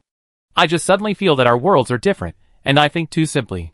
She raised her eyes to meet his, and her expression gradually calmed down from the initial anger. "I just want to live a simple, peaceful, normal life without too many storms. But around you, your parents don't like me. Your ex-girlfriend hates me. And your friends don't look down on what I have done. I have nothing. Just an ordinary person. I don't know the principles of doing things between the wealthy families in your upper class. Nor do I know the so-called reality you talk about. The essence of this matter is that I was hurt by your ex-girlfriend. And as a boyfriend, you sent her away without telling me." Nan Yin suddenly lowered her eyes when she said this, and her long and thick eyelashes covered the hurt look in her eyes. Zhong Ling looked at her and felt a sudden sense of powerlessness in his heart. He wanted to say something to refute, but he couldn't say anything, even if he wanted to deny that there were reasons for all this. But in Yin Yan's eyes, this was the fact. Yuan Xiaoxiao really didn't pay any price, and this was unfair. But what can he do? What should he do to satisfy her? Nan Yin frowned again as she spoke, and suddenly thought of something. Her tone became a little light. She looked up at Zhong Ling opposite her. Her eyes suddenly became a little strange. "Sorry, I may be a little selfish to say this, because you don't have any need to offend the entire Yuan family for me. It's not worth it. Right?" Zhong Ling didn't know whether she was being sarcastic or self-deprecating. He just felt a little uneasy in his heart. He didn't know why Yin Yin became like this again. They had finally gotten close. Why did they quarrel over such a thing? He wanted to say that it was not like this. These things were not as simple as he thought. He couldn't just do it if he wanted to. Not to mention that the most direct cause of this matter was even because of him. Nan Yin probably thought of this, and she thought for a moment before saying, I can't decide anything. When I'm with you, no one can protect me except you. The things you told me are all what you want to tell me. Once you don't want to tell me, you will lie to me like today. You said we are equal. But I still feel that I am trapped in a certain controllable range by you. Zhongling. Do you think this is fair? Nan Yan's voice suddenly became a little erratic, and the voice in her throat was a little choked. If you lie to me once, there will be another time. Every time you have reasons and difficulties. What do you want me to do? At the end, she closed her eyes again, and the tears in her eyes finally slid down her cheeks. She only cried for a short while, and then she controlled her emotions. Then she looked at him. I can't decide those things, but I can decide not to integrate myself into the so-called upper circle you guys have. At the end, Nan Yan's emotions had completely calmed down. She raised her hand and gently wiped the tears from her face. There was no more sarcasm and sharpness in her eyes at the beginning, but the tears on her face faintly revealed her emotions. Zhongling heard her voice floating, but the words she said were so hurtful. So, let's separate for the time being, and each of us should calm down for a while. Maybe we are not suitable for each other. She slowly loosened her clenched fingers, as if she had completely let go of the stubbornness in her heart, and became a little relieved. She really couldn't decide anything about others, and she couldn't get justice if she was bullied. In this case, wouldn't she just stay away from them in the future? He was not wrong, because that was indeed the best way to solve this problem. But her own choice was not wrong either. Staying away from him also kept away from the risks he brought. Don't even think about it. Zhongling suddenly felt cold all over after hearing this. His face twisted and fierce. He clenched Nan Yan's wrist tightly, grabbed it back, and held it tightly in his palm. Everything else is fine, but this is not. I won't let go. He had worked so hard to build up the situation. Why was it all denied by her light words? Zhongling's eyes were even a little red. He really didn't understand why she could let go so easily. Hearing this, Nan Yan's eyes slowly changed. She raised her eyes and looked at the other party. Why not? Zhongling felt that the resentment in his chest was about to overflow. I just don't agree. You want to break up with me. Who do you want to find? He Mian? Do you think he can help you? From the beginning, the person you expected was Mian. Right? Obviously I have always been by your side. And you can touch me as long as you stretch out your hand. But your first choice is always Mian. Right? Whether it was that night or earlier, the person she chose was always Mian. He was right beside her, within her reach, but she would still call Mian. Zhongling's eyes were dim, and his voice seemed to contain some resentment. Is he so important? Is he so worthy of your love? But have you forgotten? That night, how you clung to me to do it with you over and over again. How your legs were on me, clamped so tightly, unwilling to separate for a moment. And your crying and begging posture. Have you forgotten everything? Why? Do you want to regret it afterwards? Shut up. Zhongling. What nonsense are you talking about? Nan Yan's wrist was pinched so hard that it hurt, and tears fell uncontrollably. But this time, it was completely stimulated by his attitude. I'm talking nonsense? Zhongling sneered, but his eyes gradually turned red. Oh, don't forget. You begged me from the beginning, and I gave it to you because you begged so pitifully. This man was probably provoked by her to the point of completely losing control. And he could even say such shameless words. Her eyes were also slightly red. She bit her lips because of the pain, and she was angry because of what she heard. So she deliberately angered him. So what? I regretted it. Didn't you notice? We were not suitable from the beginning to the end. She struggled hard, but failed to break free. In the end, she could only look at him and say, You can't handle an ex-girlfriend. What if the people who do this to me in the future are your parents? What if your family wants to hurt me? What will you choose? Will you continue to deceive me? When Zhongling heard this, he seemed to be unable to control himself. The anger, unwillingness, grievance and various chaotic emotions that had been suppressed in his chest burst out at the same time. But haven't I been trying hard? Zhongling held her hand tightly, suddenly clasped her shoulders, his eyes red, and suddenly shouted at her. I have clearly tried very hard. I am trying to deal with you, and keep you away from the center of all troubles. I am confident that I have the ability to protect you. Zhongling's voice became heavier and heavier, with anger and resentment. The fire in his eyes seemed to burn people to death. You don't even have to do anything. I'll take care of everything else. I'll take care of everything.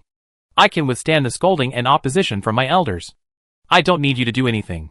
As long as you are willing to stand there and wait for me, I can run into you as soon as I turn around. But why? Why do all my efforts seem useless to you? You just deny them with a light word inappropriate.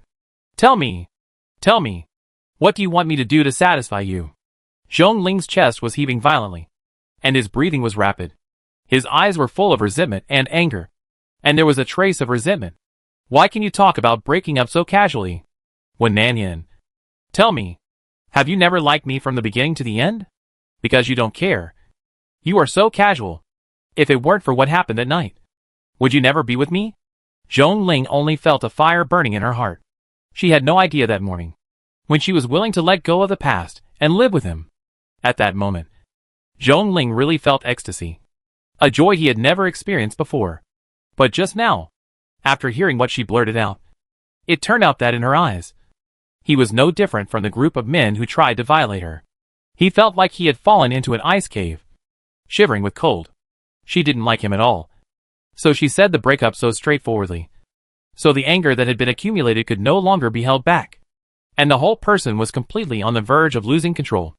And Nanyan was also trembling all over because of his out-of-control emotions. She bit her lips, almost biting them until they were congested, and then stared at him straight. Yes, you are right. I just don't like you, and I have never cared about you from beginning to end. So I want to break up with you. Is this explanation enough?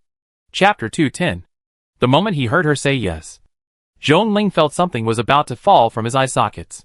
At the same time, there was another extremely chaotic and resentful emotion rolling in his chest. He couldn't care about anything else. At this moment, he only felt that the blood vessels in his mind were beating wildly and clamoring because of her words. How could she? How could she say such a heartless thing? Hasn't he done enough? Hasn't he satisfied her? He had obviously put everything he had in front of her and handed it over to her without reservation. But she didn't care. Not only did she not care, but she trampled that intention into the mud. Zhongling resented in his heart. He had never lost control so much, and he had never been so uncomfortable. An unprecedented, unbearable, and uncomfortable spread in his heart. Reason and madness intertwined to reveal a painful expression on his face. He even felt the despair in his heart. The despair of trying his best to get close to her, but still being pushed away by her in the end. The despair that no matter what he did, no matter how hard he tried, she would never give him a chance. The extreme anger was a kind of madness.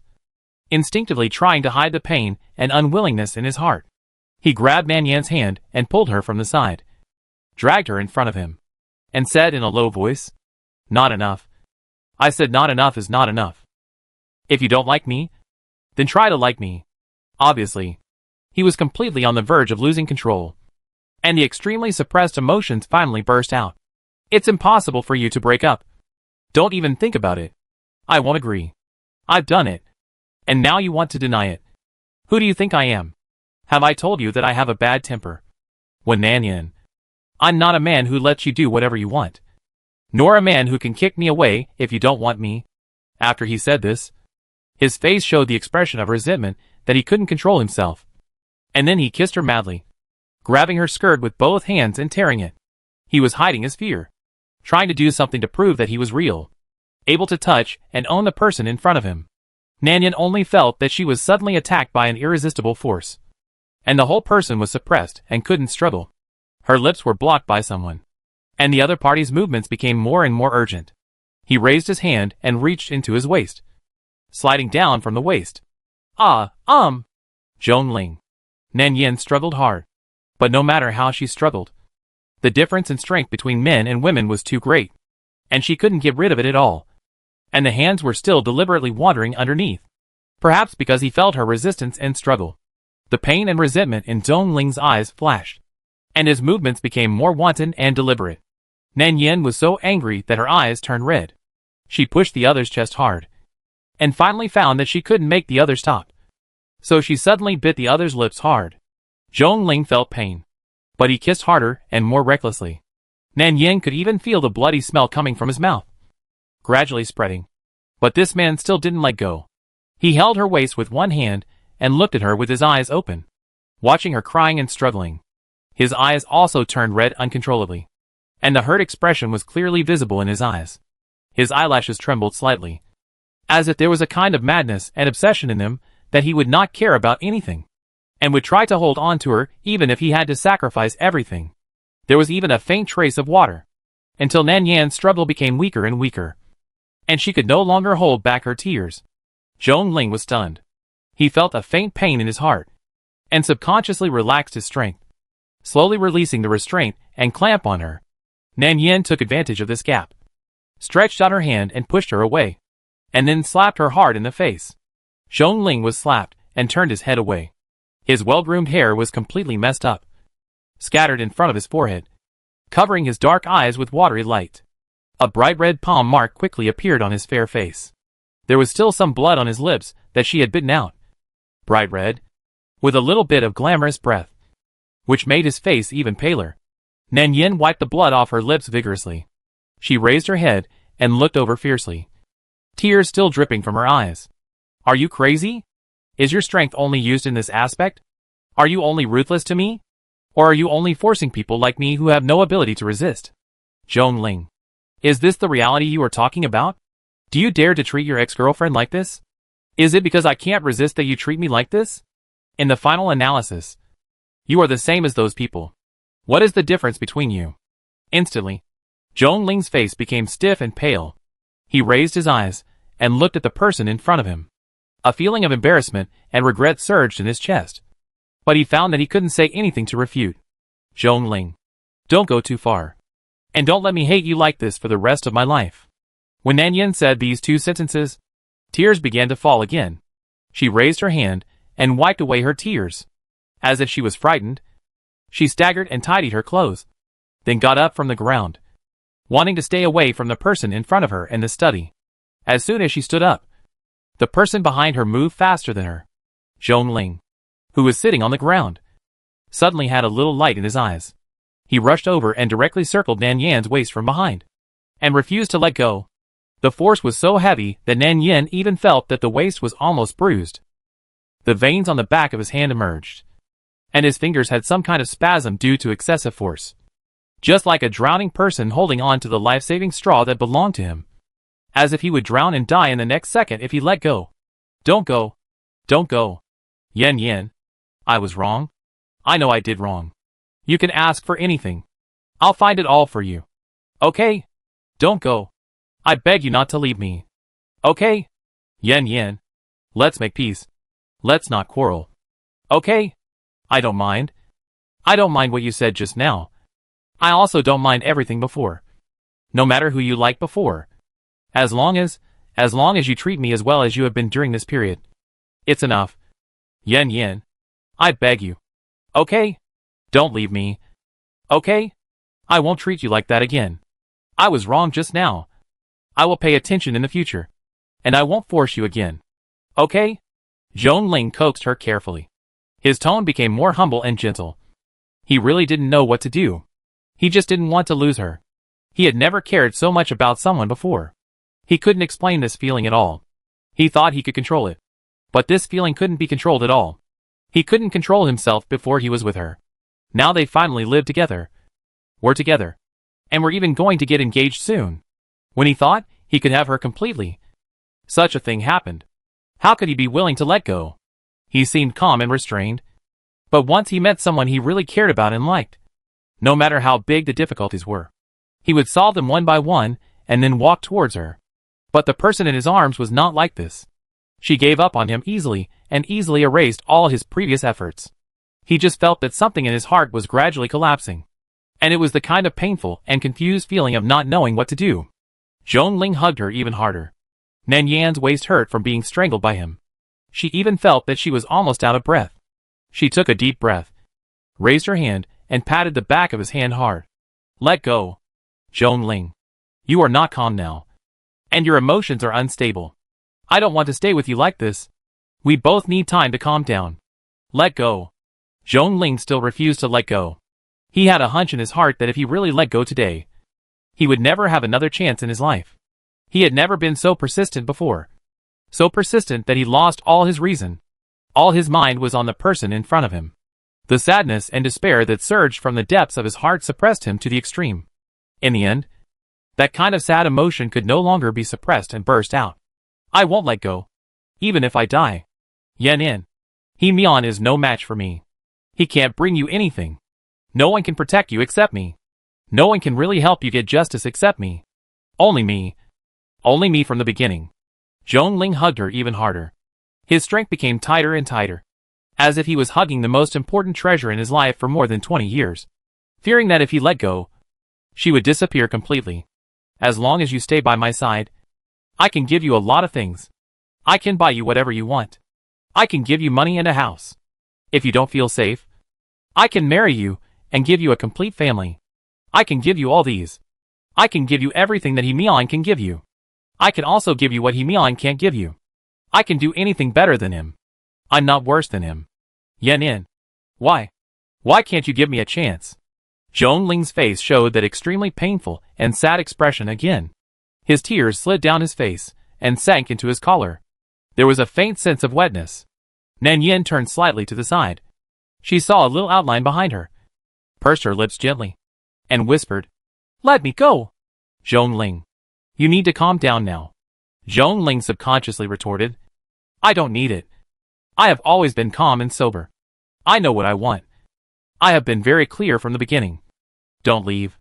And the painful expression on his face gradually deepened when Nanyan pried open his fingers tightly clasped around his waist one by one. The panic, uneasiness, endless grievance and embarrassment in his heart. Those chaotic emotions surged in his chest, and finally gradually spread with her movements. He really didn't understand. He had already made such a humble request. Why would she still let go of his hand? When Nanyan, has she never cared about him? So she was so casual when she gave up on him. Without even a trace of hesitation, Zhongling's fingers were pried apart, and his body was pushed away. Nanyan finally left his arms. She took a long breath and said, Let go. I just want to reconsider our relationship. And at the moment she left, at that moment, Zhongling felt that all the blood in his body rushed to his head in that instant, and his brain was shocked in an instant. An unspeakable resentment and severe pain quickly spread from his chest to his limbs. He was in so much pain that he couldn't control himself and shouted at her. It was an immature way of venting and threatening after being powerless. When Nanyan, who do you think you are? You have nothing. No money. No job. And even no place to live. Where can you go after you leave me? His fingers were pried apart, and they seemed stiff and unable to close. His eyes stared at her back fiercely, and the malice and resentment in his eyes almost overflowed. Perhaps after he found that he couldn't keep her no matter how hard he tried. He chose the most direct way to mock and threaten her to force her to submit. But this behavior has already exhausted all his tricks. Just like the last cry and jumping of a person in the desperate moment of powerlessness, which seems childish and ridiculous, and has no effect at all. This is not something he would do at all. Nanyan could still hear the person behind her continue to mock her, and there seemed to be a slight tremor in the voice. Everything on your body is worth no more than a few thousand yuan. And I bought your underwear for you. You still owe me more than 100,000 yuan. And your friend is still in the intensive care unit. Now you have lost your only job. And you have no source of income. You are worthless. If you leave me, you will have nowhere to go after you leave here. No one will care about you or take you and accept me. You have no money and no power. A girl like you can be bullied by anyone walking on the street at night. Isn't the situation that night enough for you to wake up? You will regret it. If you leave me, you will regret it for the rest of your life. Zhongling's fingers finally regained some consciousness. He clenched them tightly. At that moment, he actually felt that he was ridiculous. This scene was really ridiculous. Especially when Nanyan heard this. Was he threatening people? Did he think that such verbal threats could make people surrender? I don't know why. She was very dissatisfied with the other party's belittling and scolding. But now after hearing this, Nanyan just felt an inexplicable urge to laugh. She stood at the door. Although she didn't look back, she turned her face and whispered, I will find a job as soon as possible and pay you back the money I owe you as soon as possible. This was obviously not the result Zhongling wanted. He felt hopeless at the moment. A bitter pain in his chest made him clench his fingers tightly. His tone became more and more sarcastic, full of malice and hatred. He almost gritted his teeth and said it. I won't give you any more chances. When Nanyan, did you hear me? I tell you, I won't stay here waiting for you forever. And I don't have to have you. You are just a poor girl with nothing. You have no money, no family, no background, and you are in debt. What do you think you can do? Continue to sell alcohol? Tell me. There is a world of difference between us. If you leave me, I will marry another woman. My career will be further developed. And the wealth I have is beyond your imagination in this life. And you have nothing. You will never have any contact with me again in this life. Did you hear that? This is reality. This is the gap between us. I can live better without you. But without me, you will only become more and more difficult and poorer. I don't know why. But when Nan Yin heard this, she always felt that the other party was incompetent and furious. It was probably like a naughty kid who lost a fight and then started to speak harshly. But his harsh words didn't seem to be harsh enough. Because Nan Yin didn't feel any threat. And even felt a little ridiculous. Zhongling looked at her back, his lips trembling slightly, hoping that even if she hesitated for a moment, as long as she was a little reluctant, he would step forward without hesitation. But he was disappointed. Completely disappointed. He only heard Yin Yin say in a low voice, "Then I wish you a happy wedding with your ex-girlfriend. I'm sorry to have disturbed you for so long. I will leave here soon. Also, I heard that this house is also designed by you according to your girlfriend's preferences. Right? I'm so sorry that I have occupied your time for so long." Hearing this, Zhongling's chest suddenly felt a twisting and tearing pain. A kind of suffocating pain. His eyes were red. And he suddenly raised his voice. His tone became sharper and fiercer. "You are much more cruel than me. When Nan Yin. The thing I regret most in my life is meeting you." He shouted at her uncontrollably. His fingers were pinched so tightly that they were stiff and could not be straightened. His whole body was trembling. And tears flowed out uncontrollably. "Get out. Get out of my house. Get away. From now on, I will not have anything to do with you anymore. I will do as you wish. Just like you said. And get engaged to my ex-girlfriend. After that, we will get married. We will hold a wedding of the century that everyone will envy. And everyone will come to congratulate me. You don't care about me. But there are people who care about me." Zhongling felt that he was really going crazy. "We will have a child in the future. But you are different. You and your child will have to live in that shabby environment. That village in the city where there are no complete roads. And live a life of hardship and embarrassment for the rest of your life. Don't come back after you leave. Don't regret it in this life. Because even if you regret it, I will never give you another chance. And I will never forgive you in this life." When Nan Yin. "Did you hear it clearly? Did you hear what I said?" He repeated it several times in a row. His throat was hoarse at the end. And he could no longer control his emotions. The extremely suppressed sadness and pain burst out together. And the chaotic emotions almost overwhelmed him. He stared at the back in despair, trying to drive her away with fierce words, trying to make her feel a little nostalgic and hesitant about her current life. But he was still disappointed. When Nan Yin reached out to push the door handle, she turned around and looked at him. Zhongling stood beside the table with red eyes behind him. He looked like he had completely lost his calm, self-controlled and elegant appearance in the past. He looked like a madman now. His clothes on his chest were wrinkled and stained with tears. The blood on his lips had slowly dried. And the small blood scabs that had originally formed looked even darker and more obvious. And his eyes were staring at her direction. When she looked over, there was a faint light and the greatest malice in his eyes, as well as a stubbornness. It seemed that at this moment, as long as Nan Yin stepped out of the door, the two of them would become complete strangers. Their contact would be completely cut off. Everything would be erased. And he would never give her any chance again. Zhongling's face began to show that complex expression of reason and resentment again. And there was even a trace of grievance in his eyes. Why? Why can't he compromise for him once? Why can't he give him a chance? What hasn't he done well enough? He has obviously tried very hard. He has tried very hard to love her. He has tried very hard to take care of her. He has shared everything he has with her without reservation. Why? Why? Nan Yin bowed her head and said, "I'm sorry." After Nan Yin said sorry softly and walked out of the door, she suddenly heard a hateful shout from behind her, which was particularly clear through the half-open door. "Don't regret it. Don't regret it in this life. It's best not to appear in front of me again in this life. Otherwise I won't let you go. I will never let you go." His voice suddenly became fierce, and his face was gloomy and ugly, as if mixed with endless resentment. No one has ever dared to do this to me. And no one has ever done this to me. You played me, and deceived me. When Nanyan, I will not forgive you. I will never forgive you in this life. How dare she? How could she be so cruel? Without any hesitation.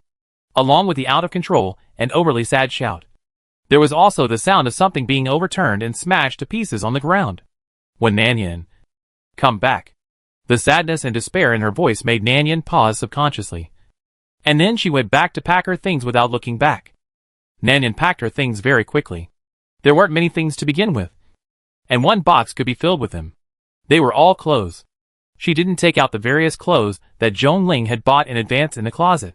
Some of them had never been worn, and the tags were still hanging there. It was probably unlikely that she would come back after leaving this time. But this scene was really inexplicably familiar. It seemed to be similar when she left Himian's house. Forget it. She was used to it after going back and forth. She didn't return the rental house she shared with Sister Zhou. After all, Sister Zhou was still in the hospital for treatment. The house was originally shared and still useful. Now there was only one place she could go. When Nanyan finished packing her things, the person who had been standing in the study room had not come out, except for the sound of things being broken at the beginning. The movement in the room finally stopped after a while. When Nanyan passed by the study room when she went downstairs, she subconsciously turned her head to look at the door. Through the narrow gap, she saw that the half-open door was in a mess, with various documents scattered all over the floor, as well as broken porcelain and teacups. The slightly miserable figure was sitting on the floor weakly, leaning against the table that was overturned in the chaos, with one long leg bent. Nanyan glanced at him and didn't see the whole picture. She only saw a trace of dark red blood on the wrinkled corner of the other party's clothes. It should be that the fragments accidentally scratched his hand.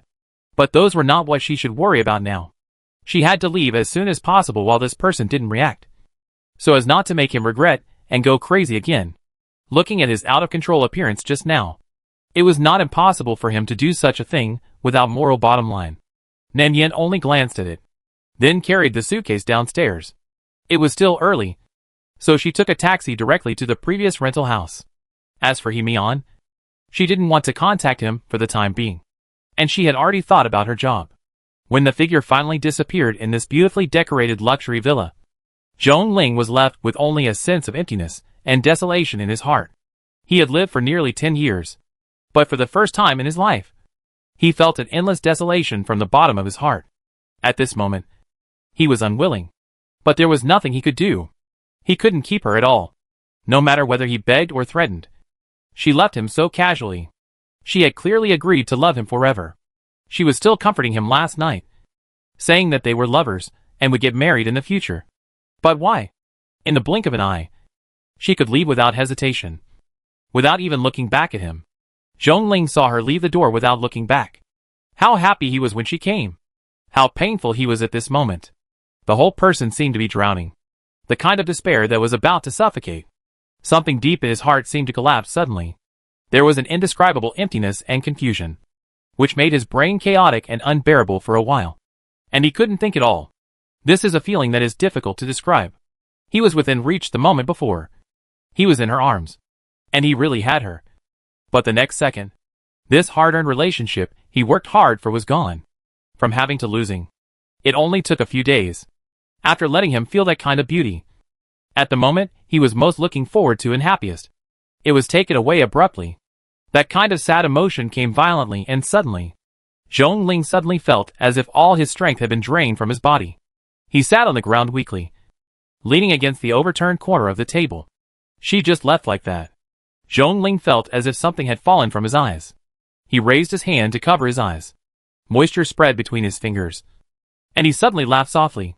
After laughing for a long time, he slowly reached out to wipe the blood on his lips and the water stains on his face. Looking at the palm of his hand that was pierced by the fragments and was muddy, his eyes suddenly became a little cold. Why didn't she understand? Leaving him was the most wrong decision she had made in her life. Let her go. He would let her see that without her, he would live better than before. He had everything. He had money, a career, and countless people who liked him. After leaving her, he would live better. He would no longer beg humbly without self-esteem like before.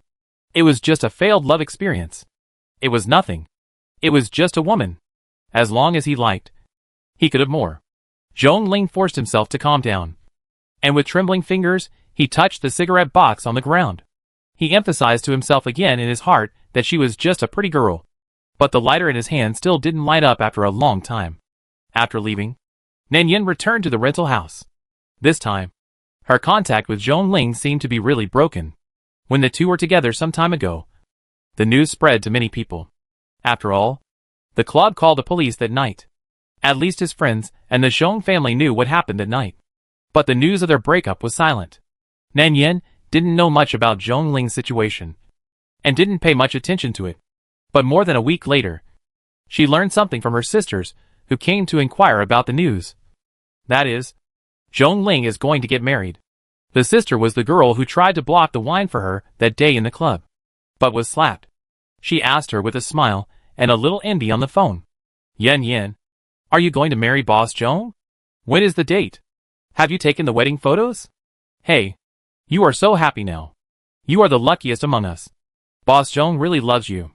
He actually married you. We thought he was just playing with you at first. Who said it wasn't? But a man like that won't suffer any loss even if he is just playing around.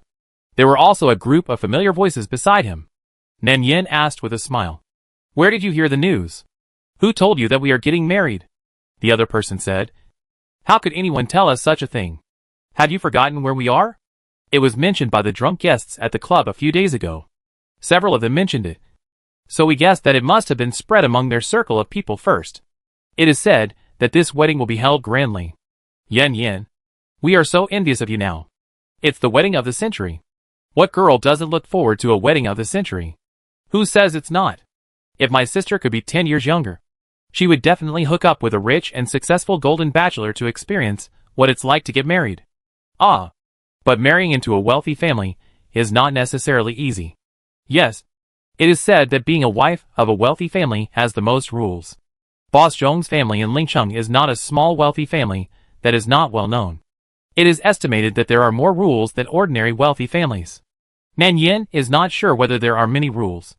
Anyway, she is not the one getting married. A group of people talked about it, not noticing that the person on the other end of the phone had not spoken for a long time. When they finished talking and mentioned Nanyan again, they all asked Nanyan to send them an invitation. After all, we are sisters, so it is okay to give some money as a gift. At least it will open their eyes to see what the legendary wedding of the century is like. Nanyan lowered her head and smiled. But there was not much emotion in her eyes. She really didn't care. She just said softly, You heard the wrong news this time. The person who married Zhong Ling is not me. He and I have separated a long time ago. As soon as these words came out, the noisy situation on the other side suddenly became quiet. Nanyan could feel the awkward and stagnant atmosphere on the other side of the phone. The group of people probably haven't reacted yet. After thinking for a long time, if it's not to marry Yan, then who is the marriage news about? They are not stupid. Now they finally came to their senses. It is probably the fiancé arranged by the Zhong family. Then someone cursed in the chaos. Fuck. I knew that group of rich people were not good people. They would not admit their mistakes after eating. Yan, don't be sad. Anyway, you are still young and you will not have trouble finding a good man. That's right. Yan, don't worry too much. Their kind of marriage between rich families is the most unreliable. They may get divorced in 2 years. Pa, they will get divorced in a year. I wish he would get divorced. Sure enough, all men are bad. Nanyan smiled, knowing that they had been together for a long time. And this group of people had some comrades with her. They were a little indignant when they heard such things, cursing and condemning Boss Zhong. But this time, they really scolded the wrong person. The one who refused to admit it after eating was not Boss Zhong, but her. After hanging up the phone, Nanyan almost understood the follow-up of that day. It seemed that Zhong Ling was really consistent in his words and deeds, and he really wanted to marry his ex-girlfriend. But she didn't care much because she had other things to do. She was busy looking for a new job now. Her work in the club was completely over, and it was impossible to go back. So Nanyan went to the wedding dress shop where the two would meet in the original plot, and applied for a job to help customers choose wedding dresses. Well, she was waiting for the hero and heroine to come to her.